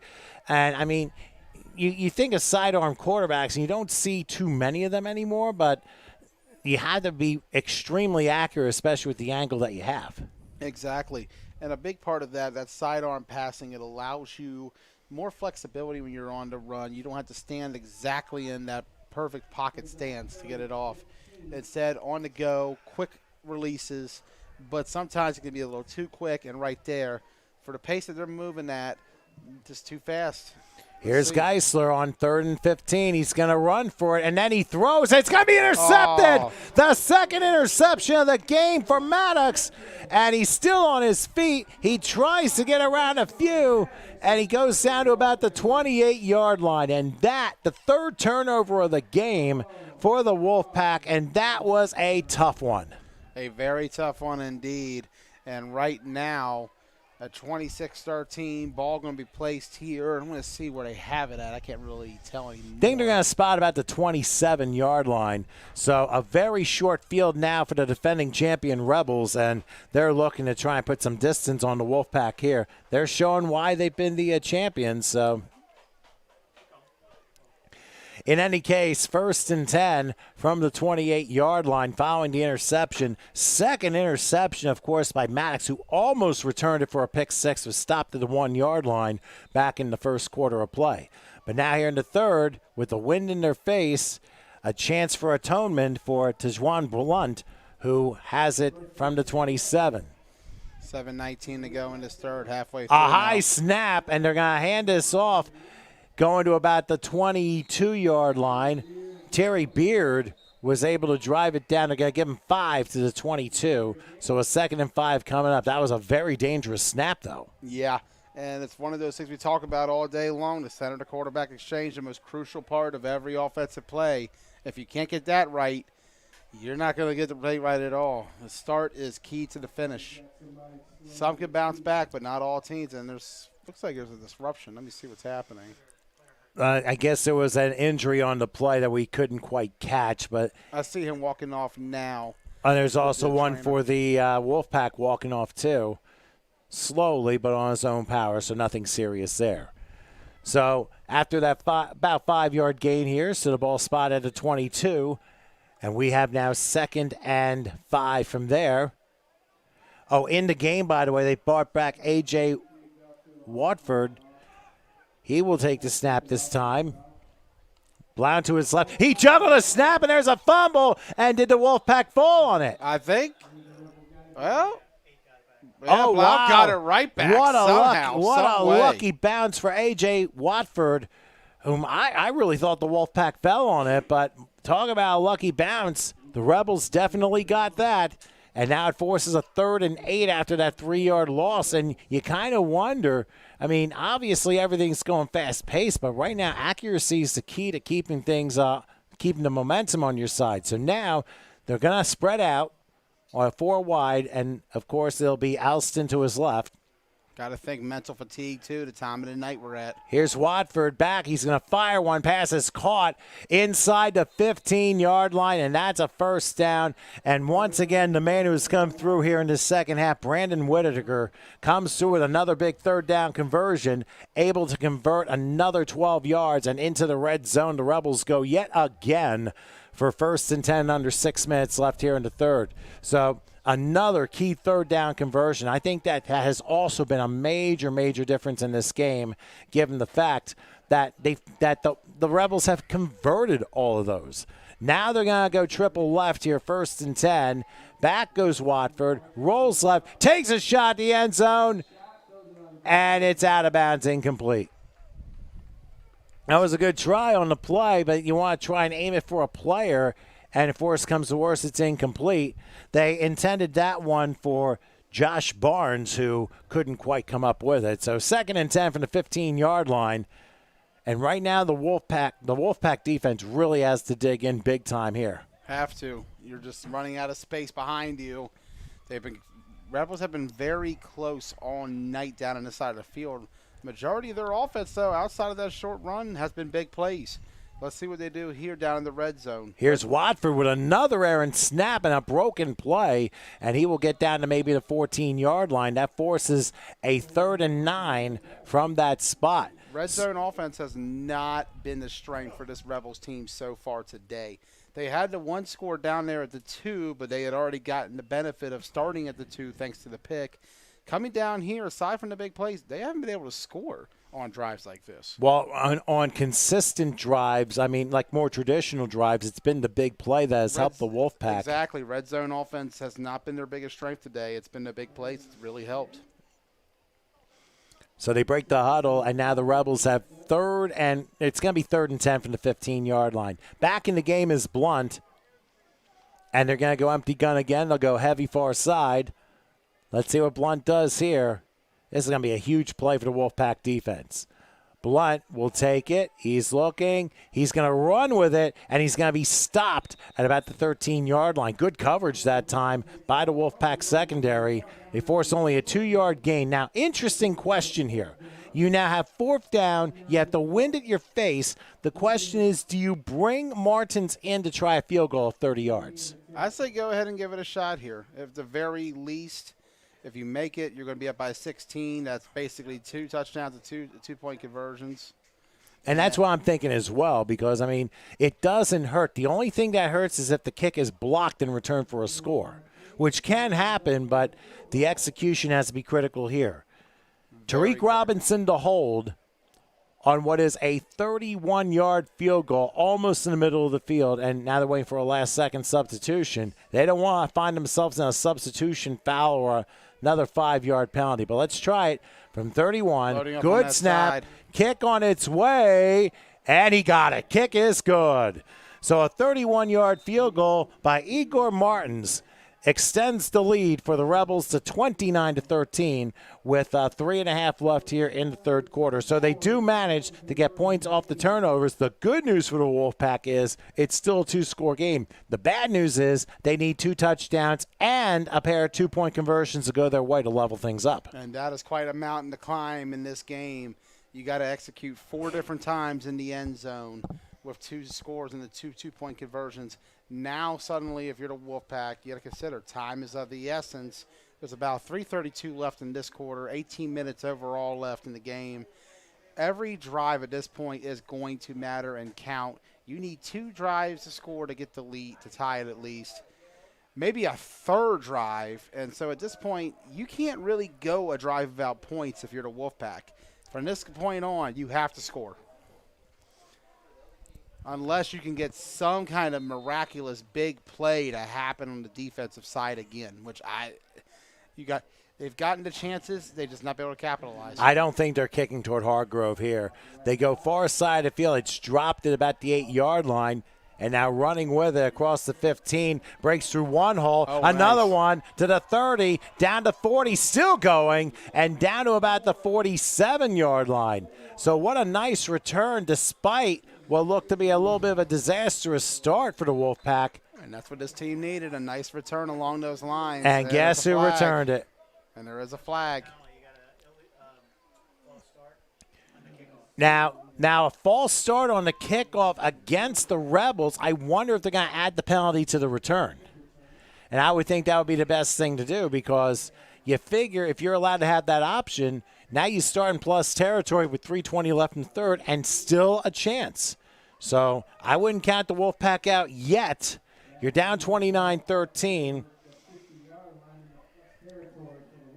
So they're going to spot the ball now at the Rebel 48-yard line. They'll add the 5-yard offside penalty to the end of the run. So this is a big moment now for the Wolfpack.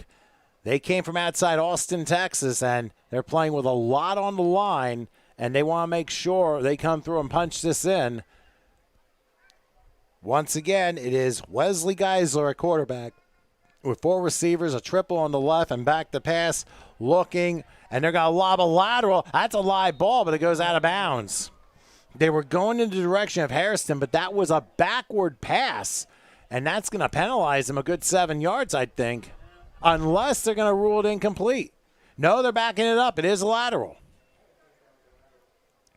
So they're going to back it up to the 45-yard line, a loss of 7 on a lateral pass. That was a risky play, and it did not quite work. I mean, I've seen plays where we throw a forward pass and the wind blew it backward, ended up being a lateral, and ended up being returned for a touchdown. But those were extenuating circumstances. So 2nd and 17 after the 7-yard loss on the lateral. Geisler spread out here, and now, unfortunately, everyone starts moving. Question is, who jumped first? Oh, it's going to be against the Rebels. They're going to call neutral zone infraction. Now the officials are like, okay, what did you see? What did you see? And they'll come up with a decision here. But right now, the preliminary indication, it's on the Rebels. But the Rebels are saying, hey, wait a minute. Didn't the other team jump first? That's on Rebs.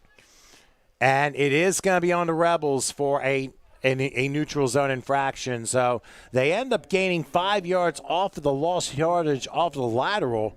And with 2:51 left here in the third, you go from 2nd and 17 to 2nd and 12, and you're like, okay, that's a little more like it. The nose of the ball is on the midfield stripe, so we'll try this again. 2nd and 12 from the midfield stripe as Geisler in the shotgun, again spread out. And they're going to pass option. Oh, there's a handoff to Hairston, and he bowls his way to the 35. I mean, he was full speed ahead there. Gains 15 yards and a first down. That is a big play for the Wolfpack. Big play, big gain, and just what this Wolfpack team needed. We talked about it a few minutes ago. You cannot go without a score here, and right now they're pushing it toward the end zone. Let's see what they can do. Up-tempo they go. Here goes Geisler. He's going to run this one himself to the 30, 25. There we lowers go. the shoulder down to the 21. Another 14 yards. That's how you body up. Just go up and take the hit, ready to go. You got to love the enthusiasm and the spirit. This team is not going to quit. They're going to fight to the very end. And that's why they've been champions of their league at 13-0 with an attitude like that. Don't turn your back on the Wolfpack. You were trying to give me an X-Pac reference, weren't you? So 1st and 10 from the 22-yard line. I was going for more Kevin Nash. Well, I thought that was more Sean Waltman, but besides that, 1st and 10 for the 22-yard line. That was after his time at the NWO. They will quad to the far side, and they're going to lift one to the end zone. And it is caught! Welcome to the end zone. They're not done yet. It is Wanya Ward who grabs it from 21 yards out. And for the Wolfpack, they cut the deficit to 10, but I'll tell you, that really was a tremendous throw by quarterback Wesley Geisler. Excellent throw down the field and right to where only the receiver could catch it. You got to admire that sort of execution. 1:41 to go in the third now. It's currently a 10-point game. And they're not With out the of it conversion, yet. It'll be 8. Let's see. This is very crucial. Huge play coming with this 2-point conversion. Geisler has it. He's looking. He's going to fire it. And he got the 2. He got the 2. And number 2, guess who? Vondell Hargrove catches the conversion. He's got 14 points in this game. And all of a sudden, it's the Leander Wolfpack back in it. And down 29-21 with 1:41 left in the third. You're not kidding. This has been an exciting game. Let's show you the touchdown.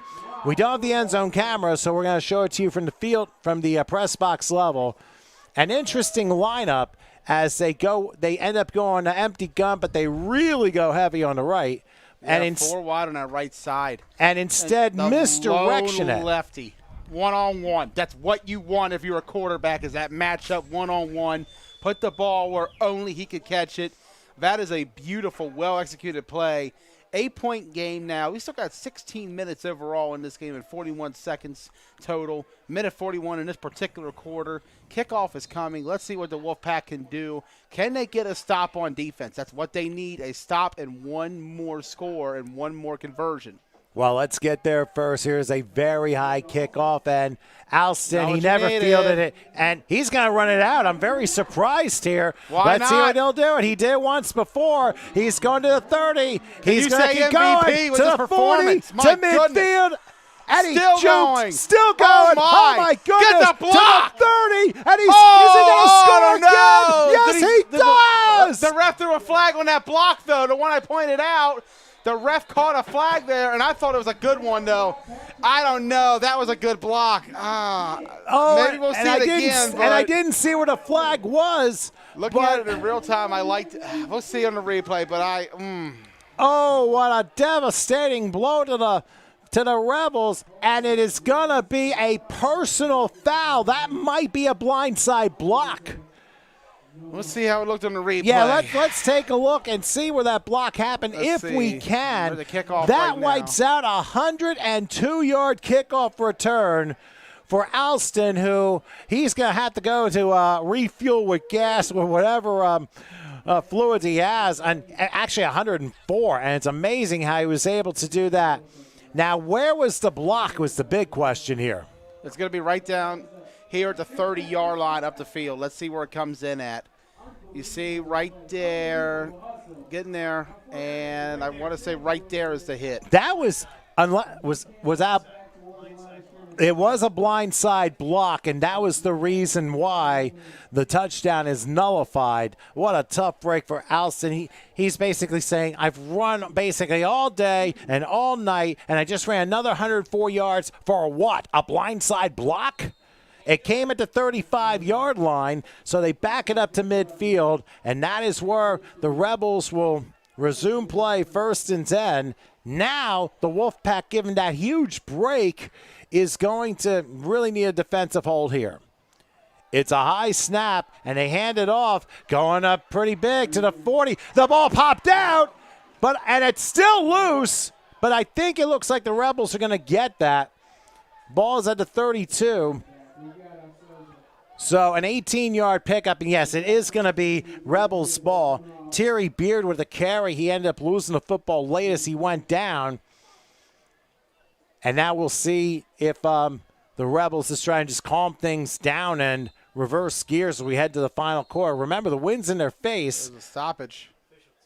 Oh, and we have an injured Rebel at about the 33-yard line, so they're going to stop the clock with 55 seconds left here in the third quarter.